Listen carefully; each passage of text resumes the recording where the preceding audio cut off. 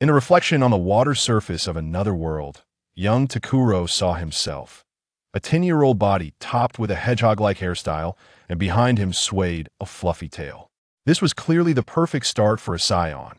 He eagerly called out to the system, dreaming of transforming into a Super Saiyan and enjoying a wonderful future with Bulma and Shishi. However, reality hit him hard. A training aura always went awry, and his full moon transformation was mistaken for a fur tribe. And worse yet, there are no Dragon Balls here at all. From initially trembling at the thought that the Dragon Ball world is too dangerous, he gradually expanded to the realization that it seems not that bad, ultimately raising his middle finger to the sky. What are celestial dragons? This planet is under my control. Chapter 1. A tale? Saiyan. Hiss. Where is this? As his consciousness returned, the boy suddenly opened his eyes, and what greeted him was not the familiar octagonal cage ceiling, but a lush, unfamiliar treetop that blocked out the sun. The air was filled with the fresh scent of earth and vegetation, accompanied by the gentle sound of a babbling brook nearby. He struggled to prop himself up, and a wave of intense dizziness hit him. His gaze instinctively fell upon the clear surface of the stream beside him, reflecting a completely unfamiliar youthful face. His hair was dark, stiff, and standing upright like a hedgehog, defiantly resisting gravity. His round eyes were pure black, sparkling with the unique innocence of a child. But upon closer inspection, there was a hint of untamed wildness lurking beneath. Did I cross over? This thought exploded in his mind like thunder. Just a second ago, he was in an underground fighting arena in Thailand, passionately brawling with his opponent. The next second, everything went black, and when he opened his eyes again, he found himself by this strange forest stream. Wait, what is this? As he was dazedly observing his new face, an unusual sensation came from his tailbone, as if he had an extra limb that didn't belong to a human, subtly swaying with his emotions. He quickly turned his head, and a fluffy, dark brown tail was playfully extending from behind him, the tip adorned with a tuft of even darker fur to tail. A tail? The boy's pupils constricted, and he stared intently at the reflection in the water. The hedgehog hair, the wild eyes combined with this living tail. One term instantly occupied his entire mind. Saiyan? No way. Is this for real? Did I cross into Dragon Ball and become a little Saiyan? In his previous life, he was an orphaned underground fighter, surviving in the ring with nothing but his fists. He didn't watch much anime, and for the 3 major working-class comics, he only had a vague awareness. But Dragon Ball was something he often watched after all. What man could resist the romance of fighting with blood and breaking limits? Yet at this moment, the boy's face showed not surprise, but rather a bitter expression. Liking it was one thing, but actually being thrown into the Dragon Ball world? What a joke. That was a hellscape where stars could be exploded at any moment, and powerful warriors were everywhere. Moreover, he was a Saiyan. While it seemed good, in Frieza's eyes, he was just a bug that could be squashed at any time. Who knew that one day he might be singing while eating hot pot, and the planet beneath him would suddenly go boom, and turn to cosmic dust, just as alarm bells rang in his heart. Contemplating how to survive in this high-risk world, a cold electronic voice abruptly echoed in his mind. Beep. Host life signs stable. Mental fluctuations meet binding conditions. Binding. Binding successful.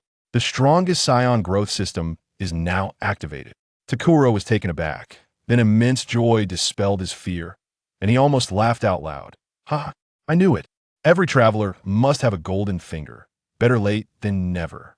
With the appearance of the system, it was like undeniable proof that he was indeed in the Dragon Ball world and was a Saiyan. After a moment of excitement, he couldn't wait to silently think. Open personal panel. As soon as the thought arose, a light blue virtual screen, visible only to him, unfolded before his eyes, displaying simple data streams. Host, Takuro Takanoko, bamboo shoot. Age, 10 years. Bloodline, low-level warrior bloodline, can be upgraded. Skills, none. Items, beginner's gift pack. Combat, power, 5, TSK combat power of 5. As expected of a low-level warrior start, Takkuro pouted, unable to hold back his sarcasm. But sarcasm aside, a clear guess quickly formed in his mind. Frieza Force. Buying and selling planets. Launching weak Saiyan infants to target planets, and then cleaning up the natives once they grow up. He recalled the comic plot. In the original story, Son Goku was launched to Earth in this way. Although from the subsequent plot and his father Bardock's actions, it seemed that protecting his life was the main reason. But Takuro didn't think he had such a great father neglecting family and valuing power that was the norm for Saiyans. So, the original host was probably one of those infants sent out, only to die prematurely for some reason, and now this body has fallen to me. The more Takuro thought about it, the more reasonable it seemed. The key is, which planet is this? Beep. Current location, Earth. It seemed the system had heard his thoughts and promptly provided the answer. Earth. Takuro's eyes lit up and the tension in his nerves relaxed considerably, quickly asking, what year is it? What year in the age of the Earth? Where's Son Goku? However, this time, the system fell silent and did not respond. TSK. Not giving me the key information. Takuro muttered in dissatisfaction, but knowing it was Earth already made him feel much more at ease. Fortunately, from a cosmic perspective, Earth is still considered a beginner village for now, at least it's not at the top of Friesia's demolition list. That said, Takuro did not plan to live a stable life. Flames of ambition ignited in his eyes. Since fate had thrown him into this world where power is paramount, and given him the identity of a Saiyan and a system, how could he not experience the scenery at the top of the universe? So what if I'm a low-level warrior? With the existence of a system, the legendary Super Saiyan might just be me. Takuro. A surge of pride welled up within him, accompanied by a strong desire to grow stronger, as some invisible and indescribable power suddenly erupted from his small body. Buzz!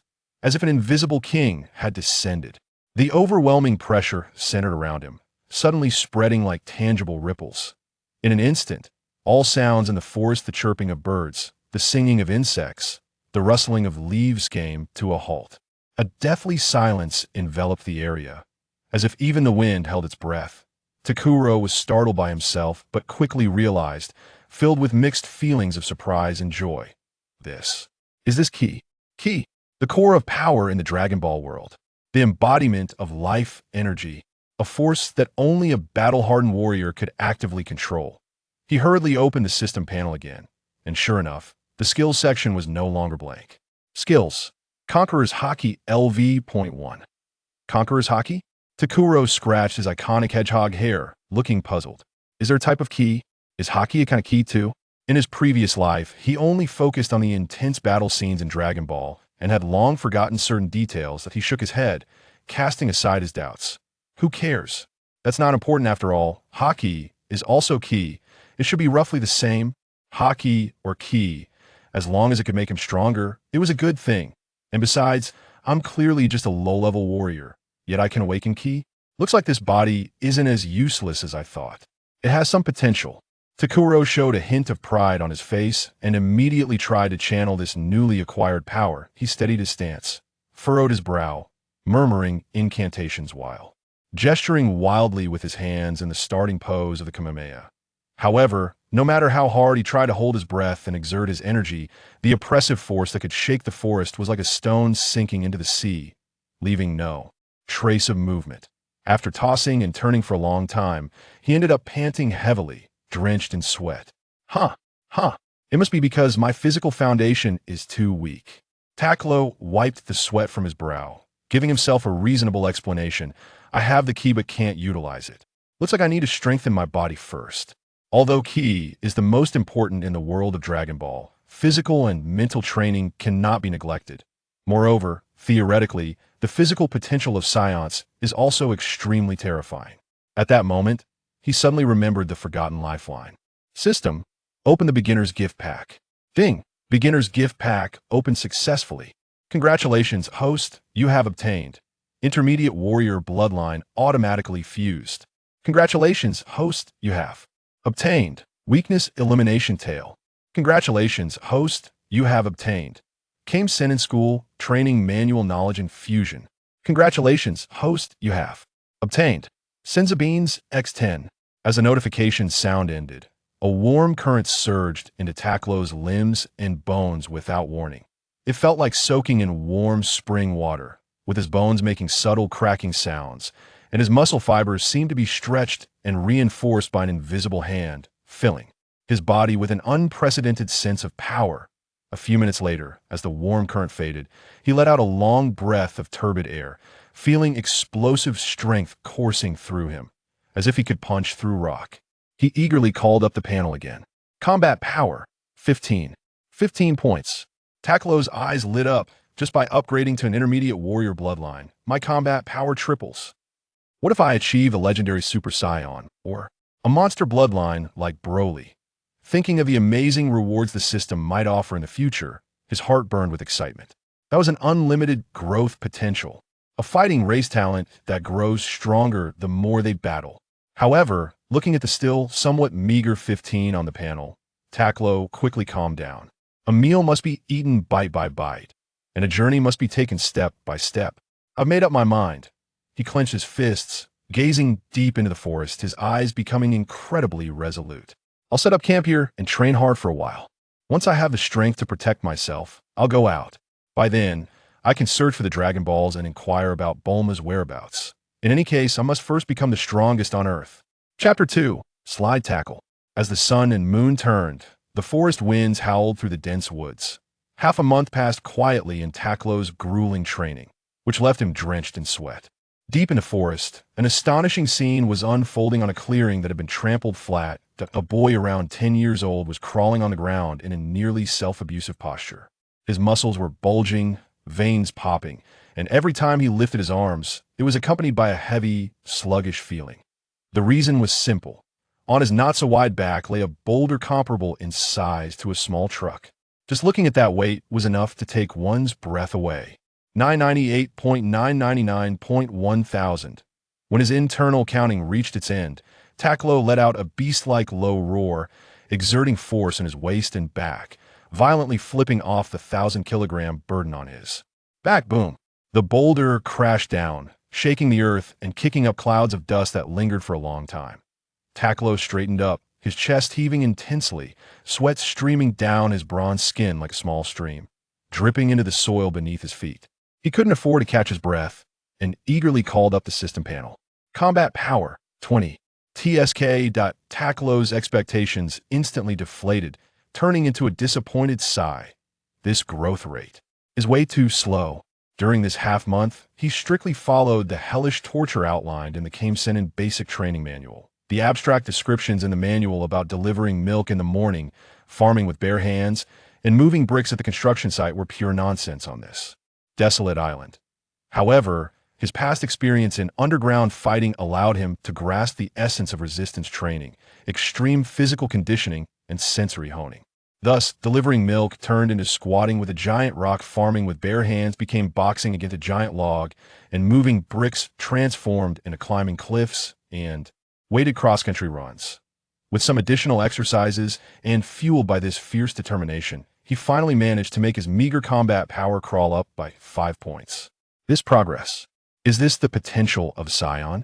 Takkuro couldn't help but complain, but soon perked up again. At least I've mastered mind reading. The so-called mind reading recorded in the manual sounded impressive, but to put it simply, it was just predicting an opponent's attack intentions through observing their micro-expressions and muscle tremors. However, when he successfully used it once, the system panel unexpectedly gave him a surprise. Skill. Conqueror's Hockey LV.1. Observation Hockey LV.1. Mind reading had transformed into Observation Hockey, which left Takkuro puzzled. It feels like something's off, but he just casually thought about it and decisively gave up on digging deeper.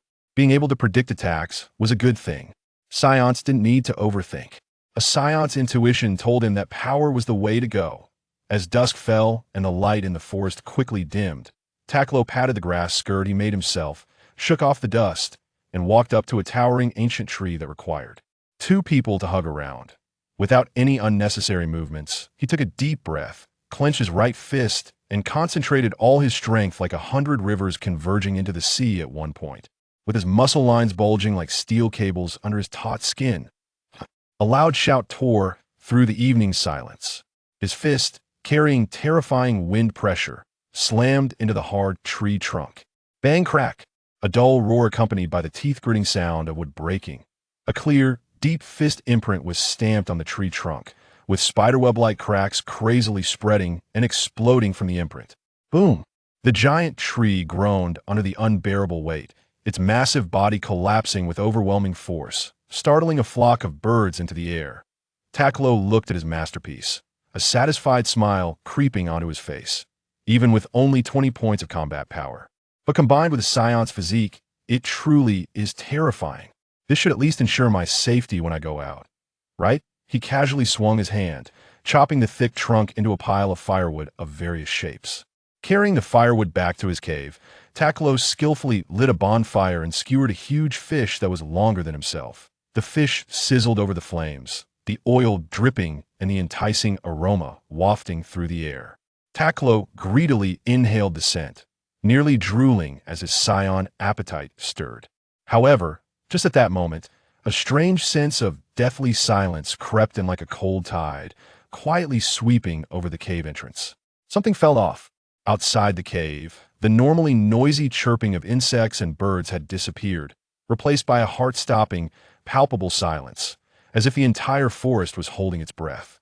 In fear of something, then a nauseatingly strong stench suddenly surged into the cave. That smell was fishy and pungent, mixed with the scent of rotting flesh and intense musk from a wild beast, thick enough to be suffocating.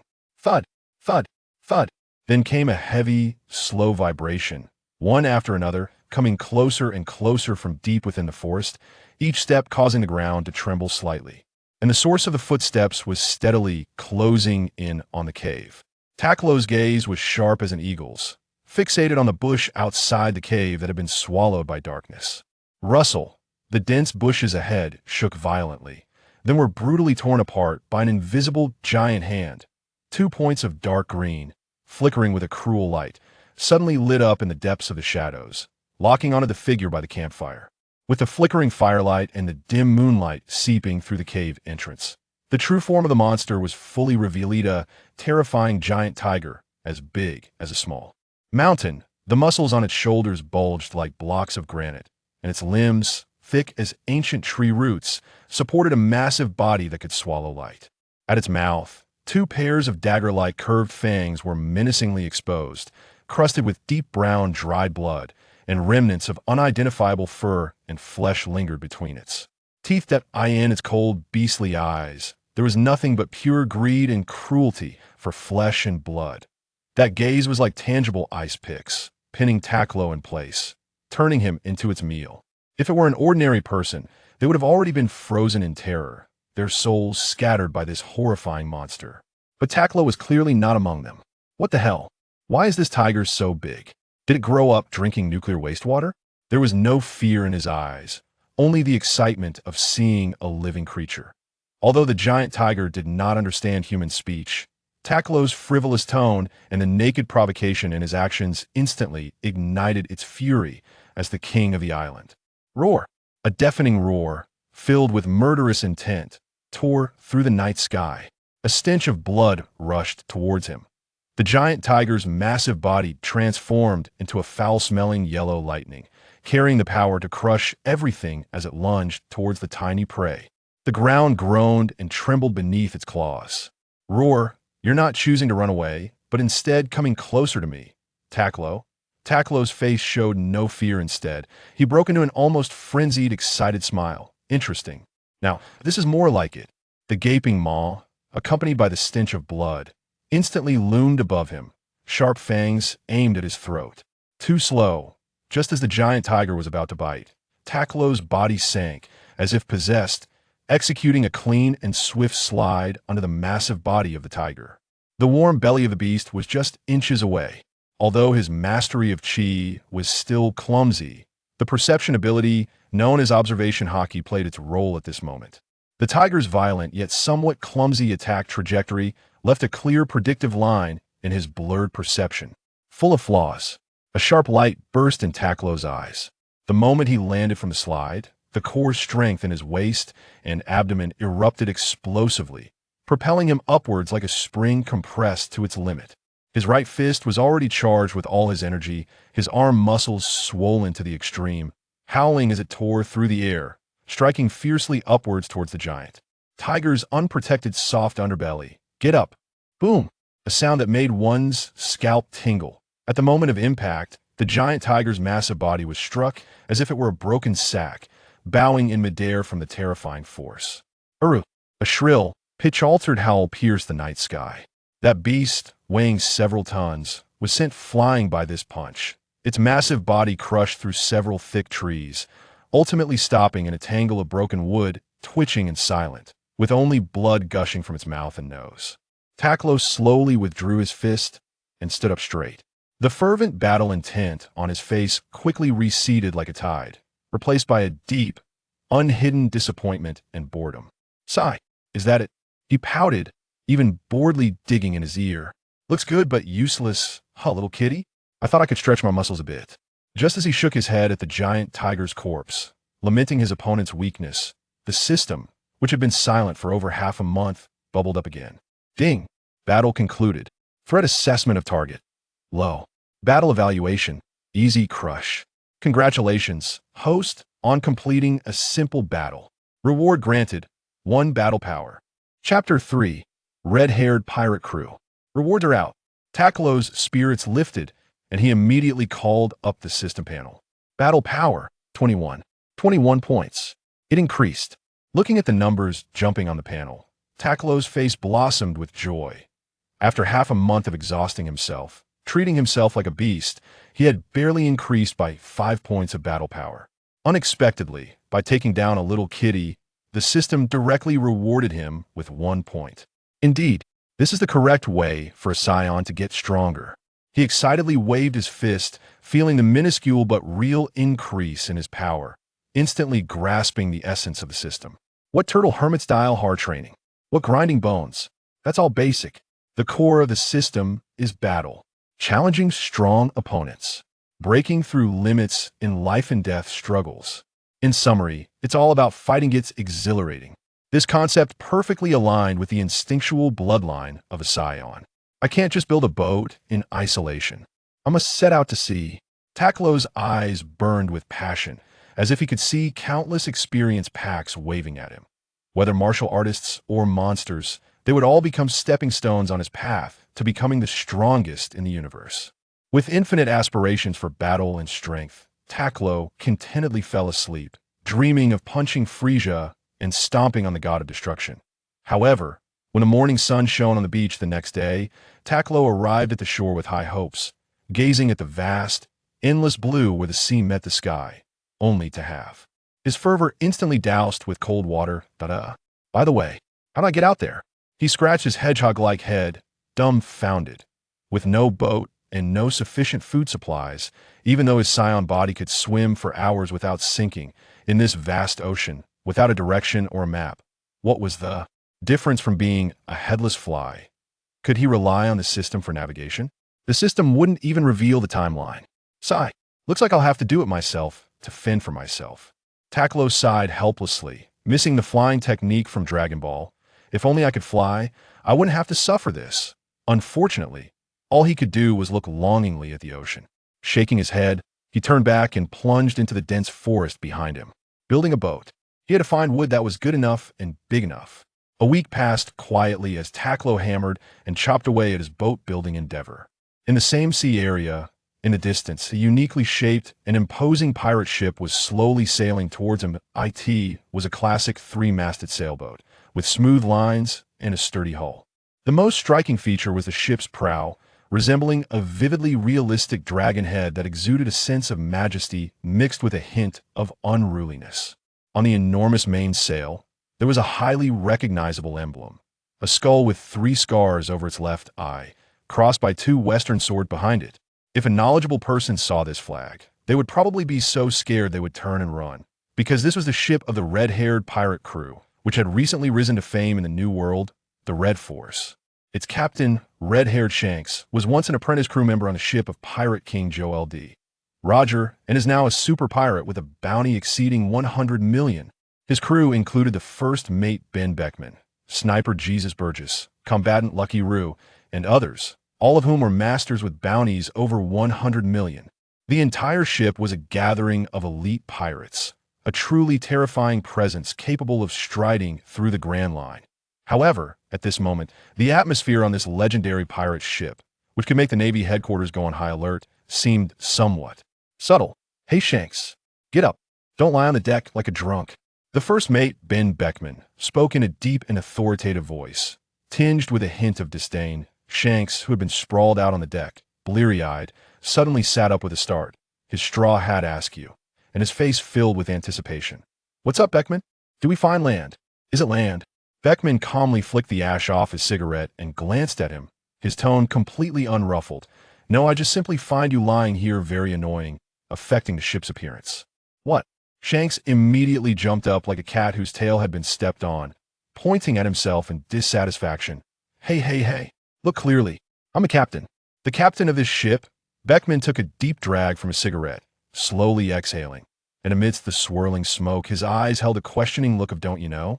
"Oh, then, dear Captain, please tell me, who decided on a whim to change course to look for some singing whale and ended up making us lost at sea like headless flies for nearly 2 months, Well, Shanks' earlier enthusiasm instantly deflated, and he awkwardly scratched his signature red hair, his gaze drifting. "That was an accident, purely an accident."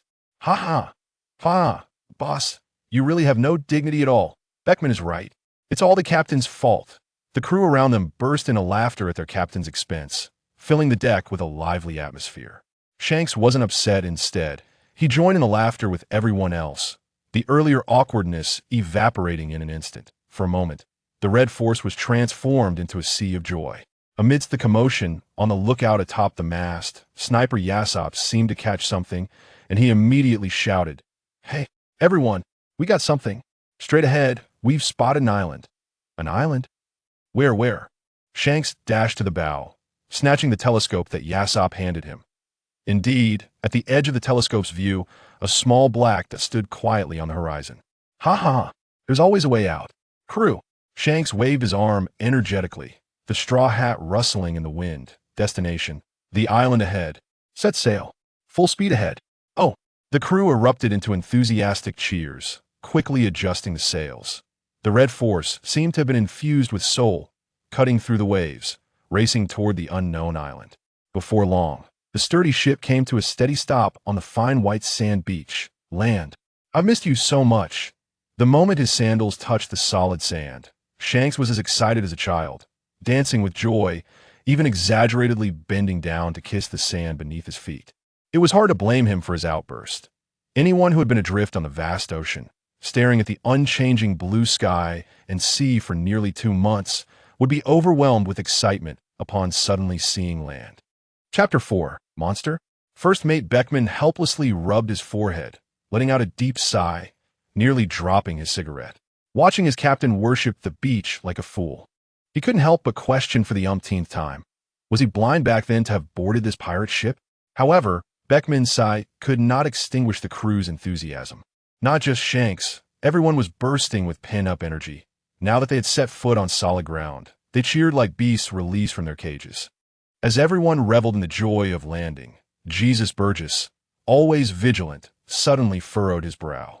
As the ship's top sniper, his observational skills had long surpassed the ordinary. "Shanks, wait, something's off about this island." Jesus Burgess's voice carried a hint of seriousness. Shanks immediately halted his laughter and looked in the direction Jesus Burgess indicated. There, a little farther from their landing point on the beach, lay a large pile of processed timber. The trunks were thick, with diameters generally exceeding 1 meter. Their cut ends neat, clearly felled and meticulously stacked by someone. Clearly, this was not an uninhabited island. There were people living on this island. Jesus Burgess. Shanks's gaze sharpened as he instinctively looked at his most trusted sniper. Jesus Burgess immediately understood, closed his eyes, and his invisible observation hockey spread out like ripples in water, carefully sensing the pile of wood and its surrounding area. After a moment, he opened his eyes and shook his head. There's no sign of life nearby. The wood pile is empty. Receiving Jesus Burgess's definite reply, Shanks nodded, but his vigilance did not wane. He signaled, and the officers of the red-haired pirates immediately gathered around, their playful expressions fading as they cautiously followed their captain deeper into the forest. As they progressed, the island's abnormalities became increasingly apparent. The forest was eerily quiet. Traces of birds and beasts were pitifully sparse, and an invisible sense of oppression filled the air. From Shanks's years of sailing experience, he knew this was not a natural phenomenon. There must be a powerful Lord-level creature or individual occupying this place, causing other creatures to steer clear. As they ventured deeper, they arrived at an unusually open clearing in the center of the forest, and the sight before them moved even the well-traveled members of the red-haired pirates. The clearing was a mess, with the ground riddled with deep and shallow ravines and craters, countless sturdy trees broken in half or uprooted, and debris scattered everywhere. In the center of the clearing stood a massive boulder, comparable in size to a small house. The ground beneath the boulder showed clear signs of dragging and repeated trampling, and the surface of the stone even bore some blurred impressions that seemed to belong to human hands and feet. This was no natural formation. Someone was using this massive stone for training. Shanks's pupils contracted as he made an instant judgment. An image immediately surfaced in his mind, a towering figure, muscles as knotted as steel, with a scruffy beard and an imposing presence. A reclusive powerhouse. Only such a monster would deserve such a rugged training method. Thinking of this, Shanks's heart began to race with excitement, a long-lost thrill surfacing within him. 4 or 5 years had passed since the dissolution of the Roger Pirates. For various reasons, he had not followed his captain to the final island, Raftel, and that had always been a knot in his heart. To make up for this regret, and to seek his own freedom, he had formed the Red-Haired Pirates and had been searching for like-minded and powerful partners. Now, on this chance encounter on a deserted island, could there be such a formidable recluse hiding here? This was simply a godsend. I wonder what kind of guy he is and if he is worthy of joining my crew. Shanks licked his slightly dry lips, his eyes sparkling with anticipation. He slowly drew the famous sword griffin from his waist, the blade shimmering with a cold gleam in the dappled light of the forest. Since that's the case, let's say hello first. Shanks's lips curled into a bold smile as he casually waved his arm. Swish! A concentrated, lightning-fast crimson slash shot forth from his blade. It tore through the air with a sharp whistling sound, accurately striking the massive boulder that stood like a small mountain in the center of the clearing. Swoosh! There was no earth-shattering explosion, only a crisp, clean cutting sound. That incredibly hard boulder, before Shanks's strike, crumbled like a soft apple, split cleanly in two. The cut surface was smooth as a mirror. Boom! The two halves of the boulder crashed heavily to the ground, kicking up a cloud of dust. Now, the main character should show up, right? Shanks sheathed his sword, crossed his arms, and waited leisurely. At sea, greetings between strong individuals were often this direct and full of power. If one lacked strength, they didn't even have the qualification to be acknowledged. Sure enough, within a few minutes, Shanks's keen perception caught onto the commotion. Boom, boom, boom. From the distant forest came the thunderous sounds of trees being violently broken, and a figure was charging towards the clearing at an astonishing speed. The momentum was grand, appearing exceptionally urgent. Ha! Here it comes. I'm right here waiting for you. Shanks's smile widened. Even without deliberately using his observation hockey, he could clearly feel the unmasked, wild, and powerful aura emanating from the approaching figure. This aura confirmed his speculation about the reclusive powerhouse. He eagerly turned to face the direction of the incoming person. However, when that figure, kicking up dust and brimming with aggression, finally burst through the underbrush and appeared clearly before the members of the Red-Haired Pirates, the smile on Shanks's face instantly froze. And he, along with his battle-hardened crew, stood dumbfounded, their expressions filled with shock and disbelief. The newcomer was only about 3 to 1, 4 meters tall, sporting a defiant black spiky hairstyle, dressed in rudimentary animal skins and a grass skirt. Although his exposed arms and calves were well-defined, they were far from muscular. Most importantly, that face clearly belonged to a child around 10 years old. Takkuro stopped in his tracks, his chest slightly heaving. He first glanced at the now split and utterly wrecked fitness equipment on the ground, then looked up at the group of bizarrely dressed, strong-looking intruders, especially at the red-haired man wearing a straw hat. His small face instantly filled with undisguised displeasure and anger as he pointed at Shanks, his youthful voice rising in indignation. Hey, you guys, just barging onto someone else's island and even destroying the fitness equipment I worked so hard to move. Don't you have any sense of public decency? Chapter 5. Impatience. Takkuro raised his hand. somewhat irritably brushing back the few strands of black hair sticking to his forehead due to sweat, revealing his youthful yet already well-defined and resilient handsome face. His brow furrowed tightly, and his pure black eyes were now filled with hostility. He thought about how he had been tirelessly hunting for food and searching the forest for suitable shipbuilding timber, all to set sail and challenge those experienced ones. Just when he was busy and on the go, he suddenly sensed unusual activity in his territory. So, in a panic, he rushed back and saw, good grief, a group of flamboyantly dressed, shifty-looking individuals not only barged in, but had also split in half the fitness equipment he relied on for his daily training. How could he tolerate this? At this moment, Shanks and his companions were still caught in the enormous cognitive dissonance. Where was the anticipated reclusive, supreme powerhouse? Where was a muscle-bound monster capable of moving boulders the size of small houses?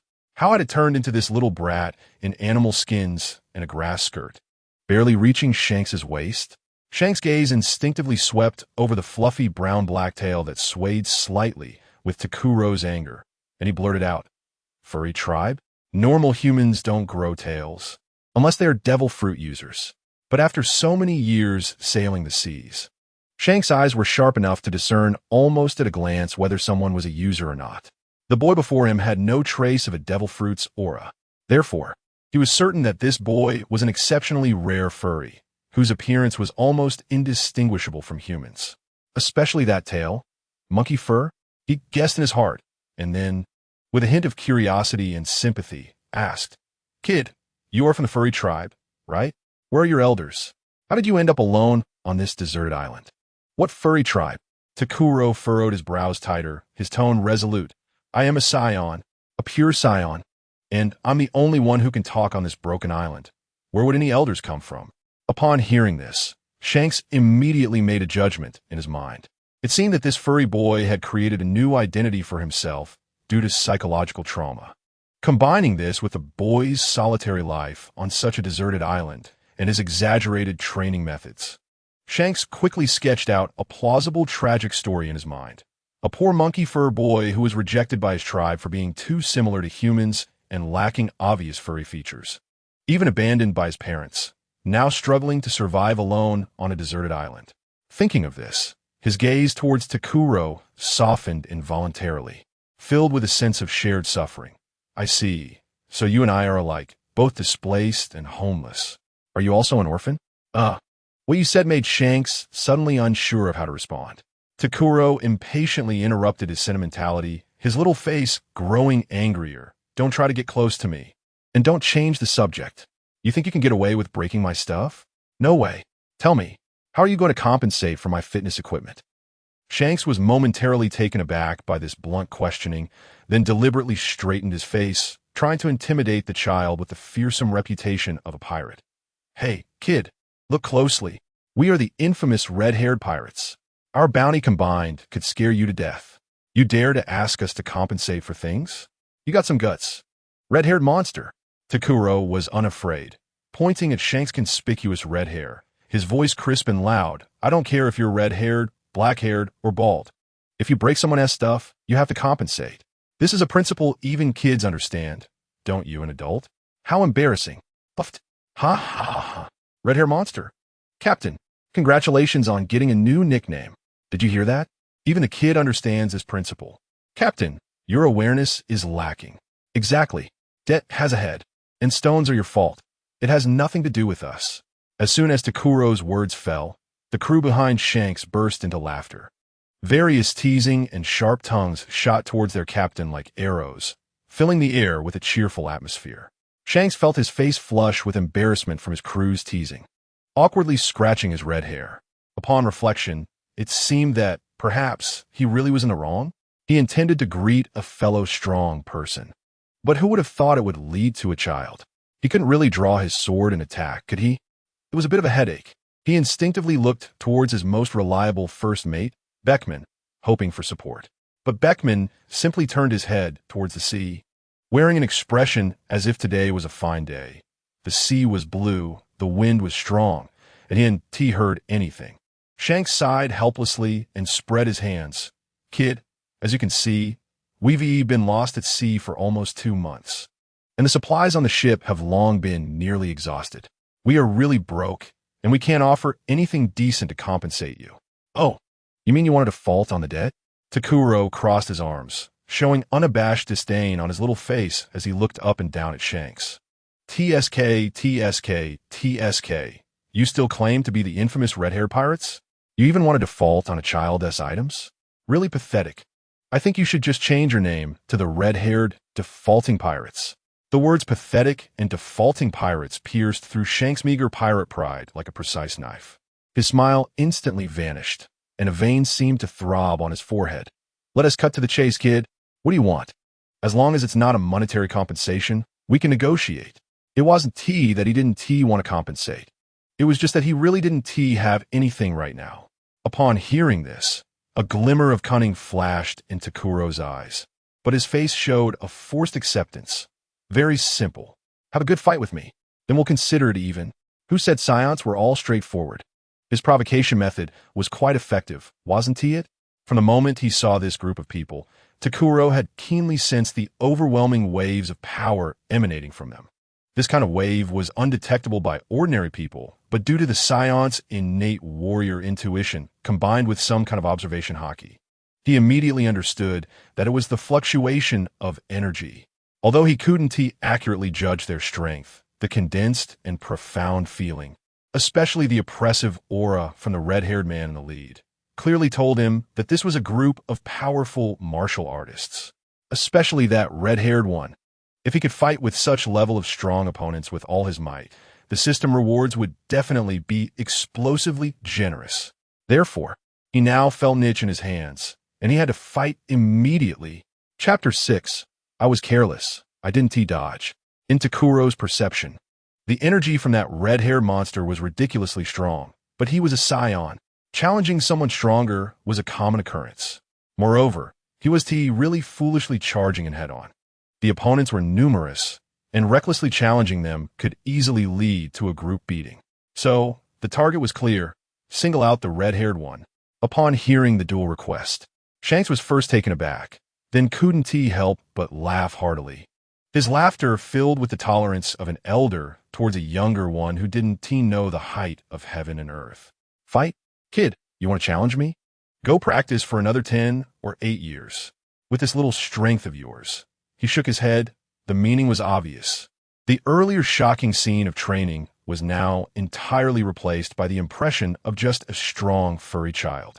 This little strength was indeed negligible in the eyes of a great pirate like him. His laughter infected the crew, and everyone began to laugh along as if watching a show.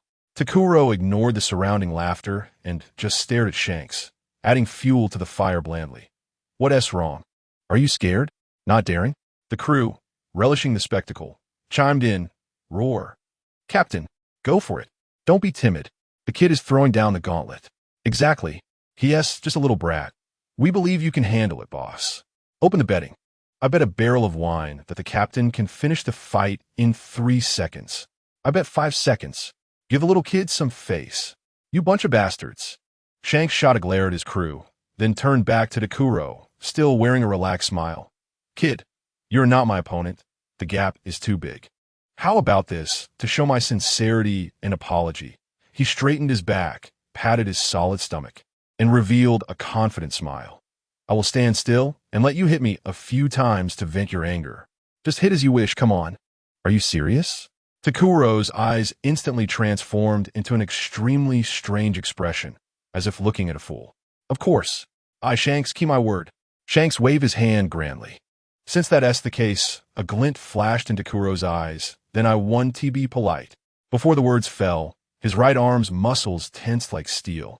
His fist clenched without any fancy movements, without charging or shouting, just gathering all his strength into one point, like a compressed spring suddenly released.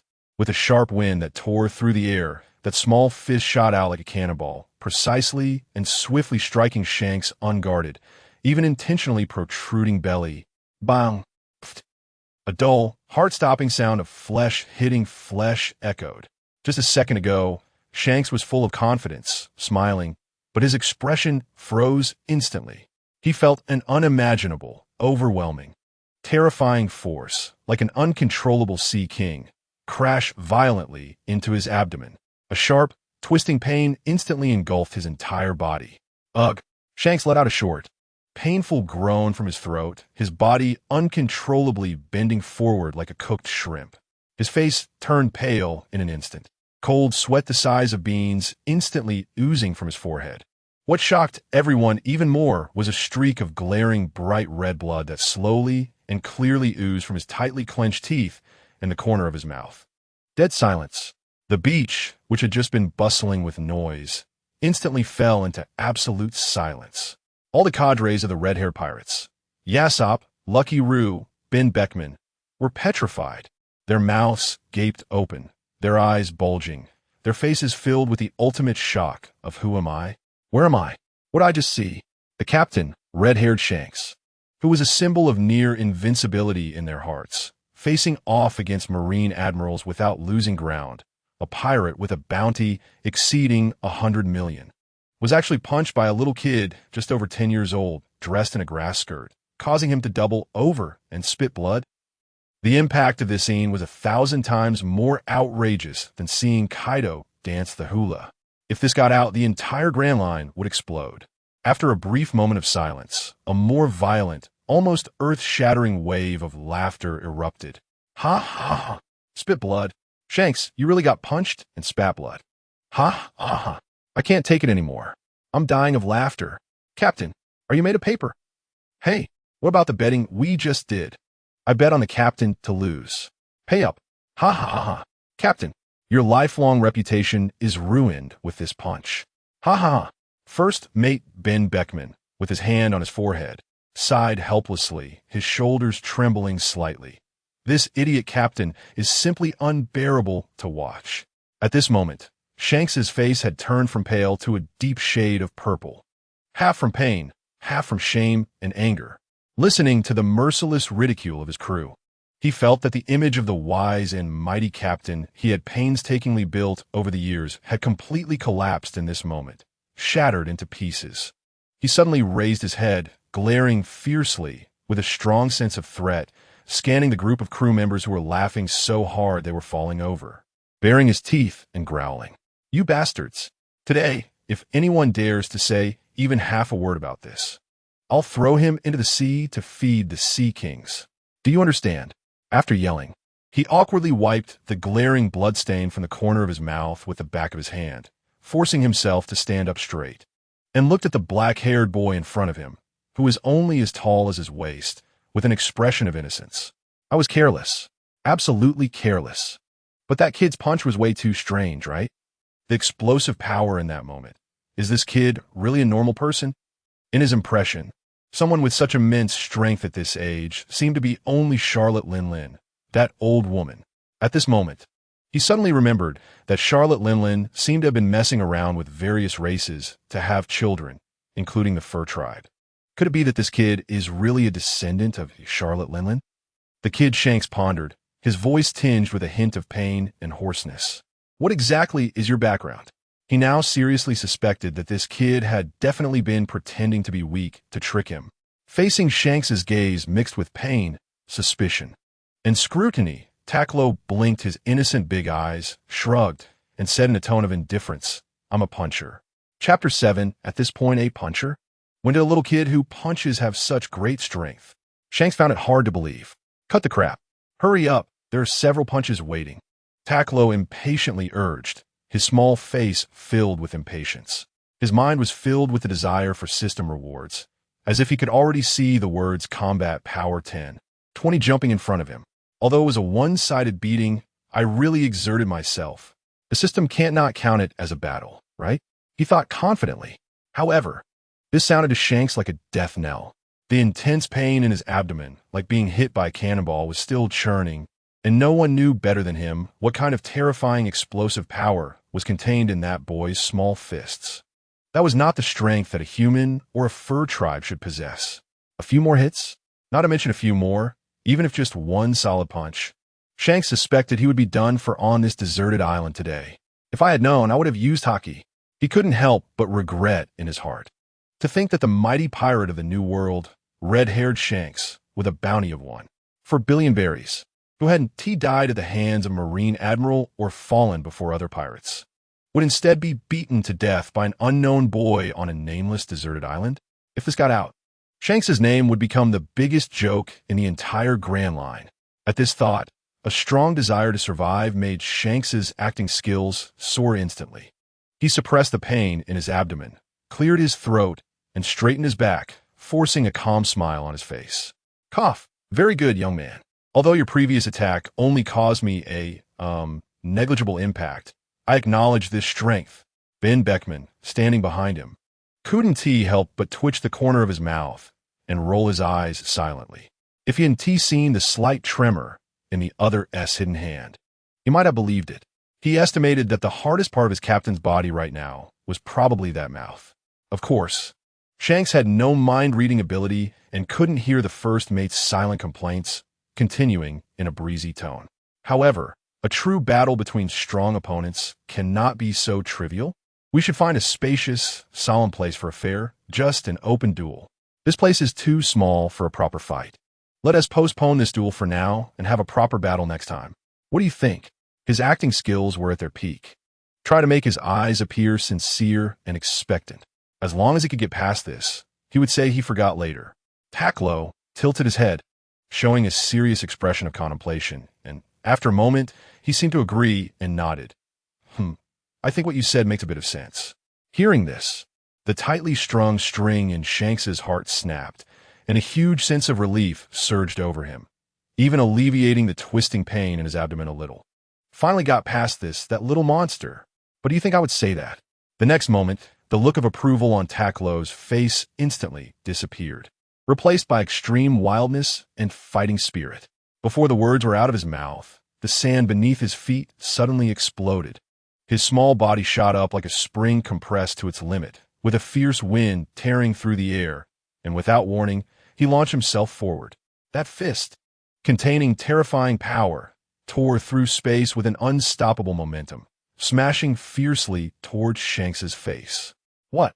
Shanks completely did not expect the opponent's action. His pure instinct surpassed thought. His right arm's muscles bulged, almost reflexively raising a block. At the same time, buzz, deep, pitch black as if alive, instantly wrapped around his forearm, as hard as iron. Armament hockey, arriving just in time. Bang! A sound like a heavy hammer striking a drum exploded in the open space.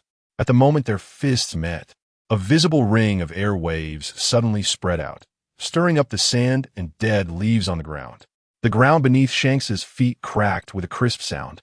Spiderweb-like cracks instantly spreading. He was pushed back half a meter by the overwhelming force, barely stabilizing himself, and the soreness in his arms sent a shock through his heart.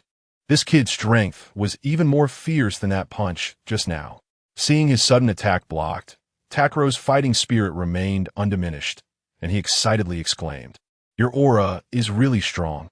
Just at that moment, as he launched his attack, he felt a massive aura erupting from the red-haired monster's body before enveloping his arm. This kind of aura usage was something he had never seen before. It was indeed a world worthy of Dragon Ball. Even on Earth, one could encounter such powerful beings. The events unfolded too quickly, like a flash of lightning. Captain Beckman and the others' pupils constricted sharply, although their captain was usually unreliable. The deep-rooted trust and bond they felt had already become instinctual. Almost at the same moment that Takkuro moved, all the crew members' instincts were completely ignited. Swish, swish, swish. The metallic sound of guns being loaded, the dragon's roar of swords being drawn, and the crack of knuckles tightening around boxing gloves intertwined in an instant. Beckman approached like a ghost, the uniquely shaped long spear in his hand, its cold barrel pressed against the back of Takkuro's head. The air was thick with a suffocating, killing intent. "Don't move. Kid, if you make another move, I'll blow your head off." Beckman's voice was as cold as the iron of the West Sea, carrying an undeniable murderous intent. However, with several deadly weapons aimed at him, Takkuro showed no fear on his face. Instead, he grinned provocatively, revealing a smile that burned with pure, unadulterated fighting spirit. Shanks took a deep breath and understood. He suppressed the soreness in his arms, slowly raised his hand and signaled his crew to remain calm. His expression then turned serious, and his eyes, usually filled with laughter, became sharp as an eagle's, locking onto the young boy with the spiky black hair. The young Shanks's voice was deep and grave, each word seeming to carry the weight of 1,000 pounds. Do you know what your actions just now mean on this sea? In a world of pirates where the strong prey on the weak and the rules are written by the powerful, attacking without warning is no child's play. Even if the other party is a young boy, it represents the most naked declaration of war. Takkuro laughed wildly without restraint, his voice filled with excitement and wildness. The hot blood in his chest surged like lava, that primal and pure desire for battle, deeply buried in his Saiyan bloodline, was now completely ignited like a flood breaking through a dam. Chapter 8. Dominance is also an aura. What does it matter if there are many people? What consequences are dangerous? He cast all that aside. He only had one thought now: to fight. To fight in a thrilling and exhilarating manner. A naturally combative boy from the fur tribe, Shanks felt the purest fighting spirit bursting forth from Takkuro, as if it were a tangible force, endless and free of impurities, and he couldn't help but feel stirred. This pure will to fight just for the sake of battle, to enjoy battle itself, was something he hadn't encountered in a long time, as if he had seen an old friend. This boy was a natural warrior, a monster born for battle. It seemed that today it was inevitable that there would be a fight. Shanks sighed deeply, a hint of helplessness flashing in his eyes. Having someone like Takkuro cling to him was the most troublesome. He had previously encountered a man with eagle-like eyes who also insisted on competing with him in swordsmanship. The two were practically cut from the same cloth. He said to his crew in a deep voice, "Everyone step back. This is between him and me." The members of the red-haired pirates exchanged glances, shrugged, and followed their captain's orders, slowly sheathing their weapons and stepping back to clear a sufficiently spacious battlefield. Shanks slowly raised his right hand, gripping the hilt of the famous sword Griffin at his waist. His gaze became incredibly sharp, like a drawn blade, piercing straight at Takkuro. "Boy, let's have some fun next." Shanks's voice carried a sense of seriousness. Takkuro's eyes burst with brilliant light. "Just what I wanted." The spark of battle ignited in an instant. Taking the initiative, Takkuro didn't give Shanks a chance to breathe. His figure blurred and transformed into a shadow, his fist smashing toward Shanks like a heavy hammer. "Zulfust." Shanks's pupils contracted, a hint of surprise flashing through him, even though he had anticipated it. The speed at which the boy erupted still shook him slightly. There was no time to think. That fist, carrying a fierce, unmatched wind, was already in front of him. As it passed, the air was violently compressed, producing a harsh friction sound. Shanks's eyes narrowed, the black hockey coiling around the famous sword Griffin like a living thing, the blade instantly exuding a profound sharpness. He lightly raised his wrist, positioning the sword accurately in front of him, transforming it into an indestructible shield. Bang! A muffled thud erupted. Takkuro's punch, capable of breaking stones, struck solidly against the black blade. However, Griffin remained unmoved, the immense force dissipating as though it had hit a wall of mud, only causing a ripple in the surrounding air before vanishing without a trace. TSK. Takkuro's gaze sharpened. With one failed strike, he did not hesitate in his movements. His waist twisted, power surging like a tide to his legs, delivering a swift side kick as sharp as a steel whip, aimed directly at Shanks's ribs. Boom! The leg strike landed, but rather than joy, Takkuro's face showed a frown. The sensation on his foot felt as hard as iron, and the recoil made his calf tingle. Looking at Shanks, his expression remained unchanged, not even swaying an inch. Clearly, this attack had no effect whatsoever. Again with this move, Takkuro pondered, recalling the earlier surprise attack and the unique way the opponent used his aura, wrapping it around his body and weapon like an invisible armor. He refused to believe it. The fighting spirit burning in his chest was like fire. Both fists and legs turned into a storm, relentless in their assault, shadows flying everywhere. Each strike exerting all his strength, the air vibrating with a low hum. However, after putting away his contempt, Shanks was no longer in the same arrogant state as before. The armed hockey flowed freely, either concentrating on the sword or covering his arms, blocking Takkuro's storm-like attacks with ease, leaving no gaps. After several exchanges, Shanks remained calm and composed, while Takkuro felt a dull ache in his fists, causing his offensive to slightly falter. TSK. This turtle shell is really hard to crack. Takkuro cursed inwardly, rapidly contemplating a way to break the deadlock. Buzz. Just at that moment, a chilling sense of crisis stabbed into his mind like a needle. The instinctive warning from his observation haki prompted him to twist his body to the side without thinking. Swish! The next moment, a dazzling blade of light almost grazed the tip of his nose. The smooth, mirror-like blade of Griffin clearly reflected Takkuro's suddenly tense young face. He exerted force with his feet, instantly bouncing back several meters, stabilizing himself before grinning, his eyes glimmering with excitement. Hey, red-haired monster, that sword is pretty fast. You almost got me. Shanks did not pursue. Instead, he stood with his sword sheathed, raising an eyebrow with a hint of curiosity in his eyes. Was that evasion just now your observation haki? Observation haki? Takkuro caught the key phrase, immediately halting his assault. His eyes filled with a thirst for knowledge. You know how to use aura? You call this observation haki? He was already familiar with physical training, but the intricacies of aura had always puzzled him. After intense practice for many days, he still had no clue how to improve observation haki or conqueror's haki. This powerful red-haired monster before him seemed to understand the principles behind it. The opportunity was rare, so he naturally needed to ask clearly, Aura? You refer to haki as aura? Shanks was taken aback, then shook his head with a laugh, but it didn't seem wrong. No, that's not the point. He realized the more crucial part. Looking at the expression of the boy across from him, it was obvious that he knew nothing about haki. Yet in this situation, he was able to awaken his observation haki on his own. What an astonishing talent. Facing Takkuro's piercing gaze, Shanks explained seriously. Haki is divided into 3 types.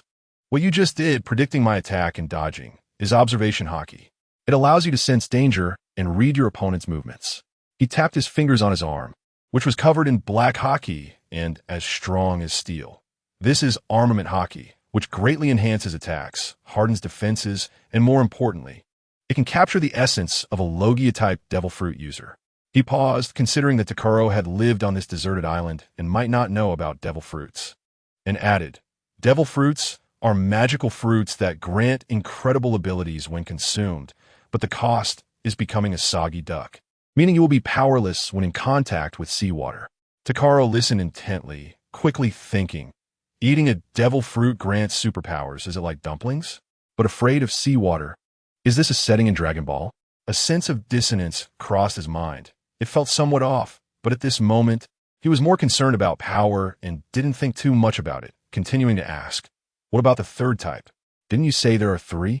Shanks smiled slightly, with a hint of imperceptible pride. The 3rd type is Conqueror's Haki. It can unleash a powerful mental pressure that can intimidate and even stun enemies. But it's enough to just understand this. Chapter 9, Conqueror's Haki? Is this what you mean? Shanks didn't want to explain too much about Conqueror's Haki. After all, it is a rare gift, found in 1 person out of 1,000,000. It is a natural king's qualification that cannot be obtained through training. On the sea, not all strong people possess Conqueror's Haki, but those who awaken it definitely have the qualifications to challenge the seas, like his captain and himself. Thinking of this, Shanks recalled the towering figure of Captain Roger, a nostalgic smile appearing at the corner of his mouth. All right, young man, you need to continue.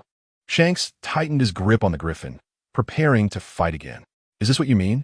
Before he could finish, Takkuro suddenly interrupted him, clenching his fists tightly, his gaze instantly becoming incredibly focused. Buzz, an invisible, overwhelming pressure suddenly erupted from his small body. It was not aimed at anyone, but the kingly aura that spread at that moment was like a sleeping dragon opening its eyes. Shanks's smile instantly froze. His pupils contracted sharply, and he gasped in disbelief. Conqueror's Haki! That familiar sense of oppression from the depths of his soul could not be mistaken. It was indeed the rare Conqueror's Haki. Shanks fell completely silent, his mind churning. What luck was this? On a deserted island, he encountered such a monstrous boy. Awakening observation hockey without a teacher was already astonishing, and now he even had Conqueror's hockey. Although the aura still seemed immature and his control was quite rough, this talent was undeniably powerful. Having honed himself to this extent on an uninhabited island without anyone to guide him, if he could be slightly refined, he would surely become a force that stirs the world in the future. But Shanks could be certain that achieving this level solely on his own, without anyone teaching him, would definitely lead this boy to become a world-shaking figure in time. After the immense shock came an uncontrollable excitement and desire. Such a person should not remain on this nameless island. Shanks's eyes burst with unprecedented fiery light as he took a deep breath, suppressing his tumultuous emotions, and extended an olive branch to the black-haired boy before him. Young man, your talent is rare in the world. This vast sea is your true stage. Would you like to come aboard my ship? Sure. Takkuro nodded without any hesitation, his face beaming with an unreservedly radiant smile. Shanks was instead taken aback. He had anticipated that the boy would hesitate, be wary, or even bargain, but he never expected the response to be so straightforward, as if it were as simple as drinking water. He couldn't help but curiously ask, "Young man, we are pirates, the villains of this sea. Aren't you going to think it over? Think it over?" Takkuro tilted his head, a look of natural confusion on his face. What is there to think about? Anyway, I am going to sea, and it's much simpler to take your ship rather than build one myself. After knowing that Shanks and his crew had a ship, he had already set his sights on it, worried about not finding an excuse to leave this deserted island. He didn't expect the other party to extend an olive branch, which was just perfect for him. Moreover, the most important thing was that excitement ignited in Takkuro's eyes as he looked eagerly at Shanks and his robust crew members. Boarding your ship would mean I could fight with you every day, right? The previous encounter had made him realize that he was far from Shanks's opponent now, and brute force was unwise. He was indeed a Saiyan, but that didn't mean he was mindless. However, just because he couldn't win now didn't mean he would never be able to. In his keen perception, each member of this group exuded an extraordinary aura. These were no ordinary pirates, but a group of walking, glimmering high-level experience packs. His gaze swept over everyone like a searchlight, and his mouth curled into a satisfied arc. The days ahead will definitely not be boring. For some reason, the members of the red-haired pirates who were scanned by that gaze felt a chill at the back of their necks, and an ominous premonition arose. Shanks' smile also stiffened, and he seemed to feel cold sweat trickling down his forehead. He suddenly wondered if his invitation was a bit hasty. This little brat seemed to have some ulterior motives. Forget it. He sighed resignedly, shaking off that little regret, and replaced it with a hearty smile as he asked, "Young man, my name is Shanks. What about you?" "Takkuro." The answer was concise and powerful. "Good, Takkuro." Shanks waved his hand grandly, his voice booming. "To celebrate the joining of our new partner, everyone, let the feast begin." Oh. The crew's cheers instantly dispelled any ominous premonitions, and enthusiasm ignited in an instant. As night fell, the forest clearing was illuminated as bright as day by the enormous bonfire. The revelry belonging to pirates officially began. Boisterous laughter, off-key songs, and the crisp sounds of clinking cups intertwined, filled with primal vitality. The men of the red-haired crew surrounded the dancing flames, arms around each other, feasting on meat and drinking deeply, the air thick with the aroma of grilled meat and the richness of beer. Takkuro naturally blended into this noisy whirlpool like a drop of water merging into the sea. He hugged a massive wine barrel comparable to a water tank in one hand, drinking it down with gusto, while his other hand moved like lightning, grabbing pieces of meat from the grill and stuffing them into his mouth. His cheeks bulging with ferocity and focus, bringing a slight shock to everyone present. Even the crew's acknowledged big eater, Lockie, was left dumbfounded, forgetting to chew on the chicken leg in his hand, murmuring, "Wow, finally met someone who can match my appetite." Burp. After downing an entire barrel of wine, Takkuro let out a loud belch, exhaling a breath heavy with the scent of alcohol, feeling utterly comfortable, as if every pore in his body was opened. God knows what kind of state he had been in these days on the deserted island without a single drop of alcohol. Having been a black boxer, who couldn't he live without it in his past life? Good kid, Takuro. Shanks patted his shoulder hard, his face filled with excitement at meeting a kindred spirit, the smell of alcohol wafting around him. What a man. A real man should drink heartily and eat boldly. Ha ha ha. In the adventures across the sea, having a strong tolerance for alcohol is a standard. Saying one has a big capacity for alcohol is an understatement. If you go out and say you can't drink, you will be laughed at. Takuro's boldness and carefree behavior were simply to Shanks' liking. Chapter 10. Fortune as night deepened. The raucous banquet finally drew to a close. The crew members, whose drinking capacity was a bit lacking, had already collapsed in various positions, snoring loudly. Only Takkuro remained spirited, his bright black eyes showing no signs of intoxication under the glow of the fire, thanks to his powerful metabolism that had already broken down the alcohol completely. What a little pervert! Shanks, with a flushed face and bleary eyes, looked at the clear-headed Takkuro, mumbling incoherently with a mix of reluctance and admiration. How could he, the formidable red-haired Shanks, lose a drinking contest to a mere half-grown child? If this got out, it would be better if it didn't. Gradually, the only sounds remaining around the campfire were the crackling of burning wood. Besides Takkuro, only Shanks, who was leaning against a barrel, was still awake. The orange flames danced, casting flickering shadows on their faces. After a moment of silence, Shanks, slightly tipsy, asked in a low and serious voice, "Takkuro, do you have any dreams?" Takkuro, holding an empty wine glass, paused for a moment, pondering the question. Dreams? He set down the glass, gazing at the flickering flames, his expression becoming distant. After a while, he slowly spoke. If I had to say, I want to become the strongest, strong enough that no one can restrain me, to do whatever I want, to be a truly free person. Power is the reason that brings ultimate freedom. Huh, that's not an easy goal. Shanks didn't mock him. Instead, he looked at him with approval. Having witnessed Takkuro's monstrous potential and pure willpower, he genuinely felt that this seemingly arrogant goal might not be unattainable. By the way, there's another one. Takkuro seemed to suddenly remember something, his eyes lighting up with a childlike eagerness. If possible, I hope to gather the Dragon Balls. Dragon Balls. That was a childhood dream. He had to experience it. Even if he hadn't figured out what wish to make yet, it was good to find them first. Dragon Balls? A large question mark appeared on Shanks' drunken face. What were those? Some kind of rare gem? Understanding that not everyone knew about the existence of Dragon Balls, Takkuro nodded and tried to explain in simple terms. Well, you can think of them as something very magical. Legend has it that if you gather all the Dragon Balls, you can grant any wish. It is said that all the secrets and treasures in the world are related to them. Everything in the world? Granting any wish? Shanks struggled to process the alcohol-fogged thoughts in his brain, catching a few keywords. Suddenly, his eyes lit up, and he slapped his thigh. Oh, I get it. You're talking about the Dragon Balls, right?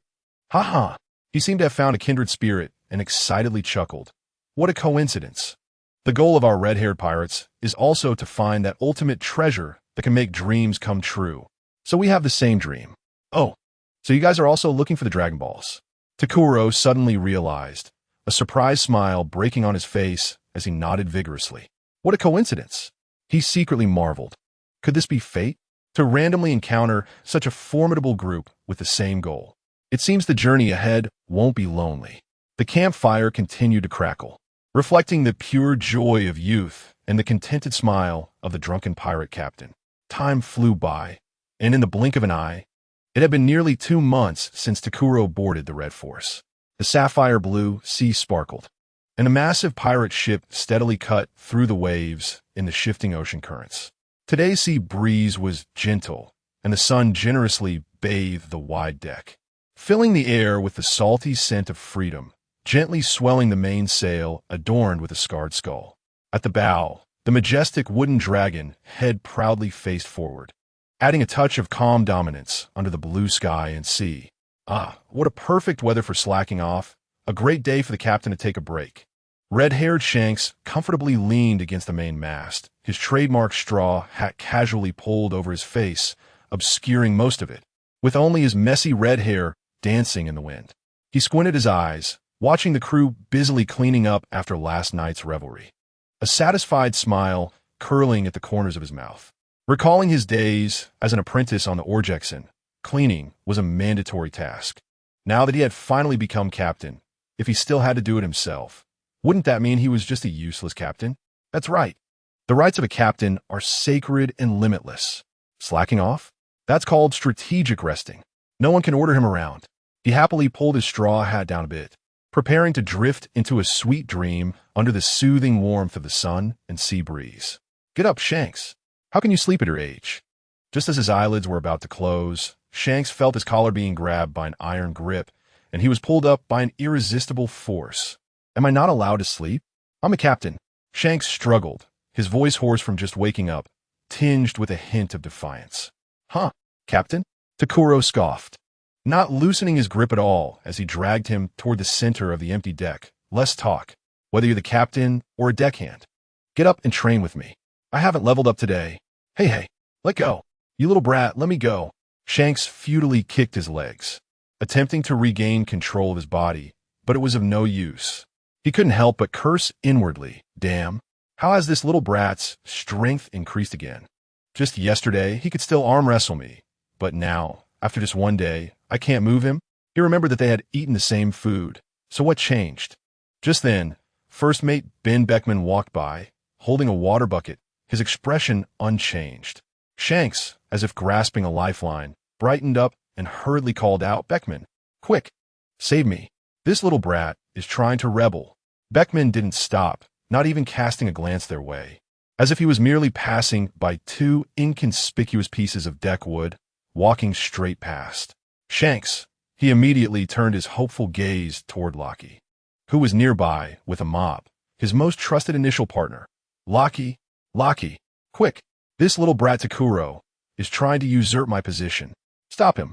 Lockie paused in his actions, a hearty smile spreading across his round face as he greeted Takkuro enthusiastically. Hey, Takkuro, bro, up early for training again? You're really motivated. Of course, Takkuro replied with a radiant smile, not stopping his dragging motion. If I don't practice for a day, I feel uncomfortable. By the way, have you eaten yet? Lockie?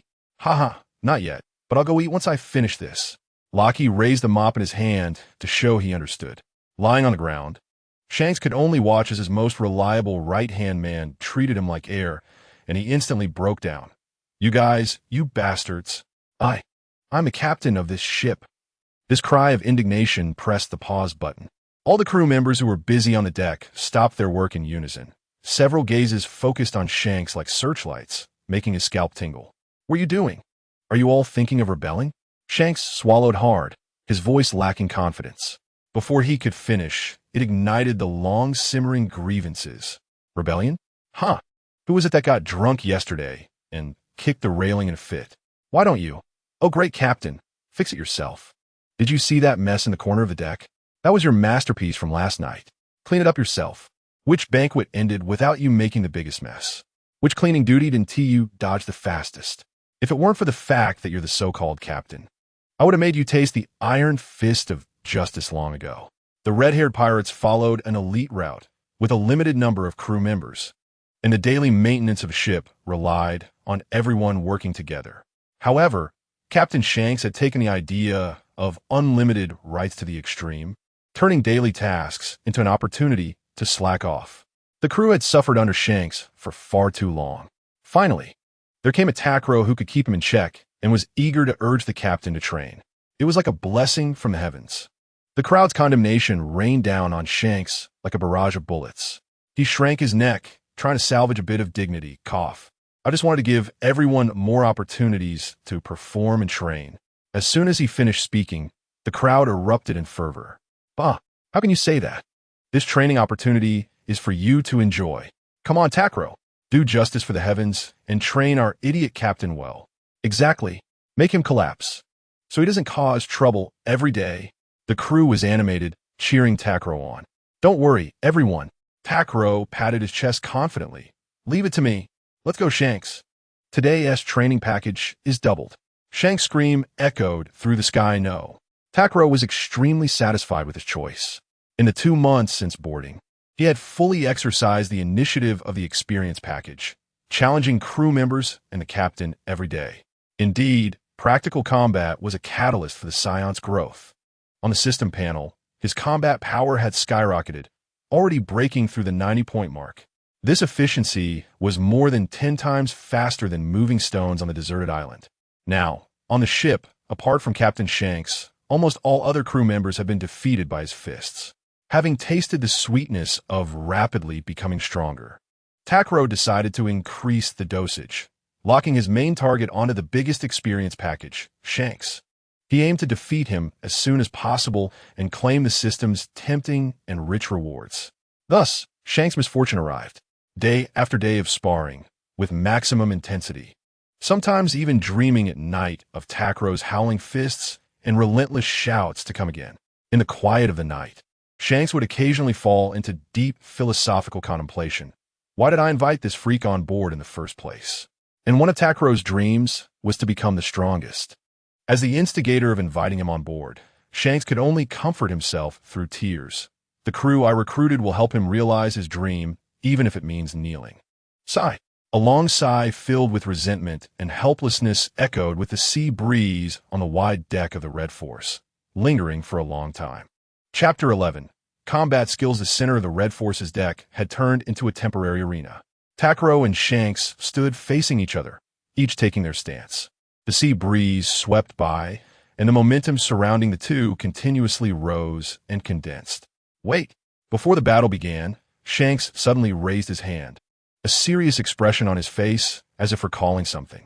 I declare in advance, no spitting, no eye gouging, and definitely no. He paused, emphasizing stealing. The sparring over the past 2 months had not only been a physical grind for Shanks, but also a mental torment.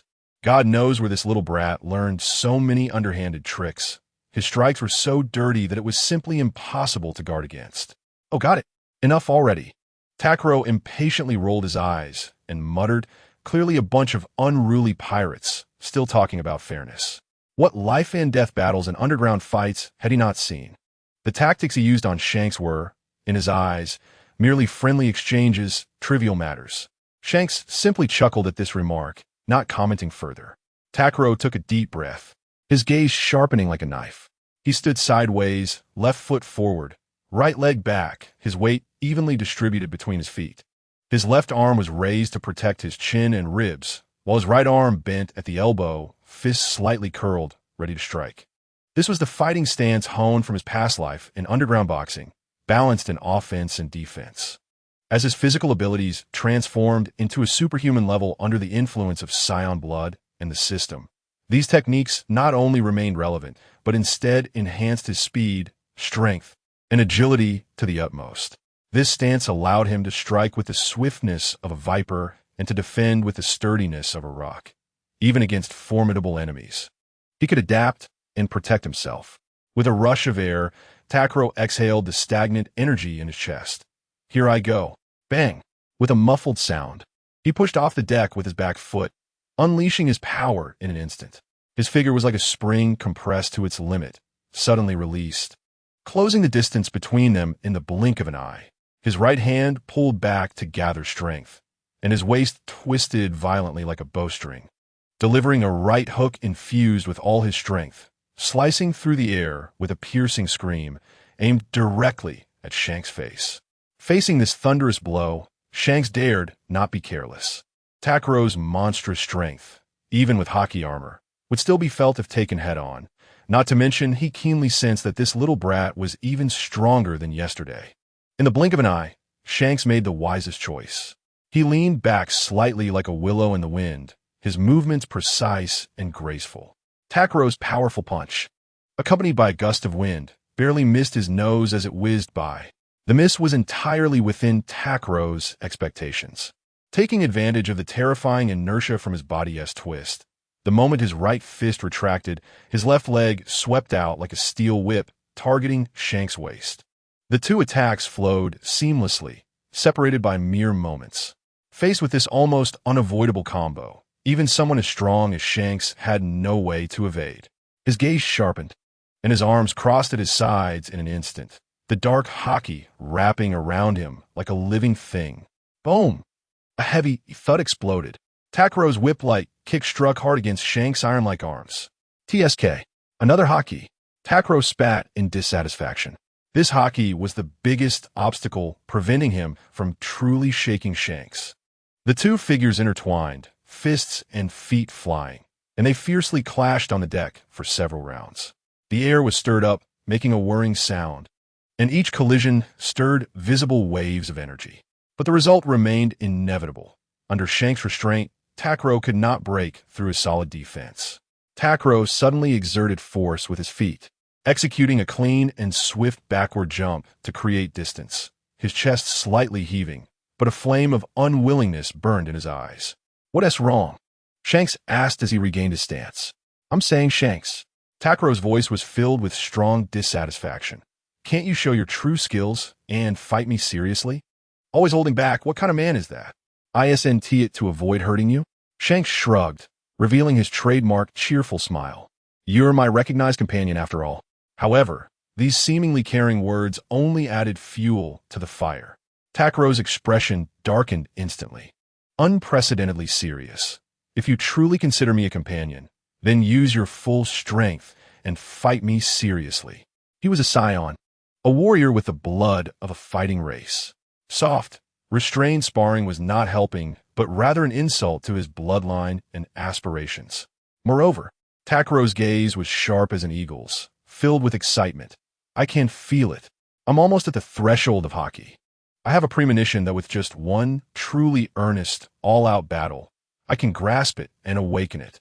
Looking into Takkuro's eyes, filled with undeniable determination and desire, Shanks slowly withdrew his smile. He was silent for a moment, and when he reopened his narrowed eyes, there was no longer a trace of ease. Only the solemnity and gravity unique to a great pirate. "Are you sure?" His voice was deep and powerful. "Sure." Takkuro's response was resolute. "Good." Shanks said no more, only taking a deep breath. When he raised his eyes again, an indescribable, terrifying pressure erupted like a sleeping volcano. Buzz! The overwhelming conqueror's hockey surged forth from Shanks, sweeping across the area.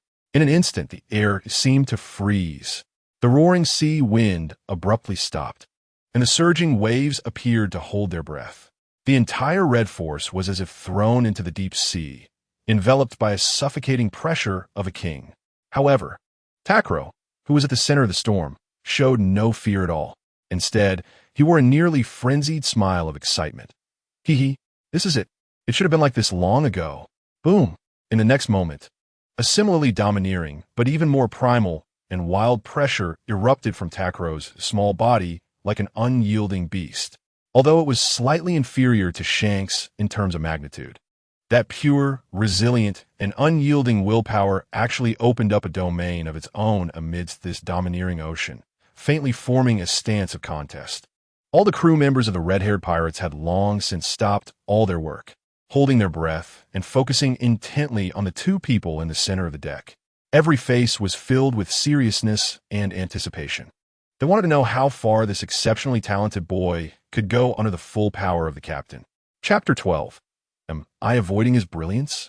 The air was as oppressive as a lead weight. Shanks' momentum had already reached its peak. He gazed at the warlike Takkuro across from him, and in response to this challenge, to express his respect for his companion's determination, he decided to use his trump card. "Takkuro." Shanks' voice was low and clear, carrying an unprecedented seriousness. "You'd better think carefully about this next strike. It could be deadly. Cut the crap." Takkuro clenched his fists tightly, flames burning in his eyes, grinning with fearless determination. "Let it come. No need for more words." Shanks' eyes sparkled, and he silently recited the name engraved deep in his soul.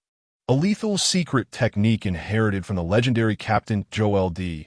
Roger, one that could make even gods retreat. Gods escape. Although he had no sword in hand at that moment, using his hand as a blade.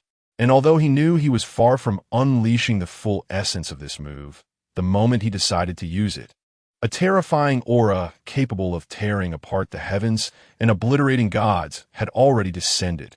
Boom! Shanks' figure suddenly vanished from the spot. He stepped forward, leaped, his left hand raised high, palm facing down, fingers together like a blade. The deep conqueror's hockey instantly wrapped around him. with strands of eerie black-red arcs of electricity dancing between his fingers, hissing. The destructive energy was compressed to the limit, causing the surrounding air to emit a mournful cry under the unbearable burden. Danger. Extreme danger. Takkuro's body hair stood on end instantly. The instinct of living beings screamed madly from deep within his soul, urging him to evade immediately at all costs. However, facing this unavoidable strike that seemed capable of severing fate, Takkuro's smile only grew wider, and his eyes burst forth with almost manic excitement. This is the feeling, he roared, and under the immense pressure of life and death, some invisible shackles within him shattered. An unprecedented, solidified aura, carrying a burning will and a determination to protect, surged like boiling magma from his limbs toward his fists. Buzz! The invisible aura instantly covered his tightly clenched fists like a living thing. Hard, solidified, full of explosive power. At that critical moment, Takkuro did not choose to retreat. Instead, he boldly met the divine blade, descending from the heavens, entwined with black-red lightning. Boom! A deafening sound, like the terrifying roar of the world being created anew, exploded above the red force. The violent shockwave spread like a tangible ring, blowing away the debris on the deck. In the next second, a figure was sent flying back at an astonishing speed, as if hit by a giant cannon. It was Takkuro. He violently smashed through the wooden railing of the ship, and amidst flying wood chips, traced a long parabolic arc, ultimately landing with a splash into the azure sea. Shanks slowly landed back on the deck, his chest slightly rising and falling, exhaling a long breath filled with scorching heat. He did not even look at the surface of the sea and merely said hoarsely to the first mate beside him, "Beckman, go fish him out." Beckman, with a cigarette in his mouth, furrowed his brow and glanced at him with dissatisfaction. "You're the one who knocked him down. Why don't you go yourself?" "I wish I could." Shanks forced a smile, his voice carrying a barely perceptible tremor. Only then did Beckman notice something unusual. The left hand of his captain, which had just executed God's escape, was now weakly hanging by his side, trembling slightly. A few drops of glaring red were silently dripping from the gaps of his tightly clenched fingers onto the polished deck. Shanks looked down at his injured hand, his expression complex and hard to read. Intense pain surged through him like electric currents, making him feel as if the bones in his entire left arm were about to shatter. He had never thought that his technique, which could make God's retreat, would be blocked by a kid who had just awakened his armament hockey. What a terrifying kid. Almost lost my left hand. Cold seawater enveloped his consciousness, and when Takkuro was fished out onto the deck, he was already completely drained of strength, lying on the deck like a fish out of water, gasping for breath. Pain radiated from his limbs, constantly reminding him of the price he had to pay for enduring that earth-shattering strike. Yet even so, there was no hint of pain on his face. Instead, he grinned, his weary smile mingled with excitement and exhilaration. "This is exactly the feeling I wanted." Takkuro gazed at Shanks with burning eyes. "It seems you won this time, Shanks, but next time, who knows?" Seeing his battered appearance, Shanks couldn't help but tease. "The person who taught me this move said that even gods would avoid its edge. I don't know what you were thinking to take it head on." "God?" At those words, Takkuro managed to force out a disdainful smile. "Doesn't tea that mean even gods have to be beneath my feet?" As soon as he finished speaking, a system notification suddenly rang in his mind. Ding! Congratulations, host, for awakening armament hockey level 1. Detected that the host has awakened 3 types of hockey, automatically merging. Congratulations, host, for obtaining chi level 1.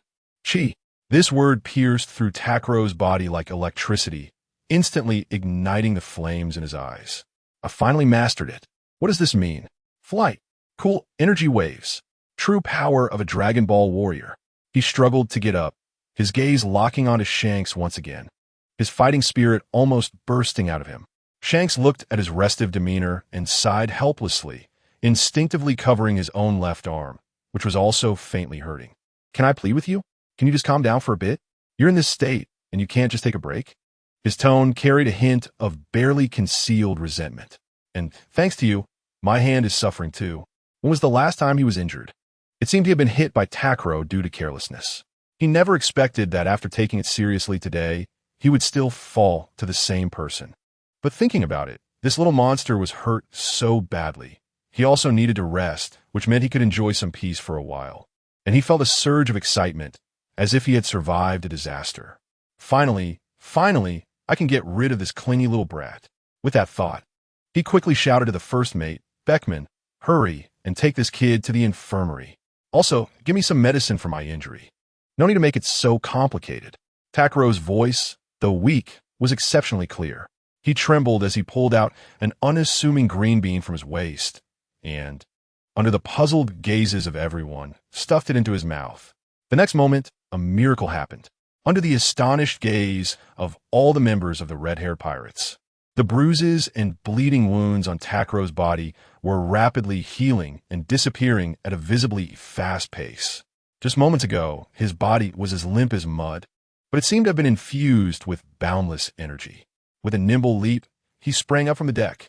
Aside from his tattered clothes, soaked with seawater and dirt, he appeared full of life, showing no signs of the severe injuries he had just suffered. Combat power, 101. The Scion's characteristic of recovering with a dramatic increase in power after near-death quietly took effect, and his power level instantly broke through the 100 mark. Feeling the surging and overwhelming strength within him, even greater than before, Takkuro was filled with excitement. With terrifying potential, a pure Saiyan bloodline, and the support of the system, he thought to himself, just wait, it seems the days of walking horizontally on Earth are not far off. He snapped out of his inner fantasies and suddenly noticed that everyone was staring at him, as if he were a monster. Takkuro shrugged it off and pulled out a senzu bean, tossing it casually to Shanks. Here, have one too. Without hesitation, Shanks caught the bean and swallowed it. Just a few breaths later, his eyes widened in disbelief. The excruciating pain in his left hand completely vanished, and he moved freely as if he had never been injured. What shocked him even more was that the lingering pains accumulated from countless battles over the years seemed to have been washed away, leaving his whole body light and invigorated, filled with a long-lost vitality. What is this stuff? His voice trembled slightly. Senzu bean, Takkuro replied matter-of-factly. Senzu bean? Shanks frowned, having never heard of it. Was it some kind of lost secret medicine? You don't know? It's grown by the cat sage on Corin Tower. Eating one can instantly restore all your stamina and heal both internal and external injuries. And it can keep you from feeling hungry for 10 days or so, though it can't cure diseases. In response to Shanks' puzzled look, Takkuro naturally brought up the lore from the Dragon Ball world. Corin Tower is quite famous in Dragon Ball. Legend has it that anyone who climbs from the bottom to the top of the tower using their own strength will gain immense power, attracting countless challengers. Seeing that Shanks didn't even know about Corin Tower, Takkuro understood. It seemed he was in a rather remote place, probably some impoverished area. But that didn't matter. Sooner or later, he would encounter familiar characters from the original story. Corin Tower? Gatsaje. Shanks quickly searched his mind, finding no impression. It seemed to be a specialty from an extremely remote place. He quickly deduced. So on a small island called Corin Tower, there was a cat sage who cultivated this miraculous bean. Based on his experience, Shanks instantly made a judgment. That cat sage was likely a devil fruit user with special healing abilities. After all, the powers of devil fruits are varied and strange. It just so happened that this one had particularly strong healing effects. Thinking about it this way, it didn't seem too unreasonable. TSK, I'm a big pirate roaming the new world, and I'm getting surprised by a bean like this. Shanks shook his head inwardly, reminding himself to stay calm in the future to avoid being laughed at by this kid for not having seen the world. He quickly adjusted his mindset, put on a nonchalant smile again. By the way, Shanks, Takkuro's excitement surged again, eager to share. I've finally mastered Ki. Oh, you can already use armament hockey? Shanks raised an eyebrow, genuinely impressed. That's pretty impressive, Takkuro. Reflecting on what he was doing at 10 years old, he seemed to remember scrubbing the deck on Roger's ship. Comparing it, this kid's talent was indeed astonishing, mastering all 3 types of hockey at such a young age. He became interested. Show me what you've got. Maybe I can give you some pointers. For someone who had already mastered the 3 types of hockey, this was not arrogance. Takkuro immediately walked to the bow of the ship, facing the vast ocean, and took a deep breath. Shanks crossed his arms, standing by with great interest, ready to appreciate the initial, immature haki of his companion. Chapter 13. Huh. I get it in the next moment. Takkuro's eyes suddenly burst forth with a beast-like brilliance. He swiftly took a large step back, straightening his right leg, his back arching like a tightly drawn bow, instantly striking a classic pose he had practiced countless times in his mind, already etched into his bones. Buzz! An invisible yet violent energy storm suddenly gathered violently between his palms, compressing. The surrounding air seemed to be firmly grasped by an invisible giant hand, producing a dull, oppressive, and heart-pounding hum. The energy core between his palms grew increasingly bright, emitting a dazzling, unstable white light, with faint yet dangerous black-red electric snakes entwining within, signs of his conqueror's haki unconsciously leaking out. Kamehameha. The light was not the signature pure blue and white of Dragon Ball, but rather a bizarre mix of blinding white and chaotic black-red. Boom! With the final roar, like thunder suppressed to its utmost limit, Takkuro pushed forward with all his strength, pouring all his will into his arms, sending it forcefully toward the vast, empty sea. Whoosh! Boom! In an instant, not just Shanks, but the entire crew of the Red Force felt as if the light in front of them had been instantly drained, plunging the world into darkness. Following that, a massive energy beam, not purely blue but mixed with blinding white light and violent black-red arcs, shot out from between Takkuro's palms like an apocalyptic rage dragon breaking free from its chains, tearing through the sky. Wait, energy wave. What the hell is this? Shanks' jaw nearly dropped to the deck, and his arms, which were crossed in front of him, had unconsciously dropped. He indeed sensed a strong energy fluctuation mixed with the three types of haki. But was this noise really something haki could create? This was clearly some kind of devastating energy cannon. The terrifying light column tore through the air, emitting a shrill sound that pierced eardrums and made the scalp tingle. Wherever it passed, the surging sea was ruthlessly split apart, evaporating instantly, carving a deep trench several meters down, with scalding white steam rising on both sides. The light column raced along the sea surface until it transformed into a point of light disappearing at the horizon, leaving behind a scar that could not be healed for a long time and a scent of charred destruction lingering in the air. Takkuro let out a long breath of hot air, wiped the sweat from his forehead, and wore a mix of excitement from his first attempt and a hint of barely perceptible fatigue. He turned to look at Shanks, who was as still as stone. How about that? I just awakened my ki, and I'm not quite proficient yet. What do you think? What was he supposed to comment on? Shanks' gaze slowly moved from the steaming trench on the sea surface back to Takkuro's youthful face filled with seriousness and anticipation. He remained silent for a full 3 seconds, swallowing hard before finally squeezing out a question with a mix of extreme shock, a crumbling worldview, and a ghostly expression. Is this what you call haki? This power is comparable to the destruction caused by some top-tier Logia fruit users. The key point was that after years of sailing the seas, traversing the Grand Line, and encountering countless strong foes, he had never heard of haki being able to condense into a light wave and be shot out. If it weren't for the unmistakable mixture of Conqueror's haki, armament haki, and observation haki contained within that energy column, Shanks would have doubted whether his eyes were playing tricks on him or if he was still drunk from last night. How on earth did he do this? He nearly shouted, his voice filled with curiosity and a sense of this isn't science collapse. It's simple, Takkuro replied nonchalantly, as if discussing something as mundane as eating and drinking. It's just about condensing and compressing the ki in your body and then shooting it out. What's wrong? You can't do it? He looked at Shanks with a hint of innocent confusion in his eyes. Facing that clear, puzzled gaze, Shanks felt a surge of blood rise in his chest, unsure whether to speak or remain silent. I can do it, he mentally complained wildly. What is the background of this little monster? Is he not an ordinary fur tribe member? Or has this era become so crazy that I, a young man, have fallen behind? In an instant, the 20-year-old red-haired Shanks, at the peak of his youth, plunged into deep anxiety about his age and self-doubt. Am I really getting old? Don't be discouraged, Takkuro said, noticing Shanks's expression of doubt about life. Out of concern, he patted Shanks's arm and comforted him. As long as you master the right method, you can do it too. He suddenly remembered something important. In the world of Dragon Ball, the systematic use of ki was originally pioneered by Master Roshi, the legendary martial arts master, and is a unique secret technique. Everyone has ki, but the vast majority cannot control it. Once someone learns to control it, they become a master. It's like a gun. If the safety is not off, it cannot fire. Takkuro was certain that a powerhouse like Shanks must have an incredible amount of ki stored within him. He just hadn't found the key method to unlock it. Huh, I can do it too. Shanks's voice suddenly carried an incredulous expectation, and his eyes brightened. Such a cool, unique, and unheard of way to use power.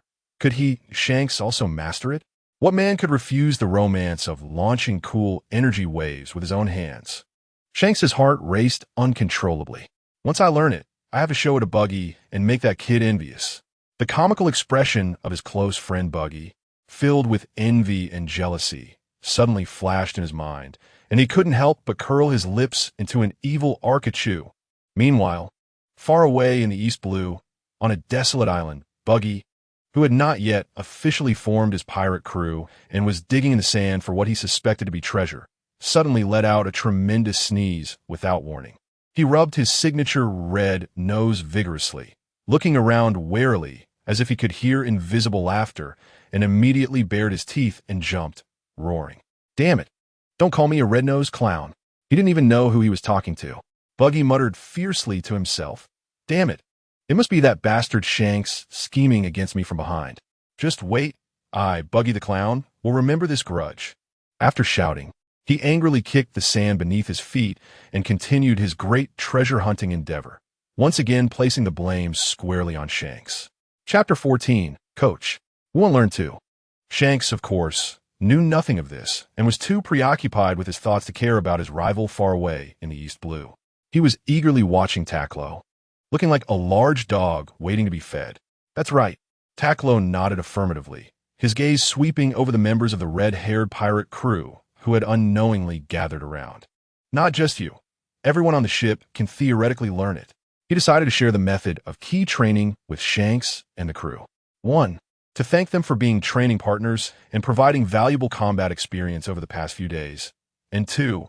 If everyone learned it, wouldn't they be able to fight together in the future? Just thinking about that scene was exhilarating. As soon as he said this, the young members of the red-haired pirate crew, including the calmest first mate, Ben Beckman, all had their eyes light up. The brightness was hotter than seeing a pile of treasure. Cool. This is about a lifetime image. If I can learn this explosively cool energy wave technique, recognizing Takkuro as an older brother or even a foster father doesn't seem like a bad idea. At this moment, the red-haired pirate crew was just a bunch of passionate youths in their 20s, and their resistance to cool and flashy things was nearly zero. Listen up. The so-called ki is actually very simple in principle. Takkuro did not hold back and immediately began explaining. First, everyone has ki within them. It is the source of life and power. The members of the red-haired pirate crew nodded in agreement. Takkuro was satisfied and continued. To learn to control it. The first step is to temper your body. You need to refine yourself to be as strong as tempered steel with tough muscles and bones, so that you can withstand the violent force of ki flowing and impacting within you. He patted his well-defined, sturdy physique, which was far more robust than his peers. The second step is perception. Calm your mind, eliminate distractions, and feel that invisible yet real ki within you. It flows like a stream, like a pulse. Find its trajectory and familiarize yourself with its rhythm. The third step is control. Use your mind to guide it. Let it not just flow instinctively, but activate, gather, and direct it at will. Everyone nodded in agreement, deeply resonating with what he said. These steps sounded remarkably similar to their understanding when training their haki. It was just a different name. As for the fourth step, Takkuro paused and turned his gaze to Shanks, providing a ready example. Shanks, I remember you have a move called Flying Slash, right? During their journey, Takkuro had witnessed Shanks wielding his famous sword griffin, unleashing a massive crimson blade of light that instantly cleaved a sea king the size of a small mountain in half. He had curiously asked about it back then, and Shanks explained that it was a hallmark of swordsmen, combining his haki with swordsmanship to project the slashing power as a long-range attack. You said before that the flying slash is a technique that combines haki with swordsmanship to project the sword power, right? Takkuro reminded him. In Shanks's mind, it was as if a thunderbolt had split through the fog, and he suddenly understood, as if he had grasped some key insight. Are you saying the principle behind launching that kind of energy wave is essentially the same as my flying slash? Both involve condensing the power within and then projecting it outward. He felt as if he had broken through a layer of glass. That's right.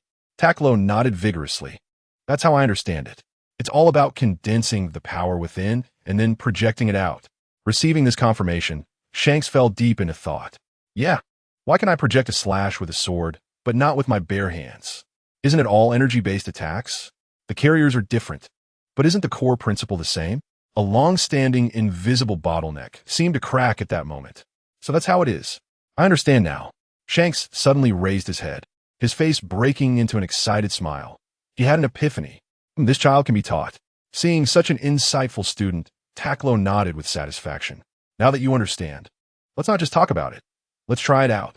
No matter how good the theory is, it must be tested in practice. However, with Shanks's vast reserves of ki, as long as the method is correct, success was practically guaranteed. Shanks's excitement suddenly froze, and he awkwardly scratched his iconic red hair, saying, I understand the principle, but what exactly should I do? There has to be a starting position, right? He couldn't just imagine the energy wave shooting out, could he? To this, Takkuro had already prepared a plan, confident, simple. First, calm your mind, sit cross-legged, and follow my instructions. Without hesitation, Shanks immediately sat down on the deck like an obedient apprentice, crossing his legs and assuming a proper meditation posture. Now, close your eyes and eliminate distractions. Raise your palms naturally, placing them in front of your chest, palms facing each other. Takkuro's voice was steady, carrying a guiding rhythm. Carefully feel the flow of that power within you. Guide it, and imagine it flowing together like rivers converging into the sea, gathering in the area between your palms. Takkuro decided to borrow the method that Gohan used to teach Videl, as it was highly effective for those new to sensing ki. Shanks followed his own advice, taking a deep breath and slowly exhaling, clearing all distractions from his mind and immersing himself entirely within. Time quietly passed in silence, with only the gentle caress of the waves and the soft whisper of a sea breeze remaining on the deck. Suddenly, Shanks' body trembled slightly. He felt a wondrous state of profoundness. The vast and overwhelming haki within him was no longer just for wrapping, hardening, or sensing, but was developing towards a completely new direction filled with possibilities. Finally, amidst the amazed shouts of the other members of the red-haired pirates, Shanks slowly opened his eyes. He instinctively looked down at the space between his palms and saw there a fist-sized energy sphere radiating a fiery red glow, silently hovering. It pulsed gently like a living heart, containing power compressed to the utmost. That glow was the condensation of his own haki, blood energy, and will. With a thought, without hesitation, Shanks swung his arm forward with great force. Whoosh! The crimson energy sphere shot forth like an arrow, leaving a scorching trail as it instantly departed from his palm, slicing through the air and shooting towards the distant sea, ultimately disappearing from sight. It worked. A wave of indescribable joy and a sense of accomplishment instantly overwhelmed Shanks. He was so excited that he almost jumped up and let out a roar to the heavens, proclaiming that he had mastered this cool new skill. However, just as he opened his mouth, he hadn't even had time to utter the first syllable before the cries of his crew erupted. Coach, I want to learn too. Brother Takkuro, teach me. Please. Father, allow me to bow to you. The deck was instantly drowned in the fervent shouts of those eager to learn. As for their captain, he could go cool off somewhere else. Chapter 15, The Blood Axe Pirates, several nautical miles away. A pirate ship flying the menacing Blood Axe flag was sailing with the waves. The ship was filled with noise and excitement, as a grand feast was in full swing. Rough pirates were linking arms, singing and dancing, their greasy hands clutching large pieces of roasted meat. beer froth flying everywhere. And the air was thick with a sense of revelry and indulgence. A few drunken fellows were dancing clumsily in the center of the crowd, provoking bursts of hearty laughter. In this noisy center, only one person seemed out of place. A rugged-looking middle-aged man, with a fierce glint in his eyes, sat majestically on a specially designed lounge chair covered with a thick blanket. Several henchmen were cautiously attending to him, eagerly filling his wine glass, highlighting his distinguished status. This man was none other than Dorte, the captain of the Blood Axe Pirates. Watching his subordinates indulge in pleasure, Dorte felt immensely pleased. He raised his huge wine glass and tilted his head back for a hearty drink, with the liquid flowing down his thick beard. The henchmen beside him were quick to refill his glass. Several crew members who were good at reading the room approached with wine glasses in hand, showering Dorte with flattering words like a barrage of cannon fire. "Captain, this drink is for you. Thanks to your brilliant leadership, the brothers have made such a huge fortune." "That's right. That's why you can be captain, right? This kind of courage and strength is something we can learn for a lifetime." "Ha ha! Long live Captain Dorte. I drink to you, enjoy yourself." Just a few hours ago, they had successfully raided an exceptionally wealthy merchant ship, emptying half of its cargo hold of gold and silver treasures. With this windfall, the Blood Axe Pirates could enjoy themselves for a while longer. Hey, you should have seen it. That foolish merchant still wanted to resist, saying something about protecting his family. And what happened? One of the henchmen spat and gestured wildly, and our great Captain Dorte, with a swift stroke, chopped him in half. It was neat and clean. Exactly.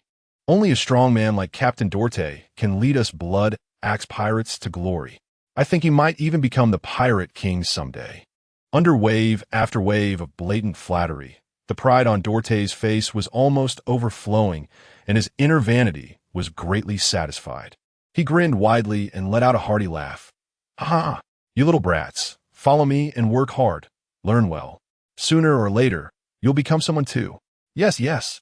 The captain is wise. We will look up to you and strive to match you." The three responded in unison, their flattery becoming even louder. Dorte was overjoyed and drank several more large cups, his face turning red, immersed in the pleasure of being in control of everything. However, just as the cups were clinking and the atmosphere was at its peak, an unexpected change occurred. An energy sphere emitting an eerie red glow, trailing a faint tail, flew in without warning from the distant horizon, striking precisely at the center of the main mast. Boom krekel!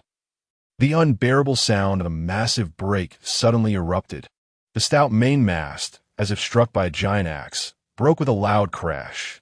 The heavy mast, along with sails and rigging, fell like a collapsing tower, crashing down towards the celebrating crowd below with devastating force. "Ah, help! My leg!" Cries for help, the sound of bones cracking.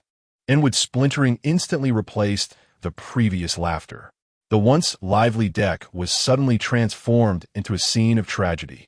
Broken barrels, collapsed barbecue stands, and bodies trapped under the giant timber lay scattered everywhere. Enemy attack. The drunkenness and pride on Dorte's face were instantly replaced by shock. He sprang up from the lounge chair and screamed toward the lookout tower. What happened? Which bastard navy is it? Or was it another pirate crew? However, the lookout with the telescope wore a confused and terrified expression, his voice trembling. "Report, Captain. There is nothing on the sea. No enemy ships in sight. Useless." Dorte rushed over, snatching the telescope from him, anxiously scanning the surrounding sea.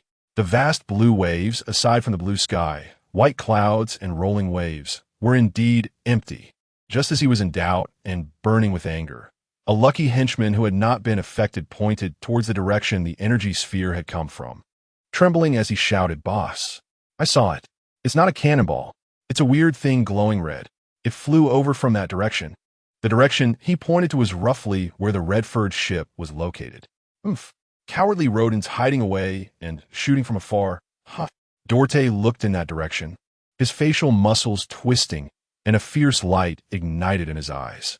He drew out his blood-stained giant axe and slammed it down onto the deck, roaring deafeningly, "You little ones, grab your weapons. Prepare for battle. Let those ignorant fools taste the power of our blood-axe pirates. Oh ho ho ho. The surviving pirates were also stirred to ferocity, grabbing weapons and letting out chaotic roars. They stood tall and proud, ready to charge at the unknown enemy, vowing to bring death to the attackers. Hey, this is fun. Bring it on. On the red-furred ship, Shanks, who had just mastered his cool new skill, was like a child who had received a new toy, playing with great delight. He brought his palms together, and with a thought, a fist-sized crimson energy sphere quickly formed in his palm. He casually tossed it, and the sphere traced a beautiful parabolic arc, landing on the distant sea. Boom! The calm sea erupted in a massive white splash, the shockwave from the explosion instantly stunning fish within several meters, and many unfortunate fish flipped onto their backs. Wow! The other members of the red-haired pirates surrounded him, watching their captain showcase his skills, their eyes filled with unmasked envy and desire, all turning their gazes back to Takkuro. Why are you all looking at me? Takkuro shrugged helplessly. I've taught you the methods. The rest is up to you to comprehend and practice. What he said was indeed true. Training hockey, especially such high-level techniques of energy projection, requires a high level of talent and accumulation. Except for Shanks, who possesses extraordinary talent. It's almost impossible for others to master it in a short time. It seems that everyone is still lacking that crucial insight at the final moment. Remember, the foundation of chi lies in the body. Takkuro placed his hands on his hips, adopting a coach-like stance, stating that the body is the container for carrying and utilizing chi. You must become familiar with every inch of muscle and every flow of power, as if treating it like your closest comrade. You have been so lazy and lack a solid foundation. He scanned the group of pirates who, although strong, did not train particularly hard in their daily practice, and announced some bad news. So, starting tomorrow, everyone will undergo special training with me. The devilish kind. Huh, no way. The crew instantly turned into bitter melon faces. A chorus of wails erupted, but thinking of the dazzling light wave launch, and the future possibility of showcasing their skills in battle or at a banquet. Everyone gritted their teeth, and their gazes became resolute again. Ha ha ha. This will teach you to always laugh at me when I'm being chased. Now you're getting your comeuppance. Double training, huh? Shanks, with his hands on his hips, looked at the crew's worried expressions and laughed gleefully. Takkuro glanced at the triumphant guy, a kind smile curling at the corners of his mouth. What are you laughing at? You're joining too. Huh? Shanks' laughter abruptly stopped, like a duck being strangled. Why should I? I already know how to do it. Precisely because you are the only one who has mastered it. Takkuro's reasoning was sufficient and reasonable. With a hint of undeniable authority, you must come. I need a qualified sandbag to assist in my training to verify the strength after my breakthrough. And he deliberately paused, scanning the other crew members. As the captain, you wouldn't want to be suddenly surpassed by your crew, would you? Shanks opened his mouth, looking at the malicious gazes of the others, and had no choice but to agree. I got it. With consensus reached, Takkuro revealed a satisfied smile. Great. Now I have a sandbag to spar with. I must test the limits after my combat power breaks 100. In contrast, Shanks wore a face of gloom. He always had a premonition that his upcoming days would be tougher. Just then, the sniper Jesus on the lookout tower suddenly spoke up. Hey, Shanks. At 10 o'clock, a pirate ship is speeding toward us, and it doesn't look friendly. Oh, a fierce light flickered in Shanks' eyes. What pirates dare to trouble us? His displeasure had no outlet, and here came someone to deliver it right to his door. Chapter 16. No martial ethics. The distance between the two pirate ships gradually closed, ultimately coming alongside. The members of the red-haired pirates aboard the Red Fourth were calm and collected, showing no signs of tension in the face of danger. This composure stemmed from their absolute confidence in their own strength. Takkuro's eyes gleamed with the excitement of a hunter discovering prey, as if he could already see the rewards popping up when the system settled. Finally, the blood-axe pirates, like wolves smelling blood, aggressively boarded the deck of the Red Fourth.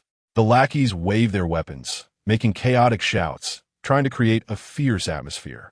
Boldly, the Captain Shanks stepped forward, ready to say something formal. However, just as he started to speak, he was abruptly interrupted by a roar filled with resentment. Shut up. blood axe that stared at him with bloodshot eyes, his gaze slicing through the red-haired crew like a knife. Hoarsely shouting, "Which one of you bastards used the red energy ball?" Step forward. He fixed his glare on Shanks, as if he wanted to swallow him whole. The members of the red-haired crew exchanged glances, and as if rehearsed, they all took a small step back in unison. Instantly, Shanks, who had been standing at the forefront of the crowd, was completely isolated, all eyes now on him. "Good, it's you, you bastard." Dot glared at the push-forward red-haired man, gritting his teeth. "It's you. You broke my mast with that damned red ball. You killed so many of my brothers. I'll tear you apart." "Huh?" Shanks blinked in confusion, instinctively turning to look at the other ship, where the main mast was indeed broken and in disarray. He scratched his head and asked uncertainly, Are you saying I did it?" He did throw the energy ball in that direction, but he never expected it to fly that far and hit so accurately. "Nonsense. My little brother saw it with his own eyes. It was a red energy ball. Now, there's both witness and evidence. Do you still want to deny it?" Dot trembled with rage. He had been enjoying his drinks and singing when suddenly disaster struck. The mast collapsed, and his brothers were injured or killed. He couldn't swallow that anger. Shanks awkwardly turned his head to seek support from his crew. He found that these ungrateful guys either looked up at the sky or stared at the sea, all appearing indifferent. Only Takkuro offered him a kind smile. Shanks felt a warmth in his heart. After all, it's a comrade I recognize. At this critical moment, only Takkuro stood by his side. However, the next moment, Takkuro smiled and nodded affirmatively, speaking in an encouraging tone. "Be confident, Shanks. Based on the trajectory, energy characteristics, and eyewitness accounts, the culprit is definitely you, no doubt about it." Shanks, he felt as if he had been stabbed in the heart. "Damn Takkuro. Give me back my emotions." After a frustrated shout, Shanks sighed helplessly, looking back at the furious. His momentum instantly diminished. "That brother, I'm really sorry. I accidentally damaged your ship. I apologize." He initially thought the other party was looking for trouble, but it turned out they were here to seek justice. "Apologize?" That sounded as if he had heard the biggest joke. His voice suddenly rose. "If an apology worked, what do we need the Navy for? What do we need the knives in our hands for?" But Shanks weakly reminded him, "We are pirates. What do pirates care about Navy rules?" "Damn it, don't interrupt me." That was momentarily choked, becoming even more furious. Yes, you continue, you continue." Shanks readily gestured for him to go on. Dot took a deep breath, trying to regain his momentum as a victim and a strong man, and said fiercely, "In any case, this matter isn't over. You must compensate. A huge compensation. Otherwise, no problem, brother. That is only right." Shanks immediately nodded, his attitude sincere enough to catch Dot off guard. It's only natural to compensate for damages. Dot suddenly found himself at a loss for words. He had prepared a whole lot of threats and intimidation, even imagining a heated scene of them fighting after Shanks got angry. Yet the other party so readily admitted to the compensation. This script wasn't right. After so many years as a pirate, robbing countless times, this was the first time he encountered a fellow pirate so reasonable. It made the punch he had built up feel like hitting a cotton ball, leaving him feeling stifled. Looking at the restrained expression on Dot's face, the understanding Shanks seemed to realize something. "Brother, do you want to argue with me? And then if we disagree, we'll just start fighting? In the end, let us see whose fists are bigger, and the winner takes all?" Dot's eyes lit up instantly. It was like finding a kindred spirit. He nodded repeatedly. "Ah, yes. Yes. That's exactly it. This is how pirates should act. Why be so polite? Just start fighting." In that case, Shanks took a deep breath. The hint of apology on his face instantly disappeared, replaced by the arrogance and fierceness of a great pirate. His voice turned cold and filled with pressure. "Then let me put it this way, you group of clueless fish daring to step on my ship. Are you looking for trouble?" "Exactly. So what?" Dot's expression of restraint instantly vanished, feeling completely refreshed. "It's back. Everything is back." This is the communication method he is familiar with belonging to pirates. He suddenly raised the blood-stained giant axe in his hand, grandly waving it towards his little brothers behind him, ready to unleash a roar of attack. "You guys, get ready." However, just as Dot's commanding voice, filled with momentum, was halfway out, bang! right in front of Shanks. Dot's fierce head suddenly exploded without warning, catching him off guard and splattering blood all over his face. He maintained his ferocious expression, yet his entire body froze in place, as if the pause button had been pressed. After a few seconds, he slowly turned his head to look at the black-haired culprit. "What are you doing?" Takkuro also wore a confused expression, even carrying a hint of innocence. "Huh? Wasn't it already starting?" Chapter 17, Warm-Up Exercise Sigh. Shanks pointed at Takkuro, his words rolling around in his mouth a few times before finally turning into a sigh filled with helplessness. He was well aware of this group of blood axe pirates, who had clearly come with ill intentions. His original intention was to play with them a bit, enjoy the fun of cat and mouse, and relieve the frustration of the upcoming devil training. But who would have thought that, just as he found a bit of pirate rhythm to start the show, Takkuro would suddenly flip the table. That sudden bloody explosion not only startled the blood axe pirates, but also left him with a face full of warm surprise. He didn't oppose taking action against enemies. He was never soft-hearted, but couldn't he at least give a signal before attacking? Especially in such a close-range, high-explosion scenario. His clothes were new. Looking at Takkuro's pair of eyes, trying hard to appear innocent, all of Shanks' dissatisfaction and complaints could only dissipate with that sigh in the sea breeze. "Next time, at least give me a signal before you make a move. Understand?" He wiped the bloodstains off his face, trying to salvage a bit of Captain's dignity. "Enough. Stop being so fussy." Takkuro impatiently furrowed his brows, his fighting spirit bubbling like boiling steam, unable to hold back anymore. "So, are you going to fight or not? If not, I'm going in." "Forget it. You go ahead." Shanks waved his hand helplessly, but before he could finish his words, whoosh. Takkuro's figure had already transformed into an arrow leaving the bow, charging fiercely into the stunned crowd of the blood axe pirates. Shanks' raised hand froze in midair, and he could only let out another long sigh. He felt that ever since Takkuro boarded the ship, the frequency of his sighs had increased exponentially. At this rate, he might not be defeated by a strong enemy, but rather get internal injuries from this kid's antics first. Should I really find an island to drop him off? Shanks rubbed his brow, muttering softly. And at this moment, the deck had already turned into Takkuro's hunting ground. The Saiyan's innate enthusiasm for battle was completely ignited. He pounced into the flock like a fierce tiger, each punch and kick carrying overwhelming power and terrifying precision. At the moment of smashing an enemy's skull, a pure and almost cruel smile of enjoyment from the release of power blossomed on his face. His steel-like iron fist tore through the air, and before those minions could let out terrified pleas or curses, they had already met their end with a dull, cracking sound of bones. Blood splattered like cheap paint, instantly dyeing him into a blood-soaked figure.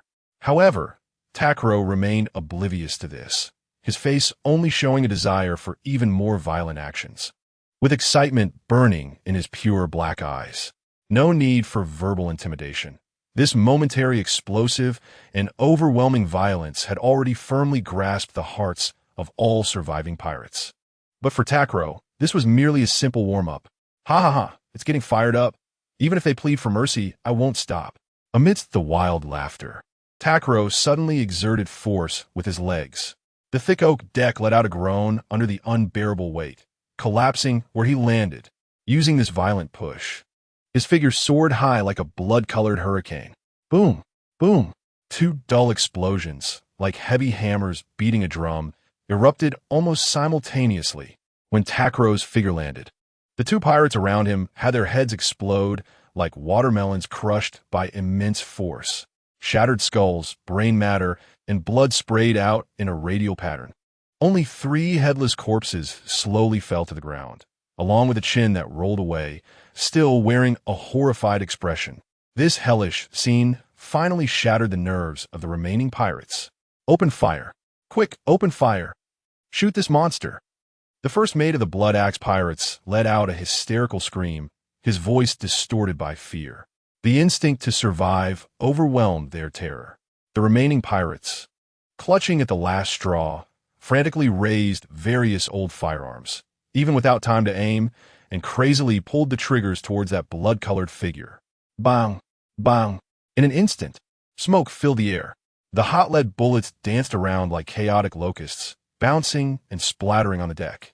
However, all of this was destined to be a futile struggle. Takkuro was even too lazy to mobilize the energy within his body for defense. The bullets fired from those old flintlock guns hit his body, which had been enhanced by both Saiyan bloodline and system, producing only dull thuds like raindrops hitting rocks, leaving not even a trace, before falling helplessly deformed. This kind of disturbance that couldn't even be considered a mosquito bite not only failed to harm him in the slightest, but instead thoroughly ignited his irritation. Boring. A flicker of impatience flashed in Takkuro's eyes as he looked at this group of insignificant fish, having completely lost interest. He suddenly raised his right hand, instantly condensing an energy ball, radiating a dangerous red glow in his palm. Whoosh! The light bullet shot out like the judgment of death, precisely landing in the most concentrated area of pirates. Boom! The dazzling red light accompanied by a violent explosion engulfed the screams. When the light dissipated, only a charred shallow pit and scattered severed limbs remained. All noise and resistance abruptly ceased. "My ship, you better be careful." Shanks' dissatisfied shout rang in his ears, and Takkuro gave him a thumbs up. "Don't worry, I have control over my power." Crack, crack. The biggest feeling this battle brought him was probably just a slight activity of his muscles, not even a proper warm-up. He casually moved his shoulders and neck a couple of times, the joints cracking crisply. TSK, to experience the real feeling of battle at this level. "I still need to find you guys, Shanks." He shook off the blood beads on his hands, his tone clearly filled with lingering desire. "Spare me." Shanks walked over helplessly, directing the crew to clean up the garbage on the deck while secretly feeling alarmed. He keenly sensed that the power and speed Takkuro had just demonstrated seemed to have improved a notch compared to before resisting the divine avoidance. Is this kid growing up on battle experience? He muttered in his heart, but his face remained expressionless, just looking at the mess, the blood-stained deck, exaggeratedly clicking his tongue. TSK, TSK, TSK, too brutal, too brutal. Beckman and the others worked hard to clean the deck this morning. Now we have to clean it all over again. Takkuro couldn't be bothered with his rambling. An invisible aura around him slightly trembled. Buzz. The viscous blood and filth that had been stuck to his tattered clothes and skin, like being repelled by an invisible force, fell back onto the deck and the surrounding corpses. Shanks, feeling self-deprecating, was not angry, chuckling as he rubbed his hands and asked curiously, "So, Takkuro, what are you planning to do with these spoils?" In the pirate's code, defeating an enemy meant that everything on the enemy's ship naturally belonged to the victor. In other words, the remaining ships and treasures of the Blood Axe pirates theoretically belonged to Takkuro as his spoils of war. "Not interested, you guys deal with it." Takkuro waved his hand without looking back. Besides the legendary Dragon Balls, he had no interest in mundane treasures like gold, silver, and fine wines. What he pursued was only pure power and endless strength. Oh dear, how embarrassing. Oh dear, how embarrassing. After all, it is your loot, Shanks said with polite words. But his actions were faster than anyone else's as he immediately turned around and waved his hand toward the eagerly watching crew. "Did you all hear that? Brother Takkuro is generous. You guys, be quick. Move all the valuable and useful things back to the Red Force. Don't let down Brother Takkuro's good intentions." This couldn't really be blamed on him for being greedy for money. Takkuro's Saiyan appetite was simply astonishing. He could eat half the kitchen supplies by himself. Maintaining such a big eater as a partner, finding ways to save and economize was the captain's responsibility. Chapter 18. To say if it's useful or not.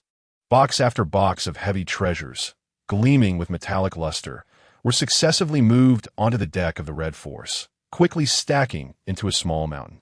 Under the glow of the setting sun, gold, silver, and jewels sparkled with enticing brilliance. Looking at this unexpected fortune, Shanks felt as light and cheerful as the sea breeze.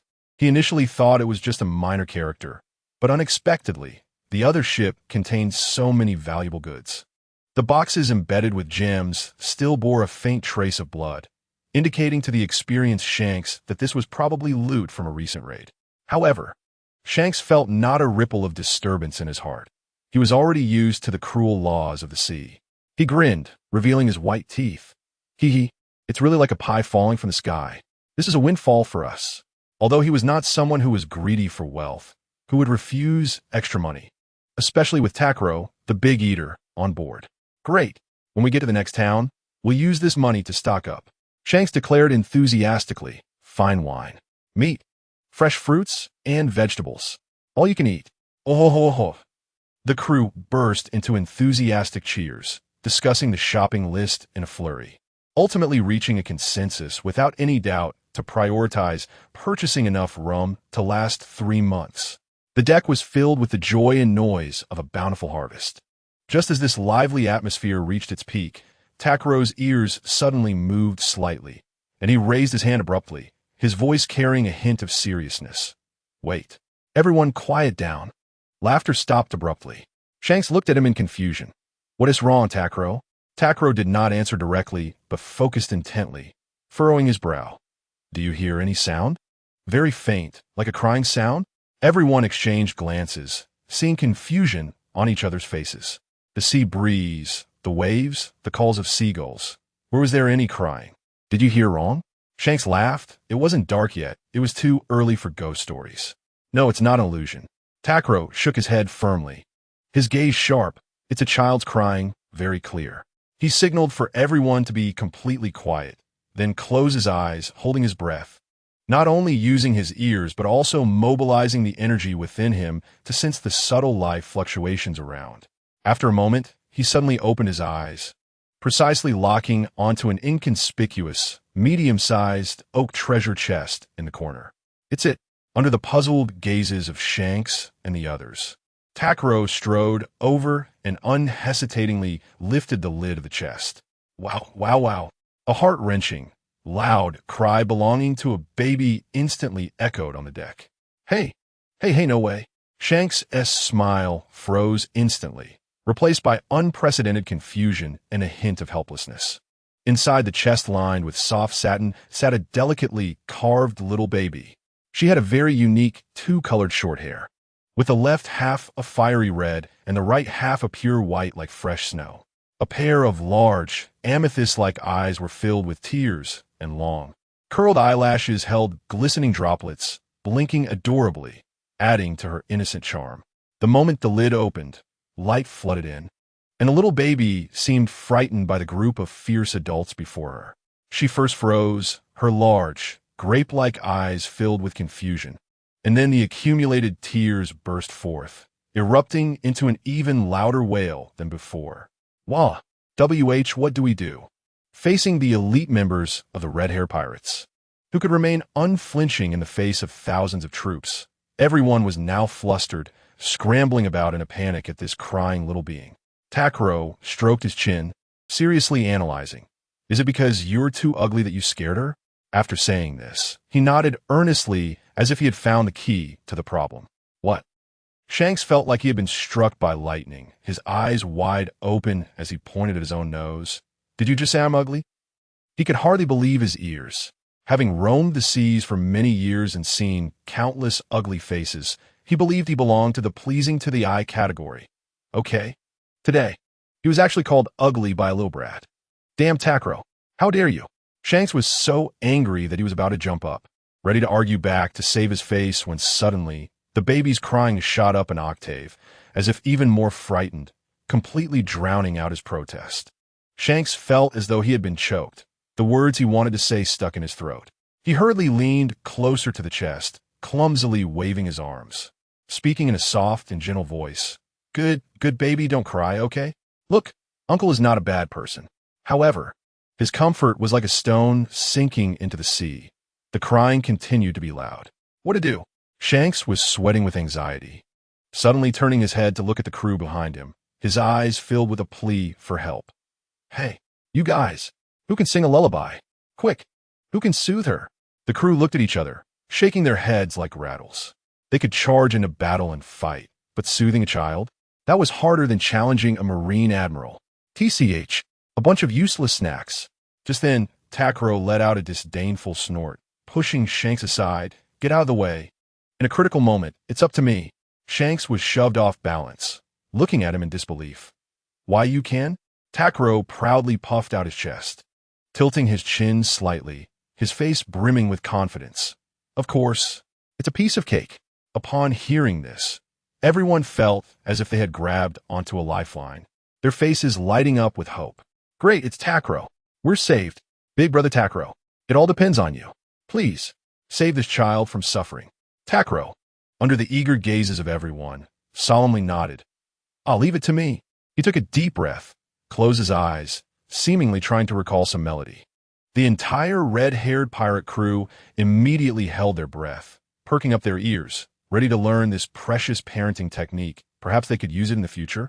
Finally, Takkuro cleared his throat and began to sing in a tone that was more passionate than gentle. Grab it, Dragon Ball, high-pitched, in the world. The most thrilling secret, uplifting, search for it, Dragon Ball, filled with power, in the world. The happiest miracle, almost a shout, as Takkuro's powerful and rhythmic singing echoed on the deck. The expressions of Shanks and the crew went through a range from hopeful surprise to confusion, and then to being utterly dumbfounded. A few minutes later, Takkuro finished his performance with a strong, resonant note, nodding in satisfaction, quite pleased with his display. This song, Maha Incredible Great Adventure, as the original theme song of Dragon Ball, was etched in his memory, and he didn't expect to sing it so smoothly after so many years. He had to give himself a thumbs up. He turned his head, ready to receive everyone's praise, but saw that everyone, including Shanks, was staring at him with their mouths open and blank expressions as if they had been hit by a freezing spell. Takkuro tilted his head in confusion. What's wrong? A deathly silence lasted for several seconds, and only then did Shanks seem to find his voice, struggling to speak in an utterly absurd tone. You called it a lullaby? Yes, that's right. Takkuro answered matter-of-factly. What I wanted was the kind of lullaby that can calm a baby down, one that makes him fall asleep while listening. A lullaby. Shanks waved his arms in agitation, almost going crazy. What were you singing? A battle song. It was so passionate. Do you want her to cry even louder? He admitted that Takkuro's singing had a certain vigor, but what did that have to do with soothing a child? Shanks covered his face in pain.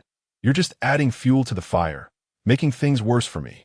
But at that moment, a series of clear, cheerful giggles, like silver bells, suddenly rang out, breaking the eerie atmosphere on the deck like heavenly music. The baby in the treasure chest had stopped crying at some point. Her big eyes curved into crescent shapes. Her rosy little mouth opened in a smile, and she was waving her tiny fists, letting out giggles at Takkuro, seemingly finding his performance delightful. Takkuro glanced at Shanks and shrugged. See, it's fine. Chapter 19, Shanks. Luffy? Never heard of him? The entire red-haired pirates' crew gathered together to discuss the fate of the baby girl. It seemed that the group of pirates had just raided the ship of this little one's parents. Looking at the blood-stained chest, Beckman voiced his judgment. It seems that her parents are probably in grave danger. Facing this adorable little girl without a home, a complex emotion flashed in Shanks' eyes. At that moment, it felt so familiar, as if he was seeing himself when Captain Roger took him in. Is this fate? He murmured, then took a deep breath and made a decision. In that case, this little one will be taken in by the red-haired pirates. Once the captain spoke, the burly men of the red-haired crew had no objections. In fact, they hoped for it. Sailing on the sea could be quite dull, and having such a little angel join them would undoubtedly add some color to their monotonous journey. Thus, naming the little one became an urgent matter. Takkuro stepped forward without hesitation, patting his chest. I found her, so of course, I'll name her. Everyone had no objections. It was just a name. Takkuro carefully examined the baby, looking serious. She seems so delicate. We need to give her a strong name to match. Let's call her Wongang. Easy to raise. Uft. What? Wongong. That sounds like a naming style from the flower country. No, absolutely not. A girl can't have that name. Have you ever named anything before? Just making stuff up here. Takkuro's suggestion instantly ignited a wave of opposition throughout the ship. What's wrong with Wongang? Wongang sound great. Amidst his dissatisfied mumbling, Shanks interjected, decisively saying, All right, everyone stop arguing, listen to me. Let us call her Yuta. Time flowed quietly like the sea, and a few days of calm sailing passed. On another sunny day, on the deck of the Red Force, Takuro held little Yuta and gazed at the boundless ocean, seriously predicting, this child might become a rock star. Yuta in his arms seemed amused by his tone, letting out clear giggles. Huh, you think so too, right? Takuro's eyes lit up as he enthusiastically tossed little Yuta into the air, playing a game of aerial acrobatics. The warm sunlight fell, and her small figure traced a joyful arc against the blue sky. Yuta not only wasn't afraid, but laughed even happier. Her silver bell-like laughter drifting in the sea breeze. Takuro, what are you doing to Yuta? Just as the two were happily playing, Shanks' slightly anxious voice came from behind. It's Shanks. Takuro caught Yuta steadily as she fell, pouting. What can I do? I'm just passing on my unfinished musical dream to the next generation. ISNT your dream to become the strongest. Shanks mercilessly pointed out. These two things aren't conflicting, right? Takkuro retorted confidently, deep down. I, Takkuro, have always wanted to be a great musician. He mumbled softly, reminiscing about his life before crossing over, where one needed to have looks to sing and dance well. If it weren't for the wrong timing later, he could have lived a good life through idol selection. Forget it. Discussing this with you means something wrong with my head. Shanks rubbed his forehead, deciding to end this nonsensical conversation. Just prepare. In about an hour, we'll reach Ambry Island. Ambry Island? Takkuro asked in confusion while playfully poking Yuta's tender cheeks. What kind of place is that? The territory of the Don Quixote pirates. Shanks clearly understood the forces in the North Sea, which specialize in the entertainment industry and human trafficking. With geographical advantages, the business was quite prosperous. Don Quixote pirates? Takkuro caught the new name and immediately asked, how strong are those guys? Shanks pondered for a moment before answering. They should be quite strong. After all, they are one of the 7 warlords of the sea. Well, don't worry. Even if they are one of the 7 warlords, the red-haired pirates are not afraid. Although Don Quixote da Flamingo was older than him and became famous earlier, Shanks still had confidence in terms of strength. However, Takkuro didn't care if the other party was stronger than him. In fact, he thought it would be better if they were stronger.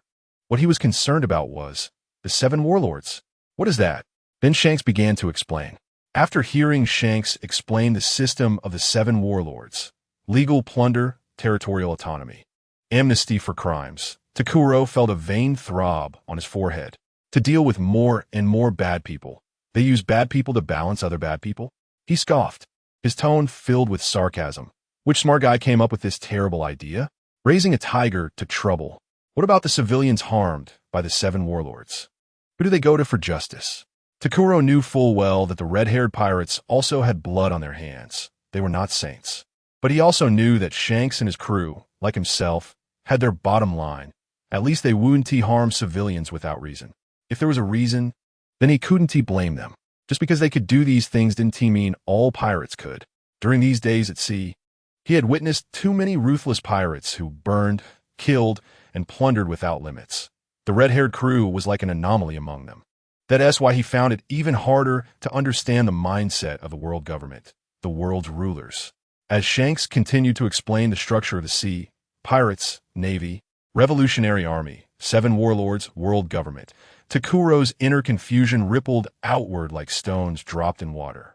Why did the structure of this world seem somewhat different from what he remembered about Dragon Ball? The key point was that the title of Pirate King sounded increasingly familiar, and he suddenly recalled that in the so-called 3 major labor comic series of his previous life, there was indeed a series called One Piece. Could it be that a shocking guess exploded in his mind? Hey, Shanks. Takkuro couldn't help but interrupt him, his voice filled with urgency. Do you know someone named Monkey D. Luffy? Although he didn't watch One Piece, he still had some understanding and vaguely remembered that the main character was named that. Monkey D. Luffy? Shanks was taken aback, instinctively adjusting the straw hat on his head. I do wear a straw hat, but I don't know anyone named Luffy. Chapter 20, is that so? Takkuro rubbed his chin, falling into deep thought. Generally speaking, the main character of an anime should be quite famous. But Shanks has never even heard of Monkey D. Luffy, so it seems he was overthinking it. However, to be safe, Takkuro decided to double-check some key information. By the way, Shanks, he turned to the other party. Since you're also looking for the Dragon Balls, the one you mentioned, you must have heard of Shinron, right? Shinron? Shanks was taken aback again, furrowing his brows as he struggled to recall this term from his memory. What does Shinron have to do with this? To find the legendary one, you must collect all 4 pieces of the historical text marked in red, one of which is in the hands of Kaido, the Beast King in Wano country. And Kaido is the user of the mythical Zoan-type fish fruit in its azure dragon form. After transforming, his azure dragon form that blots out the sky is definitely on the level of Shinron. Shanks suddenly understood, but then a trace of confusion surfaced in his mind. How does this kid who grew up on a deserted island know about Kaido? He glanced at the news bird occasionally resting on the mast and instantly realized it must be from the newspapers. That guy Kaido is a troublemaker stirring up the new world, making headlines all the time. With his thoughts sorted out, a look of enlightenment appeared on Shanks' face as he slapped his thigh. Oh, you mean Shinron? I know, but that guy, he paused, his tone becoming serious. You can only see him at the very end, right? That's the grand finale. It can't be rushed. Shanks thought that to obtain the historical text from Kaido, he must plan carefully. After hearing this, Takuro's last bit of doubt instantly vanished, and he let out a long sigh of relief. That's right. Collecting the Dragon Balls to summon Shinron is just the final step. He glanced again at the system prompt, and yes, it clearly displayed Earth. And his identity as a Saiyan couldn't be faked. It seems he has too little understanding of the international situation in the Dragon Ball world. Come to think of it, isn't Master Roshi living on a small island overseas? Doesn't Goku often fly across the sea? This all indicates that the ocean in the Dragon Ball world is incredibly vast. The vast and boundless sea before him is the best proof. As for the technological backwardness, it might just be that he has come into contact with high-tech cities like Bulma's family. The disparities in the world are indeed enormous. I guess I just haven't seen enough, Takuro murmured to himself, deciding that once he reached Ambry Island, he must gather information and catch up.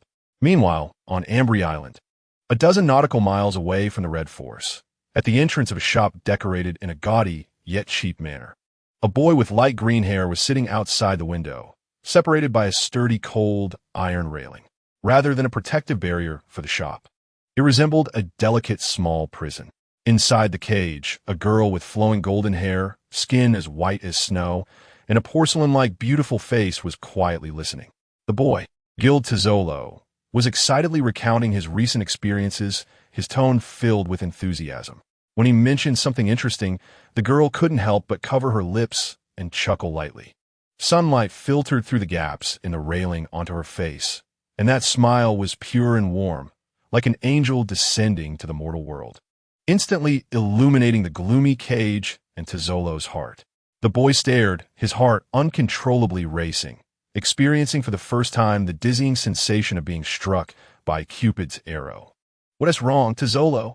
Seeing him suddenly lost in thought, the girl, Stella, laughed lightly again, her violet eyes filled with concern. Tizzolo jolted back to reality, a noticeable blush rising to his face. He took a deep breath, trying to calm his pounding heart, and gazed at the girl in the cage with intense seriousness.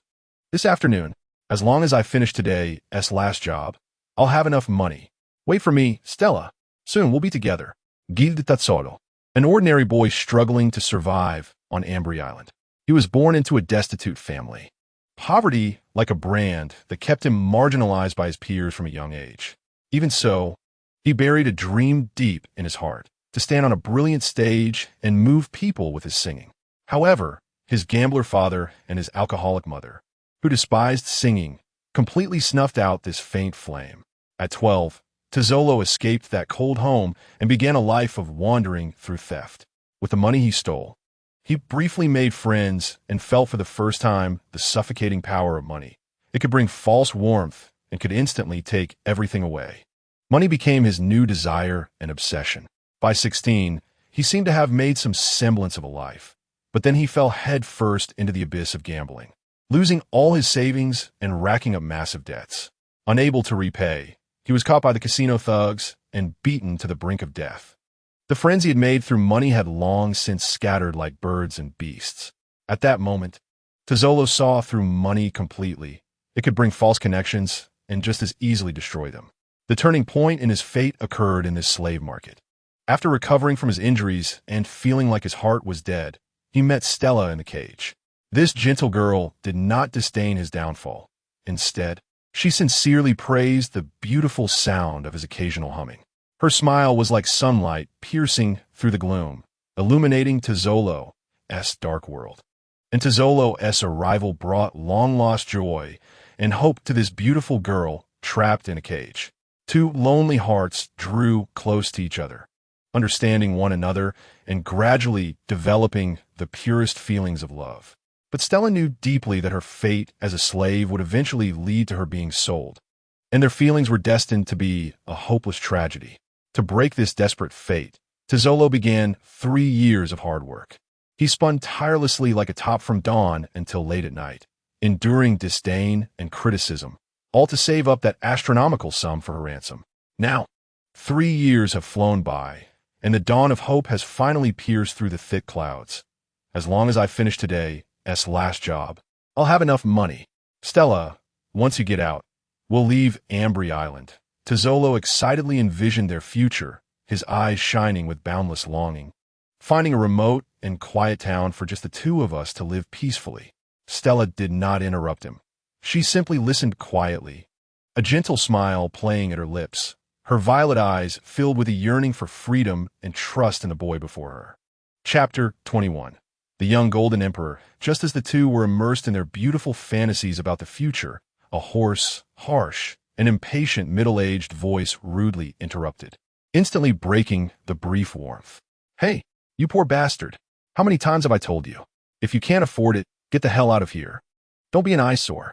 A man dressed in a wrinkled, oil-stained cheap suit, wearing a somewhat ridiculous top hat and sporting a meticulously groomed goatee, swaggered over accompanied by a tall, burly thug with a face full of flesh.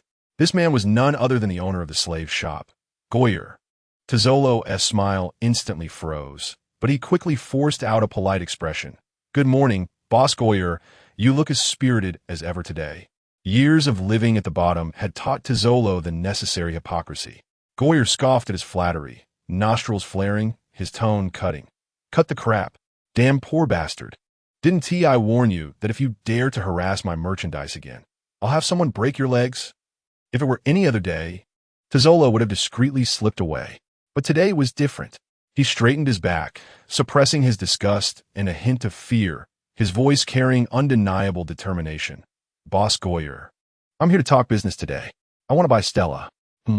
Goyer raised an eyebrow, a glimmer of surprise flashing in his small eyes. Have you saved enough money? He looked up and down at Tazzolo's tattered clothing, his tone full of skepticism. Tazzolo took a deep breath, a confident smile blooming on his face, as if the hardships of the past 3 years had transformed into brilliance at this moment. Yes. As long as I complete the last job this noon, the money will be enough. So, please prepare the paperwork in advance, Boss Jailier. I'll come by this afternoon to handle it. Jailier was stunned, speechless for a few seconds. He truly did not expect that this poor kid, whom he regarded as an ant, could actually save up a fortune to pay for Stella's exorbitant ransom. A flicker of malice and calculation quickly passed through his eyes, but the cunning old man immediately masked it with a hypocritical smile. Oh, good, very good. Tazzolo, I truly did not misjudge you. Jailier exaggeratedly patted Tazzolo's shoulder, as if rewarding an outstanding junior. Your perseverance is truly admirable. All right, I'll have someone prepare the paperwork right away, waiting for you to come in the afternoon. He deliberately elongated his tone. It's a deal, Boss Jailier. A wave of immense joy instantly engulfed Tazzolo, his voice trembling with excitement as he turned to shout at Stella in the cage. Stella, wait for me. See you this afternoon. Yes. Stella nodded vigorously, a brilliant smile blossoming on her beautiful face, her eyes filled with the hopeful light of imminent freedom. Watching this pair of young people immersed in great joy, Jailier's hypocritical smile gradually twisted, leaving only cold mockery and cruelty in his eyes. A burly thug beside him leaned in close, lowering his voice with a hint of hesitation. Boss, isn't that girl already reserved by that gentleman? You fool. Jailier also lowered his voice, his tone icy. Stella is, of course, reserved for that gentleman. As for this kid, he glanced at Tazzolo's hopeful silhouette as he left. his tone laced with bitterness. He's just a helpless orphan. When he brings the money over obediently this afternoon, you know what to do. Make it clean. The thug suddenly understood, a flattering smile immediately spreading across his face as he gave a thumbs up. Boss, this move is really clever, using an empty hand to catch a wolf. And still letting that kid. Jailier smugly stroked his goatee, a greedy and cruel smile appearing on his face, as if he could already see Taizolo arriving with the money, only to have his hopes crushed in an instant, leaving behind a look of despair. A chilling, low laugh escaped his throat. The Red Force slowly docked at Ambry Island's bustling port, and Takkuro followed the red-haired pirate crew onto the stone floor of the dock. The dock was bustling with people, porters shouting their calls, and vendors hawking their goods. A few pedestrians glanced at the pirates disembarking, but only took a cursory look before continuing on their way, their expressions devoid of any surprise or fear. In other places, pirates landing would often cause quite a stir, but on Ambry Island, everything seemed natural, as this was the territory of that celestial demon, Don Quixote Doflamingo. Pirates daring to cause a ruckus here would be dragged off to feed the fish, which would be considered the most merciful outcome. We need to go stock up on supplies, Shanks said, holding the little Yuta in his arms. Takkuro, do you want to come along? Yuta also cooperatively babbled, curiously surveying the unfamiliar port. Takkuro shook his head without hesitation. No, I plan to wander around the island by myself. His eyes sparkled with excitement. Having seen a city in this world for the first time, he naturally wanted to seek out some thrilling experiences. Bringing a little kid along? That would definitely be a burden. As if sensing Takkuro's disdain, little Yuta immediately protested. She stretched out her chubby little hands toward Takkuro, making louder ah sounds. Her little mouth pouting, and crystalline tears quickly formed in her violet eyes, ready to spill over. Wah, wah, wah. In the next second, a loud wail erupted. Takkuro's scalp tingled, realizing the trouble. That cry was like a death knell. He made a snap decision, his feet springing into action as he turned on the spot. Speaking rapidly like a machine gun, "It's settled, Shanks. Yuta, I'll leave her in your care. I'm off first." Before he finished speaking, he was already like an arrow released from a bow, blending into the crowd at the port, leaving only a hurried silhouette behind. "Hey, Takkuro, wait for me." Shanks' shout was stuck in his throat. He looked down at Yuta, whose face was red from crying and was gasping for breath, then glanced in the direction Takkuro had disappeared, his anger causing veins to pop on his forehead as he couldn't help but mutter, "That bastard, always getting me into trouble." Cursing aside, looking at the little angel in his arms who was crying and sniffling, Shanks could only resign himself with a sigh, quickly, awkwardly swaying his body in an attempt to soothe her. "Oh, don't cry, Yuta. Be good. Uncle Shanks will take you to see something fun, okay? Let us ignore that heartless guy." Chapter 22. Shanks. Something feels off. On the streets of Ambry Island, the sun lazily filtered through the gaps in the awnings, casting mottled shadows on the bustling market. Takkuro had originally planned to find a place on the island to stretch his legs, like a dojo or an arena. After all, he had come to the sea to challenge strong opponents and search for Dragon Balls, and now that he had finally set foot on land, he naturally wanted to find a good place to move around and gather some information. Speaking of which, this island is really backward. I can't believe Shanks said it was so prosperous. It's really not impressive. Takkuro looked around at his surroundings and couldn't help but scoff.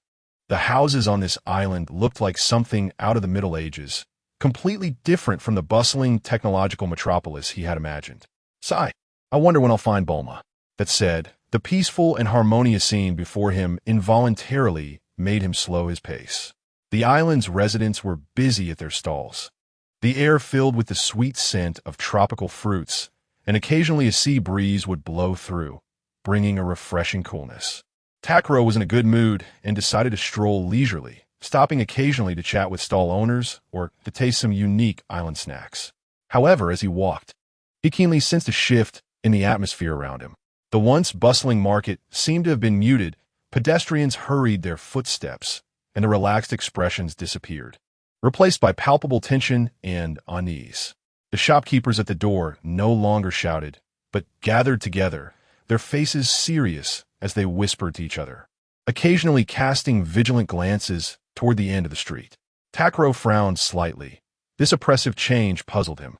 Hey, what is going on? He approached a thin, pale middle-aged man leaning against the wall and gently patted his shoulder. The man jolted, turning around in fear, and relaxed upon seeing it was just a child. But the fear in his eyes did not dissipate. He nervously glanced around and almost pressed his lips to Takkuro's ear, speaking in a hushed and hurried tone. Little boy, didn't you hear? The celestial dragons. The celestial dragons are coming. Celestial dragons? Takkuro was taken aback, looking confused. What is that? The middle-aged man stared at Takkuro as if he were a monster, unable to comprehend that someone in the world didn't know about the celestial dragons. But he quickly suppressed his fear and explained rapidly. They are the descendants of the creators, the aristocrats at the top of the world government. They hold supreme power. Even the Navy must obey them. If you offend them, even if it's just making them a little unhappy, he trembled, making a slitting motion across his throat. You're finished. Not even a bone will be left. Takkuro listened silently for a few seconds, his dark eyes calmly gazing at the panicked man before him. So? His tone was flat, revealing no hint of emotion. So. The middle-aged man was completely stunned by Takkuro's ignorant and fearless demeanor, his voice rising in pitch, only to quickly suppress it in fear. Hey, that's a celestial dragon standing at the pinnacle of world power. Takkuro nonchalantly waved his hand, interrupting him. I know about the world government, but I have no intention of being anyone's dog. If that so-called celestial dragon dares to act arrogantly in front of me. The corners of his mouth curled into a wild smirk, his eyes sharpening. Then I can't be blamed for what happens next. Are you crazy? The middle-aged man looked at Takkuro in disbelief, and after confirming that the other party wasn't joking, the terror on his face instantly transformed into a look of horror, as if he had seen a disaster star. You madman, you're simply insane. Take care of yourself. He hurriedly left those words behind and frantically squeezed into the crowd, disappearing without a trace. Such a little madman would eventually bring disaster upon himself. Takkuro shrugged indifferently, as if he had merely shooed away a noisy fly, and continued walking forward. Let's find a dojo or arena on this island to see if I can get some system rewards. However, he hadn't walked far when a sharp and piercing whistle suddenly tore through the street's silence, echoing from a distance with an unmistakable warning tone. Celestial Dragon has arrived. Everyone kneel to pay respects. Celestial Dragon has arrived. Takkuro looked in the direction of the sound, and at the port on the other side of the island, a massive luxury ship, as grand as a moving palace, was slowly sailing in. The ship's hull was embedded with dazzling golden emblems and flew a luxurious flag symbolizing the identity of the world's nobility. Its imposing aura seemingly causing even the surrounding waves to hold their breath, not daring to act recklessly. Wow, quite a spectacle. Takkuro whistled, a hint of playful sarcasm on his face. Unlike others who panicked and fled, he leisurely continued walking in his direction, forming a sharp contrast with the residents who were frantically escaping, wishing they could burrow into the ground. Celestial Dragon? World nobility? Takkuro didn't care about such superficial things. As long as they didn't provoke him, he had no interest in bothering about these lofty masters. However, just a few steps later, a thought flashed through his mind like lightning, causing him to abruptly stop. Wait a minute. Takkuro stroked his chin, the original indifference in his eyes quickly fading, replaced by an excited gleam as he discovered potential prey. Since their status is so high, the guards responsible for protecting them must be quite strong, right? He instinctively licked his slightly dry lips, suddenly coming up with a brilliant idea. Meanwhile, at the market on the other end of the island, Achoo! Shanks, who was holding little Yuta and selecting fresh fruits with his companions, suddenly sneezed without warning, startling the little one in his arms, who widened her violet eyes and curiously looked at him. Ben Beckman also looked over sharply, asking calmly, "What's wrong, Shanks?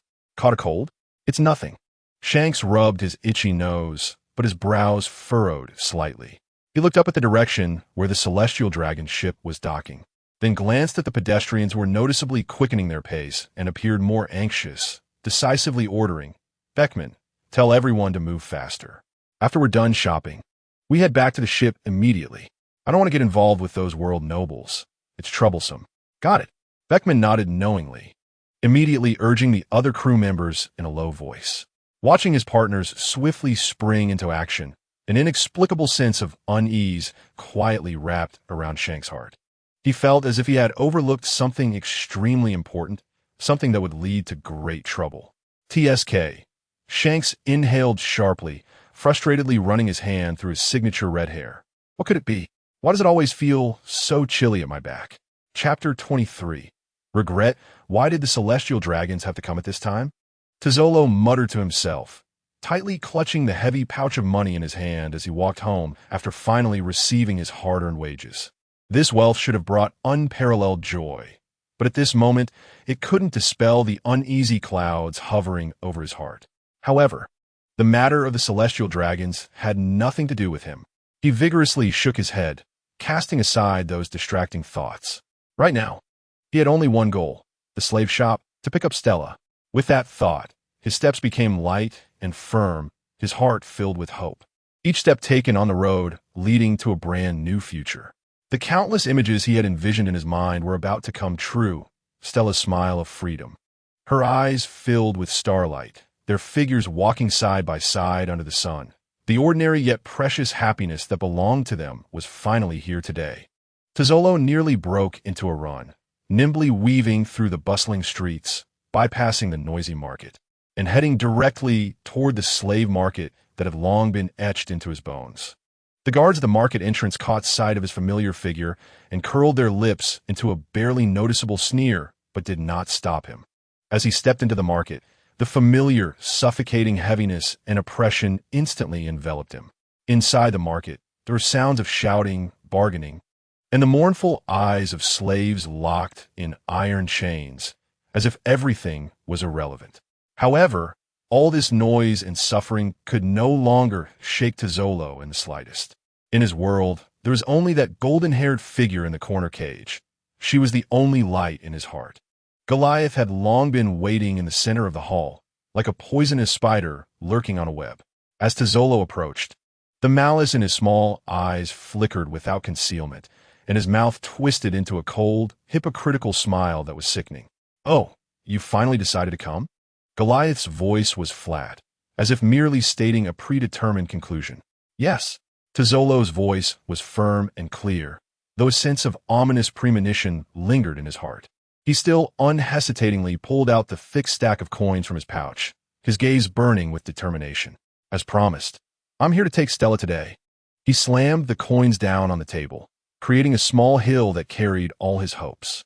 Goliath's greedy gaze swept over the pile of belly, and the sneer at the corner of his mouth deepened. "Stella? Oh, she's certainly here." He casually raised his hand, pointing to a row of slaves for sale nearby. Stella was among them. The cold iron chains locked around her slender wrists, and she lowered her head, her golden hair hanging weakly, as if trying to merge into the shadows of despair.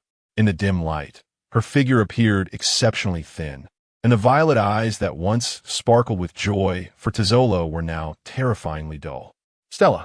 Tazzolo's heart jolted, and he shouted her name, disregarding everything as he rushed forward. "Stop!" Goliath suddenly changed his expression, stepping across to block Tazzolo like an iron gate, his face displaying blatant contempt and mockery. "Take her away? With just your measly money?" His voice suddenly dropped, hissing like a venomous snake. "What do you think you are?" Tazzolo felt as if struck by lightning, frozen in place, the ominous premonition in his heart instantly turning into a cold reality. "What do you mean? We clearly agreed." "Agreed?" Goliath sneered, his eyes filled with cruel delight. "You fool. Do you think your promises are worth anything? Do you know who she's been reserved for?" He suddenly raised his voice, sharp and piercing. "It's the esteemed celestial dragon, my dear. Her fate has long since ceased to belong to her, let alone to a lowly peasant like you." The celestial dragon. Tazzolo's pupils constricted, rendered speechless by shock. An overwhelming sense of absurdity and fear instantly seized him. "You can't do this. You can't go back on your word. Take action.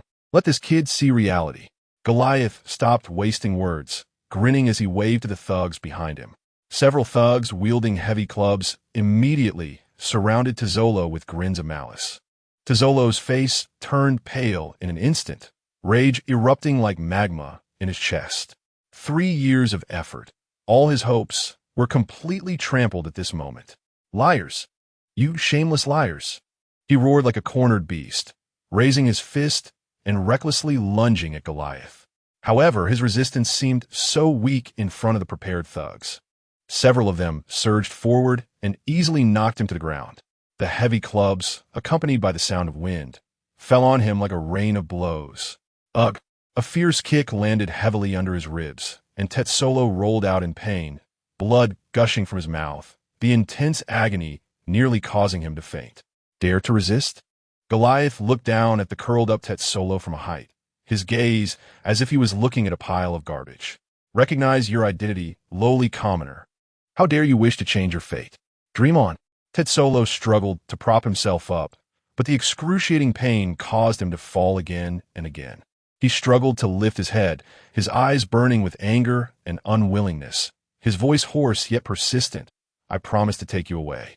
Stella stood bound by chains, her body trembling slightly from pain and despair.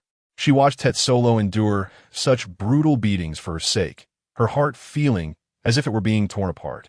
Silent tears slid down her pale cheeks, yet she couldn't even wipe the blood from him. Stop resisting, Takkuro. Her voice was weak and trembling, filled with helplessness and sorrow. She knew that futile resistance would only drag Takkuro into a deeper abyss. Damn it! Hurry up and deal with him, Goliath urged impatiently with a wave of his hand. Takkuro lay on the ground, each breath bringing tearing pain. He gritted his teeth, using all his strength to prop himself up again, his bloodshot eyes glaring at Goliath like tempered blades. Save her! You must save her! Just then a heavy, synchronized sound of footsteps, accompanied by the clattering of metal armor, suddenly rang out. A squad of heavily armored guards, their eyes cold as iron, brutally stormed in, instantly taking control of the scene. A sharp voice broke the oppressive atmosphere. Lord Rosward has arrived. Chapter 24. That's wonderful, as if a switch had been pressed. The previously arrogant Goliath and his thugs instantly collapsed like their spines had been pulled out, kneeling on the ground with their foreheads pressed against the cold floor, not daring to breathe. The entire market was left with only the sound of heavy breathing and the clanking of armor. The only one still standing was Takkuro, who was too injured to rise, only able to gasp for breath and pain. His vision was blurred, blood mixed with sweat flowing into his eyes. But he still tried hard to widen them and look toward the entrance. A figure walked in, surrounded by a group, his bloated body wrapped in a gem-studded luxurious outfit. A transparent bubble covering his head, his arrogant gaze sweeping over the kneeling crowd as if the entire space had to bow to him. Is this the one I have my eyes on?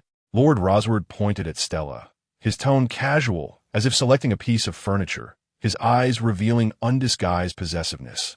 Take her away. This sentence was like the final death knell.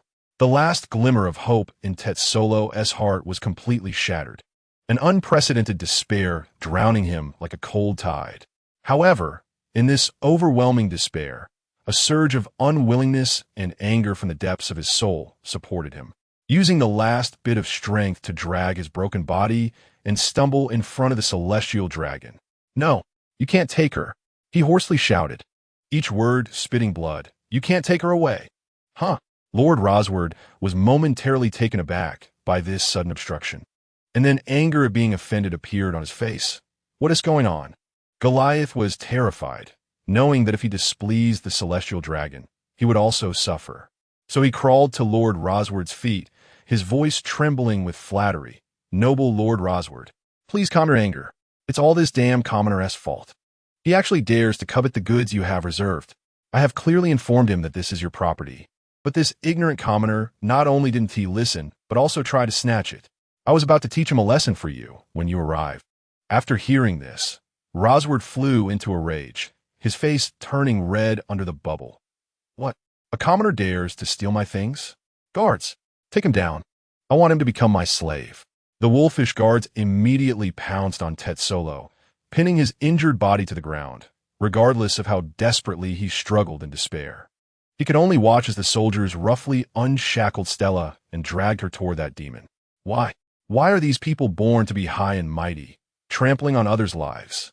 Why is it so difficult for me and Stella to obtain a bit of ordinary happiness? Endless sadness and rage gnawed at Tetsulo's soul. He never believed in God. But at this moment, in the boundless darkness, he could only cry out in his heart, God, if you really exist, I am willing to sacrifice my soul, my everything. Please save her, save Stella. However, the response to his desperate prayer was not the redemptive light of a deity. A voice, bright with youthful exuberance, yet filled with madness and excitement, abruptly shattered the somber silence. Wow, I was wondering why it was so lively. Takkuro looked at the bizarre creature wearing a bubble with interest, a reckless smile spreading across his face. You dog, I've finally found you. The suddenly appearing youth left everyone bewildered. Even Lord Rosward couldn't he believe it, his voice changing in pitch. Commoner, you dare to call me a dog? Huh? Who else but your pig head? Takkuro flashed impatience on his face. And stop calling me commoner. My name is Takkuro. I'm your father, got it? As soon as he finished speaking, the expressions of everyone present changed dramatically except for Lord Rosward and Tetsulo. Where did this madman come from? How dare he insult the celestial dragon to his face? Does he want to die? Lord Rosward was stunned for a few seconds, then laughed in anger. As a descendant of the Creator, how had he ever suffered such a humiliation? Good, very good. Infuriated, he couldn't care about his demeanor anymore and roared, Guards, take this little bastard down. I want to take him back to Mariehua and make him repay this disrespect for all eternity. In an instant, a group of guards lunged forward. This damn madman, if he let him say another word, they would probably be implicated by the celestial dragon's wrath. As the crowd surged, Takkuro impatiently clicked his tongue. Get lost, you trash. Saying that, he shot out his hand like lightning, grabbing the guard in front and smashing him into the crowd like a sandbag. Bang! Crash! Precise as a bowling ball, striking all the pins. The remaining guards were immediately sent sprawling, rolling into a heap. Takkuro didn't even glance at the fallen garbage and walked straight toward Lord Rosward, his tone filled with dissatisfaction. Hey, don't you have a decent guard? Hurry up and bring him out. Damn lowly beast. I'll skin you and hang your hide on the wall. Lord Rosward ignored him, only hysterically spewing filth. Takkuro raised an eyebrow, employing the method of physical calmness. I'm talking to you, are you deaf? Smack. A loud explosion. A huge palm, accompanied by a fierce wind, shattered the bubble along with it. Several of Lord Rosward's teeth flew out along with blood, his mouth and nose instantly gushing blood. The entire scene fell into silence. Everyone was petrified, stuck in place, not knowing what to do. You dare to hit me? Lord Rosward covered his face, his eyes filled with absurdity and shock. A commoner's hand actually dared to touch the face of a descendant of the gods. Is there a problem? Takkuro looked at him as if it were only natural. You have a face, I have fists. Isn't that reasonable? Moments later, Lord Rosward finally snapped out of the intense pain and humiliation, letting out a beast-like roar. Bastard. Lowly spawn. Just wait. I'll have the Admiral crush you. Takkuro was taken aback by the words. Rosward Saint thought he was scared, and a twisted delight spread across his swollen pig-like face. Now you know fear? Too late. You boom. Before he could finish, a tremendous force slammed his head hard against the ground. The floor tiles exploded, and spiderweb-like cracks spread out. Is this really happening? The excitement on Takkuro's face was almost overflowing as he looked up and shouted excitedly at the few stun guards. Hey, you over there, what are you standing around for? Hurry, go get your so-called Admiral. Chapter 25. The stage, everyone was stunned. What happened? Who is this suddenly emerging little madman? How dare he attack a celestial dragon? Aren't the celestial dragons the descendants of the Creator, gods walking among men? But why are they now lying on the ground like dead dogs? Everything happened too fast, too suddenly. The intense shock left everyone present with blank minds. Only deep-rooted astonishment remained. Although they didn't understand the situation, one thing was crystal clear. Run. The Admiral is coming. Someone in the crowd screamed, instantly waking everyone up. Panic spread like a plague, and the crowd screamed, pushed, and fled. In an instant, the entire slave market erupted. People piled on top of each other, trampling one another, completely chaotic. Even the locked-up slaves struggled, trying to break free from their shackles amidst the chaos. In the midst of the turmoil, only one person did not flee. Tazzolo, dragging his battered body, struggled to support Stella, slowly making his way to Takkuro. His face was smeared with blood, dirt, and the excitement of having survived, and he deeply bowed. "Boss, thank you for saving us." Even though Takkuro looked younger than him, Tazzolo's tone and posture were filled with heartfelt respect. In the depths of despair, he prayed to an empty deity, and the response was this mysterious and powerful young man before him. At this moment, Takkuro was the only god in his heart. However, who are you? Takkuro looked at the swollen-faced, green-haired kid suddenly approaching him, looking utterly confused. What's wrong with this guy? Is he trying to pull a con? Seeing this, Tazzolo quickly explained, "Boss, my name is Gilda Tazzolo, and this is my beloved Stella." Here's the thing, I almost stop. Takkuro interrupted immediately. Feeling a headache coming on, compress it to 30 words or less. Otherwise, I'll be scolded for wordiness. Tazzolo was momentarily speechless, then quickly organized his words. In short, Stella and I almost got captured to be slaves, and you saved us. I want to repay you. Oh, I see. Takkuro nodded, and after some exchange, he somewhat understood. This unfortunate green-haired guy almost got himself caught while trying to save his slave lover, and might even have faced that thing called Celestial Dragon later. And as the one who stopped all this and saved them, naturally, he was seen as a savior. Looking at it this way, he inadvertently did a good deed. All right, I accept you as my little brother. Takkuro waved his hand nonchalantly. Having more followers isn't a bad thing. Although he had no particular obsession with gathering little brothers, he had no reason to refuse the help that came to him.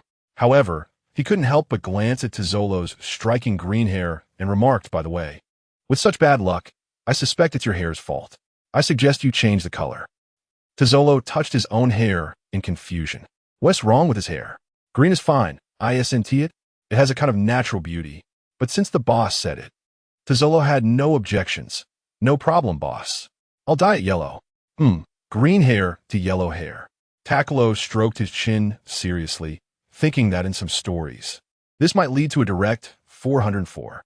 Tazzolo didn't understand what 404 meant, but immediately put on a respectful smile exclusive to little brothers. However, this smile pulled at his wounds, making him grimace in pain, and blood oozed from the corner of his mouth. "Tazzolo, are you okay?" Stella hurriedly supported him, her voice tinged with tears. "Cough, I'm fine." Tazzolo forced himself, but his pale face and shaky body revealed his weakness. After all, he was just a teenager, having just been beaten up by a group of strong men, and he was seriously injured. Takkuro felt annoyed watching this, and casually pulled a bean from his pocket and tossed it over. "Eat this." Tazzolo received the inconspicuous green bean, and though confused, he didn't hesitate to shove it into his mouth. Within a few breaths, an indescribable warmth instantly enveloped his entire body. Broken bones were healing, torn muscles were recovering, and the visible bruises and swelling were fading. All the pain washed away like a tide. "What is this?" Tazzolo stood up straight in disbelief, moving his hands and feet, his eyes filled with astonishment. After living for over a decade, he had never seen such a miracle. A single bean could instantly heal serious injuries? This is a magic bean.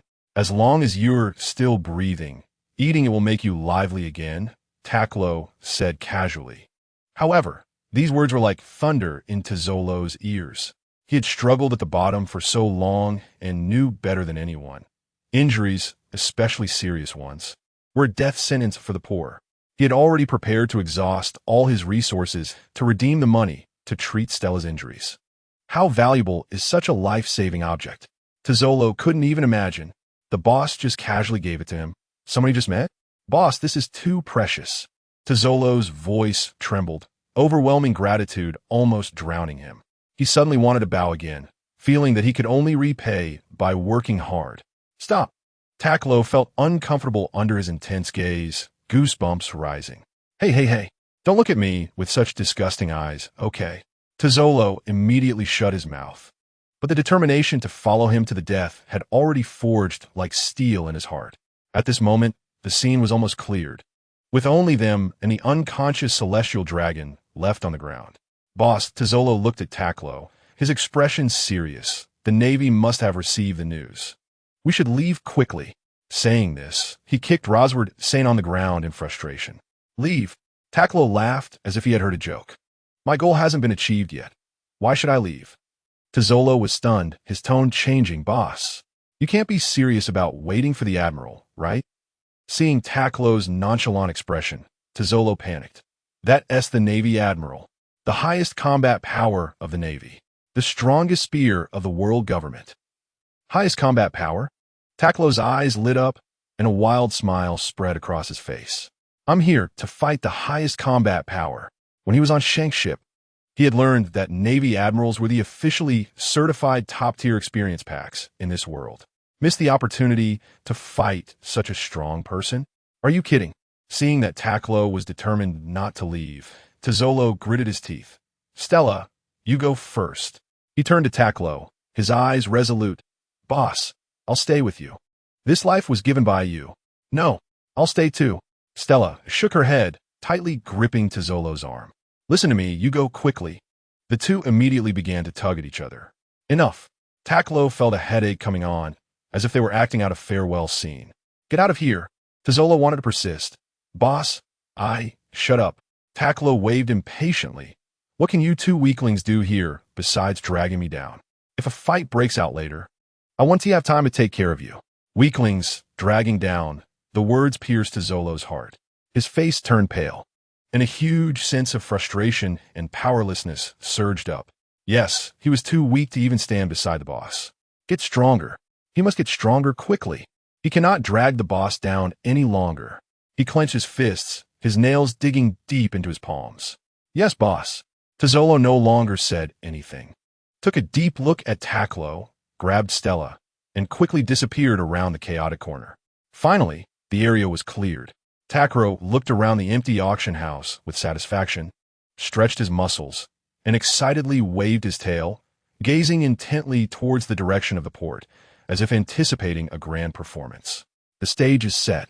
Don't let me down, Admiral.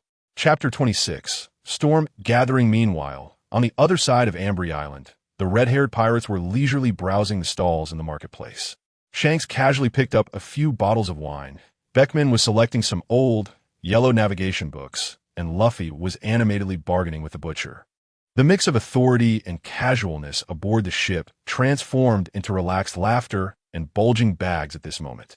It's about time. We should head back to the ship. Beckman neatly stuffed the scrolls he bought back into his bag, his gaze sweeping over the crowd, his tone calm and crisp as usual. It's not safe to linger here with the celestial dragons around. Shanks lazily rubbed his chin and asked with a smile, whereas Takkuro, that guy must be up to something. Yuta is missing him. No sooner had he spoken than the little Yuta in his arms let out a dissatisfied cry, waving her small fists as if accusing Takkuro of abandonment. As they chatted, the crew members were busy packing their purchases, preparing to leave. Just then, a sudden uproar erupted deep in the marketplace. The crowd surged like a frightened school of fish. Vendors scrambled to pack up their stalls, and screams and cries filled the air. Some were even so frightened they collapsed on the ground. What is going on? Shanks narrowed his eyes, curiously stretching his neck to look towards the source of the commotion. Beckman stepped forward quickly, blocking a middle-aged man who looked pale, with red eyes and wrinkled silk in his hands. What is happening? Why are you running? His voice wasn't too loud, but it carried an undeniable chill. The man stammered, unable to articulate clearly. The celestial dragon. Someone attacked a celestial dragon. The guards are all down.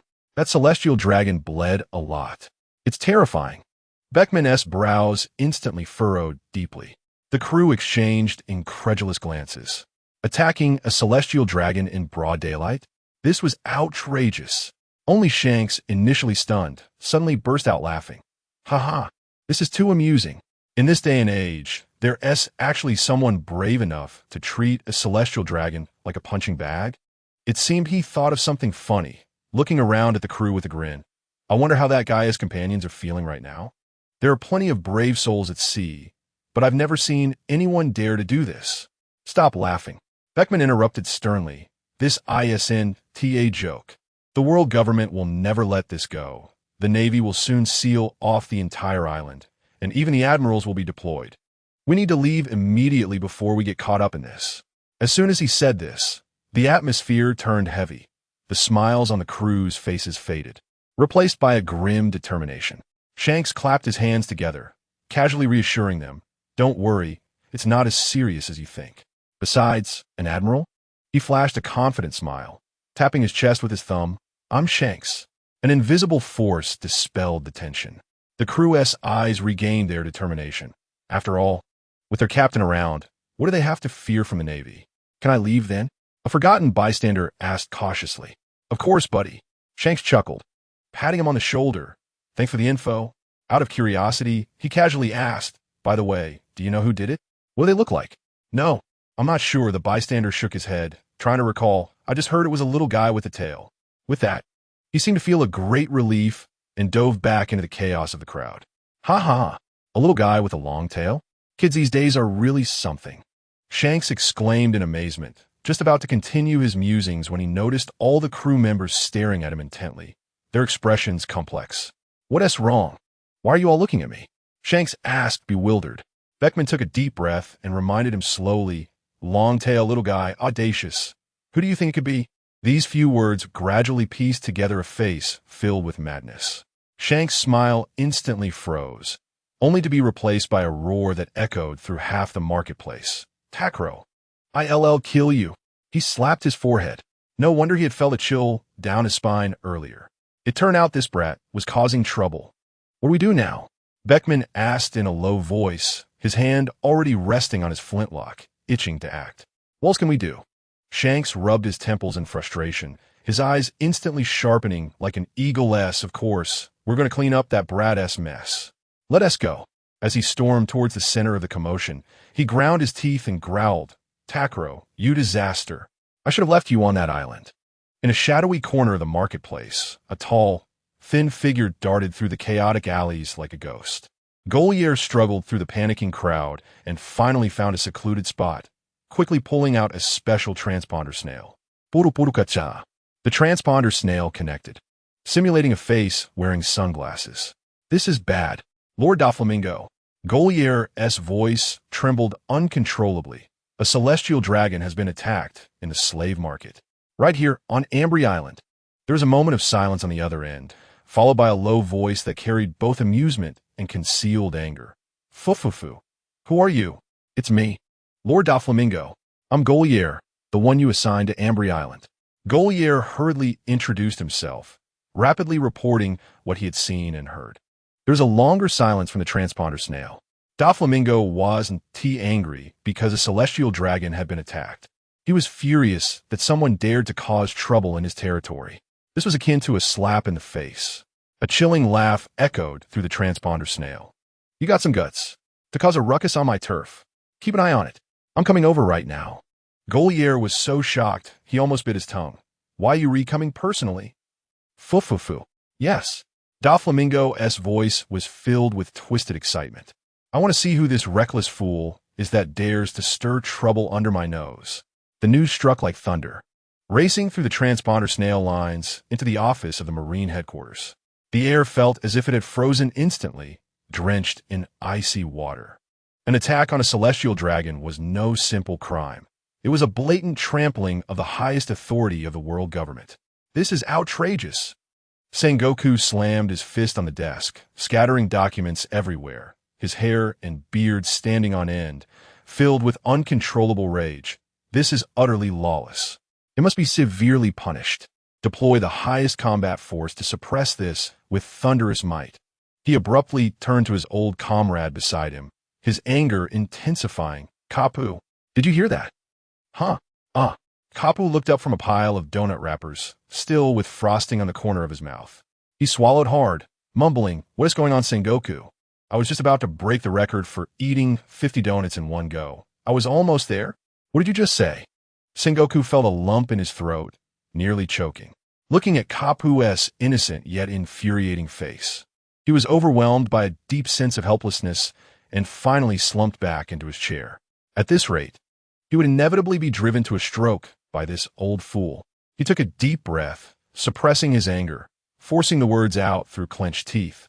I said, "A celestial dragon has been attacked on Ambry Island. What do you think?" "Oh, someone got hit? So what?" Kapu shrugged nonchalantly, even picking up another donut. "What does that have to do with me? It wasn't Timmy who did it." His expression seemed to say, "You interrupted my donut challenge for this trivial matter?"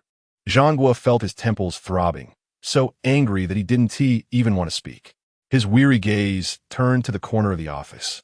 A man wearing frog-eye glasses, with a somewhat lewd demeanor, was leisurely crossing his legs and focused on trimming his nails. When a marshal's gaze locked onto him like a spotlight, he felt a jolt in his heart. "Borsellino," Zhangguo's voice brooked no argument. "You go to Ambry Island immediately." "Yes, Marshal Zhangguo," Borsellino drawled slowly, looking troubled. "It's almost off duty, and Ambry Island is so far away." "Stop talking." Zhangguo's roar nearly blew the roof off. "Right now. Immediately. Get over there and accumulate some merits. It will be beneficial for your future promotion to Admiral." Hi. Got it. So scary, Borsellino. Then a rear admiral reluctantly put away his nail clippers, stood up slowly, muttering under his breath about not having any overtime pay. With this order, an invisible storm instantly gathered over Ambry Island. This island was destined to welcome an unprecedented commotion. Chapter 27. The show begins. In the afternoon, on Ambry Island, silence replaced the noise. The sunlight harshly illuminated the overturned stalls and scattered fruits and vegetables, leaving chaos in its wake. Panic spread through the crowd like a plague, but was ruthlessly crushed by the sudden heavy sound of military boots at the port. Lines of Navy soldiers surged ashore like a white tide, their glaring uniforms reflecting a cold gleam in the sunlight. The dark muzzles of their guns mercilessly pointed at the terrified citizens who were trying to clean up the mess. "All stop. No one is allowed to leave the island." The voice of Rear Admiral Akend echoed like a steel horn, carrying an undeniable authority, resonating throughout the chaotic port. A simple blockade was quickly set up, and cold firearms constructed a desperate barrier. "Why? We're not pirates. Let's go," a citizen shouted angrily. Bang! In response, a bullet precisely struck the ground beside him. The smoke from the bullet pit instantly froze the blood in that person's veins, cold sweat trickling down. Akend's gaze swept over the crowd, which had fallen silent. Like an eagle eyeing its prey, his voice cold. "There may be dangerous slaves among you. By higher orders, no one is allowed to leave Ambry Island until the incident is completely resolved." He paused, his tone slightly softened, but more oppressive. "Cooperate with the investigation, and the innocent will be safe." Under the absolute deterrent of military force, the unrest was forcibly suppressed. Akend left some soldiers to maintain order while personally leading the elite troops to the core of the storm on the island, the slave market. At that moment, the slave market was filled with dust, resembling a frozen battlefield. Takkuro sat on a relatively clean rock, his tail anxiously thumping the ground, making a light sound. "Where's the Admiral? Taking so long. The yellow flower has already cooled." In the corner, Rodswad Saint, with a head swollen like a pig, lay unconscious, silently mocking the silence. Just as Takkuro was yawning halfway, pat, pat, pat, pat, the dense and hurried footsteps broke the silence like a sudden downpour. At the alley entrance, behind the broken walls, countless figures in white uniforms surged out, their bright bayonets and dark muzzles forming a strict encirclement, trapping him in the center. Takkuro looked around with interest, a playful curve forming at the corner of his mouth. "Oh? Is this an appetizer before the main course?" When Akend's sharp gaze pierced through the dust and landed on Takkuro, his pupils suddenly constricted, a sense of absurdity rising in his heart. The assailant of the celestial dragons turned out to be just a kid? Suppressing his surprise, Akend glanced at the unconscious celestial dragon not far away, quickly assessing the situation and ordering sternly, "All attention. Primary task. Ensure the safety of Lord Rodswad Saint. Do not allow him to suffer any further harm." His voice suddenly rose, pointing at Takkuro. "Target confirmed. Take him down, regardless of life or death." "Understood." Amidst the roar, Navy soldiers surged toward Takkuro like a tide. Takkuro slowly stood up, casually dusting off his pants. All right, let's consider this a warm-up. Before his words fell, his figure vanished like a ghost. In the next second, it was as if a bomb had been thrown into the center of the Navy formation. Bang, bang, bang. Figures were hit as if struck by an invisible giant hammer, screaming and rolling skyward. The originally orderly ranks were instantly thrown into chaos, like encountering a violent tornado. Screams erupted one after another. Akend, witnessing this scene from the edge of the battlefield, furrowed his brow tightly, his heart in turmoil. A mere boy, yet he wreaked havoc among his elite troops like a tiger among sheep. This power was far from ordinary. No, this dangerous little brat must be eliminated today, or there would surely be another disaster on the seas. With this thought, the intent to kill surged in his chest. Akend's hand silently pressed against the knife hilt. Taking advantage of Takkuro turning to deal with soldiers attacking from the side, a glint of cold light flashed in his eyes. Shave, his body transformed into a blurred afterimage. Quick as a ghost, the cold blade, accompanied by a sharp sound of slicing through the air, quietly slashed towards Takkuro's unguarded neck. This strike condensed all his lifelong cultivation. With full force, he was confident it could cut through steel. Got it. Akend rejoiced inwardly, increasing the force in his hand, yet things did not go as he wished. Clang! It was like striking steel. His knife was forcibly blocked by the opponent's skin, and then the blade began to slowly shatter. How could this be? The sharp sound of metal clashing suddenly erupted. Akend's sinister smile froze instantly. The scene of blood splattering he had envisioned did not occur. The sensation from a blade was that it had struck tempered steel. What horrified him even more was that accompanied by a series of bone-crushing sounds. His meticulously crafted famous sword began to shatter inch by inch from the blade. What? Akend's mind went blank. A devil fruit user? Invulnerable to blades and guns? However, before he could think further, an extreme sense of danger surged from the depths of his heart. TSK, a bit itchy. A crazed voice echoed in his ear. Akend abruptly raised his head, meeting Takkuro's wild, unruffled golden eyes and the almost mocking curve at the corner of his mouth. A chilling fear, born from the depths of his soul, instantly seized him. He didn't even see how the opponent moved. He only felt an irresistible, overwhelming force crash into his chest, as if struck head-on by a Navy warship charging at full speed. Akend's body flew out like a broken kite, crashing through several crumbling walls, ultimately being buried under the rubble, his fate unknown. Combat Power 5. Takkuro withdrew his fist, nodding in satisfaction. Not bad, didn't wait in vain. Gained 5 points of combat power. The commander instantly collapsed. The remaining sailors, as if cursed, moved stiffly, their faces filled with disbelief and deep-rooted fear.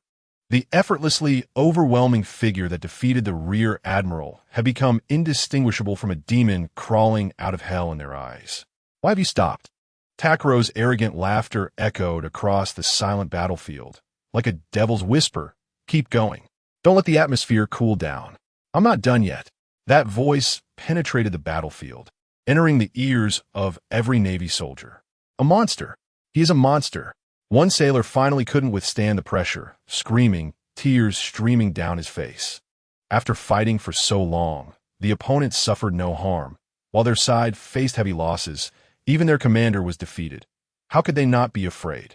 This scream acted as a fuse, completely igniting the accumulated panic within the Navy. Morale crumbled instantly, and fear spread across the battlefield. However, just as they were in despair, buzz! A dazzling golden beam of light suddenly fell from the sky, precisely striking 10 meters in front of Takkuro. There was no deafening explosion, only the piercing sizzle of the high-temperature air and the rocks on the ground instantly vaporizing into white smoke. As the light dissipated and the dust settled, a tall, slender figure appeared lazily, balancing on one foot, dressed in a yellow-striped suit, a wide justice cloak, and wearing iconic frog sunglasses. The newcomer seemed to carry an aura of light. His appearance instantly dispelled all the gloom in the hearts of the Navy, igniting the flame of hope. It's Mr. Borisellino. Great. It's Vice Admiral Borisellino. We are saved. The overwhelming joy of surviving the disaster nearly made the sailors cry out loud. Borsalino leisurely adjusted his sunglasses, his signature elongated tone ringing out. Wow, this is really scary. It was as if he had just woken up.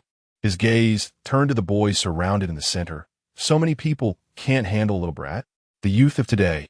At that moment, however, Takkuro's eyes were even hotter and brighter than that golden beam. Chapter 28, The Same Ability? Is it just a Vice Admiral? The excitement on Takkuro's face was almost overflowing. His golden pupils flickering with fervent fighting spirit, golden flashes. The effects were maximized. He was a good sparring partner. Although he heard the Navy calling this person a Vice Admiral, the overwhelming aura emanating from him was far from ordinary. It seemed Shanks didn't lie to me. Even Vice Admirals have such a massive aura. The Admirals must be even more incredible. The blood within Takkuro seemed to boil, his fists already eager for action. Battling with an opponent of this level would surely yield rewards that wouldn't disappoint. A super ability user? Borsalino tilted his head, a rare look of genuine confusion crossing his eyes behind the frog sunglasses. In this day and age, there are still people who refer to devil fruit powers this way. Is this kid had a bit? Hey, kid, Borsalino said slowly, trying to regain the rhythm of the conversation.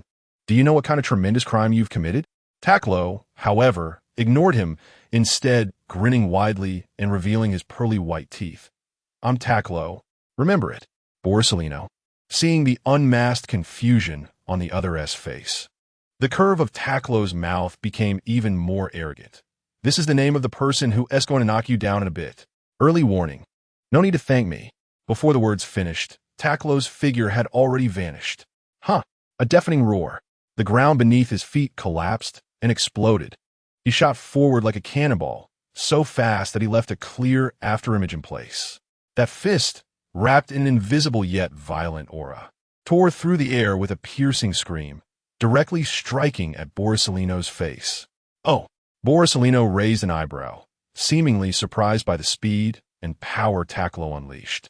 However, just as the fist was about to connect, his body suddenly transformed into countless dazzling golden light particles, dissipating into nothingness. Boom! Takkuro's fist smashed down where Borsalino had just stood, the hard ground cratering like tofu, debris flying everywhere. Speed is power, a teasing voice echoed beside Takkuro. As Borsalino's figure reformed from the light particles, have you ever been kicked at the speed of light? Accompanied by the final word, a golden flash. Faster than the limits of visual capture, kicked towards Takkuro's waist with destructive force. Bang! A dull thud that made one's heart race. Takkuro's body was like being hit head-on by a speeding train, instantly curling into a shrimp-like position, and he transformed into a blurred afterimage flying backward, crashing through several thick remnants of walls before being buried in clouds of dust and rubble. Cough. He coughed lightly, getting up from the ruins, but instead of showing pain, his face was filled with a near-manic excitement. What incredible speed. What immense power. Awesome. Let us go again. He casually swept back his disheveled hair, his eyes blazing like molten lava, charging towards Borsalino once more without fear of death. Borsalino attempted to use the same trick again, intending to elementalize and evade. However, your aura won't deceive you. Takkuro grinned, his battle instincts precisely locking onto the location where the light particles were about to coalesce. Here, facing what seemed to be empty air, Takkuro unleashed a fierce spinning kick, wrapped in violent energy. Bang! This time, it was Borsalino's turn to experience being blasted away by immense force. He transformed into a messy golden streak, following the trajectory Takkuro had just taken, crashing hard into a pile of rubble far away, dust swirling. Takkuro shook his legs and flashed a provocative smile. A fair exchange. Borsalino slowly stood up from the debris, brushing off the dust from his suit, his eyes behind the sunglasses filled with uncertainty. He had clearly elementalized, just in time. Why was he still hit? There was no sign of the armament hockey wrapping around the opponent. This completely defied common sense. Wow, this is really troublesome, he muttered softly, then turned to the silent sailors, his tone returning to lazy yet unquestionable. "You all carry that esteemed gentleman away. The rest of you, retreat and keep your distance." The level of difficulty Takkuro exhibited far exceeded expectations. He had to take this a bit more seriously. If he truly got sunk by this little brat, it would be quite the spectacle. The sailors, feeling like they had received a reprieve, hurriedly executed the orders. Takkuro crossed his arms, watching them carry away Rosward's saint with interest, not stopping them. Soon, on the vast battlefield of ruins, only he and Borsalino remained in confrontation. "Hey, buddy." Borsalino adjusted his sunglasses, trying to pry. "Can you share a bit? Which big shot are you standing behind? You have the guts to go after the celestial dragons. That is quite bold." "Instructing?" Takkuro seemed to have heard a huge joke, scoffing. "I'm a Saiyan. I set out to get stronger and find the scattered Dragon Balls. Hitting that celestial dragon? Just to lure the Admiral out. Didn't he expect it to be you who came? But it doesn't matter." He spoke candidly, without reservation. "Saiyan? Dragon Balls?" Borsalino felt his decades of life experience and information database were being severely challenged at this moment. What kind of nonsense is this? This kid must have run out from some isolated lunatic island, right? However, this absurdly strong physique and that tail. Borsalino's gaze lingered for a moment on the tail behind Takkuro. Mutated fur tribe? A new breed? Cut the crap. Takkuro's fighting spirit reignited, impatiently interrupting Borsalino's thoughts. "Show me your true skills. That soft attack, just now, was barely enough to tickle me." Before his words fell, he transformed into a whirlwind of shadow, lunging forward. Borsalino sighed helplessly, having to abandon his inquiry into the other's chaotic logic, focusing his mind again for the fight. Boom! Bang! Clang! The two figures collided rapidly above the ruins, separating, then colliding again. The speed was so fast that the naked eye could only catch blurry afterimages and the shockwaves bursting forth in an instant. The dull sounds of punches and kicks colliding were like heavy hammers beating drums, each collision stirring up violent airwaves, further plowing and destroying the already chaotic battlefield. "Ha ha! This is exhilarating. Just like this." Takkuro laughed maniacally amidst the fierce battle, his fists leaving afterimages. "My fists are heating up." For a time, the two were evenly matched, the battle falling into a stalemate. Suddenly, Borsalino flickered, his figure transforming into a golden light shooting high into the sky, hovering in midair. He crossed his arms over his chest, and countless dazzling light points began to wildly gather, compress, and emit a heart-pounding destructive energy. Yasukani no Magatama. Whoosh, whoosh, whoosh, whoosh. In an instant, countless golden light bullets poured down from the sky like a torrential storm, carrying the terrifying power to purify everything. Rushing towards Takkuro on the ground, the coverage was so vast that there was no way to avoid it.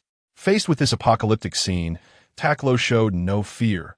Instead, his eyes sparkled with excitement. A clash of waves? Ki blasts. I'm all in for this. Just what I wanted. In the next moment, he slightly bent his legs, lowered his center of gravity, and his hands moved in front of his chest like lightning, creating numerous afterimages. The violent energy within him was wildly mobilized and condensed. Prince's fighting method. Boom, boom, boom, boom. Similarly dense as rain, but presenting a dark red-hot ki blast, roaring up into the sky from Takkuro's palms like a reverse-flowing fire meteor. It crashed violently into the golden rain of light pouring down. Boom!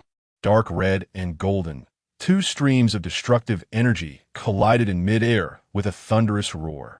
The deafening explosion sounded like it would tear the sky apart. The violent shockwave, like an invisible giant hand, instantly flattened the remaining buildings around the battlefield. A terrifying sandstorm surged into the sky, devouring everything. After a long time, when the shockwave subsided and the smoke slowly dissipated, Borsalino hovered in midair. The ever-present nonchalance and laziness on his face completely vanished. His jaw slightly dropped as he stared intently at the shadowy figure revealed in the dust below, his voice carrying a clear sense of shock and absurdity for the first time. Hey, are you kidding me? Did you eat the glint fruit too? Chapter 29. Borsalino discovers the truth as the smoke cleared. Takkuro's figure emerged. He shook his slightly numbed arms, the dark red aura around him rising gently, and his face displayed pure combat enjoyment, as if the apocalyptic clash just now was merely a warm-up. In the air, Borsalino hovered. The gaze behind his frog sunglasses was no longer lazy, but filled with unprecedented suspicion and scrutiny. He fixed his eyes on Takkuro, as if he wanted to see through him entirely. Glint glint fruit? Takkuro was taken aback, then scoffed. I'm using the authentic ki blasts. Stop with the useless talk. He clenched his fists, the dark red aura suddenly swelling. Don't change the subject. That move was good. Give me something even more intense. Borsalino did not respond to Takkuro's shout. His brain was operating at high speed, filtering out all the illogical information. First of all, his natural glint-glint fruit ability granted him the properties of photonization and immunity to physical attacks. That was an ironclad rule. Hockey was the only nemesis. But just now, this kid had no hockey fluctuations at all. How did he capture the physical location of the photonized moment and hit it accurately? That spinning kick was definitely not a coincidence. Then came something even more incredible. The exclusive ultimate move of the glint glint fruit, the unique light bullet storm. That dark red energy bullet. Although there was a slight difference in energy nature, the form, the firing method, and even the overwhelming momentum were all too similar. It was impossible for it to be a coincidence. This kid actually used a technique that was almost identical in effect, just a different color. This kid before me was at most 11 or 12 years old. At such a young age, he possessed terrifying physical qualities that could withstand his attacks, an unfathomable combat intuition, and this power that mimicked the abilities of top-tier fruits. This was simply incomprehensible. There were many monsters in the sea, but monsters also needed time to grow. A cold and reasonable hypothesis instantly formed in Borsalino's mind as the protector of the Navy's scientific department. An experiment subject. It was said that in Dr. Vegapunk's unfathomable laboratory, there had been ongoing taboo research on bloodline factors and the replication of devil fruit abilities. The world government had invested unimaginable astronomical sums. Could it be that this little brat with a long tail was the ultimate result of some secret project? A humanoid weapon experiment subject implanted with some unknown fruit ability or fused with special fur tribe bloodline factors. The possibility was extremely high. He suddenly remembered that not long ago, the group of old geezers from the Gorosei were conspiring to promote the so-called pacifist human modification plan. Even wanted to use his glint glint fruit as a template. Wasn't Takkuro just a more perfect living prototype that had leaked early? Ki blasts. Perhaps that was a false memory or an ability activation command implanted. Attacking the celestial dragons? Maybe it was an out-of-control practical test, or a crazy provocation initiated by the behind-the-scenes manipulator towards the world government. The purpose was to attract the Navy's highest combat power and test the limits of this weapon. Borsalino's heart sank. If his guess was correct, then the nature of this matter was completely different. This was no longer just about maintaining the celestial dragon's face. It could possibly involve the most core and darkest technological secrets of the world government.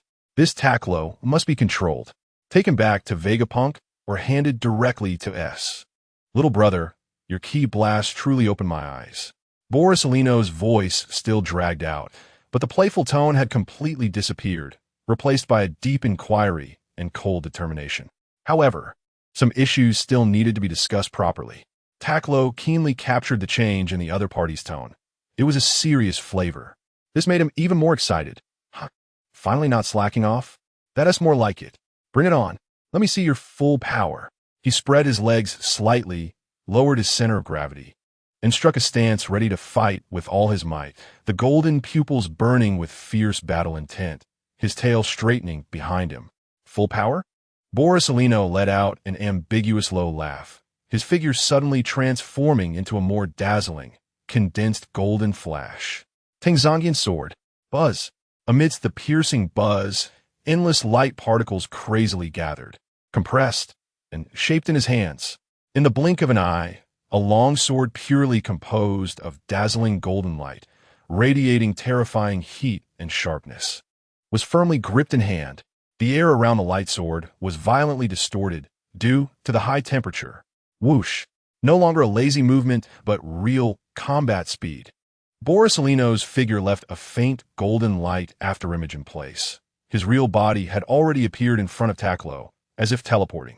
The Tenzungian sword in his hand had no unnecessary flair, carrying a momentum that could cut through everything, slashing down at an angle. Speed, power, murderous intent. As if he was a completely different person. Nice one. Takkuro's pupils contracted, his battle intent soaring to the peak. He didn't dare to take the dangerous light sword head-on, suddenly exerting force under his feet. The ground exploded as his body narrowly retreated to the side. Swish! The edge of the light sword almost grazed Takkuro's nose, the scorching heat causing his cheeks to sting. Where the sword light passed, a terrifying cut appeared silently on the ground, deep and with melting edges. Terrifying power. Takkuro felt a chill in his heart, but his movements were even faster. Relying on his beast-like combat intuition, at the moment he retreated, he pushed both hands forward with great force. Kamehameha wave. Boom! A far thicker, more condensed energy shockwave, shining with dazzling blue and white light, erupted explosively from his palms, roaring towards the pursuing Borsalino. Borsalino's eyes narrowed, and the Tenzungian sword instantly crossed in front of him. Deta no Kagami, he shouted, and the light sword erupted with even more brilliant golden light, not flames, but a barrier of condensed light energy. The dark red energy torrent, carrying the might of a tyrant, crashed violently into the golden barrier of light. The deafening explosion swept across the battlefield once more. This time, the energy was even more condensed, and the shockwave acted like a substantial giant hammer, scraping away a thick layer of the ground. The blinding light caused the Marines, watching from a distance, to instantly go blind. Chapter 30. Reluctance. The brilliance faded, and Borsalino, holding the dimly glowing Amatsukuyomi sword, firmly blocked the raging dark red torrent. However, the rocks beneath his feet had turned into a boiling, rolling pool of lava, and a distinct numbness spread through his right arm, causing it to tremble uncontrollably. The look in his eyes when he gazed at Takkuro had transformed from shock to a chilling horror, as if facing an unfathomable abyss. Kamehameha? He struggled to chew on this strange syllable, as the doubts in his heart swirled like a stormy tsunami. This was no ordinary energy blast. The terrifying density, the destructive, explosive power, and the overwhelming devastation were truly frightening. It was almost comparable to a colleague who used magma, which deranged force could cultivate such a horrifying experimental subject. Been smoke? Some hidden organization? Names flashed through his mind rapidly, but none perfectly matched the performance of this long-tailed little monster before him. A headache, an unprecedented headache. The mysteries surrounding this little brat were more complex and tumultuous than the ocean currents of the New World. Hey, blocked it? As expected of a high-level experience pack. Takkuro grinned, his golden pupils showing no signs of fear, only a battle intent burning even more wildly. The warm-up was over. The second round began. Boom! The dark red aura surged again like a volcanic eruption, enveloping him entirely, like a burning war god. The ground beneath him exploded, and he transformed into a red comet that tore through the air, charging toward the cold aura and sword light of Borsalino. The real battle erupted in an instant. The light sword and the shadows of fists intertwined. Golden flashes clashed violently with dark red flames. Borsalino completely set aside all disdain, pushing the speed of the glint fruit and the cutting properties of light to the extreme. The Amatsukuyomi sword traced deadly golden trajectories, combined with tricky lightspeed kicks and instantaneous movements like the Yata mirror, launching an onslaught like a raging storm. Takkuro, relying on his Saiyan-like combat intuition and violent aura, clashed head-on, alternating various energy attacks. Although slightly inferior in technique and speed, his unreasonable defense and the exchange of injuries made Borsalino find him quite troublesome.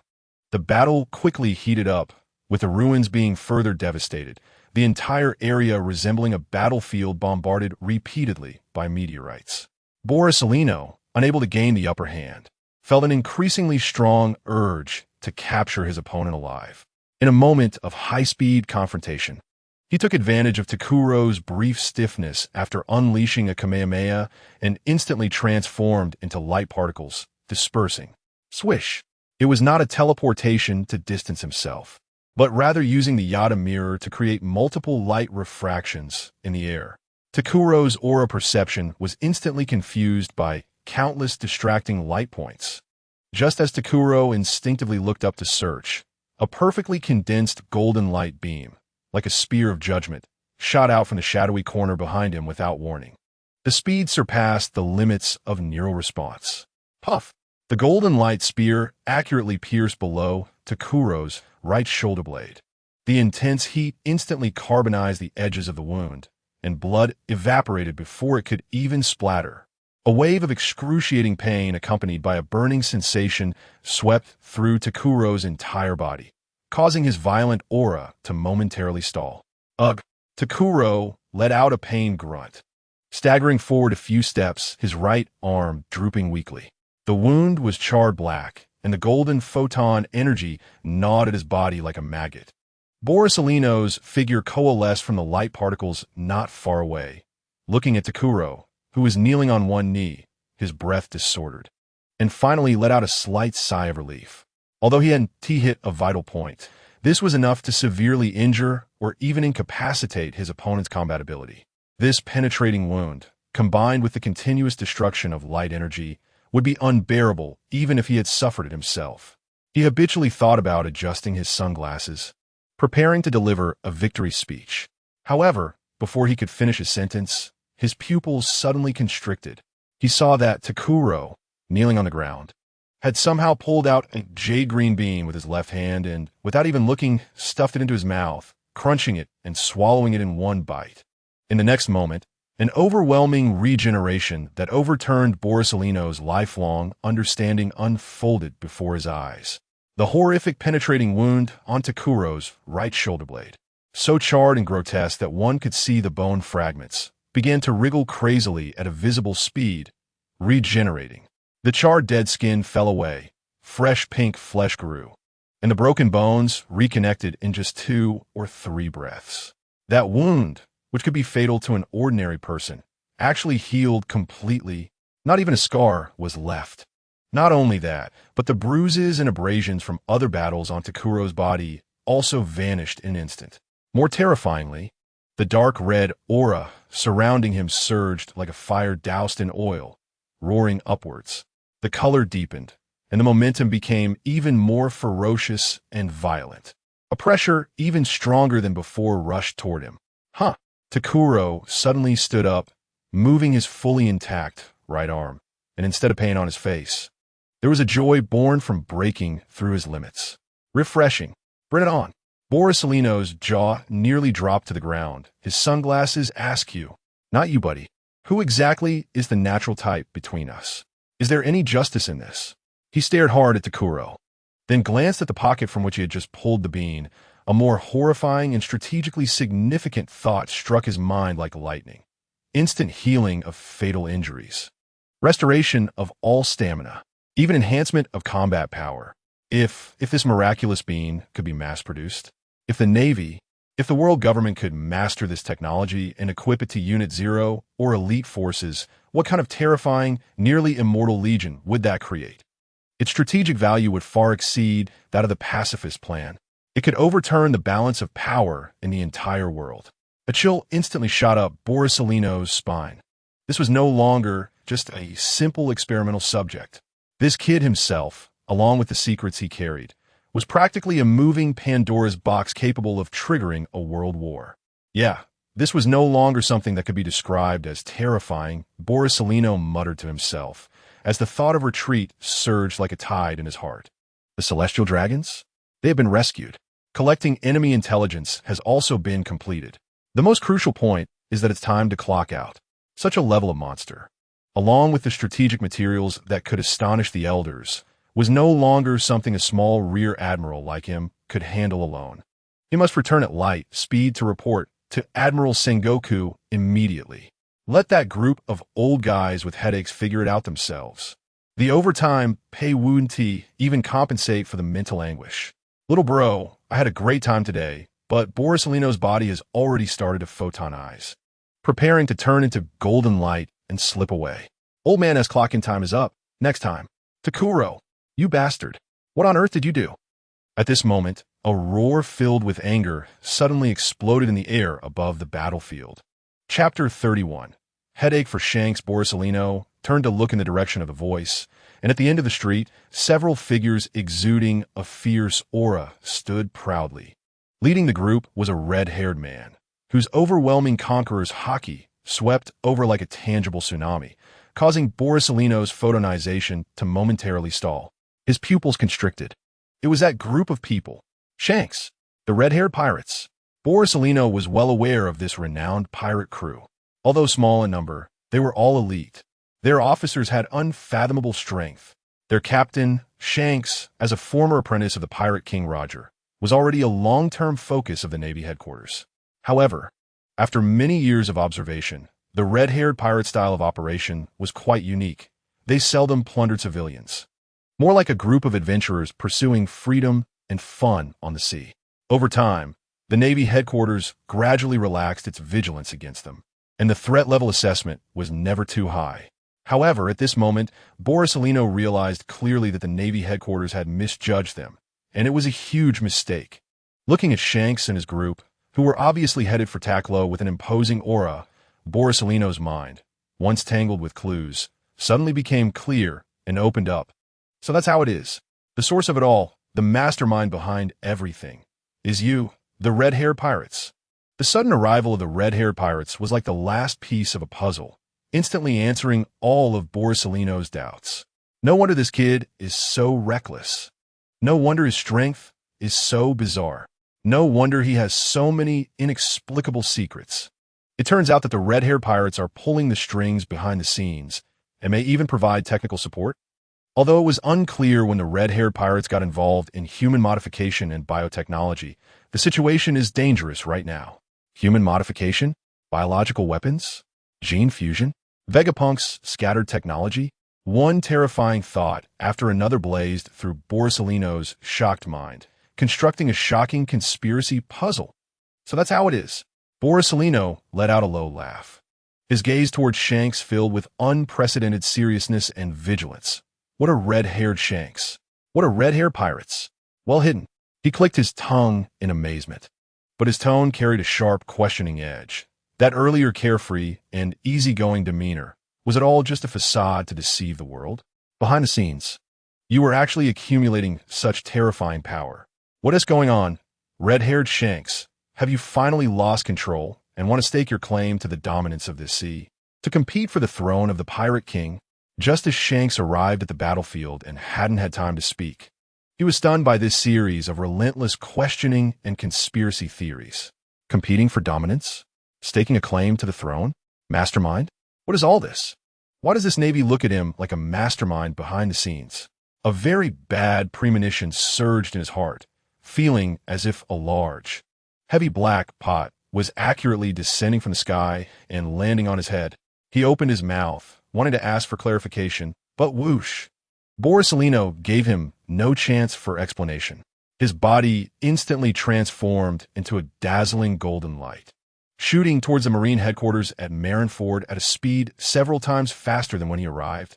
Not looking back. In the air, only his urgent thought remained. As if he were rushing to be reborn. Fleet Admiral Sengoku.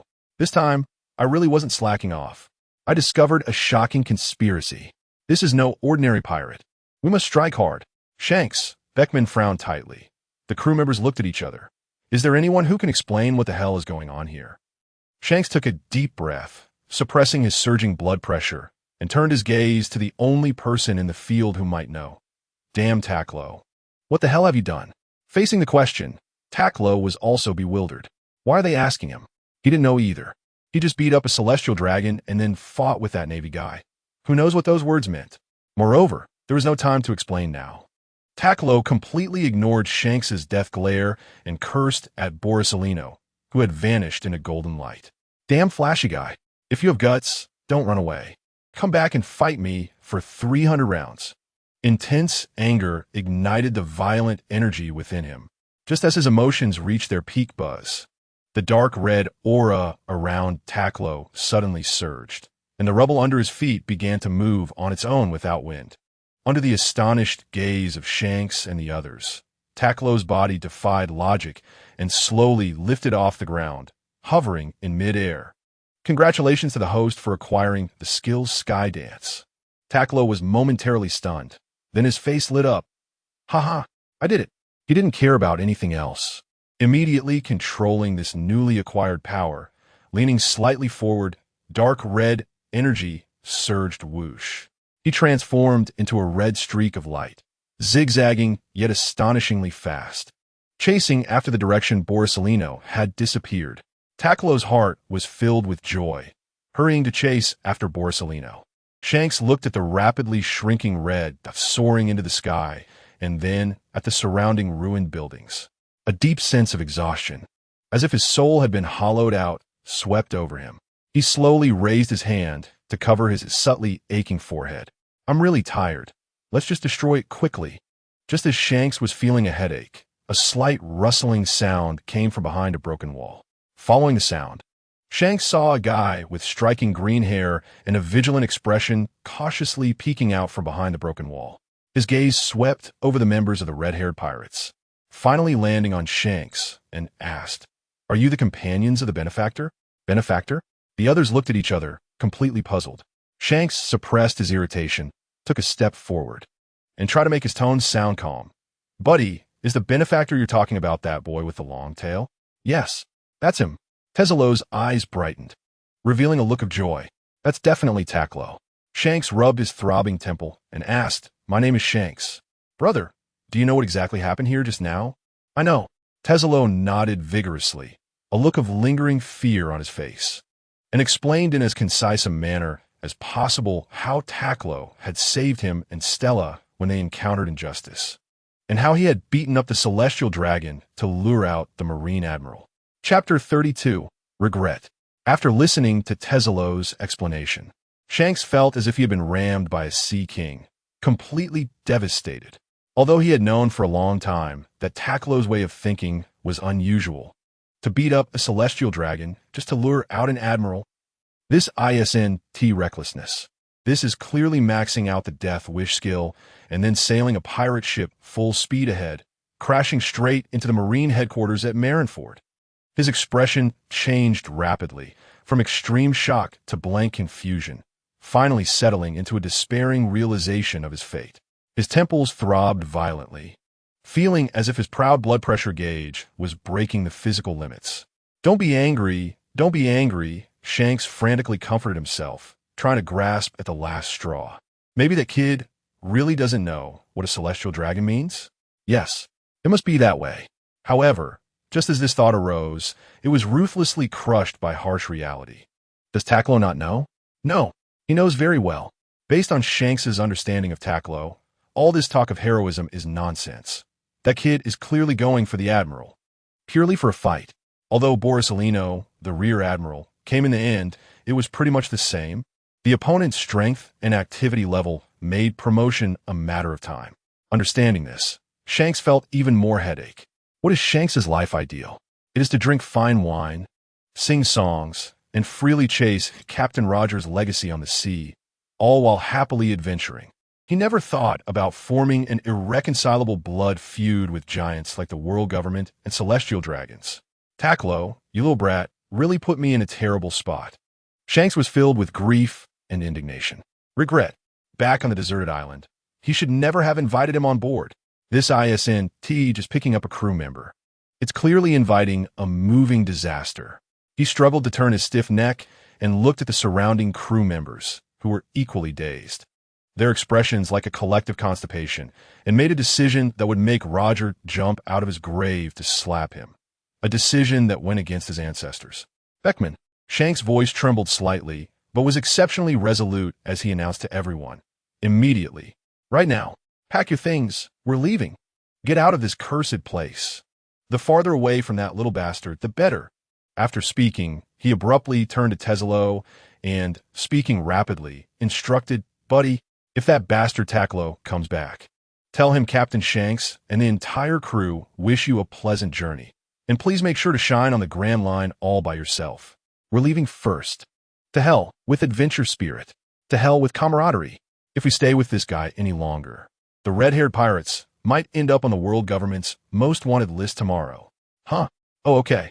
Tezzalo, though completely clueless about the situation, instinctively nodded in response to the group of pirates who looked as if they were about to face a disaster. Meanwhile, Takkuro, unaware that he had been ruthlessly abandoned by his captain, was straining with all his might to chase after the blinding golden light in the blue sky. Stop, flashy bastard. If you got the guts, don't run. Come back and finish this fight with me. Takkuro's roar echoed among the clouds.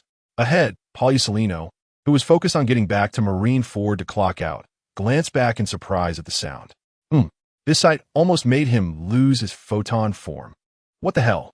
This kid can fly too. We were just fighting on the ground, and now it's turning into an aerial battle. When will this end? However, his mind was full of thoughts about reporting a shocking conspiracy, staying away from trouble, and having tea after work. He had no time to delve into yet another unreasonable phenomenon. Clocking out. That's the real deal. As soon as he thought of the warm office and leisurely time without fighting, Polyucelino's speed surged again, the golden light trailing behind him like a shooting star. On the other hand, Takkuro had just recently mastered the technique of flying and was not very skilled at it. The fact that he could fly was already a good outcome. Faced with Polyucelino's speed of light escape, his speed was simply not enough. He could only watch helplessly as the golden light grew smaller in his field of vision, eventually disappearing completely beyond the horizon. Bastard! Coward! Spineless! Takkuro cursed angrily in the air. As a Marine, you run away halfway through a fight. Do you have no dignity as a strong person? The curses felt particularly powerless in the vast sky. After pursuing for a while, the opponent had long disappeared without a trace. He was caught up in the heat of battle, full of fighting spirit, yet his opponent had just pulled the plug and run. This feeling of frustration was like a punch loaded with power hitting a cotton ball. Not cool. Very not cool. A surge of indescribable frustration clogged his chest, and there was nowhere to vent it. Damn it. Takkuro irritably raked his hair, wishing he could find a punching bag or someone hefty to beat up right now. Meanwhile, not too far from Takkuro, a completely different figure was moving at high speed in the sky. He was dressed in an extremely flashy, wind-swept pink feather coat, with a head of flamboyant, upward-swept, golden short hair, wearing a pair of orange sunglasses that obscured his eyes, and a habitual grin showing his signature, sinister smile. His mode of travel was equally unique and bizarre. His fingers moved elegantly, and near-transparent, resilient threads shot out from his fingertips, precisely connecting to distant clouds or air currents, forming invisible aerial cableways. He glided through the sky like a puppet master manipulating strings, or an elegant aerial dancer, using the pull and release of the threads to soar swiftly.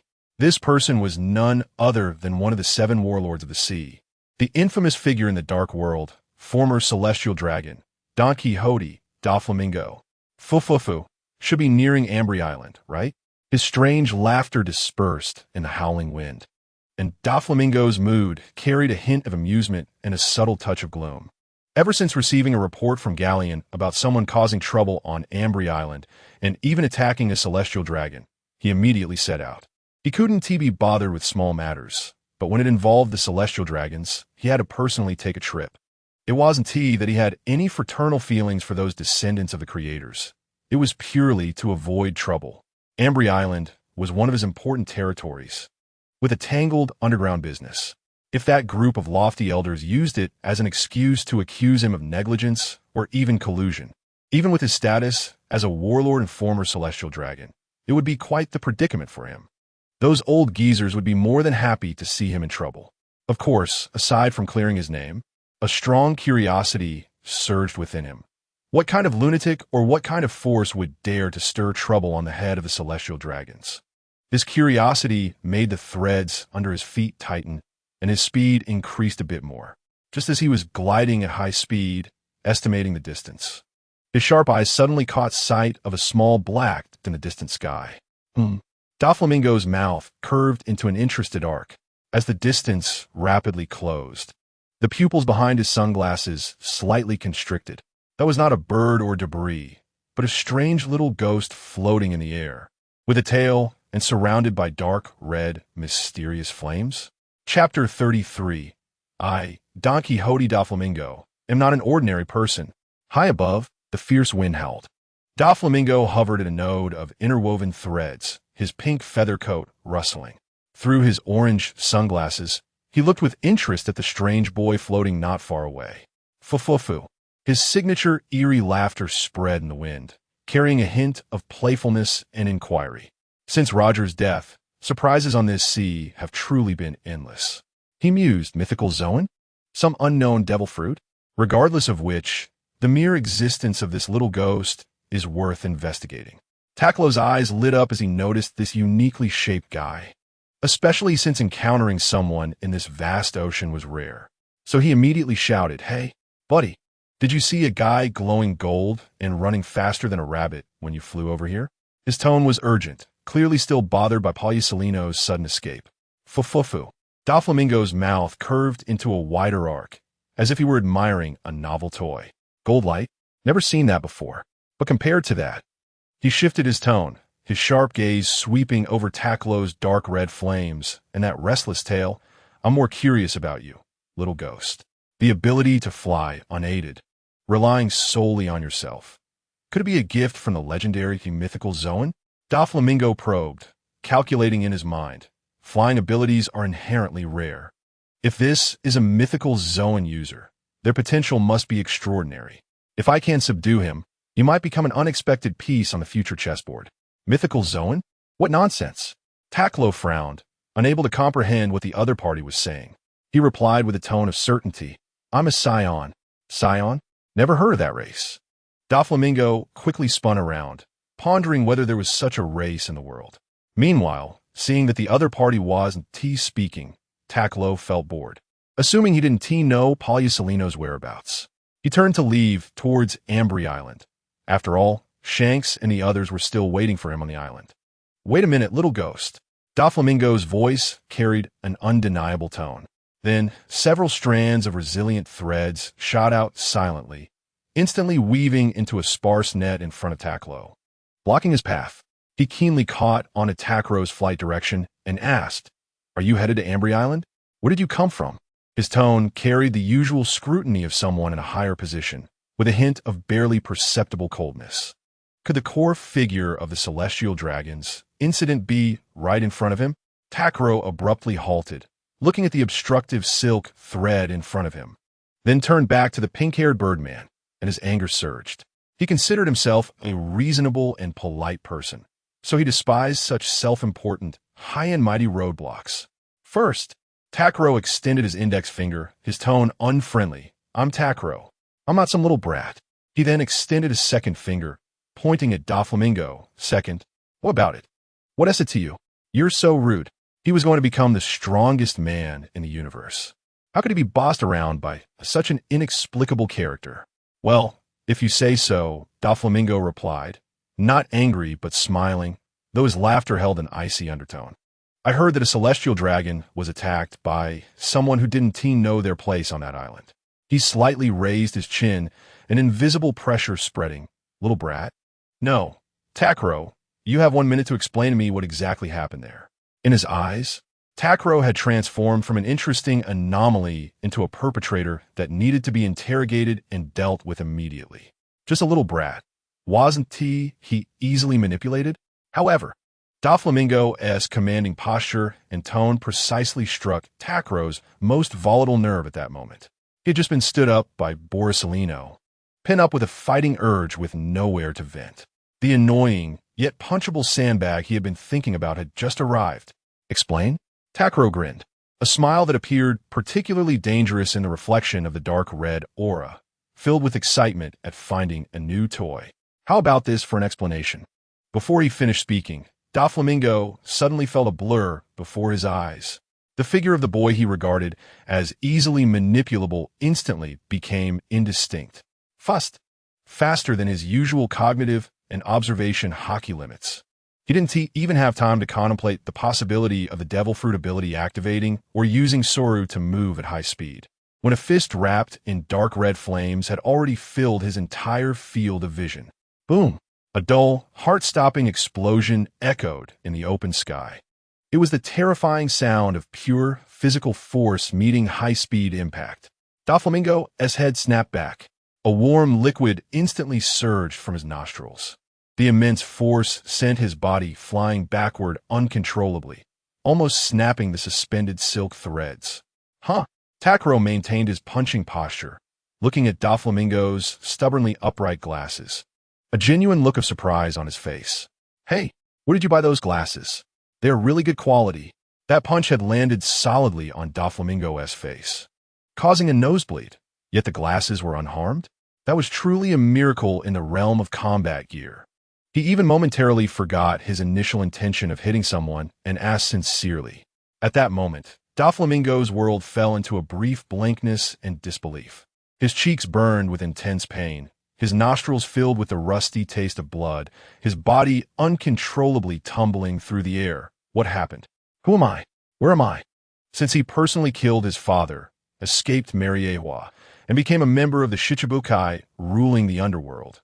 No, even tracing back to his childhood as a celestial dragon, no one had ever dared to strike him so brutally, so directly, without warning, not even his cowardly father.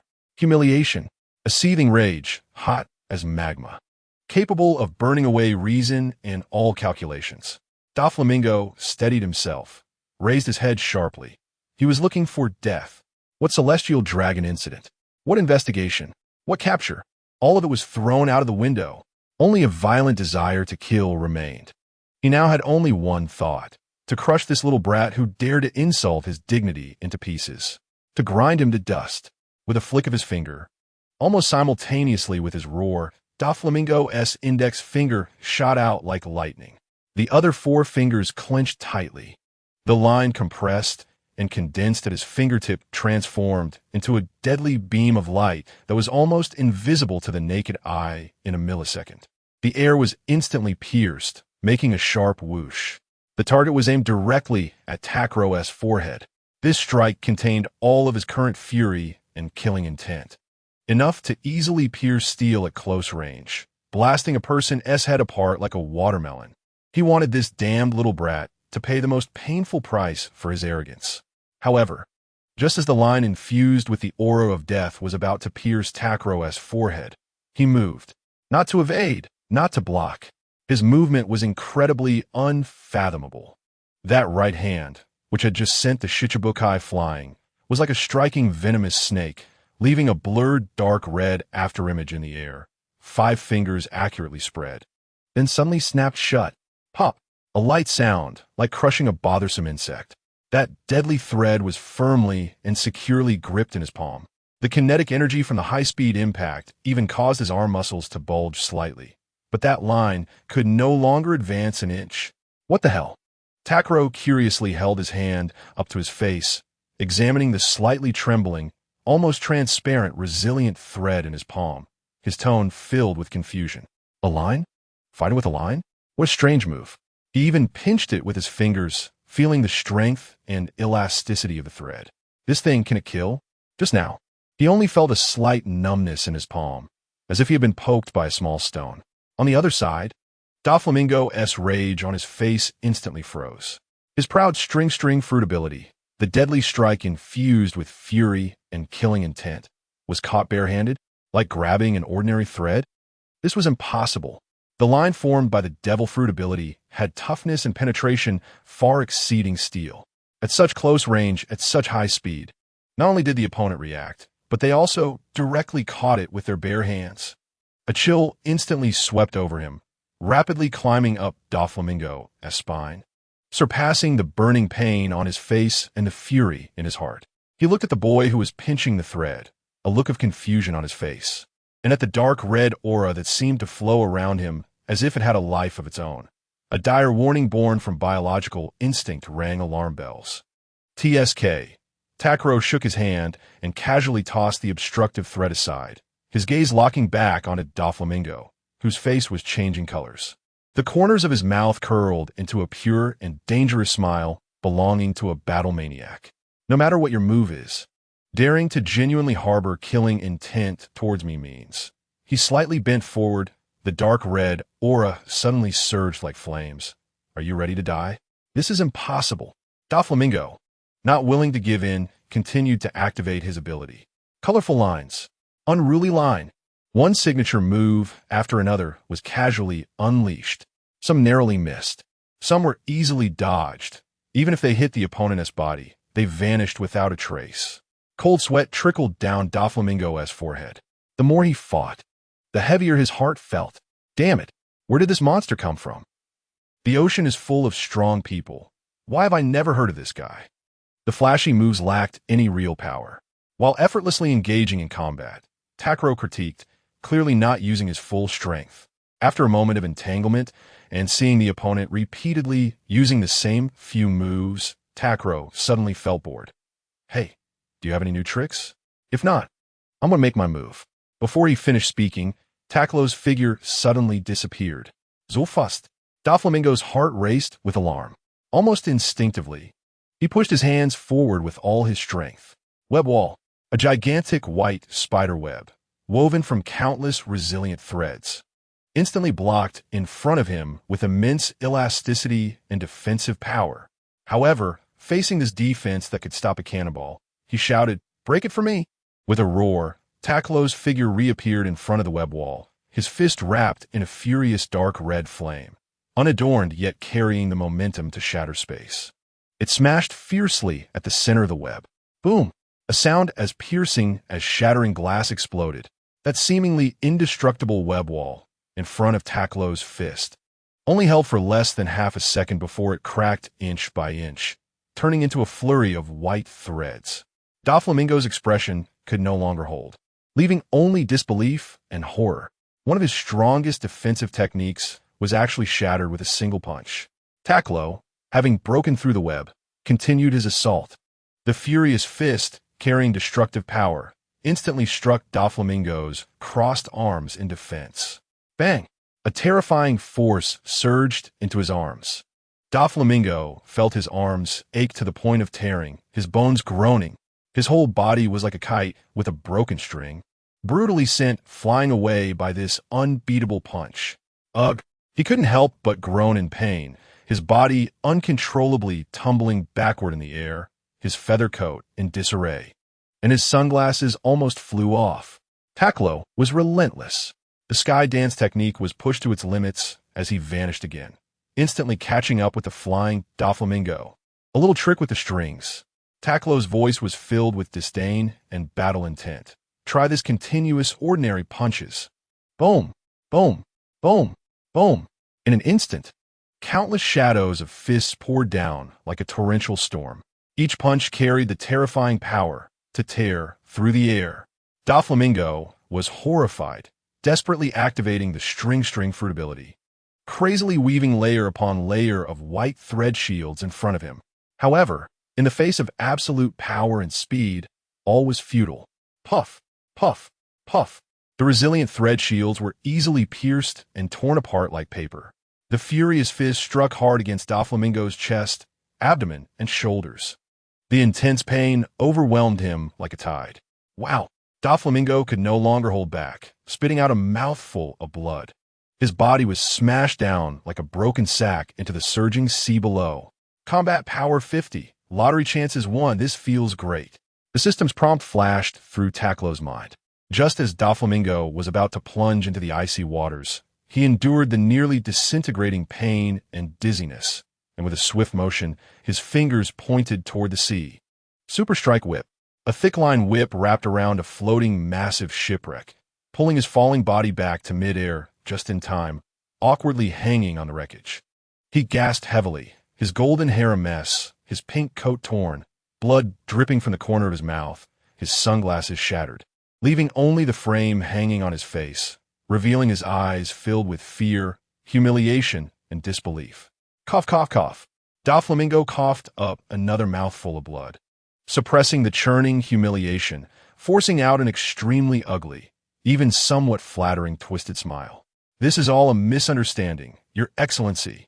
Your strength is astonishing, and I have been blind to have offended you. Please be merciful. This man may not have many virtues, but when it comes to knowing when to yield, he is authoritative. In the face of absolute power, what dignity of the warlords, what pride of the Don Quixote family, is all nonsense. This little brat, no. This excellency is simply an ancient weapon in human skin. Terrifying. Chapter 34. Losing both the lady and the troops, what's wrong? Are you scared? Takkuro hovered in midair, the dark red flames swirling slowly, looking down with a smirk at the disheveled Doflamingo. These words pierced like a thorn, accurately stabbing into Doflamingo's strained nerves, causing his eyelids to twitch fiercely, a surge of anger from humiliation almost clouding his mind again. He was Doflamingo, the heavenly Yiksha of the New World, controlling the underground kingdom. Even in defeat, how could he bear such disdain? He took a deep breath, the bloody sea breeze filling his lungs, forcibly suppressing the churning sense of humiliation, and the twisted, flattering smile on his face was once again forced out. Your Excellency, your strength is unparalleled, and I concede defeat wholeheartedly. Just now, I was blind and reckless. I sincerely apologize. A moment's success or failure is not a disgrace. Being able to bend and stretch is the mark of a man. Doflamingo consoled himself madly in his heart. This is not cowardice. It is the reverence that absolute power deserves. It is a strategic bowing of the head, not disgraceful. However, the uncontrollable image of himself being used as a sandbag and beaten mercilessly flashed through his mind. That feeling of powerlessness, like being trampled by a giant elephant, made his mouth twitch uncontrollably. He felt every bone in his body groaning, the blood still surging uncontrollably, as if he had been hit hard by the legendary Whitebeard. Where on earth did this monster come from? Doflamingo roared inwardly. Takkuro looked at his face, which was clearly struggling to maintain a facade of respect despite his humiliation, and couldn't help but chuckle. This guy's a bit interesting. He didn't despise the behavior of begging for mercy when beaten. Survival, after all, is not shameful. As long as he doesn't find out when someone stabs him in the back, it's fine. All right, enough with the meaningless flattery. Takkuro waved his hand, cutting straight to the point, curiosity taking over. So tell me, why are you so fixated on that little matter of Ambry Island? Well, Your Excellency, Doflamingo forced himself to maintain his composure, organizing his words to sound submissive. To be honest, Ambry Island is one of the important strongholds within the territory of the Don Quixote family. Just now, I received a report that some audacious people dared to. Takkuro suddenly interrupted him, eyes lighting up. Wait, Ambry Island is your territory? You are that Don Quixote? He remembered that Shanks had mentioned before that Ambry Island was the territory of a warlord called Don Quixote, saying something about him being quite strong. But now looking at it, this strength doesn't seem that impressive. That bastard Shanks tricked me again. I'll have a practice with him when I get back. On the Red Force. Achoo! Shanks suddenly sneezed. A strange chill instantly shot up his spine, making him instinctively shrink his neck. Beckman. He rubbed his goosebumps, his tone carrying a hint of barely perceptible panic. Tell everyone to move faster. Why'd I feel a chill on my back? It's definitely that kid Takkuro talking about me. The red-haired pirates had long since left the waters of Ambry Island, but the captain's crisis radar was going haywire. First Mate Beckman took a deep puff of his cigar, the curling smoke obscuring his deep-set eyes.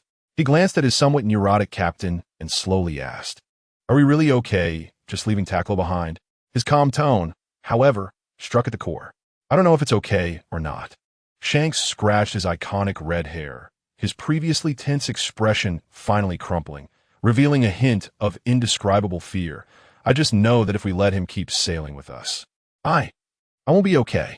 Although unclear about what great conspiracy Borsellino had concocted, the expression on his face when he left, suggesting it was not suitable to stay long, made Shanks's ominous premonition grow like a snowball. He analyzed seriously, "Don't worry. With that kid's current strength, even if I faced him, I wouldn't dare say I would definitely win. The vast ocean can hardly threaten his existence anymore." This is said sincerely. Takkuro's growth speed is monstrous. Beckman silently flicked the ash from his cigarette into the sea, his gaze calmly sweeping over Shanks. "I'm not worried about his safety." He paused, exhaling a smoke ring. "I'm worried that you won't be afraid of being resented by that kid." Shanks instantly stiffened, his expression more unpleasant than swallowing an entire sea king, cold sweat pouring down. Damn it! In a rush to escape the troubles with the world government and the celestial dragons, how could I have forgotten about this? Shanks wailed inwardly. Although the world government and the Navy are powerful, as long as the red-haired pirates want to hide, there will always be ways to maneuver. But being targeted by that stubborn, vengeful, battle-crazed Takkuro is a scene too beautiful to imagine. He could hardly think of it. That would definitely be 1,000 times worse than being beaten up by 10 admirals. It shouldn't be the case, right? Shanks's voice trembled with disbelief and guilt. Beckman gave him a look that said, "You're on your own," and said casually, "Anyway, it's not my concern. You're the captain. You were the one who invited him on board, and now you're the one leaving him behind. When Takkuro really comes knocking for this mess, you'll have to deal with it yourself. It has nothing to do with me." He clearly distanced himself, indicating that grievances should have a head and debts should have a master. If Takkuro comes to beat someone up, it should be Shanks. Hey, Beckman, you can't be this ungrateful. You're trying to watch me die? Shanks panicked, grabbing the first mate's arm. With Takkuro's monstrous talent, give him a few more years. Who knows how hard his punches will be? The dignified, red-haired Shanks seemed a bit pitiful at this moment. In the small room, the innocent Yuta blinked her big, naive eyes, completely unaware of what the two big shots were discussing. Meanwhile, under Doflamingo's careful narration, Takkuro finally understood the whole story. Oh, Takkuro clapped his hands in realization. So you specifically went to Ambry Island to deal with that guy who hit the celestial dragon, and then saw me flying over there. So you suspected I was involved? Exactly, Your Excellency, you have keen insight. Doflamingo's flattering smile nearly overflowed, suppressing the pain throughout his body and trying to make his tone sound extremely sincere. However, someone as brilliant and powerful as you would never stoop to doing something like this small matter of hitting a celestial dragon, right? I must have misunderstood. That bastard who dared to offend the celestial dragons must be a fool who doesn't know when to quit. He unhesitatingly cursed the perpetrator, trying to clear the connection while flattering Takkuro. Well, that makes sense. Takkuro nodded in satisfaction. He was always open to compliments. He then changed the subject, his tone as calm as discussing the weather. However, you were wrong about one thing. Oh, Doflamingo felt a bad premonition rise in his heart, but still forced a smile. Please enlighten me. I'm all ears. Takkuro, expressionless, announced in a matter-of-fact tone. You said that bastard who hit the celestial dragon. That's right, it was me. Doflamingo. The air seemed to freeze instantly. His flattering smile completely stiffened, like a poorly made mask hanging on his face. His eyes, exposed beneath the sunglasses, bulged wide, filled with shock and absurdity, writing, "What the hell? It really is you. What a coincidence." A calamity encountered randomly on the vast sea turns out to be the very person he was looking for. This luck is simply unbelievable. His mouth twitched uncontrollably, his face alternating between green and white, his insides churning. But in just a second, the powerful urge to survive and a sense of self-preservation took over. He forcibly swallowed back the curses and shock lodged in his throat, forcing a smile that looked worse than crying, and insincerely said, "Oh, so it's you? This must be the celestial dragon getting what he deserved. He must have done something heinous to provoke you. Your actions resonate deeply with me. Well done. What is integrity? In the face of absolute power, that thing is worthless."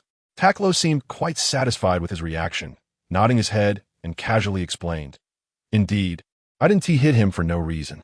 Doflamingo felt a little more at ease and quickly climbed onto the bandwagon. "I knew it. There's no way you would cause trouble without cause. It must be that.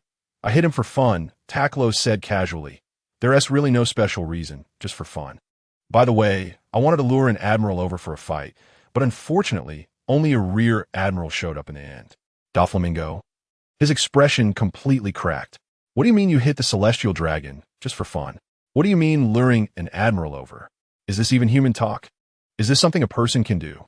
He felt like his understanding and worldview were being rubbed against the ground repeatedly by this long-tailed boy before him. And he even began to doubt if he had hallucinated from that earlier beating. Right at the very beginning, this kid seemed to be inquiring about a guy who sparkled with golden light, It couldn't be that he was talking about the Navy's Rear Admiral, Borsellino, right? Doflamingo thought for a moment and felt he had discovered the truth. Could it be that even Borsellino couldn't beat him and chose to run away in the end? If what he guessed is true, then the sea will change drastically in the future. Thinking of this, he couldn't help but look at Takkuro with some horror. Takkuro completely didn't notice Doflamingo's rapidly changing expression, but rather excitedly stroked his chin, seemingly seriously planning. That shiny bastard ran away too fast. It wasn't satisfying enough. How about next time I find another celestial dragon to hit for fun? Change it up and lure some different Navy over to try? His eyes sparkled with pure desire for battle, as if discussing what to have for breakfast tomorrow. Your Excellency. Doflamingo felt his voice was floating. He opened his mouth. 1,000 words stuck in his throat and managed to squeeze out a few words. Your hobbies are quite unique. Internally, he had already sounded the highest level of alarm. Cherish life, stay away from Takkuro. From now on, whenever he hears this kid's name, Doflamingo will definitely take a detour of 800 miles. In comparison, dealing with Kaido suddenly seemed so peaceful. All right, Takkuro's thoughts had evidently jumped to the next channel. He crossed his arms and looked down at Doflamingo. Since Ambry Island is your territory, we should now discuss compensation. Doflamingo, upon hearing this, waved his hands repeatedly, trying to appear magnanimous despite the pain. Oh, it's nothing. Just a small matter, not worth mentioning. How could I let you bear the cost of compensation? However, Takkuro's next words once again left Doflamingo's brain in a complete state of crash. Takkuro frowned slightly and clearly said, So, how do you plan to compensate me? Doflamingo. He really wanted to point at Takkuro's nose and loudly question, You want me to compensate you? That's right. Takkuro hovered in the air, looking as if it were the most natural thing in the world. I was comfortably staying on Ambry Island. Who made that celestial dragon come over to bother me? It made me itch and couldn't help but hit him. You have to compensate for this mental anguish, right?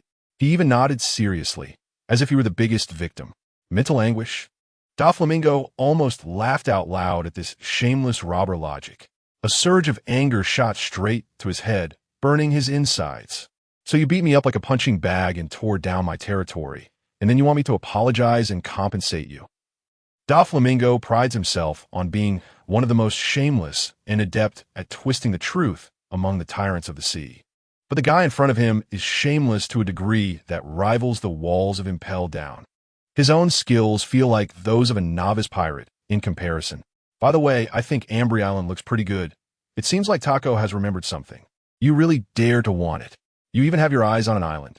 Doflamingo's heart roared madly, his teeth gritting so hard they nearly shattered. Suppressing the impulse to carve the other party into 1,000 pieces, every word he spoke was laced with murderous intent.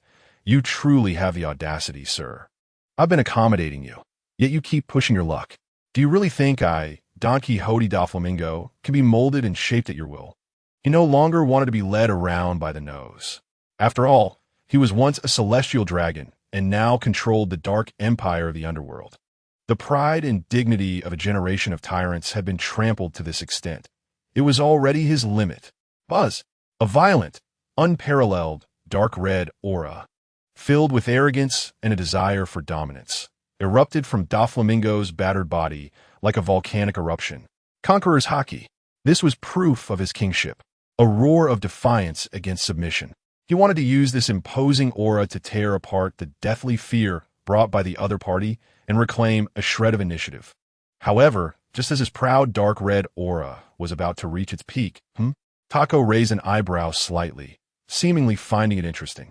He didn't even do anything deliberately. Just a slight frown unleashed an even more domineering, rough, and primal terrifying aura, akin to the awakening of an ancient beast, which erupted like an invisible tsunami. Boom! The two conquerors' haki clashed fiercely in the air. There was no earth-shattering explosion, but triggered a deeper, soul-shaking impact. Doflamingo's dark red aura, filled with calculation and arrogance, met Taco's pure, power-driven, and instinctual violent aura like a natural enemy. In less than half a second, it was violently and thoroughly crushed, torn apart, and submerged by the other party's even thicker, more violent, and unreasonable dark red wave, as if ripping apart cloth. Doflamingo was hit hard, letting out a muffled groan, his face instantly turning as pale as paper. He felt as if the aura and spirit he had gathered were crushed by an invisible giant hand. The slight will to resist and the dignity of a tyrant melted away under this absolute power, like snow under the sun, instantly vanishing. His momentum plummeted, and his body swayed, nearly falling to the seabed. Conqueror's haki is a manifestation of a person's spirit deep within. At this moment, his kingly aura was torn apart by the other party in the most savage way, and a sense of despair, originating from the depths of his soul and impossible to resist, instantly seized him. Compared to the ethereal dignity and territory, his life was indeed more important. Territory could be fought over and stolen again, but if life was lost, then nothing remained. He must endure. Surviving meant there was a future. Endless humiliation and overwhelming hatred surged in his chest, almost tearing him apart. But on his face, he forcibly squeezed out a smile that was uglier than crying. Since you've spoken, I'm willing to offer it with both hands. Seeing this, Taco beamed brightly, patting the other's shoulder. Not bad, not bad, I forgive you. Thank you for your understanding. The hand behind him trembled slightly. Chapter 35.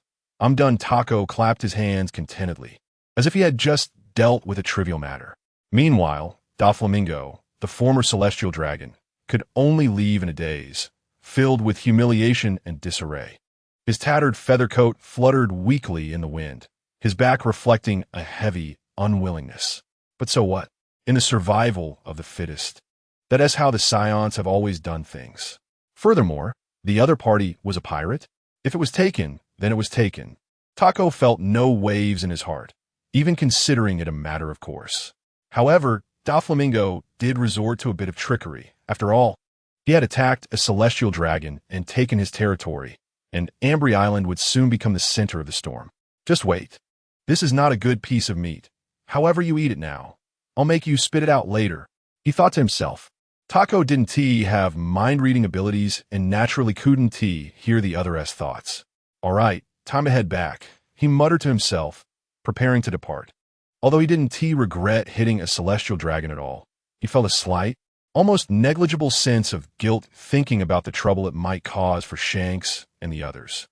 Isn't it just right that he got them an island to rest on? Taco thought, feeling he was incredibly considerate. With this territory, Shanks should have nothing to say, right? Thinking this, Taco felt cheerful, and his dark red aura surged, trailing a dazzling stream of light as he sped toward Ambry Island, moving so fast that he left a shadow in the sky. At the port of Ambry Island, the air still carried a faint smell of gunpowder, but the fiercest chaos had already subsided. The Navy had long retreated, and the celestial dragon, who had been beaten into a pulp by Taco, along with his escort, had been picked up by a secret ship from the world government, leaving behind streets in ruins and a group of terrified residents, like startled birds. Taisolo stood in front of the ruins of his slave shop, which had been ravaged by the aftermath of the battle, with all the glass shattered and walls collapsed. His face showed little expression, but deep in his eyes was a mix of worry and an uncontrollable excitement that spread like wildfire. The glowing monster of the Navy's elite actually ran away, just like that. Taisolo stroked his chin, feeling the development of the situation was like a runaway horse, completely beyond his understanding. His new boss could actually drive away the highest combat power of the Navy. The power and possibilities contained behind this made him, who had struggled at the bottom for many years and had a beast-like intuition for power and opportunity, feel a shiver of fear mixed with an indescribable heat. Just then, a blood-curdling scream erupted from the street. My shop. Gorier came rushing back with a group of thugs. The moment he saw his carefully managed slave shop turned into a pile of rubble, he was instantly devastated, collapsing in front of the ruins, pounding his chest and feet, his face filled with the despair of bankruptcy. His precious slaves, the foundation he had painstakingly built over half a lifetime, were all gone, reduced to ashes. Gorier's blood-red eyes quickly spotted Taisolo not far away, instantly interpreting what it meant for enemies to meet, particularly eyeing each other. He jumped up in a rage, pointing at Taisolo and roaring, "It's you. It's all because of you, you damn bastard. That my everything is ruined." In his twisted logic, if Taisolo hadn't intervened back then, the celestial dragon would have bought Stella, and none of this disaster would have happened. He simply chose to forget that it was his own greed and desire for murder and robbery that brought the disaster upon himself. Unfortunately, for such a person, admitting one's mistakes is impossible. Everyone get him. Capture him. My goods have all run away. Use this guy to pay off the debt. Let him be the headliner for my new store opening. Gorier hysterically ordered. The thugs, looking ferocious, swarmed forward, quickly surrounding Taisolo in the center. This is bad. Taisolo's heart raced with alarm. He never expected Gorier would return so quickly, and without any guard, he found himself entangled by these wolf-like thugs, unable to escape. Just at this critical moment, boom, a dark red meteor tore through the sky, carrying a terrifying momentum, crashing down like a meteorite onto the ground beside Taisolo.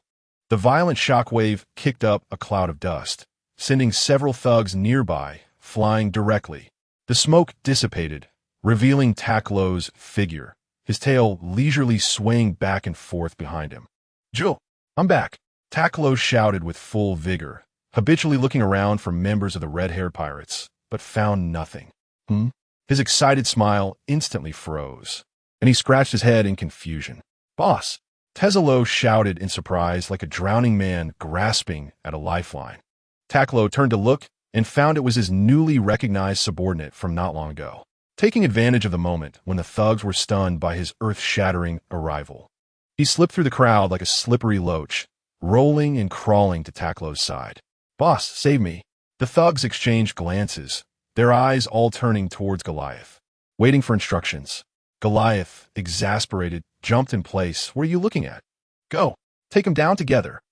He hadn't witnessed Takkuro clashing with the Navy forces. He only knew that Takkuro had knocked down the Celestial Dragon's guards, who seemed to him to be just mediocre fighters. Therefore, he didn't believe that this young punk could be that strong. "Kill!" The thugs shouted in unison, gathering their courage to charge forward. And then there was no then. Takkuro didn't even glance at them. He simply waved his hand casually, his movements quick as a phantom. Bang, bang, bang, bang. A series of dull thuds echoed, and the charging thugs were struck by an invisible heavy hammer, flying back at an even faster speed, crashing into the ground, the walls. The sound of bones breaking clearly audible, and they fell silent in an instant, leaving only a floor full of twisted corpses. The ferocity on Goliath's face instantly morphed into sheer terror, his mouth agape enough to fit a duck egg, his eyes nearly popping out. His legs felt weak as he watched Takkuro step closer, terrified, retreating repeatedly, his voice trembling like a sieve. "W, what do you want? Do not do anything crazy. This is the territory of the Don Quixote family. Lord Doflamingo will be here soon. He won't let you off. You won't have a good end." Goliath threatened, invoking his powerful backer. Upon hearing this, Takkuro almost laughed. "You mean that pink-haired birdman? Don't worry, you want TB coming." Goliath wanted to say a few more harsh words, but Takkuro couldn't be bothered to listen anymore. In a flash, he grabbed Goliath by the neck, cutting off his words. Goliath fell to his knees, futilely kicking and struggling, his face turning purple from lack of air. "Let me give you some good advice," Takkuro said. His tone is relaxed, as if chatting. "That guy was just taken care of by me on the way here. Now, Ambry Island is my territory. It's useless to seek help from anyone." As soon as he finished speaking, he exerted force with his 5 fingers. Crack! A sound that made teeth ache rang out. Boss, wait." Tezulo's attempt to stop him came a moment too late, and Goliath's head tilted, completely lifeless. "What's wrong?" Takkuro casually tossed the corpse aside like garbage, turning his head with pure confusion on his face. Tezulo watched his enemy die in an instant, reluctantly swallowing his words. In nothing. He had wanted to request the pleasure of personally dealing with Goliath to vent years of resentment, but didn't he expect Takkuro to act so decisively? He could only spit on the still warm body. Dying so easily, what a waste for this scum. He then kicked it several times in frustration, as if wanting to release all his pent-up hatred. When Tezulo finally stopped to catch his breath, Takkuro spoke up, still a bit confused. Is that enough? Now let me ask you, where are Shanks and the others? Where did they go? His tone carried some confusion, but he hadn't realized the severity of the situation yet. Takkuro looked at this instigator, whose expression was one of naive innocence, as if he had merely taken a stroll, and his lips twitched uncontrollably. He took a deep breath, trying to calm his turbulent emotions, and made his voice sound as steady as possible. Boss, it's like this. Takkuro carefully chose his words. The captain, red-haired Shanks, and his crew have already left. Left? Takkuro blinked, still not connecting the dots. Where did they go? To buy alcohol? Or did they find something new? He hadn't even considered the possibility of being abandoned. Takkuro could only brace himself and cautiously relay Shanks' parting words. Captain Shanks asked me to tell you before he left. He cleared his throat, mimicking Shanks' tone. Takkuro, all crew members wish you a pleasant journey. Please make sure to shine on the Grand Line alone. We've left ahead. After finishing, Takkuro held his breath, nervously watching Takkuro's reaction. The air seemed to freeze for seconds. Huh, but I haven't boarded yet? Takkuro's expression changed from pure confusion to incredulity. He tilted his head, seemingly trying to decipher the meaning behind those words. Pleasant journey? Shine alone? Takkuro repeated these two phrases unconsciously, his gaze gradually sharpening, a faint crimson glow beginning to gather in his eyes. Finally, he fully understood. Left ahead. The overwhelming rage of being abandoned erupted like a dormant volcano, instantly igniting all his nerves. Shanks, a roar filled with furious rage, like a wounded beast, exploded like thunder, shaking the entire Ambry Island. The violent dark red aura could no longer be contained, like lava that had been suppressed for millennia. It erupted wildly from Takkuro's body, forming a terrifying energy pillar several meters in diameter, piercing the heavens. Boom! The ground beneath him collapsed violently, cracking, stones being swept up by the violent shockwave, shooting out like bullets. Takkuro, who was close by, was violently thrown away by this terrifying force, landing awkwardly far off, terrified, covering his ears that were almost deafened. You bastard! Takkuro was so furious that his whole body trembled, his tail stiff like an iron rod, his fists cracking loudly.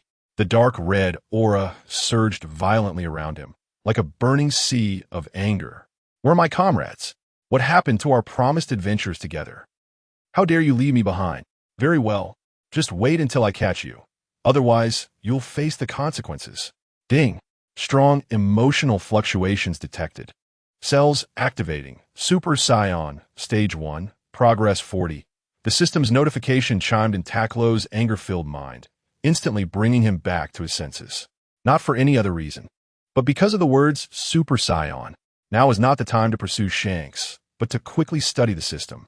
With that thought, he exhaled the pent-up frustration in his heart and turned his gaze to Takkuro beside him. I remember your name is Takkuro, right? You should be familiar with this place. Help me arrange a place to stay. Takkuro's eyes lit up when he heard his boss's request, and he quickly responded, Yes, boss, on the Red Force, on the deck. Shanks was trying to drown the lingering unease in his heart with fine wine. Then, without warning, he sneezed powerfully. Achoo! The force was so strong that the wine bottle slipped from his hand, shattering on the deck with a loud crash. A chilling sensation, as if a terrifying beast from the ancient abyss had locked onto him, surged from his tailbone straight to the top of his head, sweeping over his entire body. Shanks' face instantly turned pale as paper, devoid of color. Captain, are you okay? Lockie, who was next to him gnawing on a drumstick, asked unclear. Shanks stiffly turned his head to look at his calm vice-captain, his voice filled with unprecedented fear. Beckman, I feel like that kid Takkuro has already found out. Beckman slowly exhaled a smoke ring, his gaze calm and unruffled behind the lenses, and simply said, Oh, take care, Captain. After speaking, he silently moved a couple of steps toward the ship's side, pulling away from Shanks.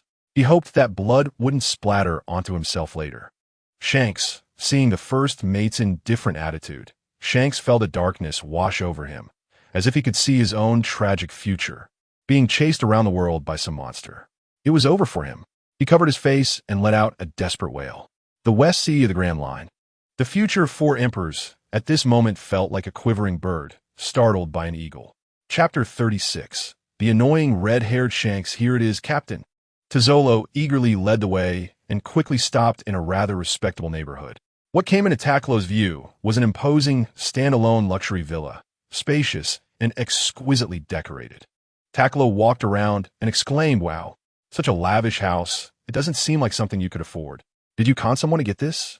He had briefly asked about Tazzolo's situation before and knew this guy was living quite frugally, not someone who could afford a house like this. "The captain is brilliant." Tazzolo chuckled, showing no shame. "This isn't actually my property, but it's not a scam either." He lowered his voice, hinting at seeking credit. "This is Gorier's house, the slave trader you dealt with before." When Takkuro casually mentioned looking for a place to stay, Tazzolo immediately thought of this spot. In his view, with the Goriers gone, the properties and wealth they left behind naturally belonged to Captain Takkuro. Besides this house, Gorier had some other assets. "How about I take you to see them, Captain? You're considerate." Takkuro understood his meaning and didn't mind accepting these properties. After all, Ambry Island was now nominally his. So whatever was left behind by Gorier or the Don Quixote family belonged to him. When he was wandering on the island earlier, he had seen casinos, entertainment venues, various businesses, which made him feel like he had returned to his previous life of underground fighting. Good stuff, why not enjoy it? He was just a Saiyan, not a monk. His desire for food, comfort, and battle was stronger than the average person's. However, it wasn't the time to discuss these matters. He had more important things to do. "Let's leave it at this for today. I have other matters to attend to." "Yes, Captain," without asking what it was. Tazzolo understood that being a subordinate meant knowing his place and not being too talkative. After briefly instructing Tazzolo, Takkuro let him leave, summoning him only if needed. Soon, he was alone in the large villa. Walking around the villa, he had to admit that the slave owner Gorier knew how to enjoy life. Everything was luxuriously made. Takkuro found a room and unceremoniously chose the softest-looking big bed to lie down on, comfortably stretching out his limbs, and eagerly called forth the system panel. Host information: name, Takkuro, age, bloodline, intermediate warrior bloodline, upgradable. Skill, Chi 3, items, Senza Beans, combat power, 201. Super Saiyan unlock progress, phase 140, remaining lottery chances. 1. Looking at the striking 201 in the combat power section, Takkuro couldn't help but smile proudly. This Ambry Island was truly his lucky place. Before coming here, his combat power was just over 100, and in a short time, he had broken through the 200 barrier. This leap in power was partly due to the recovery growth after his thrilling battle with Borsalino, taking advantage of the Saiyan trait of getting stronger upon near-death recovery, and partly due to the system rewards for defeating Don Quixote da Flamingo. From being a weakling to now having a combat power of 200, it had only taken a little over a month. Takkuro couldn't help but sigh. "It seems I really am a genius." He rubbed his chin, starting to calculate. With 200 combat power on Earth, I should be able to walk around without fear, right? Although from the perspective of the vast universe, this level of power was nothing, merely a speck of dust. On Earth, it definitely counted as a formidable expert. He vaguely remembered that the old turtle hermit, when exerting his full strength, had a combat power around this range. However, just as he was feeling pleased, he suddenly shook his head, dousing himself with cold water. No, I can't be too complacent, even if I can walk around Earth now. What if I encounter some unscrupulous old trickster who seals me in a rice cooker with a technique like the Demon Seal Wave? That would truly be a cosmic joke. Thinking of the terrifying image of being trapped in a rice cooker, Takkuro shivered, his alertness heightened. After analyzing his current strength, Takkuro's gaze turned eagerly toward the two newly unlocked treasures on the panel, the Super Saiyan Progress Bar and the Lottery Chance. Super Saiyan, the legendary Golden Warrior. I didn't expect to have the hope of unlocking it so soon. This is simply a pleasant surprise. System, Takkuro silently thought. How are the Super Saiyan Progress and Lottery Chances increased? Ding. After the host defeats elite units or individuals, the system will comprehensively assess based on combat performance, granting lottery chances and increasing Super Saiyan transformation progress. I remember it was supposed to require a certain accumulation of cells in the body, combined with strong emotional stimulation to transform. right? Takkuro questioned. The cells are a special type in Science. The more there are, the easier it is to transform into a Super Saiyan.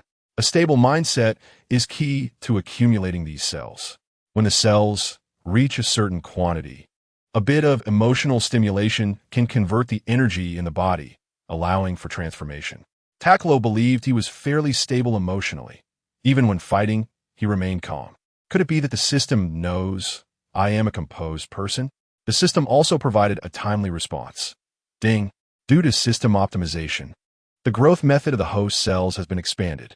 In addition to intense battles, extreme emotional fluctuations, including but not limited to rage, lust, arrogance, greed, etc., can effectively stimulate cell proliferation, accelerating the transformation process. In other words, Takkuro's eyes lit up instantly, his smile becoming radiant. I can not only get stronger by fighting, but as long as I follow my heart and unleash my nature, I can also slowly accumulate power. The host understood correctly. Hearing this, Takkuro's smile deepened. This method of getting stronger was tailor-made for him. It was exactly to his liking. He silently gave the system a big thumbs up in his heart. So, I should thank that bastard Shanks? Takkuro stroked his chin, contemplating. If he hadn't made me so furious when he ran away, I wouldn't have discovered this shortcut. Thinking of this, he decided to be magnanimous. All right, next time I catch him, I'll go easy, just give him a good beating to make a point. After studying the Super Saiyan, Takkuro turned his attention to that precious lottery chance. System, what's the deal with this lottery? What can I win? His tone was filled with anticipation. Ding. After the host defeated the elite unit Don Quixote da Flamingo, he gained one lottery chance. The lottery system encompasses all, with prizes being random, relying entirely on the host's luck. Good luck. Takkuro was speechless. That was about as informative as nothing. However, he was somewhat surprised that Doflamingo was classified as an elite. That pink-haired birdman was considered elite. He seemed pretty weak and not very resilient. Forget it, no need to dwell on that. He muttered to himself, then looked at the lottery. Whatever, let's just draw and see. Takkuro rubbed his hands excitedly, and with a thought, decisively commanded, System, conduct the lottery. Lottery in progress. Well, spinning ding. Ding. Congratulations to the host for obtaining 20 spirit beans, gravity training room, version. Huh? Something actually came out? Takkuro's spirit lifted, and he quickly checked the details. The spirit beans are life-saving elixirs. No need to mention that. In this battle with Borsalino, it was thanks to the spirit beans that he turned the situation around. The more, the better. And the gravity training room was even more familiar to him.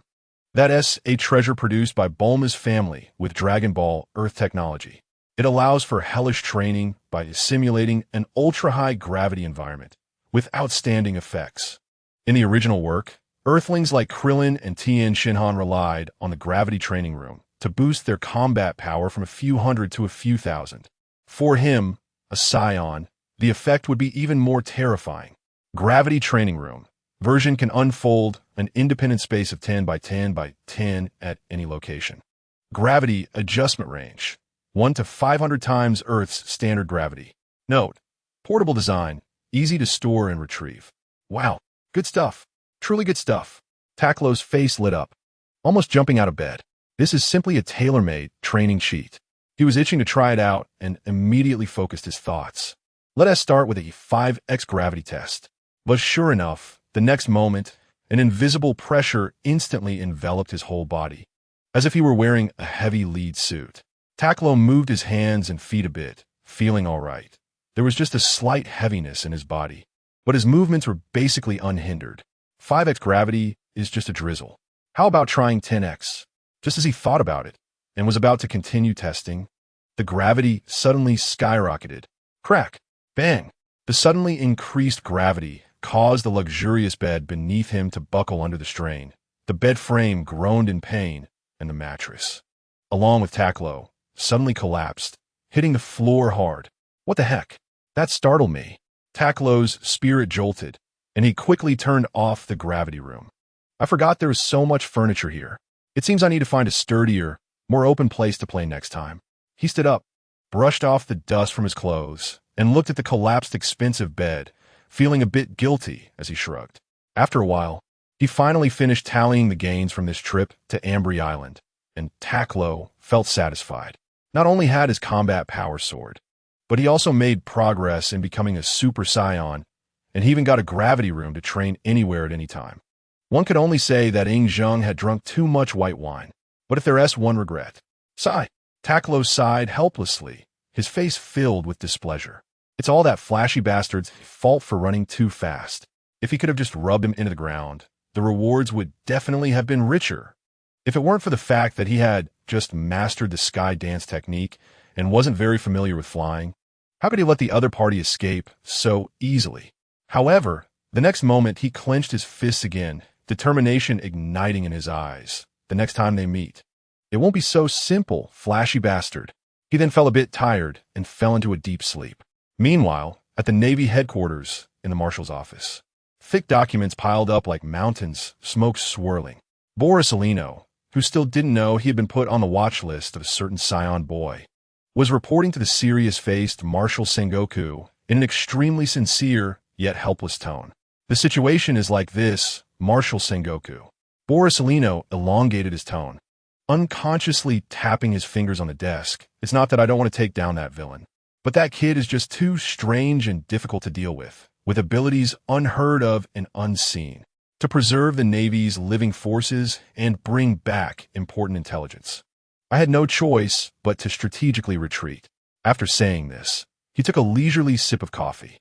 So good. Work is so enjoyable. After hearing this, Sengoku was not going to let him off easily. He continued to ask seriously, tell me more about that kid's specific abilities. First, there's that unknown energy. Boris sunglasses reflected the light, making it impossible to see his eyes. Definitely not any known devil fruit ability. The dark red aura, like tangible flames, wrapped around him, able to withstand my light speed kick. He even caught my Amitsukami sword with his bare hands. Its toughness and destructive power far exceed the normal range achievable by armament hockey. Moreover, he seems to be able to manipulate that energy for attacks, defense, and even flight at will. More critically, even without armament hockey, he can still capture my elementalized body. Secondly, there's his body strength. Boris tone carried a hint of disbelief. My lightspeed kick is capable of crushing steel warships, and I hit him solidly several times. According to common sense, he should have been smashed to pieces. But what was the result? He only sustained minor injuries. And he paused, seemingly recalling the scene. And when my laser pierced through his shoulder, I don't know what he ate, but he recovered visibly within a very short time. His recovery ability is comparable to that of ancient Zoan-type devil fruits, if not better. If that kid's food could be mass-produced, I dare say it could easily create an immortal army. Finally, there's that kid's tail, which looks a bit like a Zoan-type, but doesn't have the obvious animal traits of a Zoan-type. Considering all these factors, I seriously suspect that kid is actually an experimental subject created by scientific research.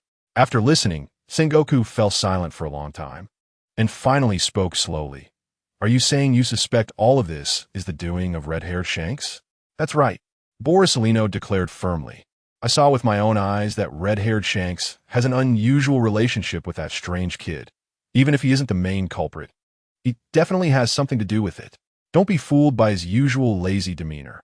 His reasoning ability is quite strong.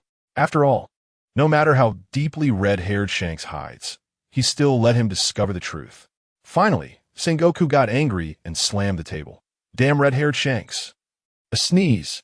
In an unknown sea area, Shanks sneezed again, becoming the scapegoat. Chapter 37, It's decided. It's you. In Wave's Navy headquarters, Marshal's office. A severely injured celestial dragon, repelling the Navy forces, destroying the guard squad, an unprecedented ability suspected to be some kind of experimental subject. Sengoku's mind was racing with fragments of information, like gears meshing at high speed, spinning. Red-haired Shanks, what exactly do you want to do? The image of red-haired Shanks became clearer in his mind. The Roger Pirates, unfathomable potential, even had an inseparable relationship with the celestial dragons. Have you found some ancient secret technology and are trying to cultivate a monster that could overturn the world? A strong sense of crisis instantly gripped this strategist, without hesitation.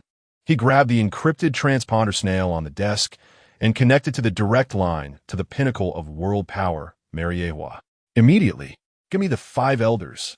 Navy Admiral Sengoku has the highest-level urgent military report about the attacker Takkuro who attacked St. Roseward and the potentially more dangerous associate behind him, red-haired Shanks. Mariewa. Among the powers, 5 shadowy figures loomed, like cold stone statues, quietly listening to Admiral Sengoku's report.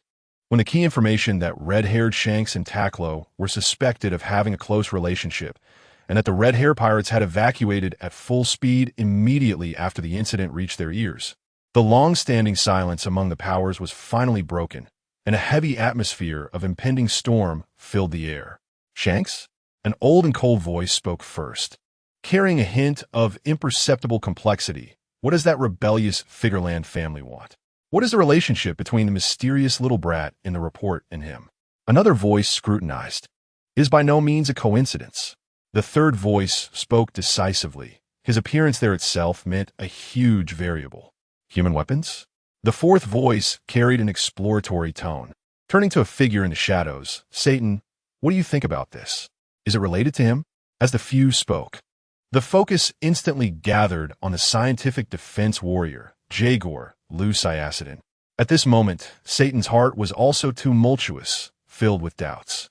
The pacifist plan he led was indeed underway, centered around Vegapunk's research, trying to replicate the abilities of the Porcelino's Pika Pika no Mi, aiming to implant and mass-produce it as a war weapon. However, the plan was still in its infancy, and the most suitable host had not yet been finalized. How could Shanks, far away in the North Sea, have achieved such results? A boy weapon who could confront an admiral, and had such a mysterious ability?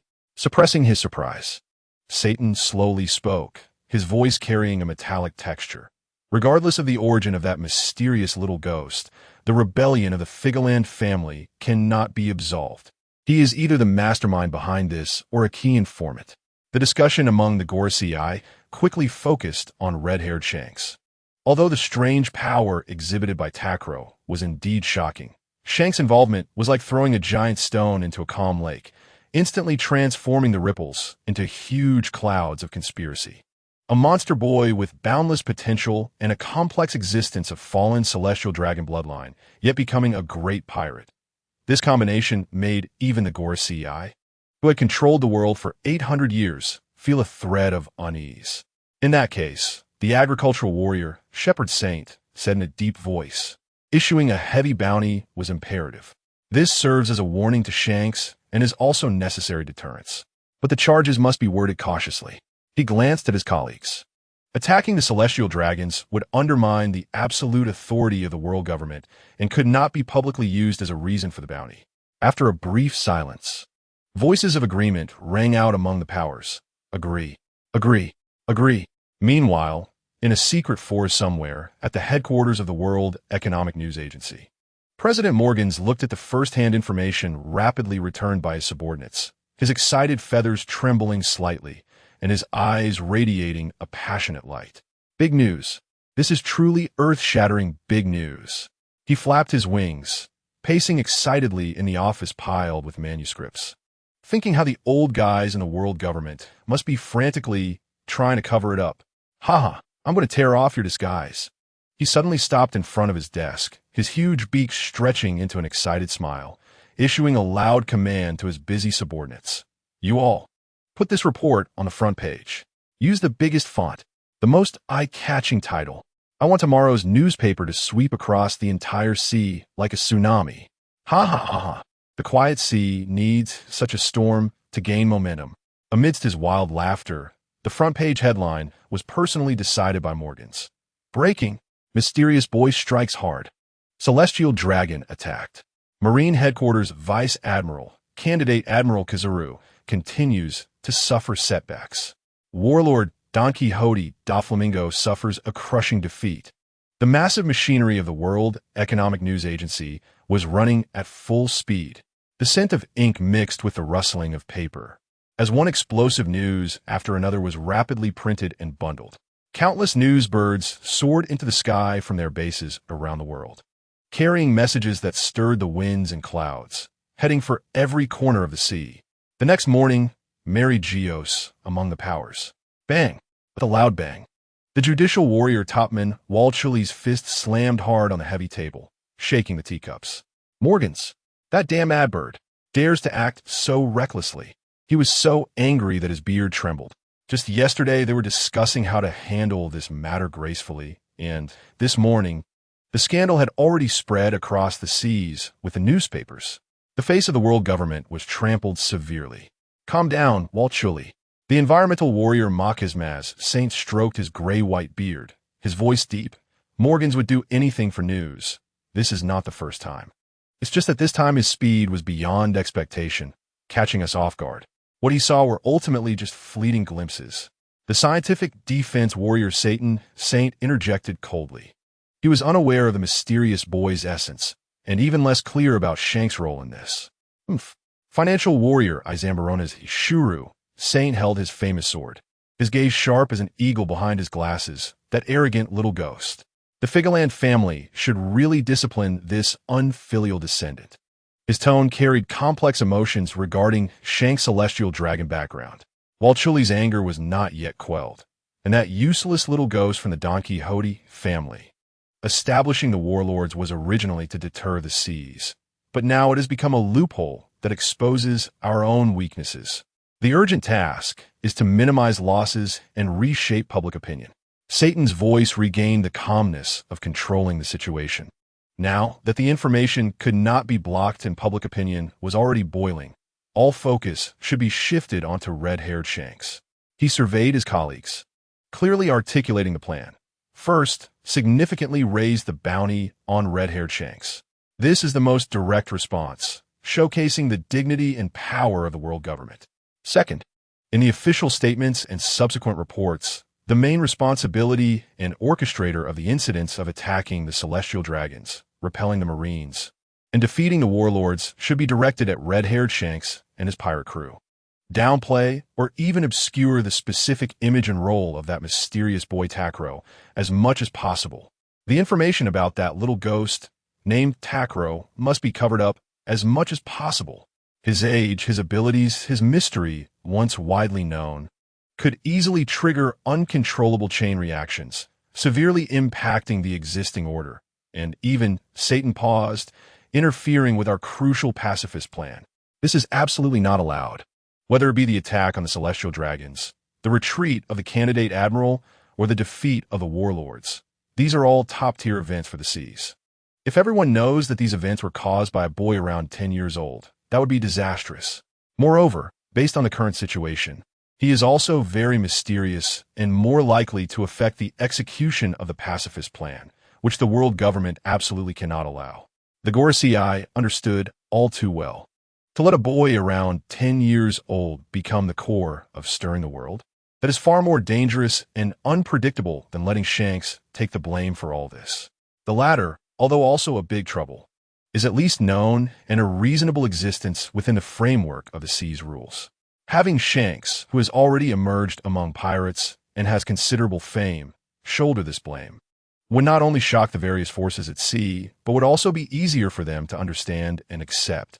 After a brief discussion, the core strategy was already determined. The eyes of the Gorosei seemed to penetrate space, landing on that red-haired man.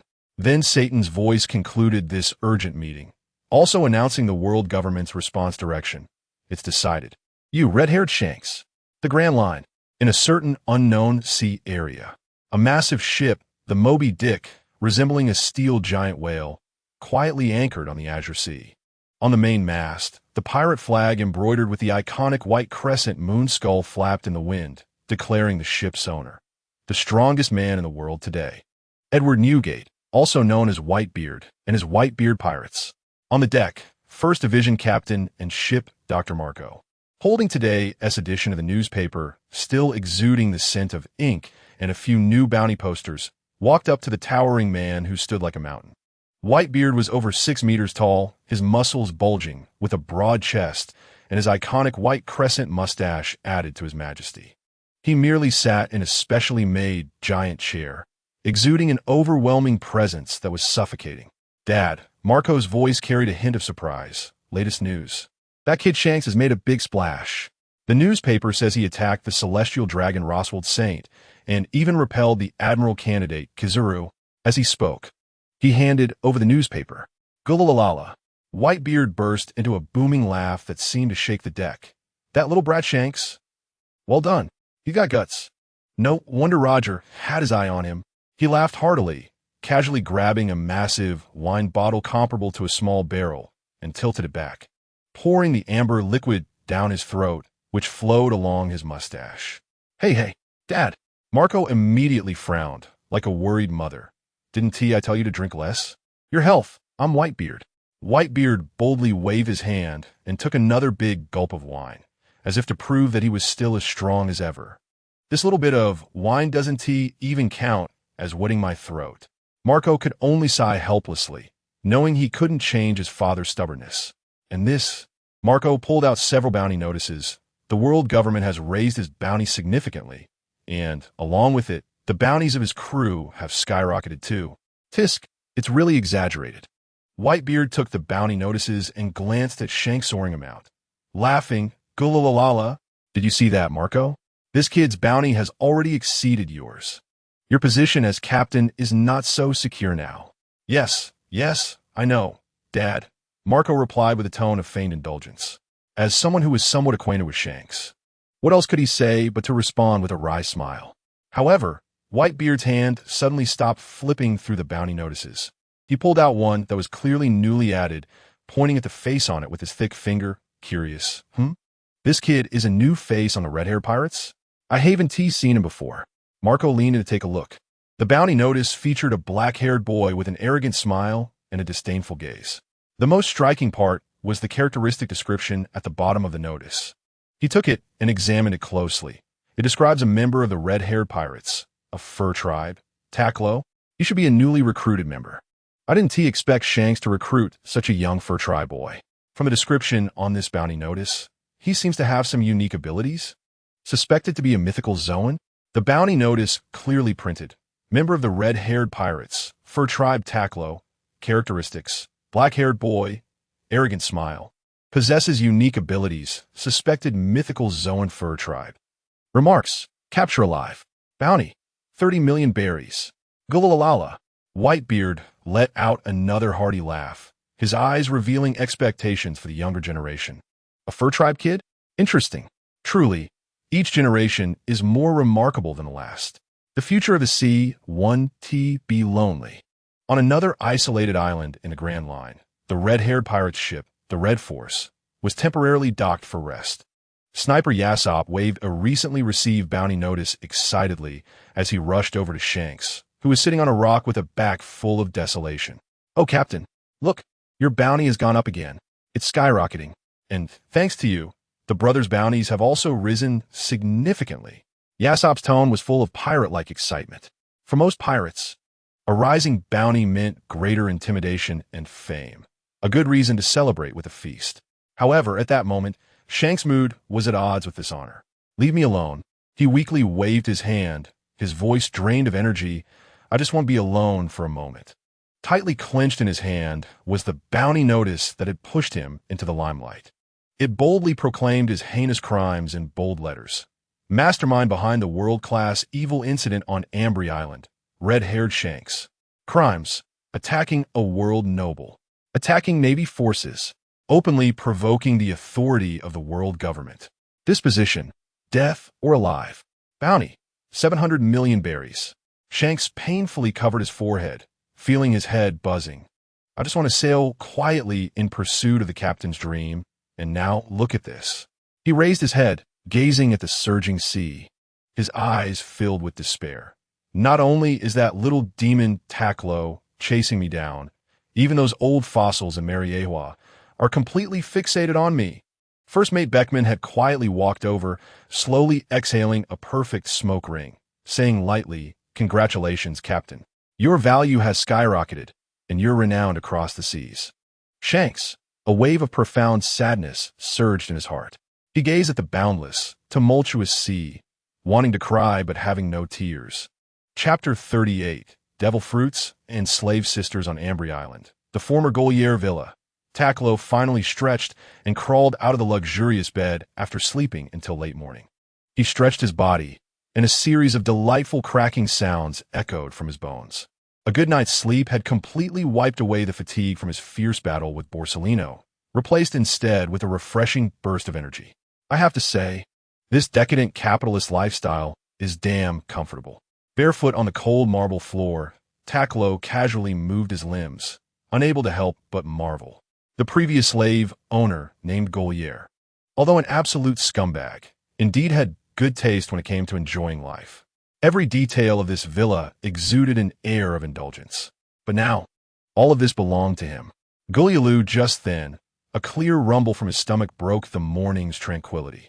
The feeling of hunger surged like a tidal wave, sweeping through every cell in his body. Since last night, apart from a few bags of bland snacks, he had eaten virtually nothing. At this moment, he felt so hungry he could tear apart a sea king with his bare hands and swallow it whole, bones and all. "I'm hungry. Time to eat."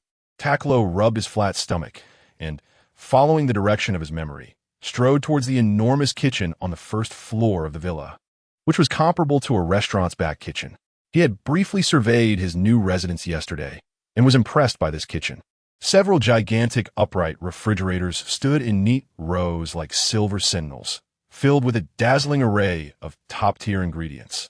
From giant lobsters from the deep sea to rare mushrooms from snowy peaks, everything one could imagine. He couldn't help but wonder what that dead guy Golier was hoarding so much food for.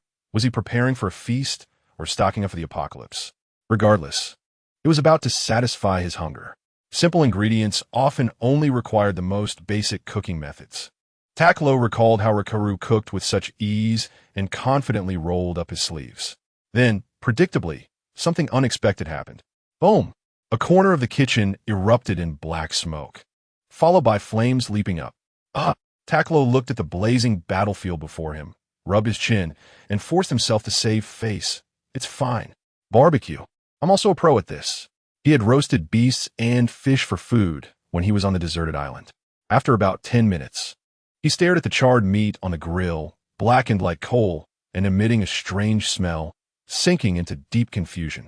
This doesn't make sense. I saw Rikaru do it just like this. He pondered, perplexed. Clearly, the steps were the same, so why was the result so vastly different? Did roasting meat also require a certain finesse? Seeing that relying on himself was not an option, Takkuro had to give up. First rummaging through a few bags of snacks to fill his stomach, chewing while feeling gloomy, thinking, when Taizolo arrives, I must make him find a reliable chef. After devouring a few bags of snacks and downing a large gulp of chilled beer, Takkuro finally sighed contentedly. I feel alive again. Although he didn't have to worry about food and drink on the red-haired ship, it truly was more comfortable to sleep soundly on land and eat freely. Just then, his peripheral vision caught sight of an inconspicuous dark door in the corner of the kitchen, which he hadn't noticed in his rush yesterday. A storage room? Curiosity was instantly piqued. He walked over and easily pulled open the secret door, revealing a dark and deep staircase leading down. A cold wind seeped out, carrying a hint of mystery and perhaps a sense of fear for others. But he didn't care at all. Without a second thought, he plunged in. No matter what was inside, he wasn't the one to be afraid. It was the things inside that should be scared. The passage was longer than he expected, and after almost 2 minutes of walking, he still hadn't reached the end. Takkuro couldn't help but complain, digging this deep? Are they burying a family heirloom here? After walking a little further, the view suddenly opened up. A sizable underground space appeared, neatly stacked with a pile of boxes. Takkuro's eyes lit up, and he quickly stepped forward, casually lifting the lid of one box, and instantly, a golden light nearly blinded him. Inside was a box full of gold coins and jewels. However, the expectation on Takkuro's face immediately crumbled into unabashed disappointment. I thought it would be something good. Just this? He had no interest in these shiny stones and metals. Money? When he needed it, he could just borrow some from a few rich but unkind folks.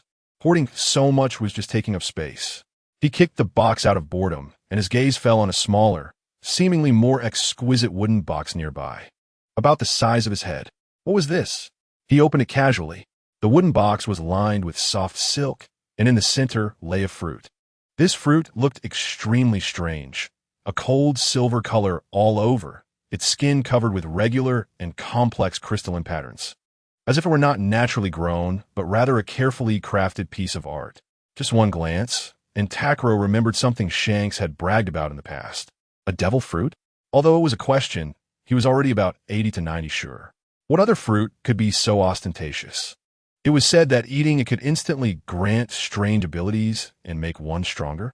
Takkuro picked up the fruit and weighed it in his hand, feeling uninterested. It sounded a bit interesting, but that was about it. The abilities he had seen, like the speed of Kizaru's Pika Pika no Mi and the oddity of Doflamingo's Ito Ito no Mi, indeed made him feel curious, but that was all. Not to mention, he was a noble Saiyan, with a system backing him, unlimited potential, and most importantly, eating it would give him a weakness to seawater. No need to think further, he would drop dead. Also, he heard that devil fruits tasted like shit, although he didn't know how Shanks knew. Takkuro was even less likely to eat it knowing that. However, just because he wouldn't eat it didn't mean it was useless. He decided to keep it for now, stuffing the fruit into his small bag, and thought to ask Tizolo if he wanted it, as a perk for his little brother. He felt this little brother was busy and efficient. It was good to give him some sweeteners.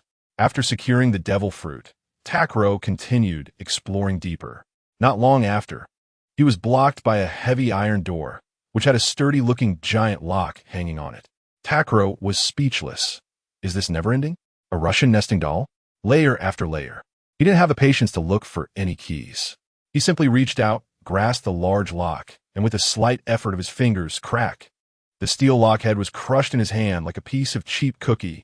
Then, he grabbed the edge of the iron door and, with a bit of force, creak-clang, the entire heavy iron door was forcibly ripped from its hinges and tossed to the ground with a loud noise. Is it really that flimsy?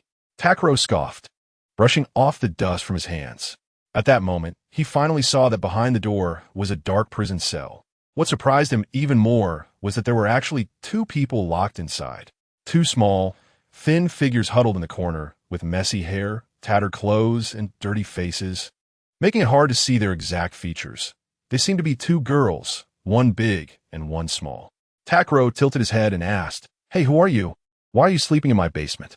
The two in the cell were startled awake by the loud noise of the broken door and looked up in fear.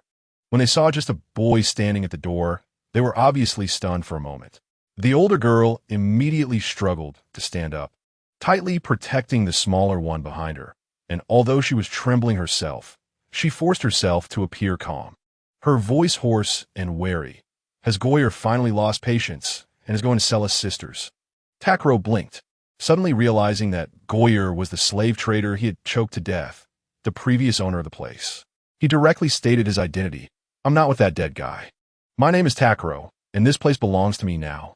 However, the older sister in the cell didn't believe him at all. Her wary gaze didn't lessen in the slightest. "Don't try to trick us. You slave traders never say a single true word." Takkuro shrugged indifferently. "Believe it or not." "Fine, then you can just stay here. I'm leaving." After saying that, he really turned around and walked out. The sister in her heart scoffed. A feigned retreat. I've seen this old trick many times. Pretending to leave, waiting for us to fear and plead for mercy before coming back to negotiate? No way. She and her sister had wandered for years, and after being imprisoned and tortured, they had seen all kinds of human ugliness. She was sure Takkuro would turn back before reaching the door. However, Takkuro's footsteps did not pause in the slightest, and as he was about to walk out, he really was going to leave. The sister's certainty instantly crumbled, replaced by overwhelming panic. If he really left, she and her sister would absolutely starve to death and die of thirst in this pitch-black dungeon. She might be able to hold on, but her sister, wait a second. She could no longer hold back and shouted urgently, her voice trembling. "What now?" Takkuro turned back impatiently, his stomach growling. He needed to find something to eat quickly. "I'm busy, okay?" The sister's heart raced, her voice filled with a desperate trial. "Are you really not with Goyer? Huh? What do I gain from lying to you?" Takkuro thought this woman must have a screw loose. That guy had already been taken care of by him. "What?" The sister's eyes widened in shock, immense joy dispelling her fear, her face instantly lighting up. Really? That demon is dead. Awesome. We're saved. She excitedly hugged her shivering sister tightly. After the ecstatic moment, she quickly grasped the lifeline, speaking rapidly. Benefactor, thank you for avenging us. Please, help us open the prison door. The key should be no. Takkuro interrupted her directly, his tone as flat, as if he were refusing a piece of cookie. Huh? The joy on the sister's face instantly froze, thinking she had misheard, but Goyer is dead. So what? Takkuro looked perplexed, spreading his hands. Him dying has nothing to do with letting you out. Is there any necessary connection between these two things? Did this girl really think of herself as some kind of good person? Why would he do such a thankless job? He wasn't a philanthropist. The sister was completely dumbfounded. Mouth agape, unable to say a word for a long time. She never expected the other party would react this way. The huge psychological gap nearly drove her to collapse. She looked at her small and pitiful sister behind her, and finally steeled her heart, using all her strength to shout, "As long as you save us, I am willing to be your slave. I will serve you as my master. Please just spare my sister." This was the last price she could offer. Not interested. Takkuro replied, without a hint of hesitation. I could do many things. The sister, almost in tears, desperately pitched herself. I can infiltrate, fight, steal, gather intelligence. Having me will make your tasks much easier. I can handle all of that myself. No need. Takkuro remained unmoved. The atmosphere instantly dropped to freezing point. The sister's heart sank to the bottom, despair washing over her like a cold tide. She lowered her head and glanced at her young sister.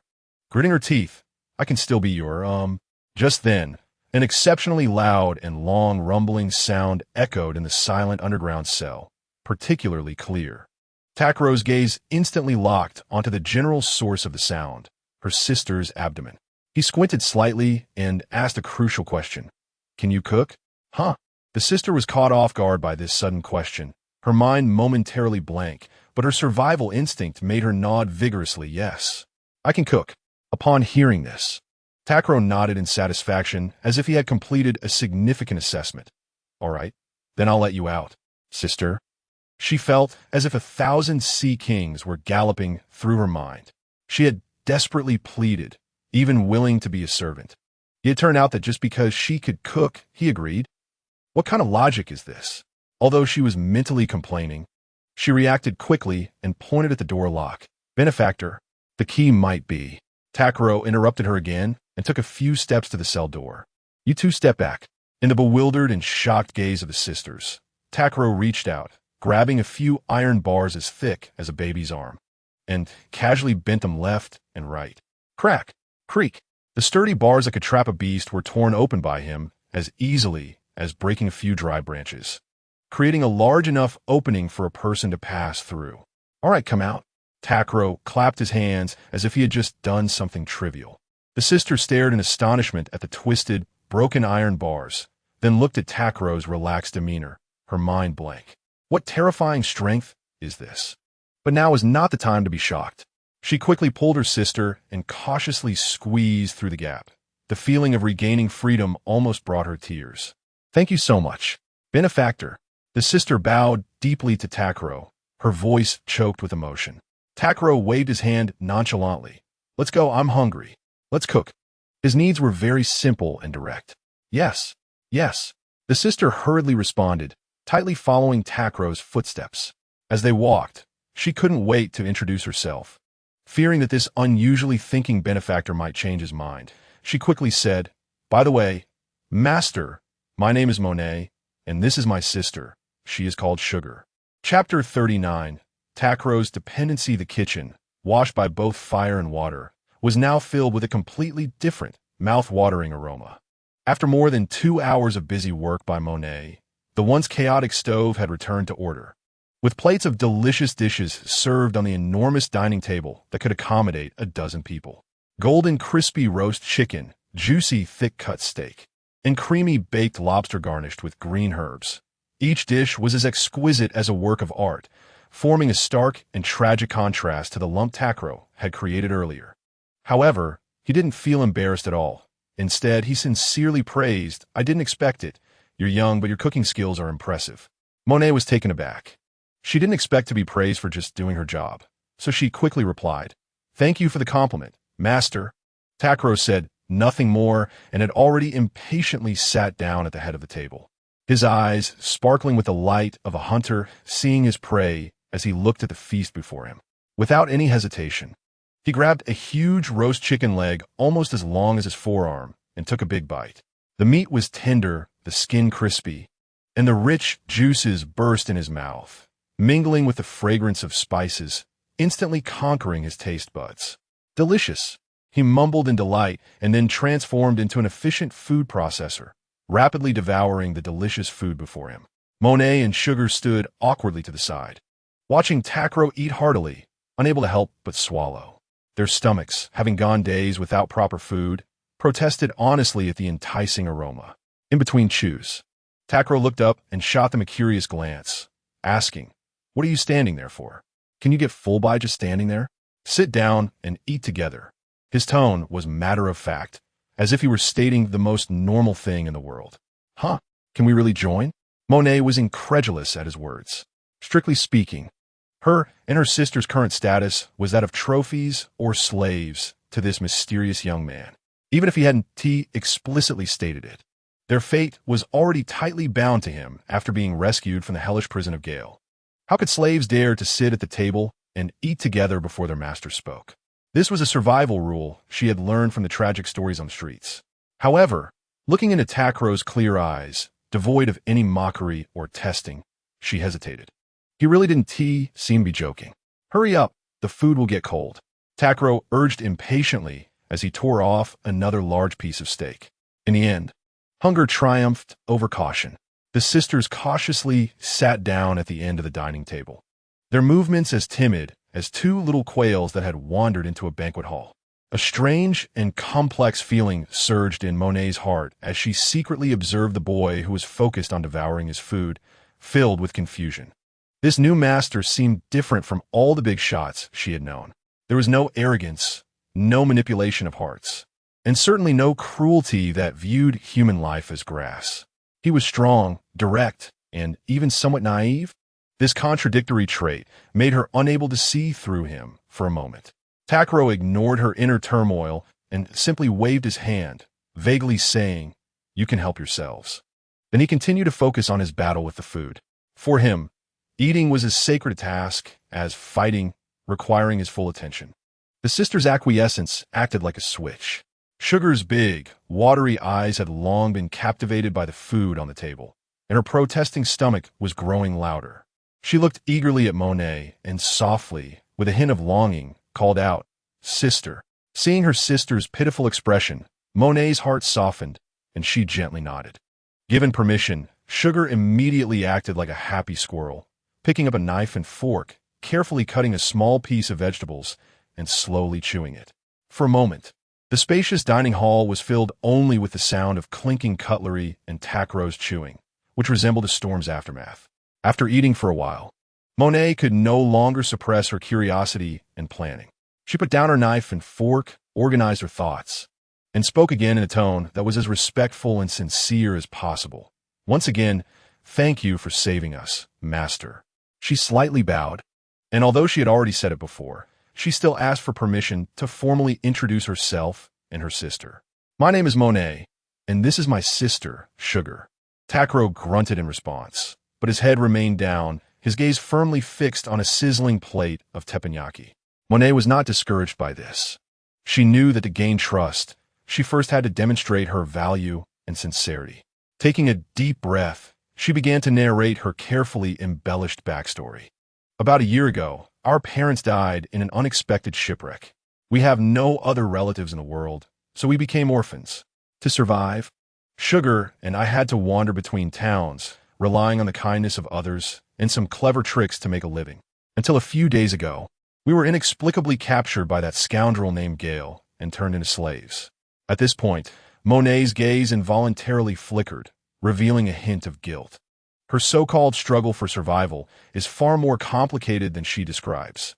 Using her charming appearance to gain sympathy, borrowing wallets from wealthy businessmen, and even occasionally setting up harmless little scams, the two sisters are like wildcats struggling to survive in the jungle. To stay alive, they have already learned various survival tricks.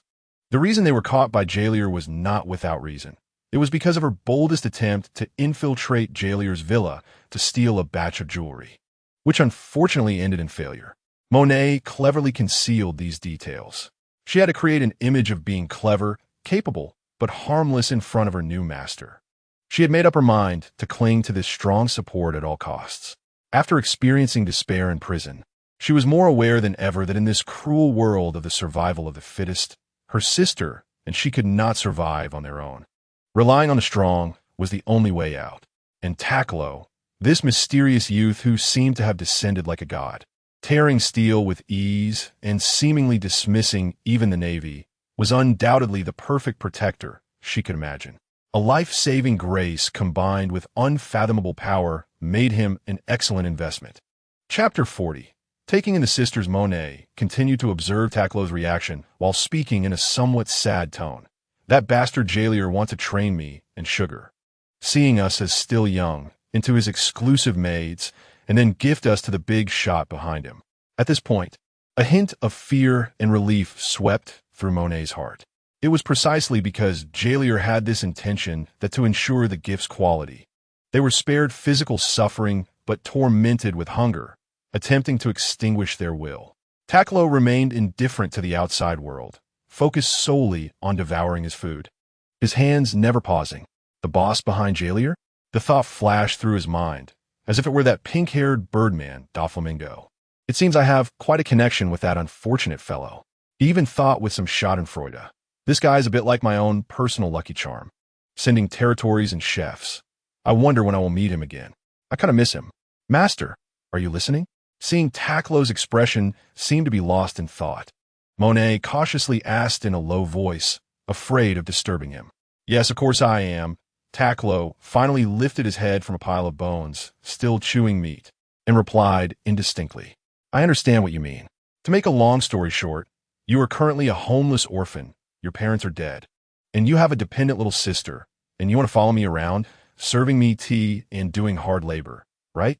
His summary was blunt, but incredibly accurate. Yes, that's right. Monet nodded, obediently admitting it.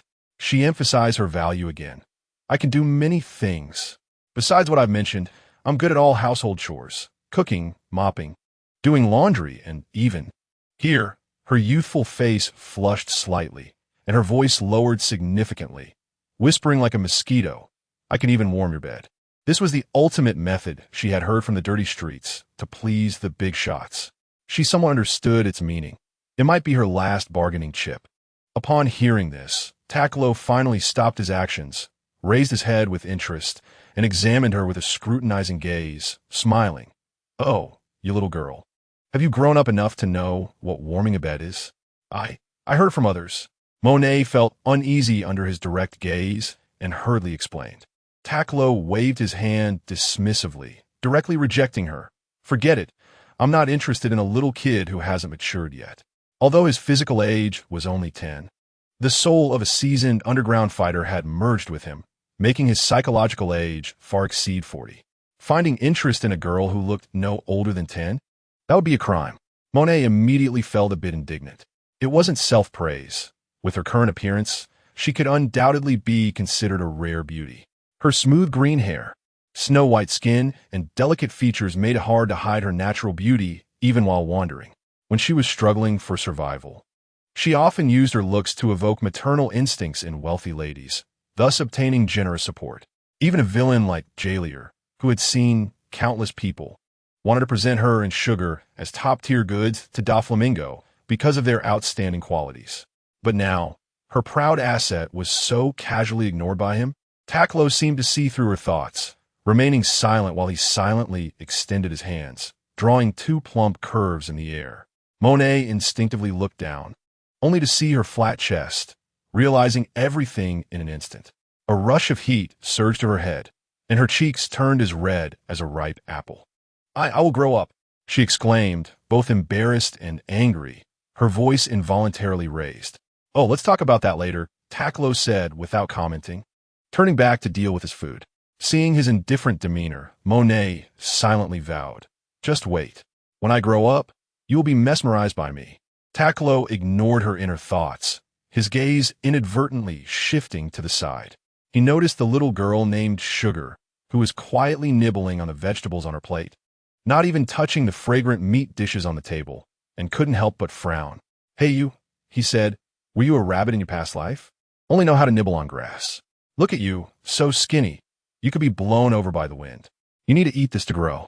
Saying this, he speared a piece of meat larger than Sugar's head, sizzling with oil, and with a thud, tossed it in her small bowl, piling it up like a little mountain. Looking at the huge meat piece in front of her, Sugar timidly raised her head and glanced at Takkuro. For this seemingly fierce older brother, 2-year-old Sugar felt little fear. Her world was simple. She only knew that this person had saved her and her sister, allowing them not to starve and not to be locked in a dark cage anymore. To her, this big brother was a good person. So, did she really not want to eat meat? Of course not. She was just afraid that if she and her sister ate too much, this good person would dislike them and drive them away again, forcing them back to a life of hunger and wandering. She wanted to stay by this big brother's side because it made her feel safe and provided endless vegetables. Seeing Takkuro staring at her, Sugar dared not hesitate any longer and could only silently lower her head, using her small fork to struggle to poke a small piece of meat and put it in her mouth. Just a tiny bite, and the rich meat juice exploded on her taste buds, the aroma of fat mixed with the fragrance of charcoal rushing straight to her brain. An indescribable sense of happiness instantly enveloped her. Sugar's eyes squinted happily into a slit, her face showing an expression of immense satisfaction. Seeing this, Takkuro's eyes lit up, revealing an extremely interested expression. He nonchalantly picked up a crystal-clear grape from the table, flicked it with his finger, and the grape soared through the air in a precise parabolic arc, flying toward Sugar. It seemed as if there was some wonderful telepathy at play. Sugar didn't even look up, yet at the moment the grape was about to fall, she perfectly tilted her head back, opened her small mouth, and with a snap, caught it steadily. She stared blankly at Takkuro, chewing with her little mouth, her face clearly expressing one message: delicious. I want more. Hey, this is interesting. Takkuro chuckled. Her precise dynamic vision and reaction speed instantly reminded him of the little hamster he had raised during his boring past life, which could always catch the food he tossed. Then he recalled the cute little Yuta who had been taken away by Shanks. He loved to tease children the most. Thinking of this, he couldn't help but curse in his heart. Damn Shanks. Not only did he run away, but he also took my little Yuta with him. That was my future rock star. He wondered if, without him and his unique parenting guide based on the Dragon Ball theme song, Yuta would be misled by those rough, early men. His dream of becoming a musician had not yet been realized. Forget it. The monk can run, but the temple can't. Sooner or later, I will catch that bastard and let him know why the flowers are so red. He muttered to himself, then turned his gaze to Monet. Have you eaten well? Yes. I'm full. Monet quickly nodded. This was the most satisfying and secure meal she had since she and Sugar had been wandering. All right. Takkuro nodded in satisfaction. Since you're full, go cook again. Monet was taken aback. Cook? Are there guests coming? No. Takkuro pointed to himself. I want to eat. Huh? Monet was completely stunned. She looked at the table full of remnants from their recent meal, confusedly asking, didn't we just finish eating? We? Takkuro scoffed, giving her a look as if she were joking. With this little bit of food, who could eat enough? I just opened my appetite. Listen, according to this table's standard, prepare 2 more tables for me. Hurry up, I'm in a rush. Monet was completely dumbfounded. She suddenly realized that the easy job of cooking she had previously thought of might become the most arduous and never-ending challenge of her life. However, it was too late for her to regret. She had already boarded this pirate ship named Takkuro. He is my master. She could only stand up with a hint of sweet bitterness, resign to her fate, and walk towards the kitchen, which would become her main battlefield in the future. Chapter 41. The afternoon sun streamed through the enormous floor-to-ceiling windows, casting a warm golden hue over the living room. The air still carried the aroma of food, mingled with a faint scent of alcohol, creating a lazy atmosphere. Monet was busy in the kitchen, the sound of running water and the clatter of dishes intertwining. Although she had just prepared enough food to feed a small army and felt unprecedentedly exhausted, Her heart was filled with an extraordinary sense of fulfillment and satisfaction. Watching her sister Sugar finally able to eat to her heart's content and see her innocent smile return, she felt that all the hard work was insignificant. Takkuro, on the other hand, sprawled on the sofa in the living room like a lord, letting out a satisfied belch. Having a maid who could cook was indeed very convenient. He stroked his chin, beginning to seriously consider a serious issue. A maid preparing 3 tables of food was still a bit slow, and efficiency needed to be improved. It seemed necessary to recruit a few more maids in the future to form a professional kitchen team. Meanwhile, little Sugar quietly sat on the edge of the sofa on the carpet, her legs crossed, her small body sitting upright. Her big, watery eyes were fixated on the enormous screen on the living room wall, looking adorable and obedient. After resting for a while, Takkuro felt a bit bored. He picked up the remote control and randomly turned on the television.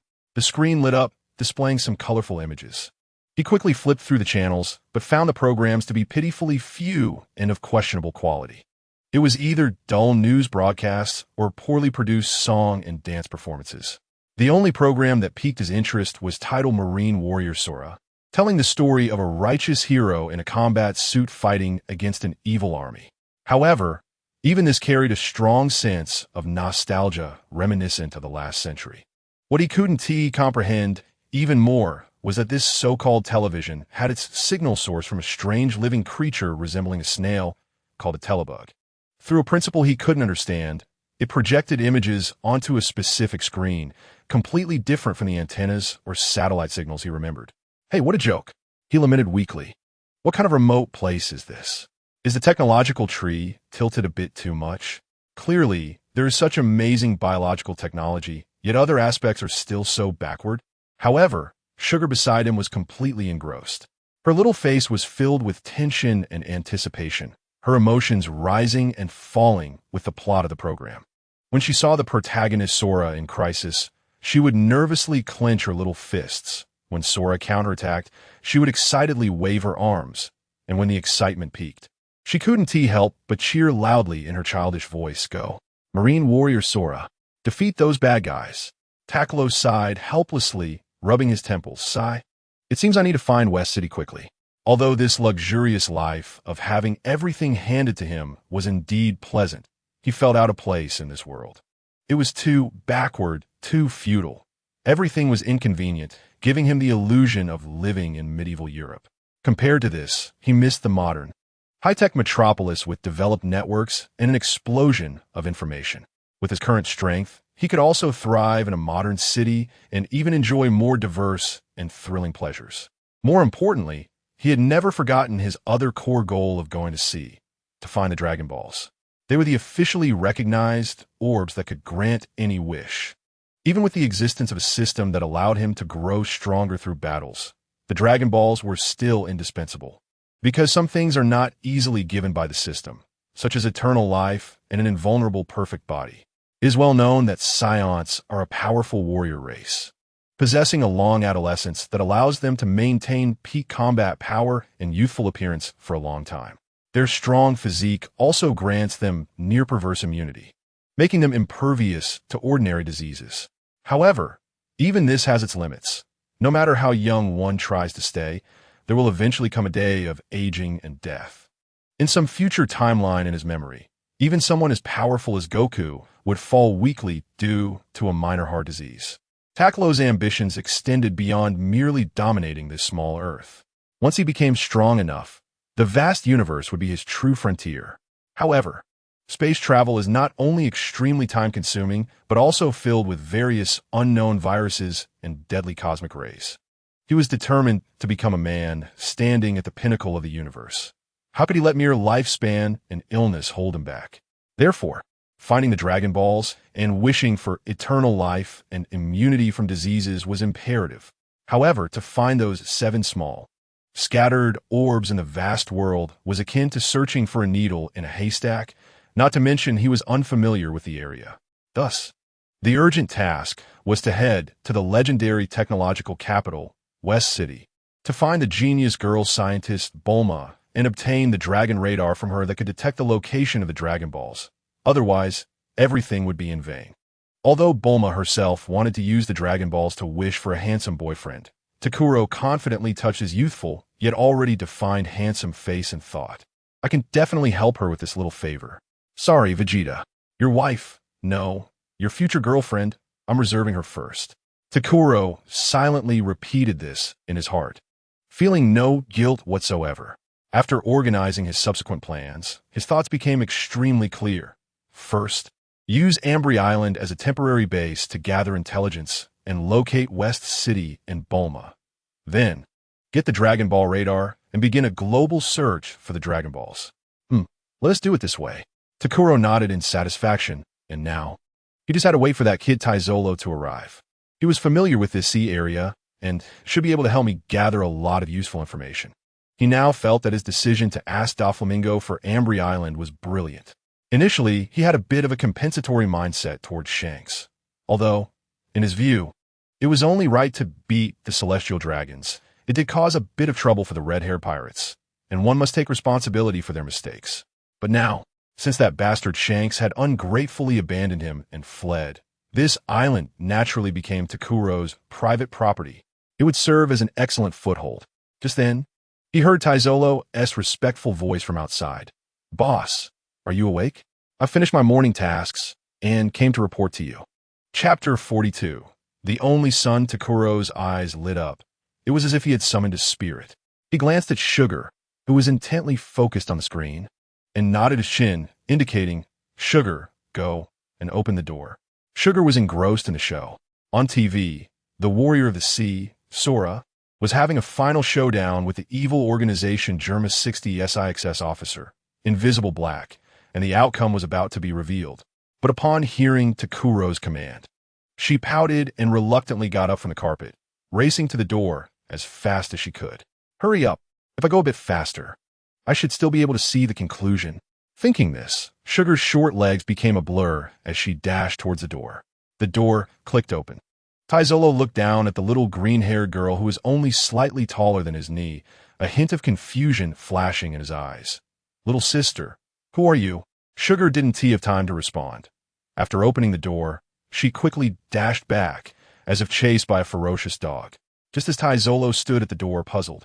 Takuro's voice came from inside the villa. Just come in, little Tai.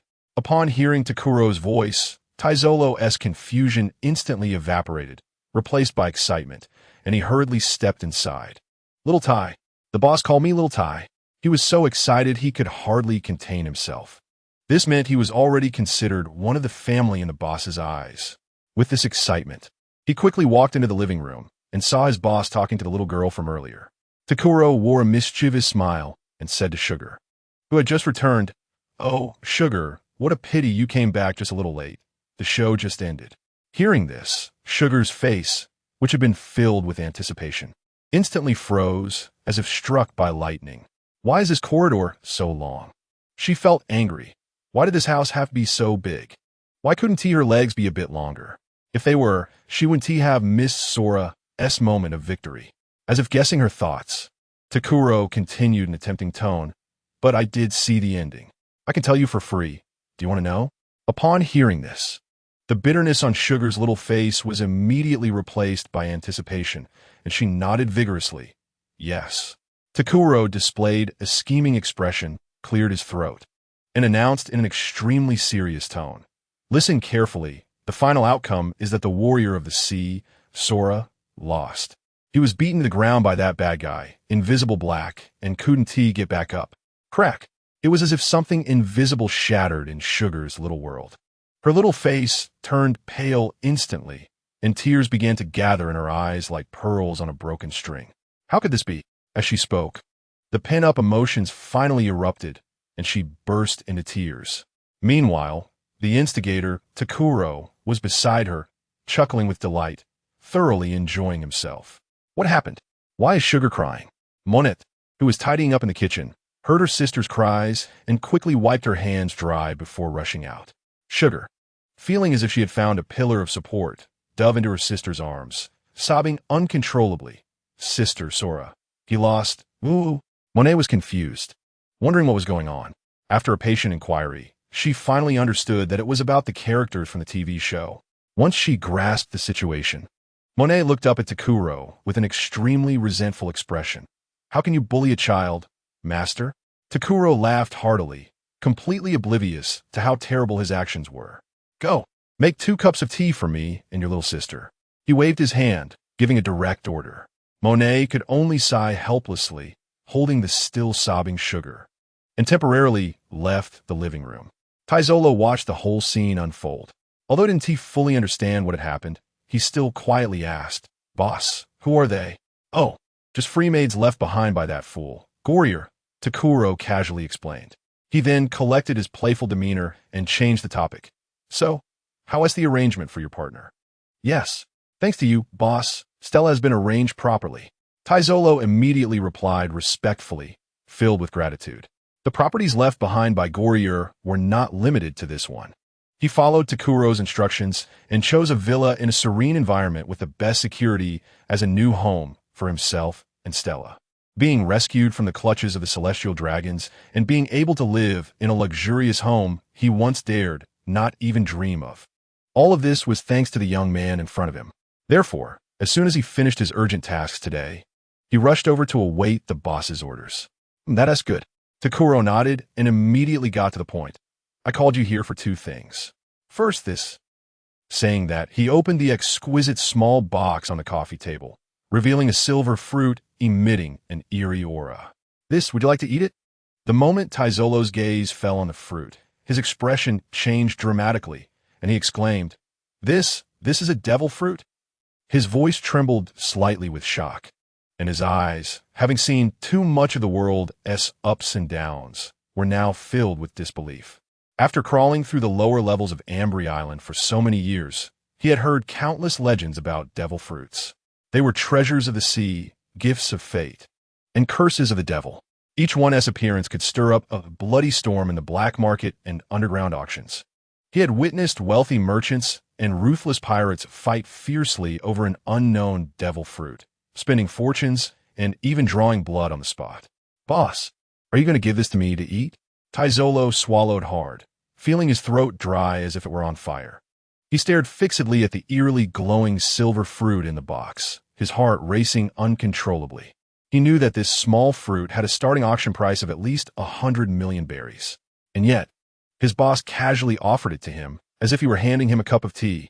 At that moment, Monet walked over with a delicate tea tray, her steps light. When her gaze accidentally swept over the small box on the table, her emerald green eyes suddenly froze. This was not a mere whisper in her heart. She recognized this fruit. Just a few days ago, Gourier had proudly shown it to her and her sisters, saying it was a rare treasure he had gone to great lengths to obtain, meant as a generous gift for the powerful figure behind him, along with her sisters. Unexpectedly, the fickleness of fate had caused this gift to fall into the hands of Takkuro. A ripple stirred in Monet's heart, but she quickly calmed down, showing no signs of her inner turmoil on her face. She knew clearly that everything from the past was now meaningless, regardless of who this fruit originally belonged to. Now it, along with this villa and the fates of her and her sister, only belonged to this unfathomable young man before her.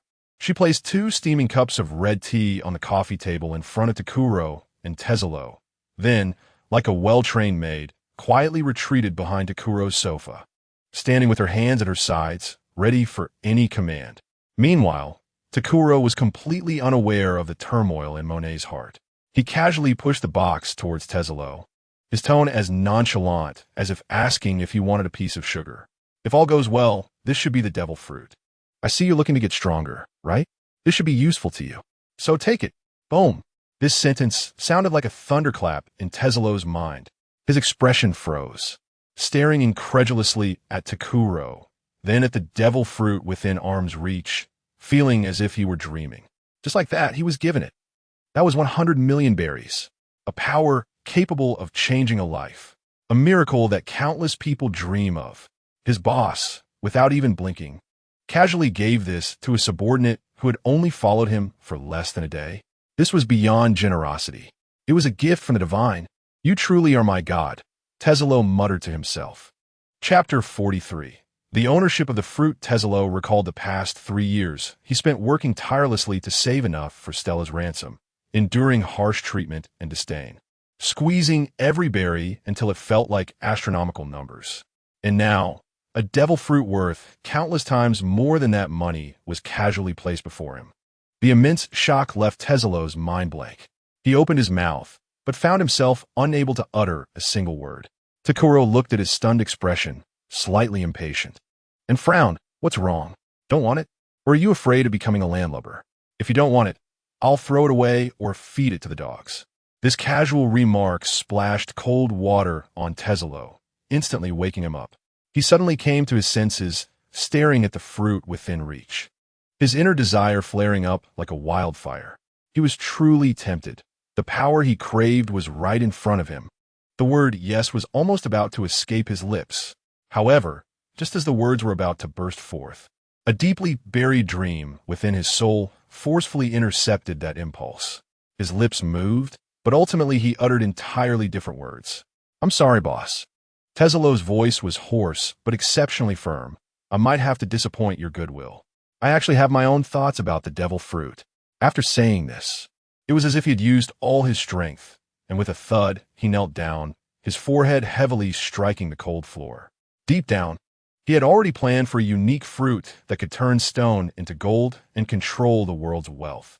The legendary gold fruit that was born from his experience of the power of money and the ultimate obsession after being ruthlessly betrayed by it. He wanted to be the master of money, not a slave. He aimed to create an eternal empire of wealth that no one would dare to look down upon for himself and Stella. Although the hope of finding that legendary fruit was slimmer than finding a needle in the ocean, people always need dreams. What if it came true? The events at sea are unpredictable.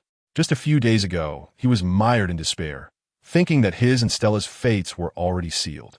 But in the blink of an eye, his boss descended like a deity, rewriting everything. Sometimes, what is needed is just a little bit of incredible luck. Because of this, even though this fruit before him was also extremely precious, he had to refuse. Please punish me. Teselo lowered his head, resigned. He knew the rules of the underground world. If you dare to refuse what your boss has given, it is disrespectful, a public slap in the face. According to custom, the light punishment would be a beating, and the heavy punishment. What are you doing? Takkuro's curious voice came from above, filled with confusion, wondering why such a commotion was happening. Did this guy have some masochistic tendencies? Why did it seem like he was looking forward to being punished? He even subtly moved the sofa back a bit, feeling that this kid seemed a bit off. Teselo, huh? If you don't want it, that's fine. Takkuro waved his hand indifferently. Everyone has their own thoughts. I can't force you to take it, right? I'm not a bully. If you don't want it, I'll just feed it to the dogs. Takkuro felt he was a reasonable boss.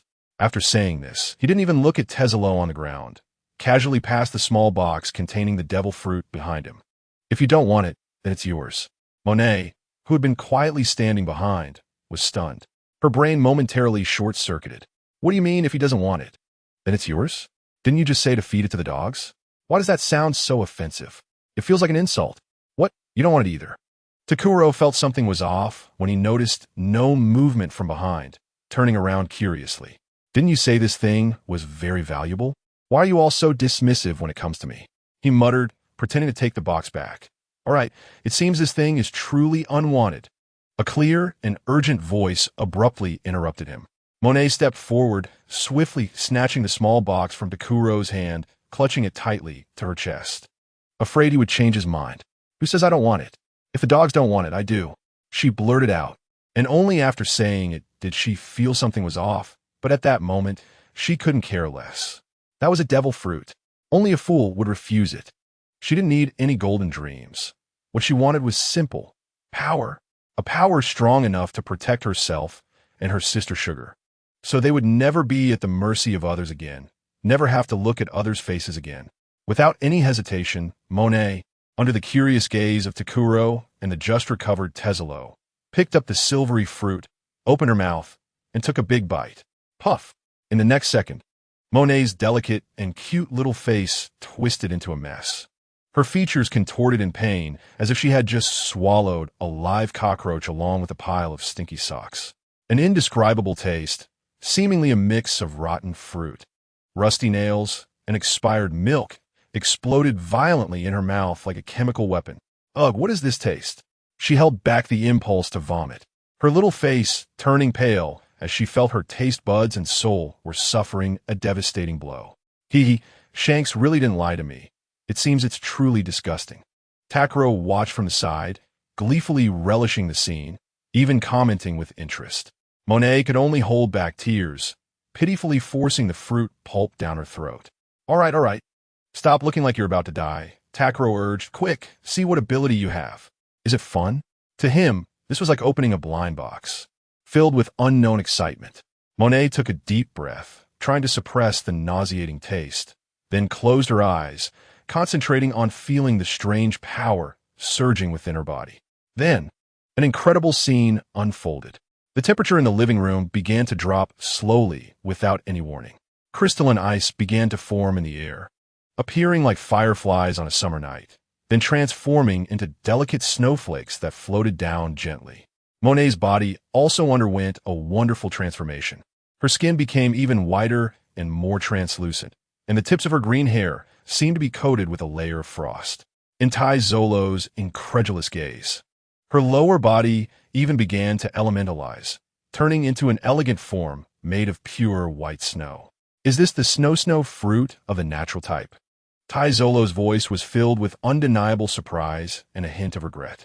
Takkuro curiously asked, what is the snow fruit? It's one of the rarest and most powerful natural type devil fruits. Tai Zolo immediately explained to the boss. It grants the user the ability to create and control ice and snow, as well as to transform into ice and snow to become immune to physical attacks. It is said that the current Vice Admiral of the Navy headquarters, one of the most promising candidates for the Admiral position, Kazan, is a user of a higher-level natural type freezing fruit. Oh, I see. After hearing this, Takkuro thought of that flashy bastard he had chased after and immediately lost interest. Isn't that just similar to that flashy guy? He can turn into natural elements, looks showy. To him, controlling light and ice and snow was meaningless, far less enjoyable than using chi. Sigh, if only there were a fruit ability that could produce food anytime, anywhere. He sighed sincerely and stopped paying attention. Meanwhile, Monet was immersed in the wonder and joy of her new ability. This feeling was so marvelous, as if she had merged with nature itself. With a thought, the falling ice and snow quickly condensed, first transforming into a little bird flapping its wings, then changing into a lively snow rabbit, everything under her control. This was a natural type, one of the top rare items among devil fruits. Eating it would instantly grant a huge increase in combat power. What was he pretending to be just now? Now he regretted it deeply. Takkuro saw through his thoughts and shot him a disdainful glance. Look at you. What's so impressive about that? It's just a broken fruit, nothing to be envious of. But I didn't know it was a natural type. Taitsolo protested akisvidly. If I had known, I would have eaten it immediately to gain strong combat power and help the boss better. Takkuro thought for a moment, and it seemed to make sense. If the strength of his subordinates was stronger, he could be more relaxed. The key was that maybe he could spar with him in the future, becoming a qualified punching bag. With that thought, he immediately put on a mysterious expression, patted Tai Zolo on the shoulder, and said earnestly, to forge iron, one must be strong oneself. Relying on those crooked ways to improve oneself is ultimately empty. Only one's own chi can surpass everything. I see you have extraordinary bones and sharp eyes, a rare martial arts talent. How about this? I have an ancient manual of the Turtle Sage School that has been lost for a long time. Today, I will impart it to you. He pretended to grab something from thin air, and a small booklet exuding an ancient aura appeared in his hand. This was naturally something he had the system replicate from memory. But Tai Zolo didn't know that. He saw Takkuro grab something from the void, and it suddenly appeared in his hand, uttering something profound. He immediately reverently accepted it with both hands, feeling that this small booklet was heavy as 1,000 pounds, exuding an indescribable mysterious aura, and couldn't help but murmur, "The Turtle Sage School sounds very impressive." "Yes, you must study it seriously," Takkuro said casually, exuding a masterly demeanor. "This was my training method from years ago. Moreover, I have a unique gravity training method. Depending on your performance, I will teach it to you later." Upon hearing this, Tai Zolo's heart was undoubtedly even more excited. How could he be so fortunate to receive such favor and cultivation from the boss? A tremendous feeling of happiness and gratitude overwhelmed him, and he plopped down on his knees again, tears and snot running down his face as he hugged Takuro's thigh. Boss. Yuck. How disgusting. Stay away from me. Takuro felt a wave of physiological discomfort and kicked him away in disgust. What kind of manners is this for a grown man, crying and whining all the time? At that moment, Monet timely used her newly mastered ability, and a gentle cold wind blew, pushing the still writhing Tai Zolo to the corner of the wall. Takkuro immediately praised her. Well done, perceptive. Hombo, Monet hukvidlightly. Flapping her snow-formed wings, floating in midair, her small face filled with smugness. All right, enough small talk. Let's get to the second matter. Takkuro clapped his hands, his expression turning serious. Tai Zolo immediately wiped his tears, doing a flip from the ground to stand upright in front of Takkuro. Boss, you can command me. I will not hesitate to face any danger. Uh-huh. Takkuro nodded, then said, I want you to help me integrate all the forces on the island. Then, find out about a city called West Capital. Upon hearing this, Tai Zolo's face instantly stiffened with excitement, then changed to a troubled expression. Boss, regarding this matter, I was just about to report to you. It turned out that after Takkuro left yesterday, he had already tried to execute the boss's orders. But after all, he was just a teenager. Even with Takkuro backing him, how could those long-standing, unruly underground forces and business leaders on Ambry Island easily listen to his commands? It was already a favor that they hadn't beaten him up and thrown him out on the spot, considering the death of Gale. That's about the situation. Tai Zolo helplessly shrugged. The other forces on the island seem very unconvinced about your rule. Some even spoke disrespectfully of you, saying you're just a lucky brat.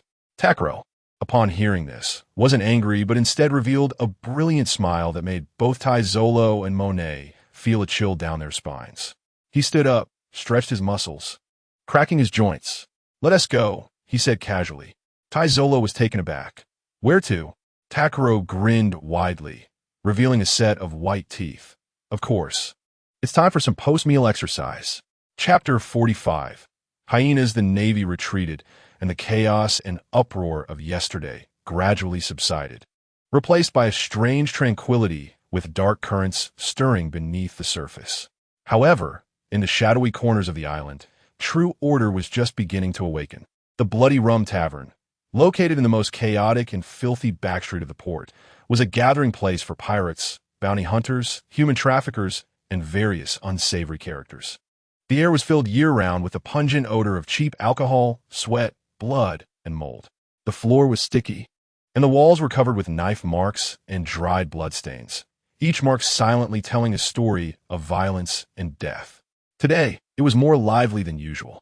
In the center of the tavern, several tables were pushed together, filled with all the prominent figures from Ambry Island. They were the local tyrants of various neighborhoods, the gang leaders controlling smuggling routes, and the rogues running underground casinos. Under Doflamingo's rule, they scavenged like hyenas, sharing the leftovers from the scraps of the night demons, maintaining the balance of the island's underworld. A burly bald man with a face full of flesh, wearing a thick gold chain around his neck, slammed his wine glass heavily on the table, splashing liquid everywhere. He was Iron Fist Barrow, who controlled the smuggling business at the docks. Damn it, what bad luck. Barrow roared in a coarse voice, spitting as he spoke. I've lost 3 whole ships of goods today. Those damn navies sealed the port and turned my ships upside down. This bill should be charged to that little bastard who popped up from who knows where. Who says otherwise? A thin man beside him, looking like a bamboo pole with a sinister gaze, chimed in sarcastically. He was Domino, the operator of the island's largest underground casino. My casino didn't even have a ghost today. The customers were scared away. The celestial dragons were attacked. Those useless wastes should be killed. But it just had to happen on our turf. Now, who knows how Lord Doflamingo will punish us? Upon hearing this, everyone present nodded in agreement, grumbling about their misfortune. That idiot Galeer deserves to die. Why pick a fight with anyone but the celestial dragons? He dragged all of us into this mess. If you ask me, that little brat named Takkuro is the real culprit. A kid who hasn't even grown hair, yet dares to run wild on Ambry Island? Who does he think he is? Exactly. Just because he defeated a few weak guards of the Celestial Dragons and some trash navy, he thinks he can run amok? That doesn't mean anything. Doflamingo is the real powerhouse. How can someone like him compare? But someone with a sharper mind spoke up in the crowd. But that kid seems to be a member of the Red Hair Pirates. Barrow disdainfully curled his lip and put down his glass. Huh. That little brat just has a bit of a connection with the Red Hair Pirates. Otherwise, why didn't they take him with them when they left? So there's no need to be afraid. With this statement, everyone nodded, feeling it made sense. As the alcohol took effect, these hyenas, who usually didn't dare to breathe in front of Doflamingo, seemed to forget their fear and began to talk freely, venting all their grievances and dissatisfaction onto that little brat they had only heard of but never seen. I heard Barrow took a big gulp of rum. A dismissive sneer on his face. That kid really thinks he's something. He sent a green-haired kid over, claiming to integrate all our forces and make us listen to his orders from now on. What joke. Ha ha. Domino let out a sharp laugh. As piercing as an owl's. Does he think he's Lord Doflamingo? A snot-nosed kid wanting to poop on our heads? Does he deserve it? That's right. What is he? Anyway, let him go back to his mother for milk. The tavern erupted in a chorus of laughter, filled with contempt and mockery. To them, Takkuro was merely a lucky kid who happened to defeat a few insignificant guards and was coincidentally involved in the Celestial Dragon incident. All of this was the work of the red-haired pirates. What did it have to do with him? A voluptuous woman with crimson-painted nails. The head of information trading on the island, Scorpion Maria, gently swirled her wine glass and said in a lazy yet venomous tone, I did send someone to inquire. It said that the kid killed Galier and took over Galier's villa and those two pretty little slave girls. TSK, not old yet, but with quite an appetite. Oh, there's this too? A glint of lewd light flashed in Barrow's eyes. Galier's hidden goods were top-notch. What a pity for that little bastard to get them. Pity? Domino sneered, his eyes gleaming with greed and calculation. I wouldn't say so. That kid is just one person, with only a green-haired sidekick and two little slave girls. What gives him the right to keep Galier's legacy? What gives him the right to rule this island? His words were like a boulder dropped into a lake, instantly stirring up waves. Everyone present breathed heavily. Their eyes ignited with the flames of greed.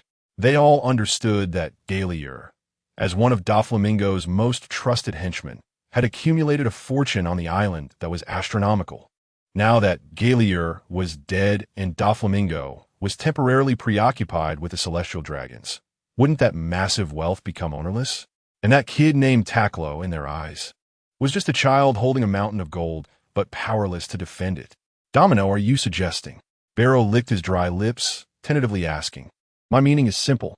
Domino downed his drink and flipped his glass upside down on the table, making a crisp sound. His voice was low yet filled with incitement. This island used to belong to Lord Doflamingo. We could only sip some soup. But now, whether Lord Doflamingo can return is still debatable. That little brat. What gives him the right to be our new master? He slowly stood up, pressing his hands on the table, leaning forward, his gaze sweeping across everyone like a venomous snake. Rather than waiting for a kid who doesn't know the heights of heaven and depths of earth to order us around, why don't we take control of this island ourselves? The treasures left by Galier we will share equally. The benefits of this island we will govern together. What do you say? These words, like the whispers of a devil, instantly ignited the most primitive greed and ambition in everyone's hearts. That's right. Why should we let a little brat ride on our heads? Let's do it. Ambry Island belongs to all of us, not just him. Kill that little brat. Take all his treasures and women. The crowd was enraged, and the atmosphere in the tavern reached a peak. The mixture of alcohol and greed made these hyenas completely lose their rationality, as if they could already see themselves dividing the wealth and becoming the new rulers of the island. Well said. Barrow slammed the table, standing up and raising his arms in a rallying cry. That kid killed Galier, but it was just luck. We have so many people, so many guns. Are we afraid of him alone? Let him try to touch us. Don't forget, this is ultimately the territory of the Don Quixote family. Even if Lord Doflamingo can't come back for a while, does he dare to kill us all? If he dares to do that, he's openly declaring war against the entire Don Quixote family. At that time, Lord Doflamingo will definitely not let him off the hook. This statement further boosted everyone's morale. Yeah, the law doesn't punish the many. If they unite, that kid, no matter how strong he is, would he dare to risk offending a warlord of the Seven Seas and take them all down? He wouldn't dare. He absolutely wouldn't dare. Realizing this, everyone's courage grew, and their expressions became even more arrogant and cruel. Tonight, we will go to Galier's villa together. Barrow raised his glass, spitting as he made the final mobilization. Let him hand over all his treasures and properties, then roll out of Ambry Island, if he dares to say even a word of refusal. A sinister smile appeared on his face. We will let him know who really has the final say on this island. Roar. The tavern erupted with deafening roars and cheers, glasses clinking, tables and chairs shaking. This group of hyenas, driven mad by greed, had already begun to celebrate their impending victory in advance. However, none of them noticed that among the restless crowd at the tavern's entrance, a small figure hid beneath a large hooded cloak, moving cautiously. At just 11 years old, Nico Robin dared not even breathe, fearing that she would attract the attention of the group around her. Chapter 46. Nico Robin outside the Bloody Rum Tavern. The afternoon sun was scorching, and the atmosphere inside the tavern was equally heated. Nico Robin curled her petite body in the darkest corner of the tavern, her oversized black cloak almost blending her into the surrounding decayed wooden boards. She carefully lowered the brim of her hat, revealing only a pair of beautifully calm eyes that seemed too mature for a child. The stench of cheap alcohol and sweat in the air made her frown slightly. But more than that, the arrogant and greedy roars coming from the center of the tavern filled her with a sense of deep disgust. 3 years ago, the demon-slaying order that completely erased her hometown of O'Hara from the map burned her memories day and night like an unquenchable hellfire. Overnight, she transformed from a small scholar immersed in historical texts into the son of the demon with a bounty of 79 million berries. A world-class criminal at just 8 years old. From that day on, Flame became a necessary theme in her life.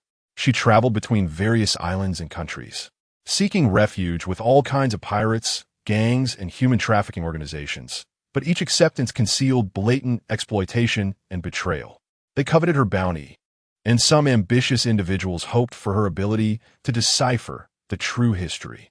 Once danger approached, or they believed she had lost her value, she would be ruthlessly discarded as a pawn. Trust had long become the most luxurious word in her dictionary. A month ago, she narrowly escaped capture by a group of bounty hunters who attempted to sell her to the world government. By coincidence, she boarded a smuggling ship and ended up on this island of Ambry in the North Sea, controlled by the celestial dragon Don Quixote Doflamingo. This island was chaotic and rife with crime, which provided her with an excellent hiding place. The most dangerous places were often the safest. Here, no one cared about a silent little girl who always wrapped herself in a cloak, using her knowledge and wisdom that far surpassed her peers. She worked in the island's black market as an information translator and ancient book appraiser, barely making ends meet while secretly gathering clues about the true history. She found some books that recorded scattered fragments of history and had planned to leave as soon as she saved enough for her next journey. However, fate seemed to enjoy playing tricks on her. The sudden arrival of the celestial dragons and an unexpected attack that nearly turned the entire island upside down completely disrupted her plans. The Navy's emergency blockade left her like a bird trapped in a cage. Today, the tavern where she was hiding just happened to become the meeting hall for all the local snakes plotting.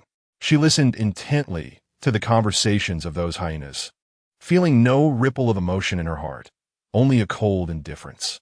The boy named Takkuro, whom she had never met, appeared to her as just another pitiful soul about to be caught in the whirlpool of desire. It had nothing to do with me, Nico Robin told herself. Every day in this world, countless conspiracies and murders unfold, and she had long learned how to be a cold observer because any excess sympathy could drag her into an irretrievable abyss. Just as she was thinking this, a commotion suddenly erupted outside the tavern, and then a drunken pirate stumbled in, excitedly shouting, "Hey, the port blockade has been lifted. The Navy has completely left." What? This news hit the tavern like a bomb, instantly halting the frenzied atmosphere. Is it true? Iron Fist Barrow grabbed the pirate by the collar. It's absolutely true. I saw it with my own eyes. All the warships have started to leave the port. After confirming the authenticity of the news, the tavern erupted into even more reckless cheers. Ha ha, that's great. It seems the Navy was scared away by that little brat's red-haired pirates. I told you, on Doflamingo's territory, even the Navy wouldn't dare to act recklessly. Yet, Nico Robin's heart jumped at the moment she heard this news. Opportunity. This was a perfect chance for her to leave this island of troubles. She didn't want to stay a second longer. Her instincts told her that as the hyena's plot began to unfold, the island would soon plunge into another round of bloodshed and chaos. She had to seize the moment, taking advantage of the chaos while the port had just been unblocked and order had not yet fully restored, to blend into the crowd leaving the port. Without any hesitation, she lowered the hood of her cloak a bit more, hiding her face completely in the shadows. She silently stood up from the corner, merging like a ghost into the crowd that was starting to stir in excitement over the unblocking news, preparing to leave the tavern. However, just as she was about to successfully pass through the crowd, a drunken strongman stumbled back into her, his heavy elbow crashing into Robin's body. Ugh! Robin was knocked off balance by the force and fell sideways. Worse still, the hood that concealed her identity slipped off her head in the sudden impact. Damn it! The alarm bells rang in Robin's mind. Almost instinctively, the moment her hood fell, she quickly put it back on, hiding her face in the shadows once more. The whole process took no longer than a blink of an eye, but it was already too late. A sharp gaze had precisely caught that fleeting glimpse. Maria the Scorpion was holding a glass, watching the commotion at the door with great interest. The beautiful little face that had momentarily been exposed, which was so out of place in this filthy tavern, immediately caught her attention. What made her gaze sharpen even more was that she seemed to have seen that face somewhere. Maria put down her glass, her crimson nails lightly tapping on the table. Her mind raced, comparing that face with a wanted poster worth a fortune in her memory. Black hair, blue eyes, young yet with an unsettling calm demeanor. Yes, greed and fervor erupted in Maria's eyes. She suddenly stood up, her voice piercing through the tavern's noise. It's her, the son of the demon, Nico Robin. Capture her. Boom. This announcement was 1,000 times more explosive than the earlier news of the port's unblocking. The entire tavern fell into a dead silence, then erupted into a frenzy of roars more mad and greedy than ever before. What? Nico Robin. 79 million berries. Capture her. That bounty is mine. Don't you dare move. I saw her first. In that instant, everyone's gaze locked onto the small figure in the black cloak like starving wolves. What alliance? What division of wealth? Everything was instantly cast aside in the face of this easily obtainable enormous bounty. Nico Robin's heart sank to the coldest depths. She no longer held any hope, turning and running madly toward the back door of the tavern. Don't let her escape. Barrow, Domino, and others reacted as well, roaring as they led the chase. The desperate patrons of the tavern surged toward Robin like a school of sharks sensing blood. Robin was far more agile than her peers. She deftly overturned tables to create obstacles, her petite figure weaving through the chaos, still having some energy thanks to the help of the Hana Nomi. However, the space in the tavern was limited, and there were simply too many people chasing her. Soon, she found herself trapped in the dead end of the alley. As she looked at the grotesque faces twisted by greed and listened to the filthy shouts around her, Robin slowly came to a stop. She leaned against the cold wall, her small chest heaving from the intense running. She raised her head, removing the now meaningless hood, revealing a face dusted but still calm. In her eyes, there was no fear, no pleading, only a dead silence, a despair as cold as a winter ice lake. Here it comes again. Once again. No matter where she escaped to, no matter how carefully she treaded, the final outcome always seemed to be betrayal and pursuit. Is there really a place for her in this world? Little one, stop struggling. Barrow sneered as he approached step by step. If you come with us obediently, you might suffer a little less. Robin slowly closed her eyes, seemingly giving up all resistance, preparing to embrace her already destined, tragic fate. However, in that moment of despair, boom! The thick wall that should have been indestructible suddenly collapsed, as if struck by an invisible giant hammer. A voice, tinged with amusement and arrogance, came abruptly from the dust. "Hey there, scum. Good afternoon, have you eaten? If not, how about taking a punch from me?" Chapter 47, Arrogance. Takkuro's figure finally appeared clearly, arms crossed, and a playful yet dangerous smile on his lips. In the alley, time seemed to freeze. Barrow's hand, which was about to grab Robin, froze in midair, and the grins on the faces of all the desperate outlaws solidified, replaced by extreme astonishment and a hint of absurdity. The very person who had just boasted in the tavern about causing trouble for him had now delivered himself right to their doorstep in such an unexpected way. Nico Robin also stared in shock with her blue eyes. She looked at the black-haired boy who had suddenly appeared, seemingly around her age, and at the huge hole behind him from which debris was still falling, momentarily forgetting the danger she was in. "Who are you?" Barrow was the first to snap out of his shock, roaring with a fierce voice. "Me?" Takkuro tilted his head, stepping out from the hole, his tail lazily swishing behind him. "I'm Takkuro. I heard you were looking for me." He paused and grinned, revealing a mouthful of white teeth, adding, by the way, "From today on, I'm also your new master." This arrogant and unreasonable proclamation, like a monarch's decree, instantly ignited the nerves of the desperate outlaws.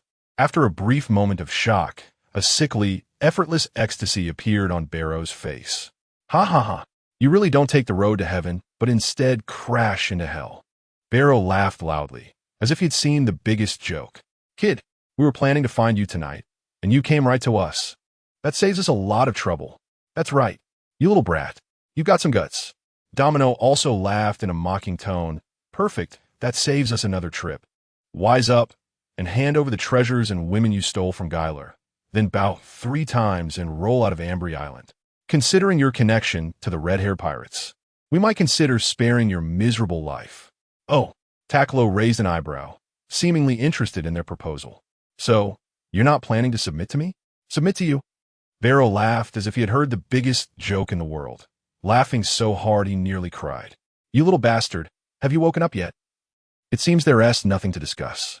Takkuro's smile gradually widened, turning into a more pure malice.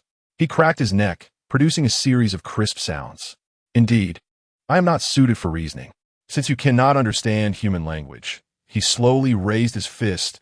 A dark red aura, like thin flames, began to rise around him. "Then we can only communicate in the language you understand. Attack! Capture him!" Barrow's eyes flashed with ferocity, and without further ado, he roared for the assault. Nearly 100 desperate outlaws in the alley, like wolves smelling blood, brandished various weapons, unleashing a chaotic roar as they charged toward the seemingly frail figure of the boy. Nico Robin's heart leapt to her throat, even though this boy looked strong, facing such a number of enemies. However, the next second, the fierce battle she anticipated did not occur. What unfolded before her was a one-sided, utterly predictable slaughter.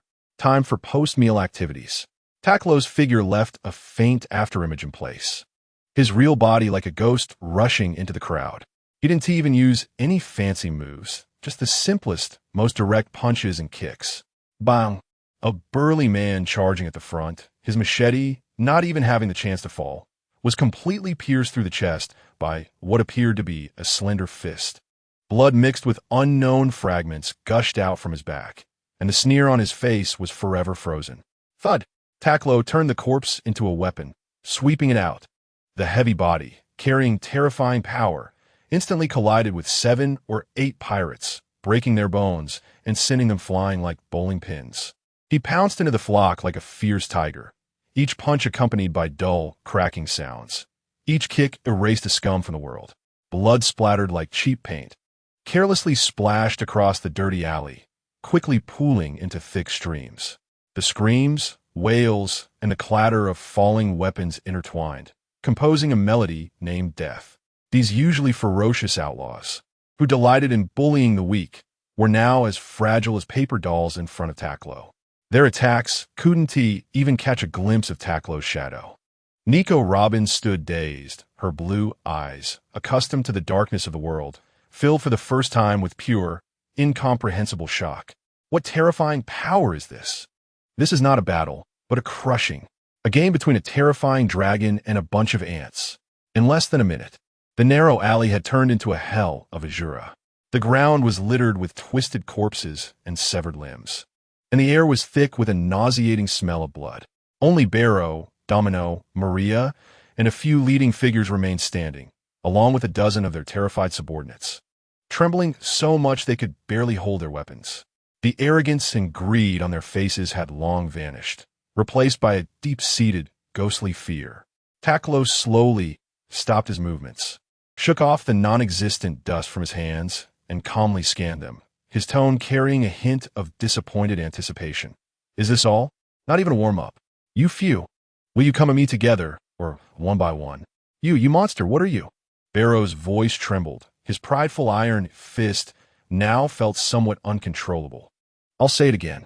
Takkuro's gaze turned cold. From today on, Ambry Island is under my command. Now, you have one last chance to kneel or die. This group of scum still had some use, so Takkuro wasn't in a rush to kill them. Faced with this blatant threat of death, the instinct to survive finally overpowered their fear.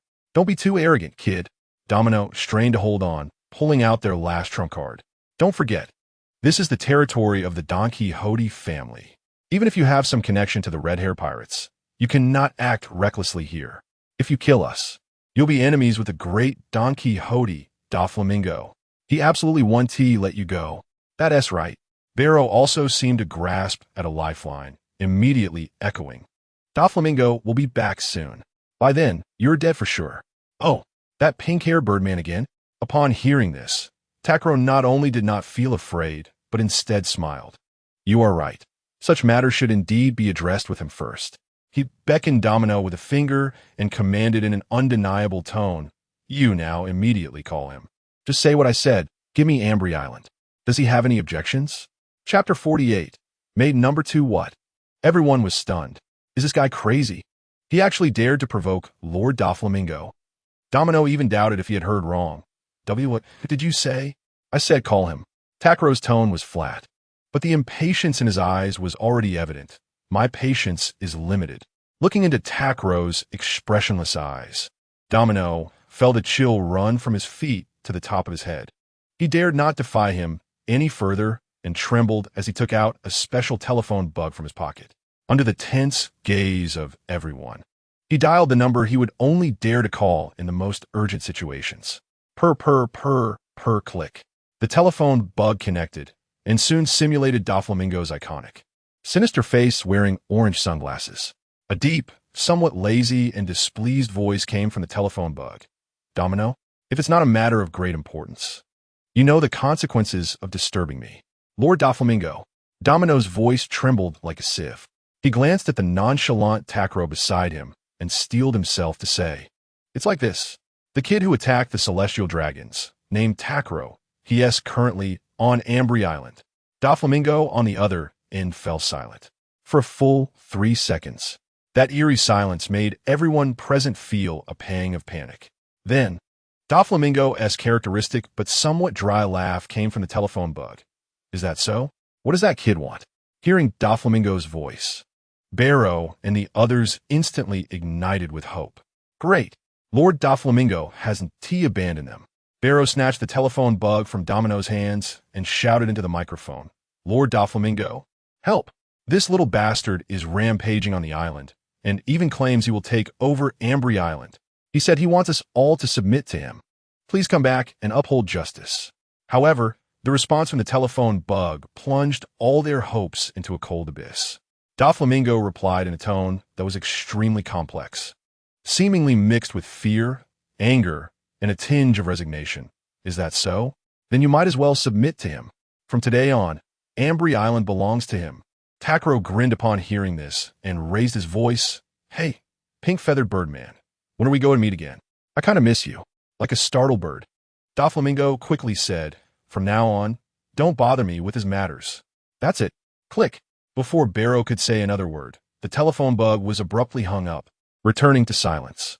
In the alley, there was a deathly silence. Barrow, Domino, Maria, and everyone else stood frozen as if they had been hit by a paralysis spell. What did Lord Doflamingo just say? He wants them to submit to this kid? He gave Ambry Island to this kid. How is that possible? Just as their worldview was collapsing, Takkuro's voice, tinged with a hint of regret, echoed like a death knell in their ears. It seems your boss has no intention of coming. He walked step by step toward the panicked leaders, grinning. Since that's the case, let us continue. 1 minute later, Takkuro casually kicked the lifeless body at his feet with his toes, disdainfully curling his lip. What iron fist? Not even one punch could hold up, so weak. His tone was as bland as if he were complaining about a newly bought toy not being sturdy enough, completely unaware of the blood and gore around him. As he spoke, he looked up. The ground was littered with corpses and viscous blood, and the only person still standing was a little girl in a black cloak with a wheat-colored complexion. Takkuro looked at her with interest and curiously asked, "Hey, aren't you afraid?" Afraid? Nico Robin was undoubtedly terrified at this moment. Her heart was pounding in her chest, nearly jumping out of her throat. The metallic, rusty smell in the air constantly stimulated her nerves, causing her stomach to churn. Even after experiencing the flames of O'Hara and navigating through pirates, gangs, and bounty hunters, becoming accustomed to death and violence, such efficient and pure slaughter still left her aghast. Forcing herself to calm down, she took a deep breath, raised her head, and looked directly into the eyes of this killer, trying to maintain her composure. "Yes, I am afraid." Robin's voice was a bit hoarse from tension, but her words were exceptionally clear. "But you should be able to see that I am not one of them. Moreover, I have no grievances with you." "I know." Takkuro nodded, acknowledging her statement. Hearing this response, Robin felt a surge of joy, thinking she had escaped disaster. Her taut nerves slightly relaxed. However, Takkuro's next question instantly sent chills down her spine. "So," Takkuro tilted his head, his eyes sparkling with curiosity, "why are so many people chasing you, shouting to kill you? What to do? Should she reveal her true identity?" The titles of the demon child of O'Hara and the woman who could decipher the poneglyphs were like death sentences to her. Once spoken, would this terrifying boy before her also, like others, take an interest in her for the high bounty or to exploit her abilities? But even if she didn't say it now, given the overwhelming power he displayed on this island, it would only be a matter of time before he discovered her identity. At that point, hiding would only lead to worse consequences. Rather than passively awaiting judgment, it would be better to. With that thought, Robin abandoned all hope and self-deprecatingly replied, "Because I am Nico Robin." After saying this, she closed her eyes, as if she was ready to face any outcome. However, what came to her ears was a confused retort. "Who?" Robin suddenly opened her eyes, only to see Takkuro's face filled with confusion. His bewilderment was so sincere that it left Robin deeply puzzled. "You don't recognize me?" Although this was the North Sea, the bounty of the demon child Nico Robin should have spread across the seas by now. This name should be well known to anyone connected to the dark world. Takkuro examined her up and down and disdainfully said, "Shrimphead girl, this woman is too full of herself. Why should she think you would recognize her?" Not understanding the meaning of this strange term, Robin could clearly sense a kind of contempt from his tone and gaze. This made her feel more panicked and at a loss than if he had expressed interest in her bounty. His indifferent attitude suggested that her identity, her abilities, and her value were worthless in his eyes, as if they could be casually disposed of like garbage at any moment. "I am very useful." Robin forced herself to calm her inner fear. "I can infiltrate, steal, gather intelligence, and decipher ancient texts. I possess countless knowledge. With me, you will find things much easier." Takkuro stroked his chin, feeling as if he had heard this line not long ago. "All right." He casually waved his hand, making a hasty decision. "Then it's decided. You'll be maid number 2. At home, there was already a cooking maid, maid number 1 Monet. This one looked like she could do other chores as well. So it was just right to bring her back, to keep Monet company and share some of the workload. Perfect. Maid numero 2? Robin was completely stunned. She had imagined countless scenarios of being captured, interrogated, and exploited, but never once did she think that her identity, which was enough to make the world government wary, would ultimately result in a maid's number. But regardless, Robin let out a long, silent sigh of relief, her tense body instantly relaxing. No matter what, she was still alive. She didn't want to die yet. She still had a mission to complete. Just as she was complexly accepting this absurd new identity, She suddenly heard Tucker's voice ringing in her ears. Right, I have another question. Please go ahead. Robin immediately replied, respectfully. Why is your nose so pointy? Chapter 49, Big Trouble? Who? Why is my nose so pointy?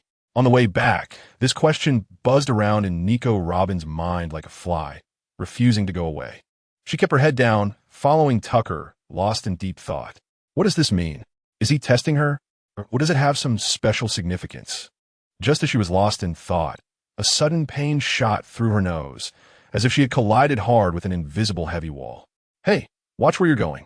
Tucker had unknowingly stopped in front of the villa, turning around with an unhappy look at Robin, who was holding her nose. Yes, I'm very sorry. Robin was startled, instantly pulling herself from her reverie and reflexively bowing in apology. Let's go in. Tucker nodded, not caring about this little incident. Inside the villa, the spacious and bright living room felt like two different worlds compared to the blood-soaked alley of the tavern. When Tucker, with a hint of blood on him, led a figure dressed in a large cloak, whose face was obscured, into the living room, Maid, who was watching TV with Sugar, immediately stood up. Sugar's small face was filled with pure resentment. She had already learned from her sister about the true ending of the Marine warrior Sora. Sora didn't lose at all. He defeated the invisible Black. That means Big Brother had tricked her. She decided that tonight, no, for the whole day, she wouldn't pay any more attention to him. Master, you're back. Monet respectfully bowed, then cast a curious glance at the figure behind him. Tucker casually replied, throwing himself into the soft sofa, then pointed to the somewhat awkward Robin beside him and announced, Monet, let me introduce you.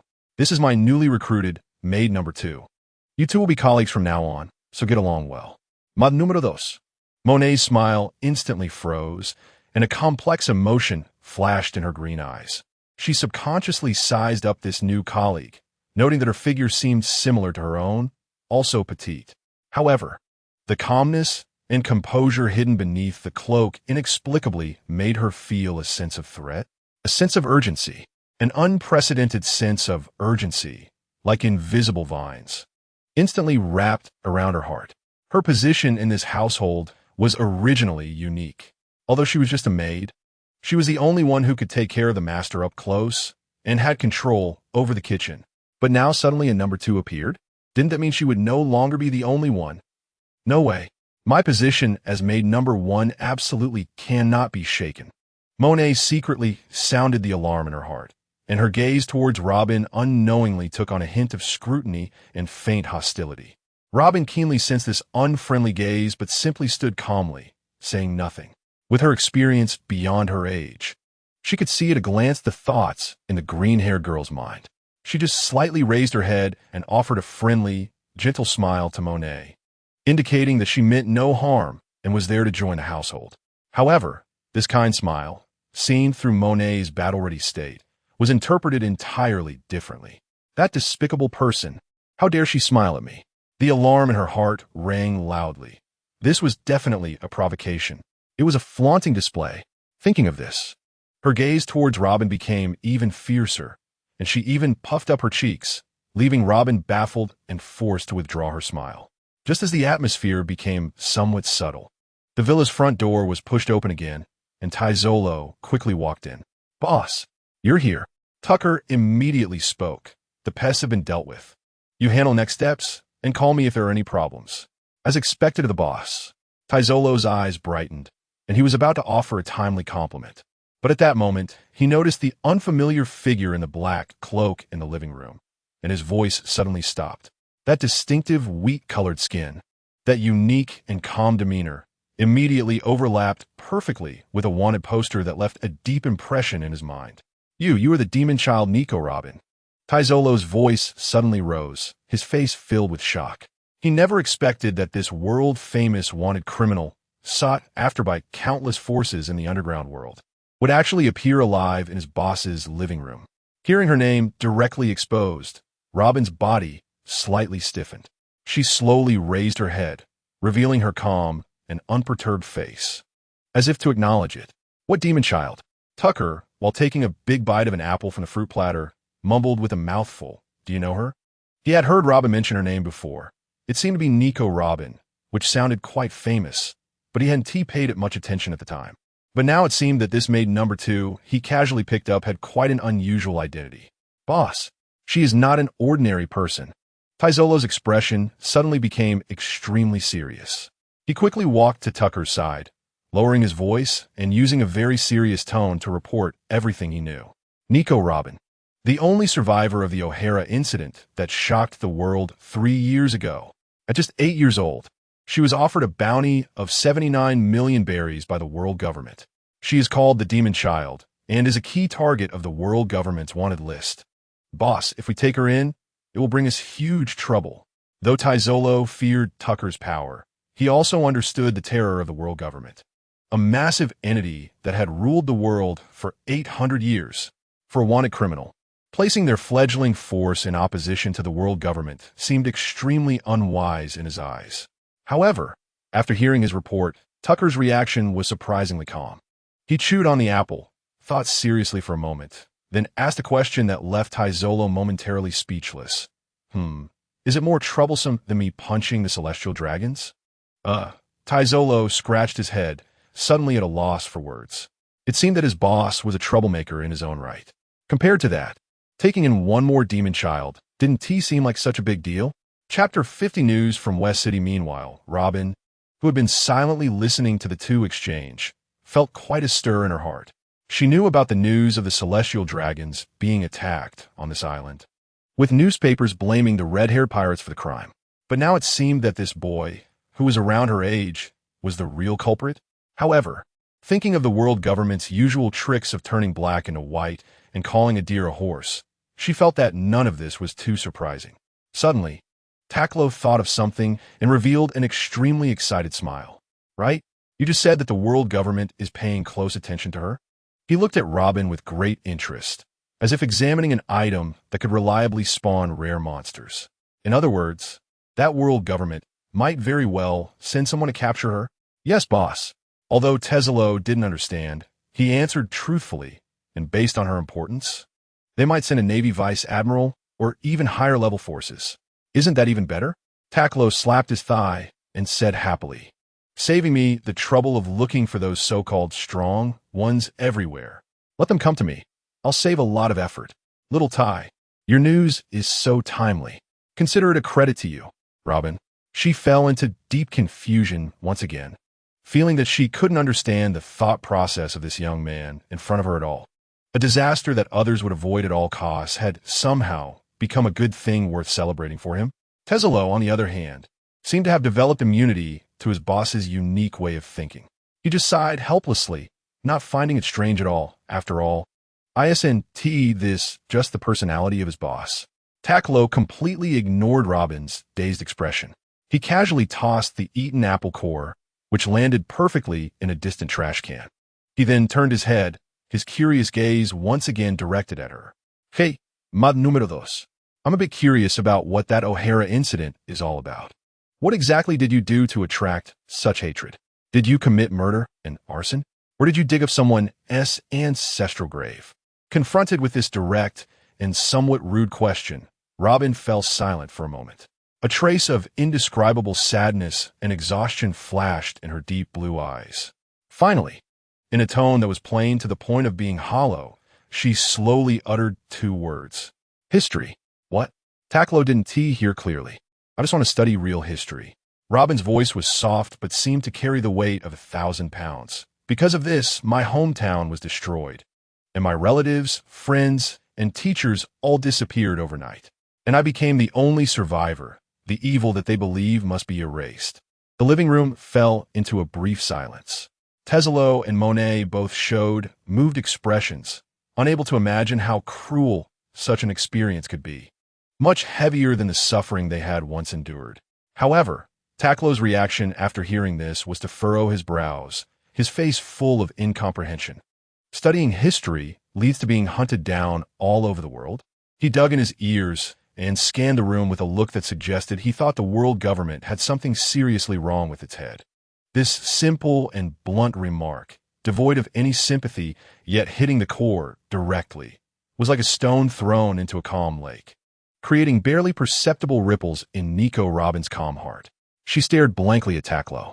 Throughout her life, she had heard countless evaluations of her. Monster, freak, calamity. Ominous person. People either feared her abilities, coveted her value, or despised her existence. Yet no one had ever, after hearing about her so-called crimes, questioned the supreme world government that pushed her into the abyss with such a matter-of-fact tone. It wasn't sympathy, it wasn't pity, but a pure, different logical system-based confusion and disdain. This feeling was wonderful. Robin's face still bore little expression, but deep within her eyes, which were always covered with a thick layer of defense, it seemed that something hard was quietly melting away.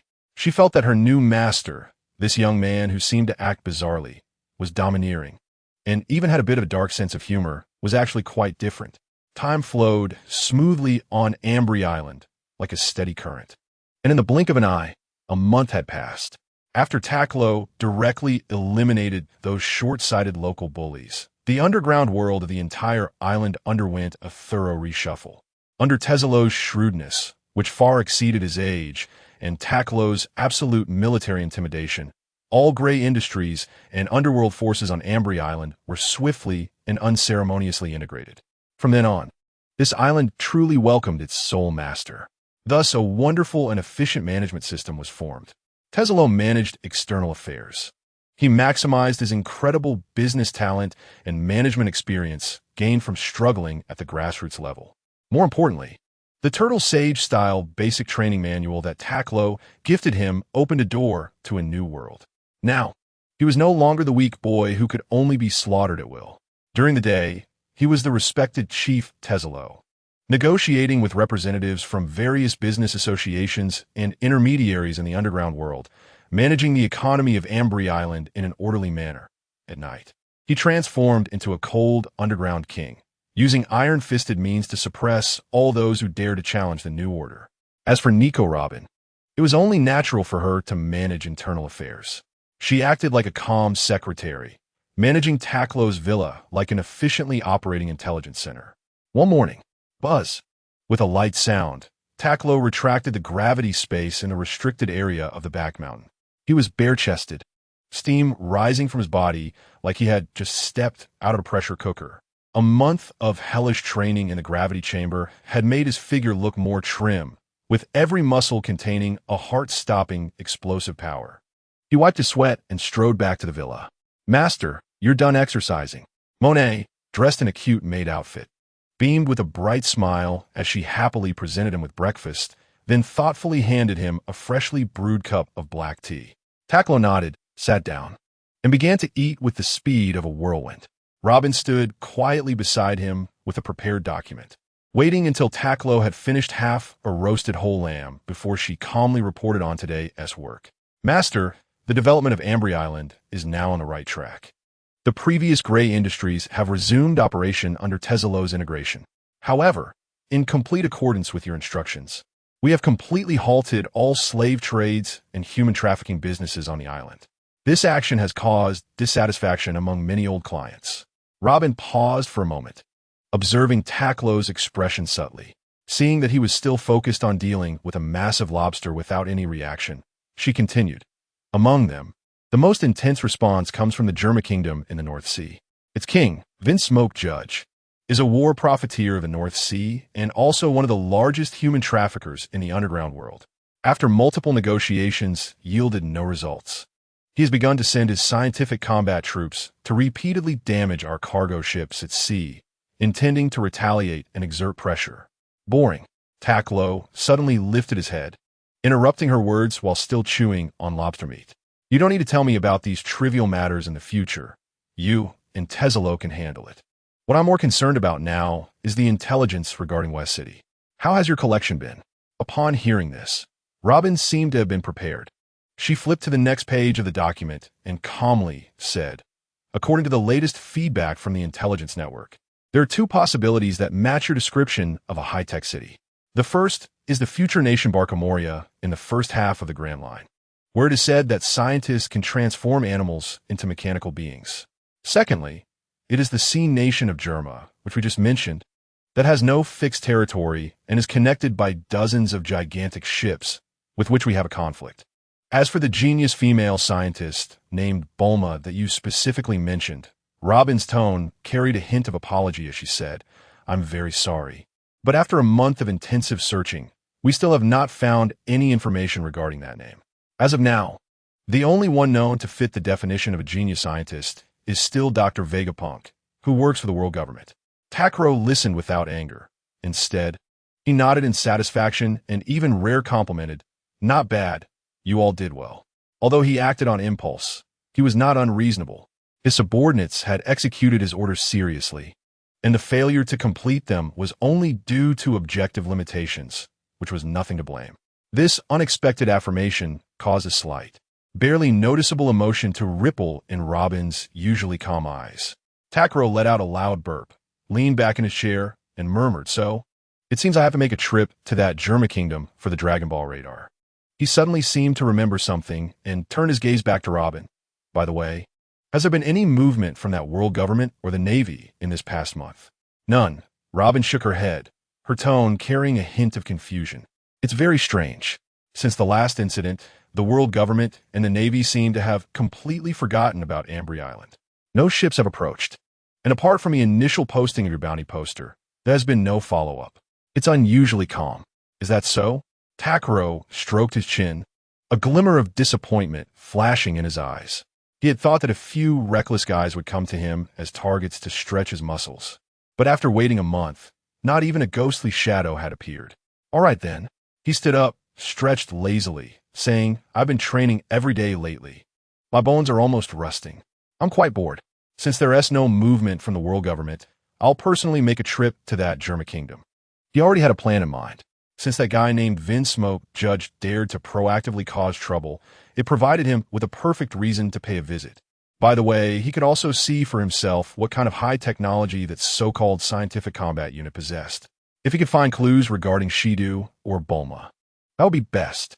If not, that was fine too. Takkuro grinned. Then he could just conveniently wipe them out. Chapter 51. Could it be that? Meanwhile, in a bustling commercial street on Ambry Island, several figures quietly melted into the throngs of people like droplets of water. They were dressed in ordinary casual clothes, with various appearances looking like ordinary tourists visiting the island. However, the way each of them walked and the glances they cast around revealed a professionalism and coldness that was out of place with ordinary people, honed through countless trials. At the forefront was a tall young man with two short horns on his head and short pink hair. His eyes appeared to be covered by bangs, but the gaze hidden in the shadows swept over everything around him like a predator poised to strike. He was Fuzz, an elite agent from the world government's direct secret intelligence agency, Cipher Pol 9. Target confirmed. Fuzz's voice was low, tinged with a suppressed excitement. "The Devil's Child, Nico Robin, is in that villa on the east side of the island. According to preliminary observations, besides the target, there are 3 others in the villa, a pair of green-haired sisters and the one codenamed Strangetail, Takkuro. Everyone, follow me." With a wave of his hand, he was about to lead the members of Cipher Pol 9 directly to the villa to execute the capture mission. However, at that moment, a boy who had been watching coldly from the side, with a white dove perched on his shoulder, suddenly spoke up. "Our mission this time is to confirm the target's whereabouts and conduct surveillance, not to capture criminals." Fuzz's brows furrowed instantly. He turned around, looking displeased at the boy Rob Lucci, who was hailed as the strongest genius in 800 years of Cipher Pol 9. Noticing that all the members, including Fuzz, had their gazes focused on him, Lucci remained unfazed, his expression as flat as an unmelting iceberg. "I'm just reminding you that Takkuro has connections with the Red Air Pirates," he said slowly.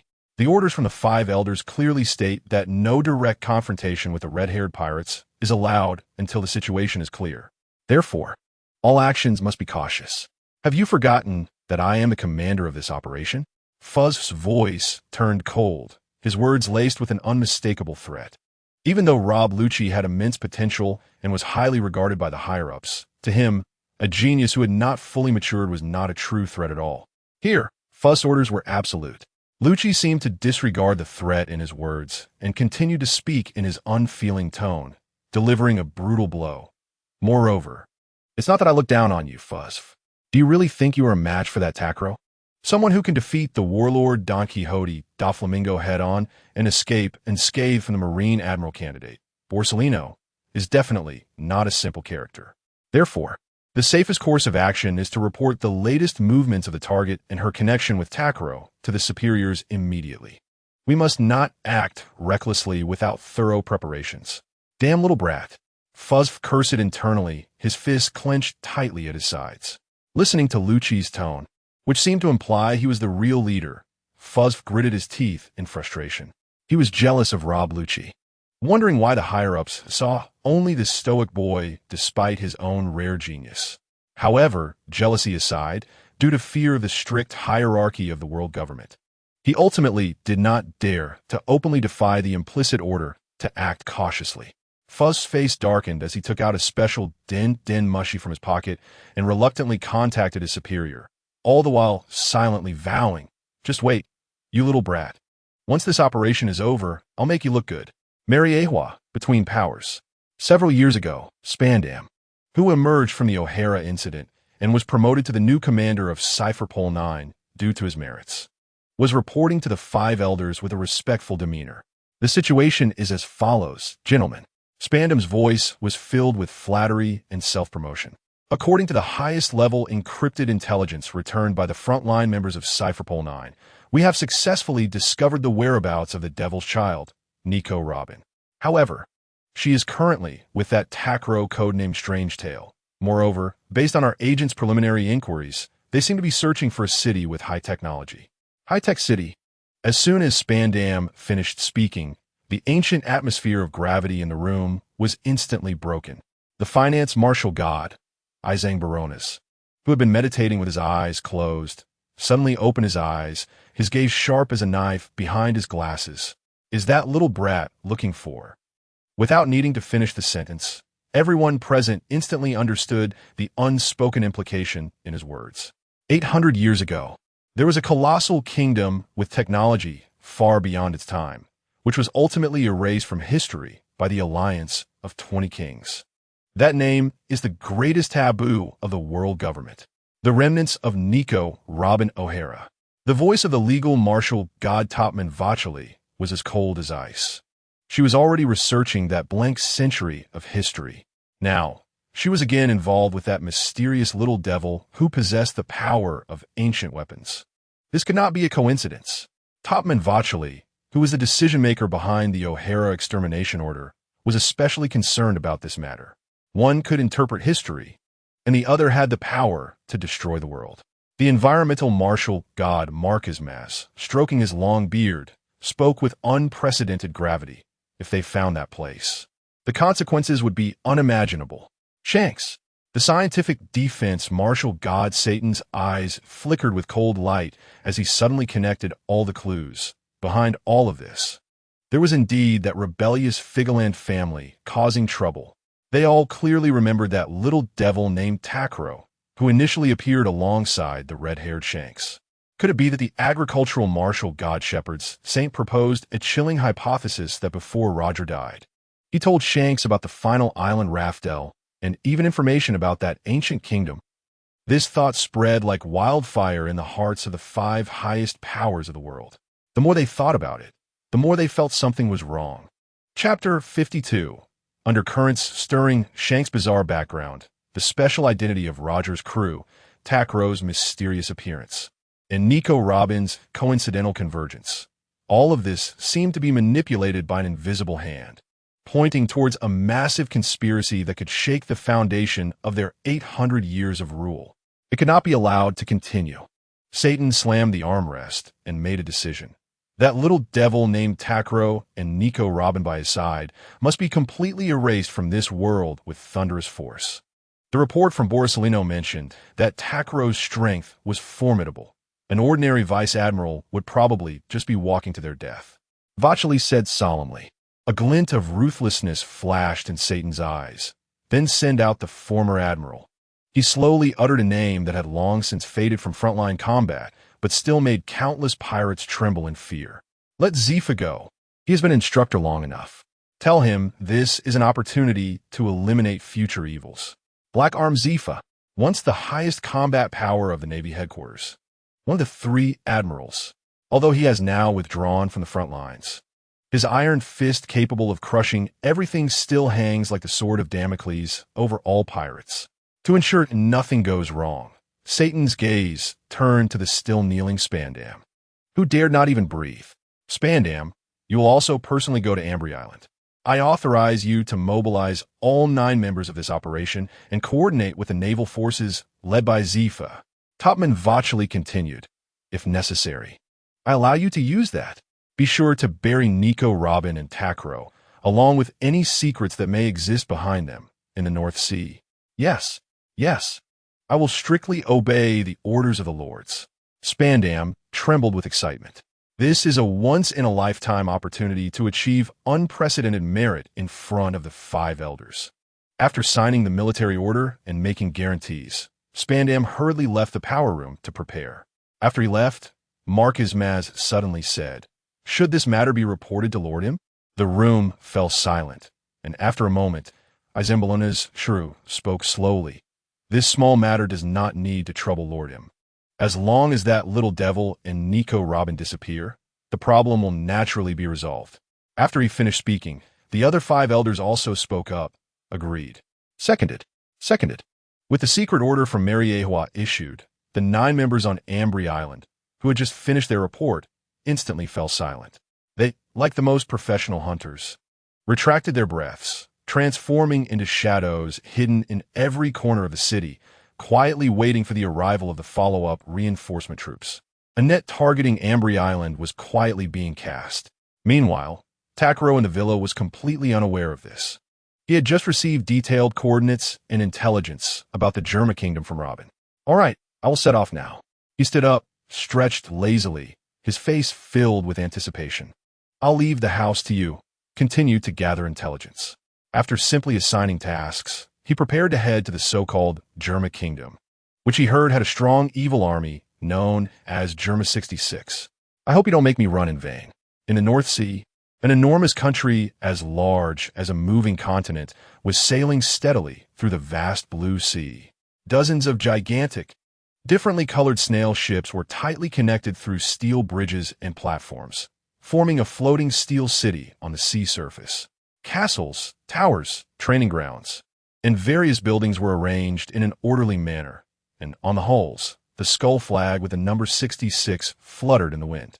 This was the Sea Kingdom of Germa, known for its science and warfare without fixed territory.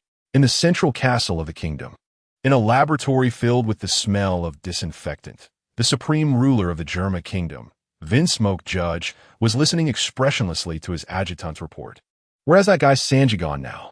he suddenly asked.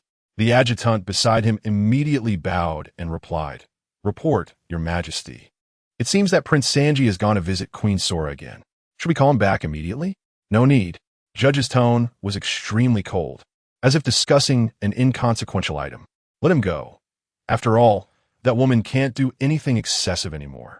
Recently, he felt increasingly dissatisfied and disgusted with his 3rd son. In all the rigorous numerical tests, Sanji's performance was vastly inferior compared to his 3 masterpiece brothers. Emotionally rich, physically weak, refusing to fight.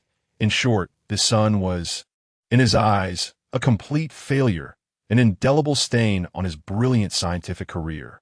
Therefore, letting the stain fade away on its own, out of sight, was the last mercy he could offer. "Let's not talk about him." Judge waved his hand, shifting the topic to what he truly cared about. "Regarding the supply of slaves, has there been no compromise from Ambry Island?" The adjutant flipped through the materials in hand and respectfully replied, "Yes, Your Majesty. Currently, the other party remains firm, completely prohibiting all slave-related industries on the island. Those we sent to negotiate have also completely lost contact." Hearing this, a flash of violent cold light crossed Vinsmoke Judge's eyes, and he snorted coldly, "Umph. A mere little devil dares to be so arrogant. Since they refuse to accept our hospitality, then let's just erase them from the sea." In order to perfect his clone army, Vinsmoke Judge urgently needed a large number of living humans as experimental material. Ambry Island was originally his most stable and convenient source of slaves, and now that channel had been forcibly cut off, causing his research to stagnate.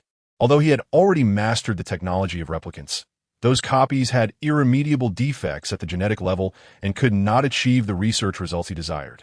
Therefore, he must obtain real humans.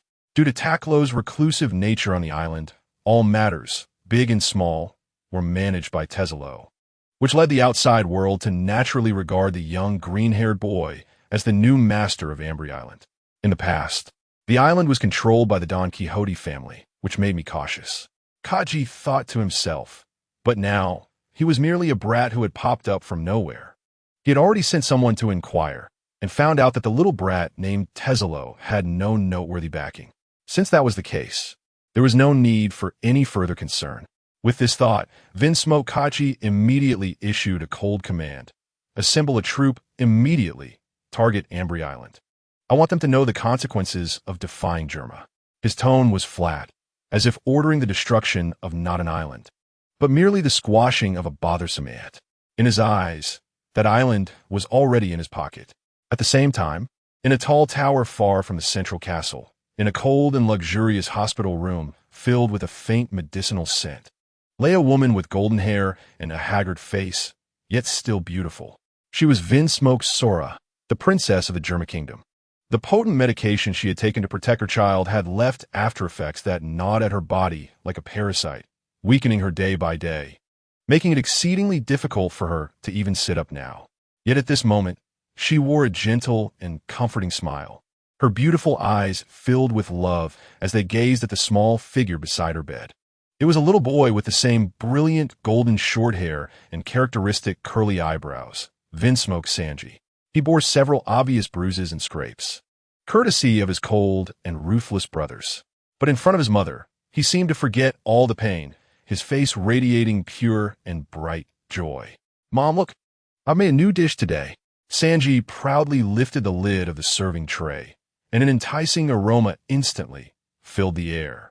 Inside the tray was a bento that, while it looked somewhat clumsy, had been carefully arranged. This bento was the result of his sneaking into the kitchen under the watchful eyes of his father and brothers, putting in tremendous effort to complete it. Really? Let me see, Sora said weakly, yet warmly. She knew that her youngest son was the only one among her children who retained his heart, the only one who understood tenderness and love. Because of this, he was regarded as an outcast and a failure in this cold, power-worshipping scientific kingdom, suffering bullying. It looks really delicious, she smiled, gently stroking Sanji's head. Sora silently sighed within, a wave of indescribable sadness washing over her. Am I really doing the right thing? If I hadn't chosen to take that medication that altered the genetic factors, would Sanji not be bullied and excluded by his father and brothers like this? In that cold hospital room, mother and son enjoyed a moment of warmth that was completely out of place in the kingdom. Outside the window, the sky had darkened ominously, with fierce winds carrying a torrential downpour. Sanji excitedly described to his mother a new dish he had learned from an old cookbook, imagining what kind of surprise he would bring her next time. However, just then, boom! A deafening roar suddenly exploded above them without warning. The entire castle shook violently. The mother and son were startled by this sudden sound. Sora instinctively pulled Sanji into her arms and looked up in fear. They saw that the ceiling of the room had been struck as if by a meteor, tearing a huge hole. The raging winds and rain, accompanied by dust, rushed in through that opening. A dark figure descended against the backdrop of blinding lightning. As the dust slowly settled, Sora and Sanji beheld a strange boy with spiky black hair and a brown-black tail. Cough, cough. Takkuro waved away the dust in front of him and looked at the enormous hole he had created, muttering to himself in dissatisfaction. Tiske, that landing was a bit off. He had intended to make a cool, superhero-like entrance, but miscalculated his descent's force and angle, resulting in a slight misalignment. Then, Takkuro noticed the mother and son on the bed, their eyes wide and in shock, and suddenly grinned. Hey kid, is this Germa Kingdom? Chapter 53. Kachi's panic, please don't hurt my child. Sora's weak yet resolute voice rang out in the room. She held Sanji tightly in her arms, her beautiful eyes filled with vigilance and worry. She could die, but her Sanji, her only child who retained his heart, must not be harmed. Is that so? Takkuro looked at her defensive posture, a bit speechless as he touched his face. Do I look like a bad person? He wondered. I should seem pretty harmless, right? Why do I look like some unforgivable demon king? However, he only thought about it for a moment before dismissing the boring notion.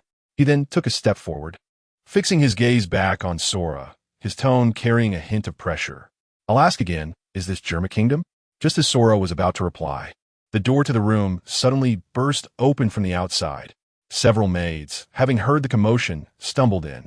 When they saw the massive hole in the ceiling and the strange boy standing in the center like a demon, their minds went blank, and they immediately let out ear-piercing screams. Help! There's an intruder! An intruder in the princess's room! The screams sounded like the highest level alarm. In an instant, hurried and heavy footsteps echoed from outside the corridor. Several guards in combat uniforms, wielding spears crackling with electricity, charged in, ready to capture Takkuro without saying a word. Noisy. Takkuro didn't even bother to lift his eyelids. He didn't take action.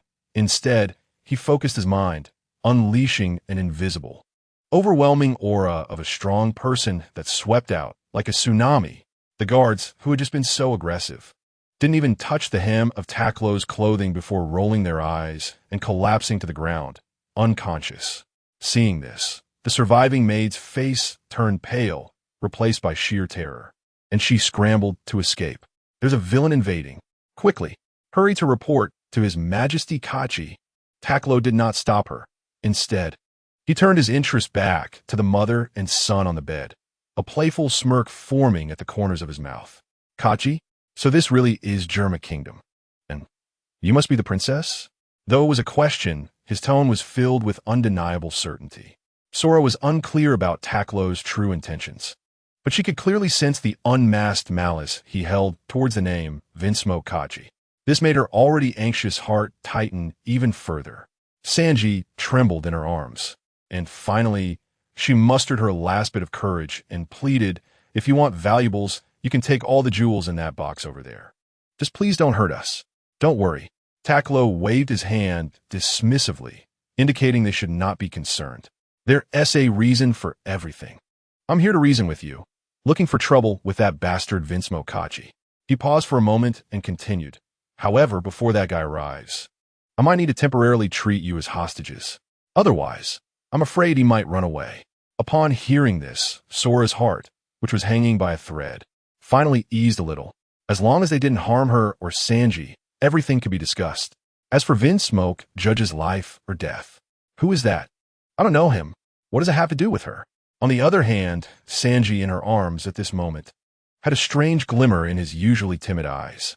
He stared intently at the mysterious big brother who had descended from the sky, his eyes filled with curiosity and a hint of admiration. Time passed in the anxious waiting, second by second. Not long after, hurried and chaotic footsteps, along with several clear conversations, finally echoed from the corridor. Father, why care about that woman and Sanji's life or death? They're all useless failures. A cold and arrogant young voice rang out. Remember this, Niji. Another voice, even colder and as unyielding as steel, reprimanded, Sora and Sanji's lives are not important. But the dignity of the kingdom is. No matter who it is, anyone who dares to provoke the majesty of Germa must be met with the most brutal, bloody retaliation. Just then, Takkuro was listening when a tall man, clad in a black cloak and wearing a huge metallic helmet, entered with 4 children dressed in different colors. 1 girl and 3 boys, in pink, red, blue, and green, and without exception, they all had curly eyebrows like the little imp by his bedside. Takkuro couldn't help but scoff. Wow. With that little yellow one added, are you trying to form a team to save the world like the 5 Color Warriors? Meanwhile, Vinsmoke Judge, upon realizing that the intruder was just a young boy, initially felt a bit confused, but soon an overwhelming rage surged to the top of his head. How dare a mere boy brazenly invade his kingdom, destroy his castle, and even take his wife and children hostage? Who gave him the courage? Whoosh. Judge didn't waste any words. The rocket boosters under his feet instantly spewed out scorching flames, transforming him into a golden flash of lightning. The electromagnetic spear in his hand carrying the might of 1,000 thunderbolts, piercing straight towards Takkuro's heart. However, The expected scene of piercing through the enemy's body did not occur. Instead, there was an ear-piercing clash of metal. Takkuro didn't even change his stance. Casually raising his right hand, claw-like, and effortlessly caught the tip of the electromagnetic spear. Then, with a casual squeeze of his fingers, bang, clink, the specially made spear, crafted from memory alloy and capable of penetrating warship armor, shattered into several metal fragments as easily as fragile glass, falling crisply and pleasantly to the ground. Who exactly are you? Why did you intrude into Germa for no reason? Judge was instantly pulled from his rage, beads of cold sweat breaking out on his forehead, his expression turning fearful. That previous strike, he had held nothing back. It was his full power as the king of Germa. It was so easily deflected by the other party, as if crushing a toothpick. This was enough to prove that the strength of the newcomer had far exceeded his understanding. At this moment, he had already lost the arrogance and confidence he had just displayed in the corridor. Takkuro smiled, revealing a mouthful of white teeth, and slowly spoke. What do you mean for no reason? Didn't you send someone to trouble me first? Judge's brain raced, but no matter how hard he tried, he couldn't remember when he had offended this godlike figure in front of him. So he could only cautiously probe, I should have no grievances with you. Is there some misunderstanding? Takkuro kindly reminded him, Ambry Island. Judge's pupils instantly contracted. He suddenly understood. So this boy was the assassin sent by that little brat named Takkuro? Chapter 54, Madam. You and T want to. Damn. He cursed wildly in his heart. Just as he had given the order to send troops to Ambry Island, they had already sent assassins over there. This action was a bit too quick. Judge quickly changed his expression to one of sincerity and hurriedly said, Misunderstanding. This is definitely a huge misunderstanding. No matter how much that guy Takkuro paid you to take action, I am willing to pay double. Takkuro chuckled. This guy thinks he is a hired killer. He shook his head, his smile turning a bit cold. Isn't it possible that Ambry Island has always been my territory? And between you and me, there is really only one outcome. Either you die or you die. Despair instantly gripped Judge, and he suddenly screamed hysterically, Soldiers, quickly, come in and protect me. However, Takkuro just casually raised his hand, and a small energy ball emitting a dark red glow shot out like a meteor. Boom! The violent energy instantly devoured everything. The already distorted door, the thick walls. And those replicated soldiers who had just rushed to the door and hadn't had time to react were all instantly turned to ashes in that blinding light. Judge looked at Takkuro in terror, at his devil-like figure, and he finally regretted it. His knees buckled, and with a thud, this scientist who once attempted to conquer the North Sea knelt on the ground, weeping and begging for mercy. Please, don't kill me. I was wrong. I promise. I will never disturb you again. I am willing to offer all my wealth and technology. Takkuro raised an eyebrow. This scene reminded him of someone familiar. That's right, Don Quixote Doflamingo. However, compared to that pink-haired birdman, Vinsmoke Judge was a bit more cowardly.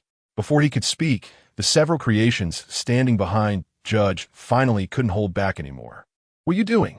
Get up. The red-haired boy, E.G., shouted angrily. As the king of Germa, how can you be so submissive to the enemy? The blue-haired Niji followed closely, his eyes filled with disdain. The green-haired Yanji didn't speak, but seeing Judge's ridiculous and pathetic appearance, for some reason, a slight smile appeared at the corner of his mouth. Only the pink-haired Reiju remained silent, quietly watching everything with a complex expression. Takkuro laughed, but this smile was filled with unreserved mockery. See that? Vinsmoke Judge, your creations have much more backbone than you. And when you die, everything will still belong to me. After saying that, the hand pressing down on Judge's head suddenly exerted force. Crack! A crisp and painful sound of bones breaking echoed. Judge's neck twisted at a strange angle, his eyes dimming like a candle flame extinguished by the wind. My dream of conquering the North Sea. Before he could finish his sentence, this underground overlord of the North Sea fell limp like a marionette with its strings cut, quietly dying. Ding! Congratulations to the host for defeating the elite unit Vinsmoke Judge. Gaining Combat Power 10, Universal Capsule Technology. Takkuro raised his brow slightly, somewhat surprised. Someone like Vinsmoke Judge who he deemed to be of average strength and easily defeated, was actually categorized as an elite unit by the system. Not only did he receive 10 points of combat power, but he also unexpectedly gained a technology named Universal Capsule Technology. Universal Capsule Technology? This term struck a familiar chord deep in his memory. Wasn't he that the core technology of the Bulma family? This is a great thing that can compress various physical items, from food to houses and spaceships, into a small capsule form instantly. Once activated with a simple command, it can unfold for use in an instant. This is simply an essential tool for home travel, and even for killing and looting. For Takkuro, the value of this technology far exceeds that 10 combat power. In the future, when he goes on long sea journeys, whether it's storing a massive amount of food to satisfy his Saiyan appetite or carrying various daily necessities, it will become incredibly convenient. Very good, very good, he thought with satisfaction.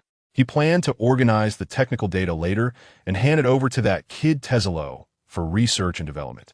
With this thought in mind, he turned his gaze back to the golden-haired princess on the bed. Under the great shock of losing her husband and the strong smell of blood in the room, Sora's complexion appeared even paler. Her already weak body trembled slightly, and that sickly beauty made her look like a white rose swaying in the wind, exuding a heartbreaking fragility. A playful smile curled at the corners of Takkuro's mouth as he said with a teasing tone, "Sorry, I didn't mean to make you a widow." At that moment, Sanji, who had been hiding in his mother's arms with a blank mind, finally came to realize that his father, the man he both respected and feared, had died just like that. Wow. A wave of immense fear and confusion instantly gripped him, and he could no longer hold back, crying out loud, "Father, father!" However, in stark contrast to his sadness, his few brothers displayed an icy indifference. "TCH, crybaby Sanji, what a disgrace." Red-haired E.G. crossed his arms, his face full of disdain. "What's there to cry about?" Blue-haired Niji openly expressed his contempt, saying if father was killed by the enemy, he deserved it for being incompetent. Weaklings have no right to survive. Exactly. Green-haired Yanji even laughed with glee. Takkuro looked at the three little guys in surprise. Goodness, they're even more heartless than him. A true example of unfilial piety. The pink-haired little girl, who had remained silent all along, had a complex expression, an unusual maturity that reminded him of the newly recruited Nico Robin. In this strange atmosphere, Sora finally spoke up. She coughed violently a few times, her weak voice like a flickering candle in the wind, but exceptionally clear. "Cough, cough, this isn't your fault, sir." Her condition looked very poor, and each cough brought a hint of sickly redness to her already pale skin. She raised her head, her beautiful eyes devoid of hatred. Only a sense of calm, as if she had found relief. "Since the day I married Vinsmoke Judge, I knew there might come a day like this. He has done too many bad things. Retribution is bound to come." "Oh," Takkuro commented with interest, "it seems you understand quite well." This woman was quite to his liking. She didn't cry or make a fuss, didn't seek death, and even showed some clarity about the world. Thus, he declared a decision in a tone that was natural and unquestionable. "Since Vinsmoke Judge is dead, from today onwards, you are mine." He paused, his gaze sweeping across the luxurious yet cold room and the huge steel kingdom outside the window, adding, "And this country will be under your control." His words carried an unabashed possessiveness, as if declaring ownership over everything. Sora's heart skipped a beat, her originally pale face flushed with an abnormal hue due to this sudden, absurd confession. She looked incredulously at the black-haired boy before her, who was even young enough to be her son. Our ages. She instinctively wanted to struggle and resist. However, before she could finish her sentence, Takkuro interrupted her with a casual remark. "Madam, you wouldn't want anything to happen to your children, would you?" Chapter 55. Saiyan Legion. Sora's face drained of color, becoming even paler than the sheets. Takkuro's light words pierced her heart like the sharpest ice pick, hitting her most vulnerable spot. Her children. Ni oni Andreyu. Even though they were creations of Judge, emotionless monsters, they were ultimately her flesh and blood-born after 10 months of pregnancy. And Sanji, her only child whom she still held dear. The emotions of resistance vanished like a popped balloon. I understand." Sora closed her eyes, her long eyelashes trembling slightly, her voice filled with helplessness and bitterness. Very good. Takkuro nodded in satisfaction. He liked dealing with smart people. It saved him a lot of unnecessary trouble. He turned to the 4 children and waved casually. From today onward, your mother belongs to me. Your country also belongs to me, Takkuro announced in a flat tone. Iji, Niji, and Yanji exchanged glances. Their brains, modified by Judge, struggled to process such complex emotions and information. Father is dead? The country has changed hands? Mother has been taken away. In the logic they were indoctrinated with, which taught them to obey the strong and despise the weak, since Judge was killed, it proved he was weak. And the boy before them was the stronger one. So, obeying the strong seemed to be the correct choice. Only Reiju looked deeply at Takkuro, then at her resigned mother, ultimately choosing silence. Very good. It seems everyone has no objections. Takkuro was very pleased with their reactions and decisively made the decision. He surveyed the room, which had been destroyed beyond recognition, and said to the nearby Sanji, "Hey, that blonde kid, go find a few servants who Haven Tea passed out and clean this place up. Also, drag your father's body out and dispose of it. It's an eyesore." Sanji was taken aback by his nonchalant command, but looking at his mother's sorrowful eyes, he finally timidly replied, "Okay," wiped his tears, and turned to run out.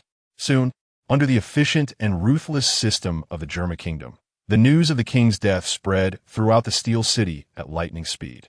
There was no mourning, no chaos. Only a strange, almost machine-like calm, as if the machines had rebooted. In the face of absolute power, the transfer power was that simple and brutal. Takkuro unceremoniously occupied Judge S. luxurious royal office, located at the top of the castle. He sat on a huge throne made of rare metals. His feet propped up on the table, sipping the top-quality red tea brought by the maid, while giving his first command to the trembling scientists of the Germa Kingdom before him. Listen up, from now on, all ships, change direction, full speed ahead. Destination, Ambry Island. Yes, understood, my king. The chief scientist at the front bowed without hesitation to accept the order. For these purely research-oriented individuals, who as king didn't matter much. What mattered was whether the new king would continue to support their research. Very good. Takkuro was satisfied with their sense of timing, and then added, also, introduce all the interesting things you have here to me, especially that core laboratory of Vinsmoke, Judge. Take me to see it. Although this wasn't Shidu, the presence of high technology might bring news from Shidu. Yes, under the leadership of several chief scientists, Takkuro entered the deepest and most secret private laboratory of the Germa Kingdom, like a lion surveying its territory. Here, it was less of a laboratory and more of a vast life factory filled with futuristic technology. Countless large glass containers filled with green nutrient solution were neatly arranged, resembling a spectacular forest. Inside each container was a human being indistinguishable from a real person, with their eyes tightly closed. These were the clone soldiers that Germa took pride in. The chief scientist respectfully explained, by extracting the genetic factors of the best soldiers as templates, we could produce them in large quantities in a very short time. Moreover, they are perfect soldiers who fear no death, possess physical qualities far superior to ordinary people, and are absolutely obedient to commands. Genetic factors? Takkuro caught this key term. Yes, my king, the scientist explained, it is the blueprint of life, a mysterious factor that contains all the genetic information of a being. Oh, His Majesty Germa. No, the former King Germa dedicated his life to researching and modifying this factor, trying to create the strongest super soldiers. For example, His Highness Iji and others were modified in their embryonic stages to enhance their genetic factors, thus gaining bodies that surpass human limits and the advantage of having no emotions. Takkuro looked at those clones like products on an assembly line, with no ripple of emotion in his eyes. To him, they seemed rough and primitive. However, he developed a strong interest in the concept of genetic factors. How far can your technology go? He asked if I were to say if, using me as a template, could you clone an exact replica of me? This question made all the scientists present gasp. They exchanged astonished glances, their faces filled with shock and a hint of uncontrollable fervor. Using the new king before them as a template? a being that can crush specially made alloys with bare hands, whose body is incredibly tough, and even possesses the abilities to fly and emit energy waves. If such an existence could truly be replicated, it would not merely be a soldier. It would be a god. Theoretically, it is feasible, my king, the chief scientist said, his voice trembling with excitement. Your life level far exceeds any template we have encountered. If we could obtain a sample of your genetic factor, we are confident we could create an unprecedented, the strongest life form. Upon hearing this affirmative response, the corners of Takkuro's mouth slowly, uncontrollably, turned upwards, ultimately transforming into a wild laugh filled with endless ambition and madness. Ha ha ha ha ha! A mad idea exploded in his mind like a prairie fire. Clone soldiers? No. What he wanted was to clone Saiyans. If he could use his pure Saiyan bloodline as a template and utilize Germa's technology to create a whole army of clones with Saiyan blood, absolutely obedient to his commands. What a terrifying sight that would be. An army that could continuously grow stronger through battle and near-death experiences. An army with unlimited potential, fearless in the face of death. Moreover, he would no longer be a lonely Saiyan lost in a foreign land. He would have his own, absolutely loyal kin. He, Takkuro, would become the sole ruler of this invincible army, becoming the true Saiyan king. Names like Frieza and Broly, which once represented absolute power in his memory, flashed through his mind. At that time, dominating the universe would also be just around the corner. Excellent. Very good. The light in Takkuro's eyes burned hot, like a star about to explode. He looked at the group of scientists who had fallen into a frenzy because of his words and announced in an undeniable tone, from today onwards, all previous research projects are to be suspended. You have only one task, he pointed at himself. Create the most perfect Saiyan army for me as quickly as possible. Chapter 56. Education. Having found a shortcut to achieving his ambitions, Takkuro felt unprecedentedly pleased. He hummed a disjointed rock song he had heard somewhere in his past life, striding through the cold corridor with an air of indifference. Just thinking about the Saiyan army made him tremble with excitement. He gleefully calculated that once the army was formed, he must find that bastard Shanks and show him what a real team looks like. Just imagining Shanks's face turning uglier than crying when he saw the Saiyan army behind him made Takkuro feel invigorated, even walking with a spring in his step. Just as he was lost in his beautiful future fantasies, he unknowingly arrived at the door of Princess Sora's lounge. He stroked his chin, and a meaningful smile appeared on his face. Since that woman, along with this country, now belonged to him, it was only natural for the new king to connect with his possessions. Although his 10-year-old body could not do anything adult-like, his mental age was still there. Cultivating a foundation of feelings in advance to pave the way for a future happy life was also a sign of a mature man's foresight. With such pure intentions, Takkuro pushed open the slightly ajar door. However, what greeted his eyes was not the warm scene he had imagined. The room was in disarray. A young maid was sprawled on the floor, clearly marked with a slap on her face, blood oozing from the corner of her mouth. Her eyes filled with fear and humiliation. In front of her stood the three brothers Iji, Niji, and Yaji, towering above her. Useless. You can't even handle this little task. The red-haired Iji kicked over the nearby tea table, spilling tea and snacks everywhere. Just delivering a snack, and you mess it up like this? The blue-haired Niji wore a malicious grin, contemptuously grinding the maid's fingers with his toes. The maid trembled in pain, but dared not make a sound.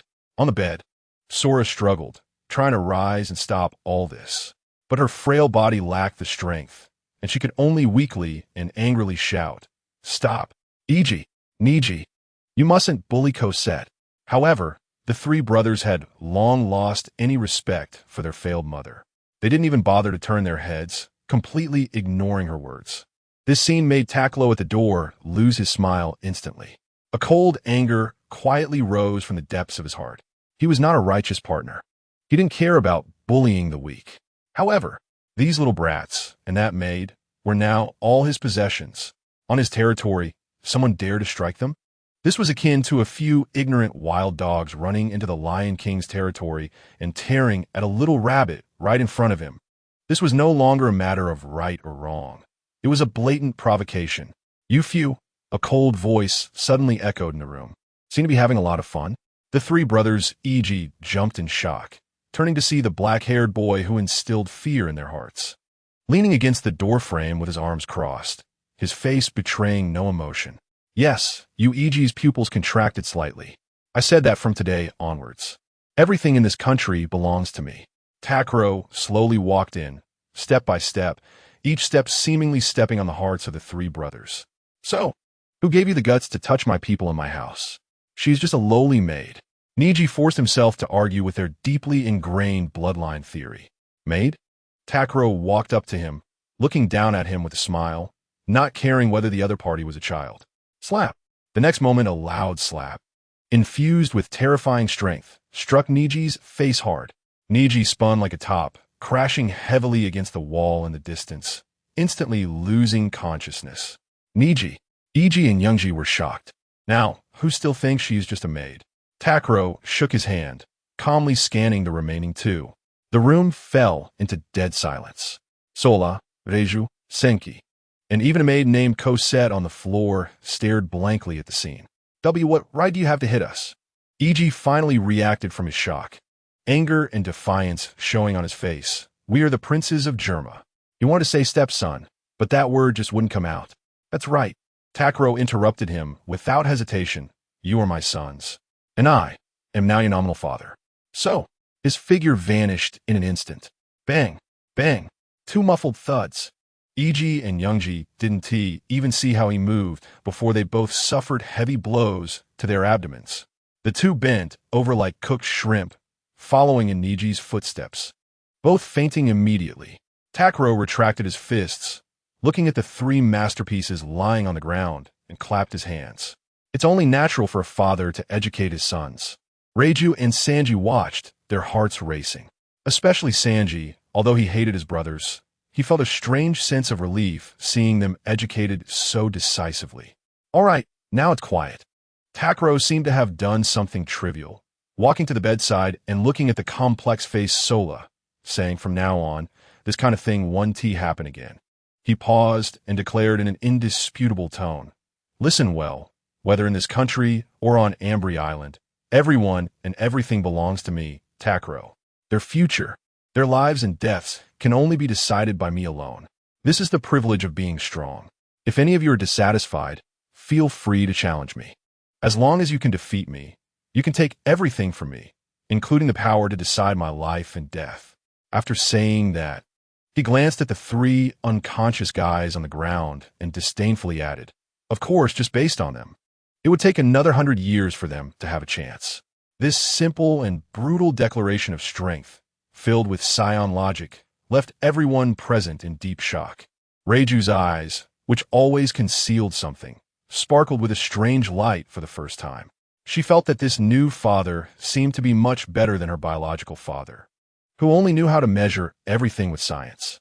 Sanji looked at Takkuro with admiration in his eyes. To him, this big brother was simply an all-powerful hero that one would find in stories. Having such a person as his father seemed quite good. After a session of family education, Takkuro waved his hand, issuing an eviction order to Reiju and Sanji. "All right, you two, take these three little brats and get out. I want to have a private conversation with your mother." Although Reiju and Sanji were puzzled, they obediently dragged their three brothers and the stunned maid out of the room, closing the door thoughtfully behind them. For a moment, the large lounge was left with only Takkuro and Sola, whose face had inexplicably started to flush slightly. After the kids left, Sola finally mustered the courage to try to explain, "My body is not well for some reasons. I'm afraid I cannot fulfill the duties you expect." "I know." Takkuro nodded, sitting down by the bed. "Don't worry. I want to lay a hand on you in your current sickly state." Upon hearing this, Sola felt a mix of relief and an inexplicable sense of loss. However, Takkuro changed his tone, revealing a smile that made Sola's heart skip a beat. "This illness of yours can be cured. When I have time later, I will help you heal completely. But before the treatment," he extended his hand with a hint of unrefusable intent, reaching towards Sola's still flat abdomen. "I need to check your body properly first. Indulge a bit." Just as his fingertips were about to touch Sola's silky nightgown, A sudden series of urgent phone bug rings abruptly shattered the enchanting yet tense atmosphere in the room. Takkuro clicked his tongue in annoyance, pulling out the special phone bug that Tezzalo had given him. When the phone bug connected, it simulated Tezzalo's face filled with urgency and seriousness. "Boss, it's bad." Tezzalo's voice was filled with unprecedented urgency. "Something has happened on Ambry Island. Strong enemies have invaded. We can barely hold on." Chapter 57. The Invaders? Takkuro frowned, the playful glint in his eyes quickly replaced by coldness. Strong enemies have invaded?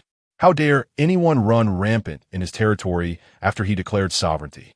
What are the specifics? His voice was concise and powerful. "It's the world government's secret intelligence agency." Tezzalo's voice came from the phone bug, a bit hurried. "Their target is clear. They are currently besieging the villa, and the target is Miss Robin." "Understood." Takkuro's tone was calm, but beneath that calmness lay hidden anger. These dogs of the world government dared to sneak into his home and cause trouble while he was away. Moreover, they had the audacity to interrupt his romantic pursuits. They deserve to die. He hung up the phone bug without hesitation, standing up directly from the bedside. Solo looked at his suddenly sharp gaze with concern and asked, "Is something wrong?" Just a little trouble." Takkuro nodded, walking to the large hole he had smashed in the wall, turning back to Sola and instructing, "I'll head back to deal with it. You all just need to have the remaining people drive the boat slowly towards Ambry Island. When you arrive, someone will naturally come to assist you." He paused and added in an indisputable tone, "Once I leave, you will handle everything here. Don't worry, your words are my commands. No one dares to defy you." After saying that, he didn't give Sola any chance to ask further, and a dark red aura erupted with a loud bang, his entire being transformed into a red meteor that tore through the sky, shooting directly from the hole and racing towards Ambry Island at the fastest speed. Time rewinds to not long ago outside Takkuro's villa on Ambry Island. The night was as dark as ink, with several black figures blending into the shadows around Takkuro's villa like ghosts, silently lurking. "Roosh, has the intelligence been confirmed?" Fuzz whispered through a mini phone bug. "Confirmed." Roosh's emotionless voice came from the shadows on the other side. "Takkuro has indeed left Ambry Island." Hearing this news, a hint of uncontrollable, eager enthusiasm flashed in Fuzz's eyes. "Zifa's fleet won't arrive until tomorrow at the earliest. If he can successfully capture the demon child Nico Robin solely through his own efforts before this, then this immense achievement will completely belong to him. Fusifer. At that time, that so-called once-in-a-century genius Rob Lucci will be trampled underfoot by him." "Very good." A cruel smile appeared at the corner of Fusifer's mouth, and he no longer hesitated, issuing the order to attack. "Everyone listen to my command. The plan has changed. We will not wait for the Navy any longer. Start the assault now." "Fusifer." Lucci's voice instantly turned cold. This was disobeying orders. "Commander Spandam ordered us. Shut up." "Rob Lucci." Fusifer interrupted him rudely, his tone filled with arrogance. "Don't forget, I'm the commander here now. My orders are absolute. If you're afraid, just stay on the sidelines and watch. Don't interfere with my achievements." After saying this, he ignored Lucci and waved his hand directly at the other 9 members. "Go." Shadows darted like arrows, rushing towards the seemingly calm villa from all directions. However, just as they were about to break through the window, the villa's door creaked open from the inside. Tezzalo walked out. He had just finished a routine meeting with Robin, discussing the transportation of the next batch of goods. But as soon as he stepped out, he keenly sensed an unusual, suffocating, killing intent in the surrounding air. "Who are you?" In response, several pinpoint attacks, moving faster than the eye could catch and imbued with a deadly aura, shot towards him. 6-style finger pistol. Whoosh, whoosh, whoosh. The air was pierced instantly, producing a sharp whistling sound. Tezzalo's pupils constricted. Without thinking, he immediately crossed his arms in front of him. Clang, clang, clang. A series of sounds like metal clashing erupted.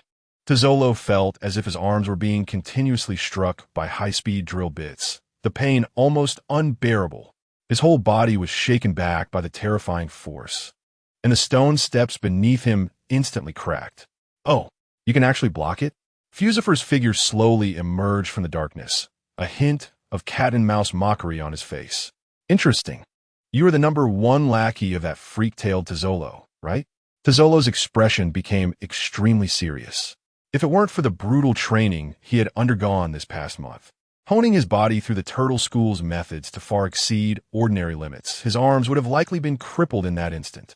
He suppressed the numbness in his arms, his gaze sharp like a hawk, staring fiercely at the group of ominous black-clad figures in front of him, and coldly said, "Who are you?"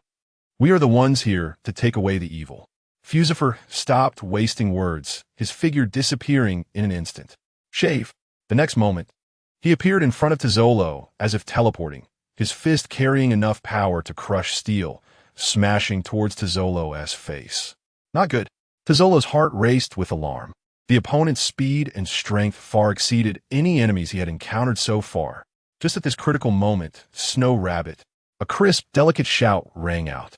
A giant rabbit made entirely of pure ice and snow leaped from the second-floor window of the villa, colliding precisely with Fusifer. Boom! The giant snow rabbit exploded instantly, transforming into a sky full of ice crystals and cold air, temporarily obstructing Fusifer's vision and attack. Monet flapped her snow wings as she descended, landing beside Tazzolo, her small face filled with seriousness. "Tazzolo, who are they?" "I don't know." Tazzolo was also unclear about the exact identity of this group, but could only raise his vigilance to the highest level. They were definitely not friendly. A Logia user? Fusifer walked out from the cold air, shaking off the ice crystals on his hands, a greedy glint flashing in his eyes. "Perfect. I can capture you along with that Nico Robin as well. That would be a great achievement." Upon hearing this, Tazzolo immediately understood. "You are from the world government? The target is Miss Robin. So these people must be secret agents sent by the world government without a doubt. Be sensible and hand over Nico Robin." Fusifer seemed confident of victory, his words dripping with arrogance. "Perhaps you can spare yourselves some suffering. Get lost. Go to hell, world government."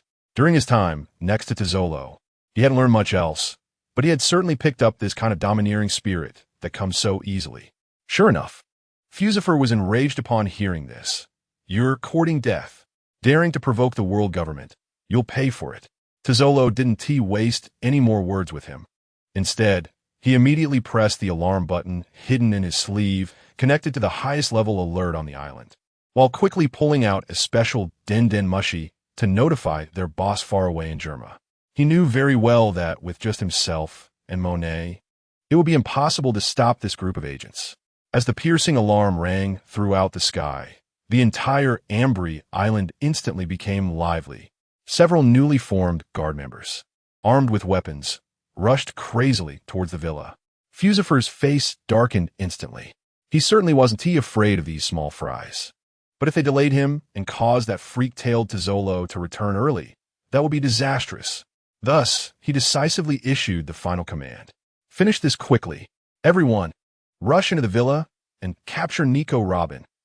Monet, seeing this, Tazzolo immediately said, "You go help Miss Robin. This guy, leave him to me."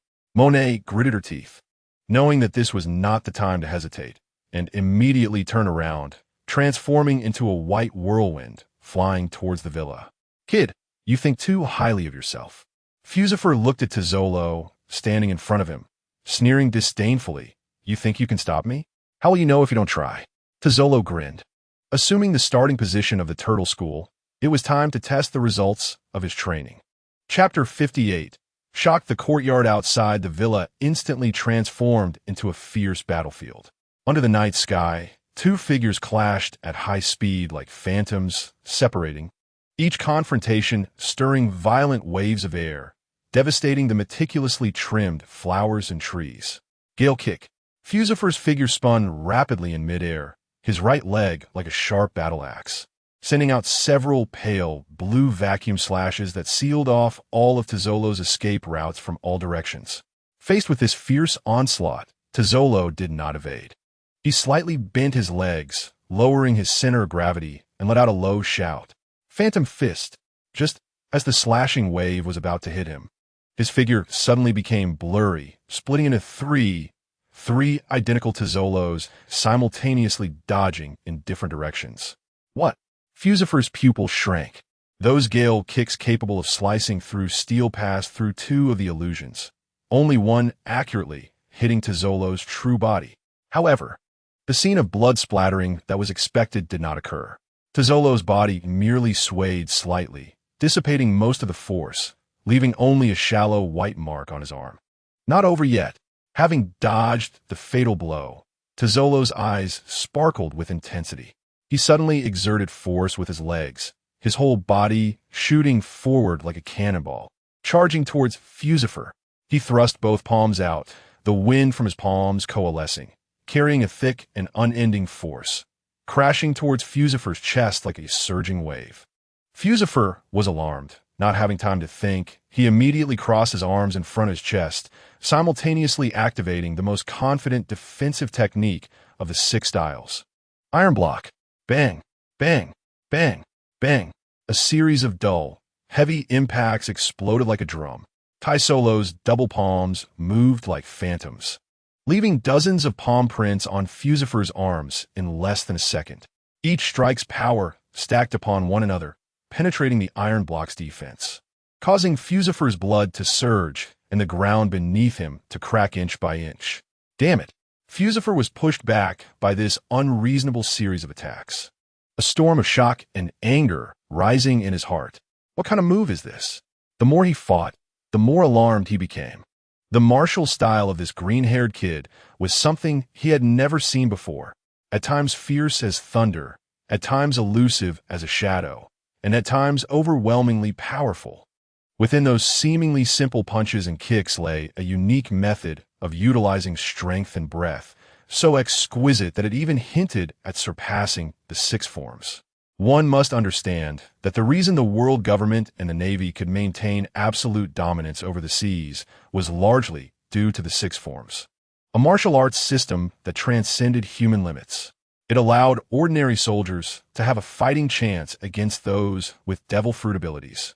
But now a brand new, possibly even stronger martial art style appeared before him without warning. This discovery made Fusifer's heart race uncontrollably. This was no longer a simple capture mission. There might be a huge secret behind this that could change the world's landscape. If he could get his hands on this cultivation method and bring it back to the world government, what a tremendous achievement that would be. By then, it wouldn't be impossible to not only overshadow Rob Lucci, but even replace that idiot Spandam and become the true commander. Greed and ambition instantly overshadowed the tension of the battle. Fusifer took a step back, creating distance from Tzolo, and revealed a smile he deemed very enticing. "Kid, hold on," he said. "Your martial arts are quite impressive. What is it called?" Tzolo gasped for breath, warily glaring at him, and coldly replied with 3 words: "Turtle Immortal Style." Turtle Immortal Style? Fusifer mentally noted this strange name, then extended his olive branch. "Tzolo, I admit you are a rare talent. Someone like you should not be following a kid. It's truly a waste of talent." He coaxed, "How about it? Let us cooperate. As long as you hand over that woman named Nico Robin and your Turtle Immortal Style cultivation method, I guarantee you'll get a share of the credit this time. By then, you'll have all the money, status, and power you desire. The world government will definitely not treat a meritorious subject poorly." However, what responded to him was Tzolo's scornful and disdainful laughter. The world government? Money? Power? Tzolo wiped the blood from the corner of his mouth, stood up straight, and in his green eyes burned a never-before-seen light called faith. "You high and mighty lackeys will never understand. What I pursue is something you can never provide. The one I follow, he gives me hopes and a future that you trash can't even imagine." Fusifer's smile instantly froze. "You're asking for it." His voice turned cold and cruel. "Since you're seeking death, I'll grant it to you. After I beat you half to death, I'll slowly extract the secrets of the Turtle Immortal Style from you." Before his words fell, an astonishing change occurred in his body. Animal type cat fruit, ancient species, saber-toothed tiger form. With a series of sickening, bone-cracking sounds, Fusifer's body rapidly swelled and beastified. Muscles bulged, claws extended, 2 fearsome saber teeth protruded from his mouth. An ancient ferocious aura erupted. His speed and power exploded at this moment. The beastified Fusifer transformed into a blurred afterimage, lunging at Taisolo once more. Meanwhile, the battle inside the villa was equally intense. Snowbound, Monet spread her arms, and countless ice and snow surged forth like living chains, binding several agents trying to rush towards the study. But other agents bypassed her obstruction, directly breaking through the study's door. Capture her. Robin stood behind the desk, watching the swarm of black-clad figures rushing in, but still forced herself to remain calm. She crossed her arms over her chest and activated the powers of the Hana fruit. Floral frenzy, arms sprouted from the floor, blooming like a sea of flowers, attempting to block the enemy's advance. However, the agents from CP9 were already prepared for this. Paper drawing. Their bodies became as thin as paper, nimbly dodging and weaving through the jungle of arms, quickly closing in on Robin. The situation had already turned disadvantageous for Taisolo and Monet. Outside the villa, Taisolo was completely suppressed. The beastified Fusifer's strength completely surpassed his. That violent power shook him to his core with every collision. That lightning-fast speed rendered his proud afterimage punch ineffective. After another hard clash, Taisolo could no longer hold on, flying back like a broken kite, crashing heavily into the villa's wall, sliding down and leaving a horrifying bloodstain. He struggled to rise again, but it felt as if all his bones had shattered, leaving him unable to muster a shred of strength. Fusifer slowly walked up to him, grabbing his hair and lifting his head, a victorious sneer on his face. Now, I'll ask you one more time.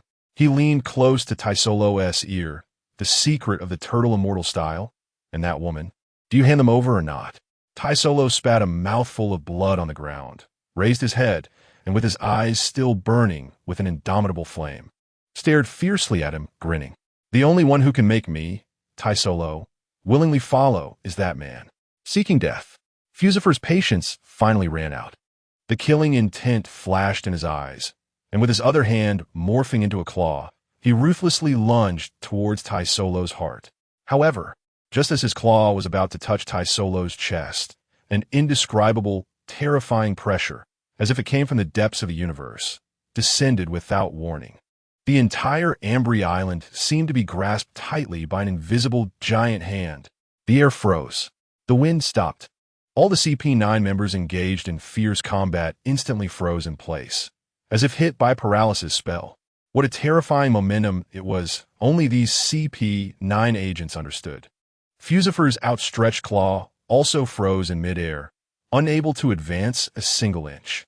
He looked up in horror at the pitch-black night sky. A crimson light, like a blood-colored comet, was tearing through the clouds at a speed that exceeded his comprehension, plummeting down. You little pups were given the courage to act wild here by these trash. A voice so cold it could freeze the soul rang out like the judgment of a deity, resounding in everyone's mind.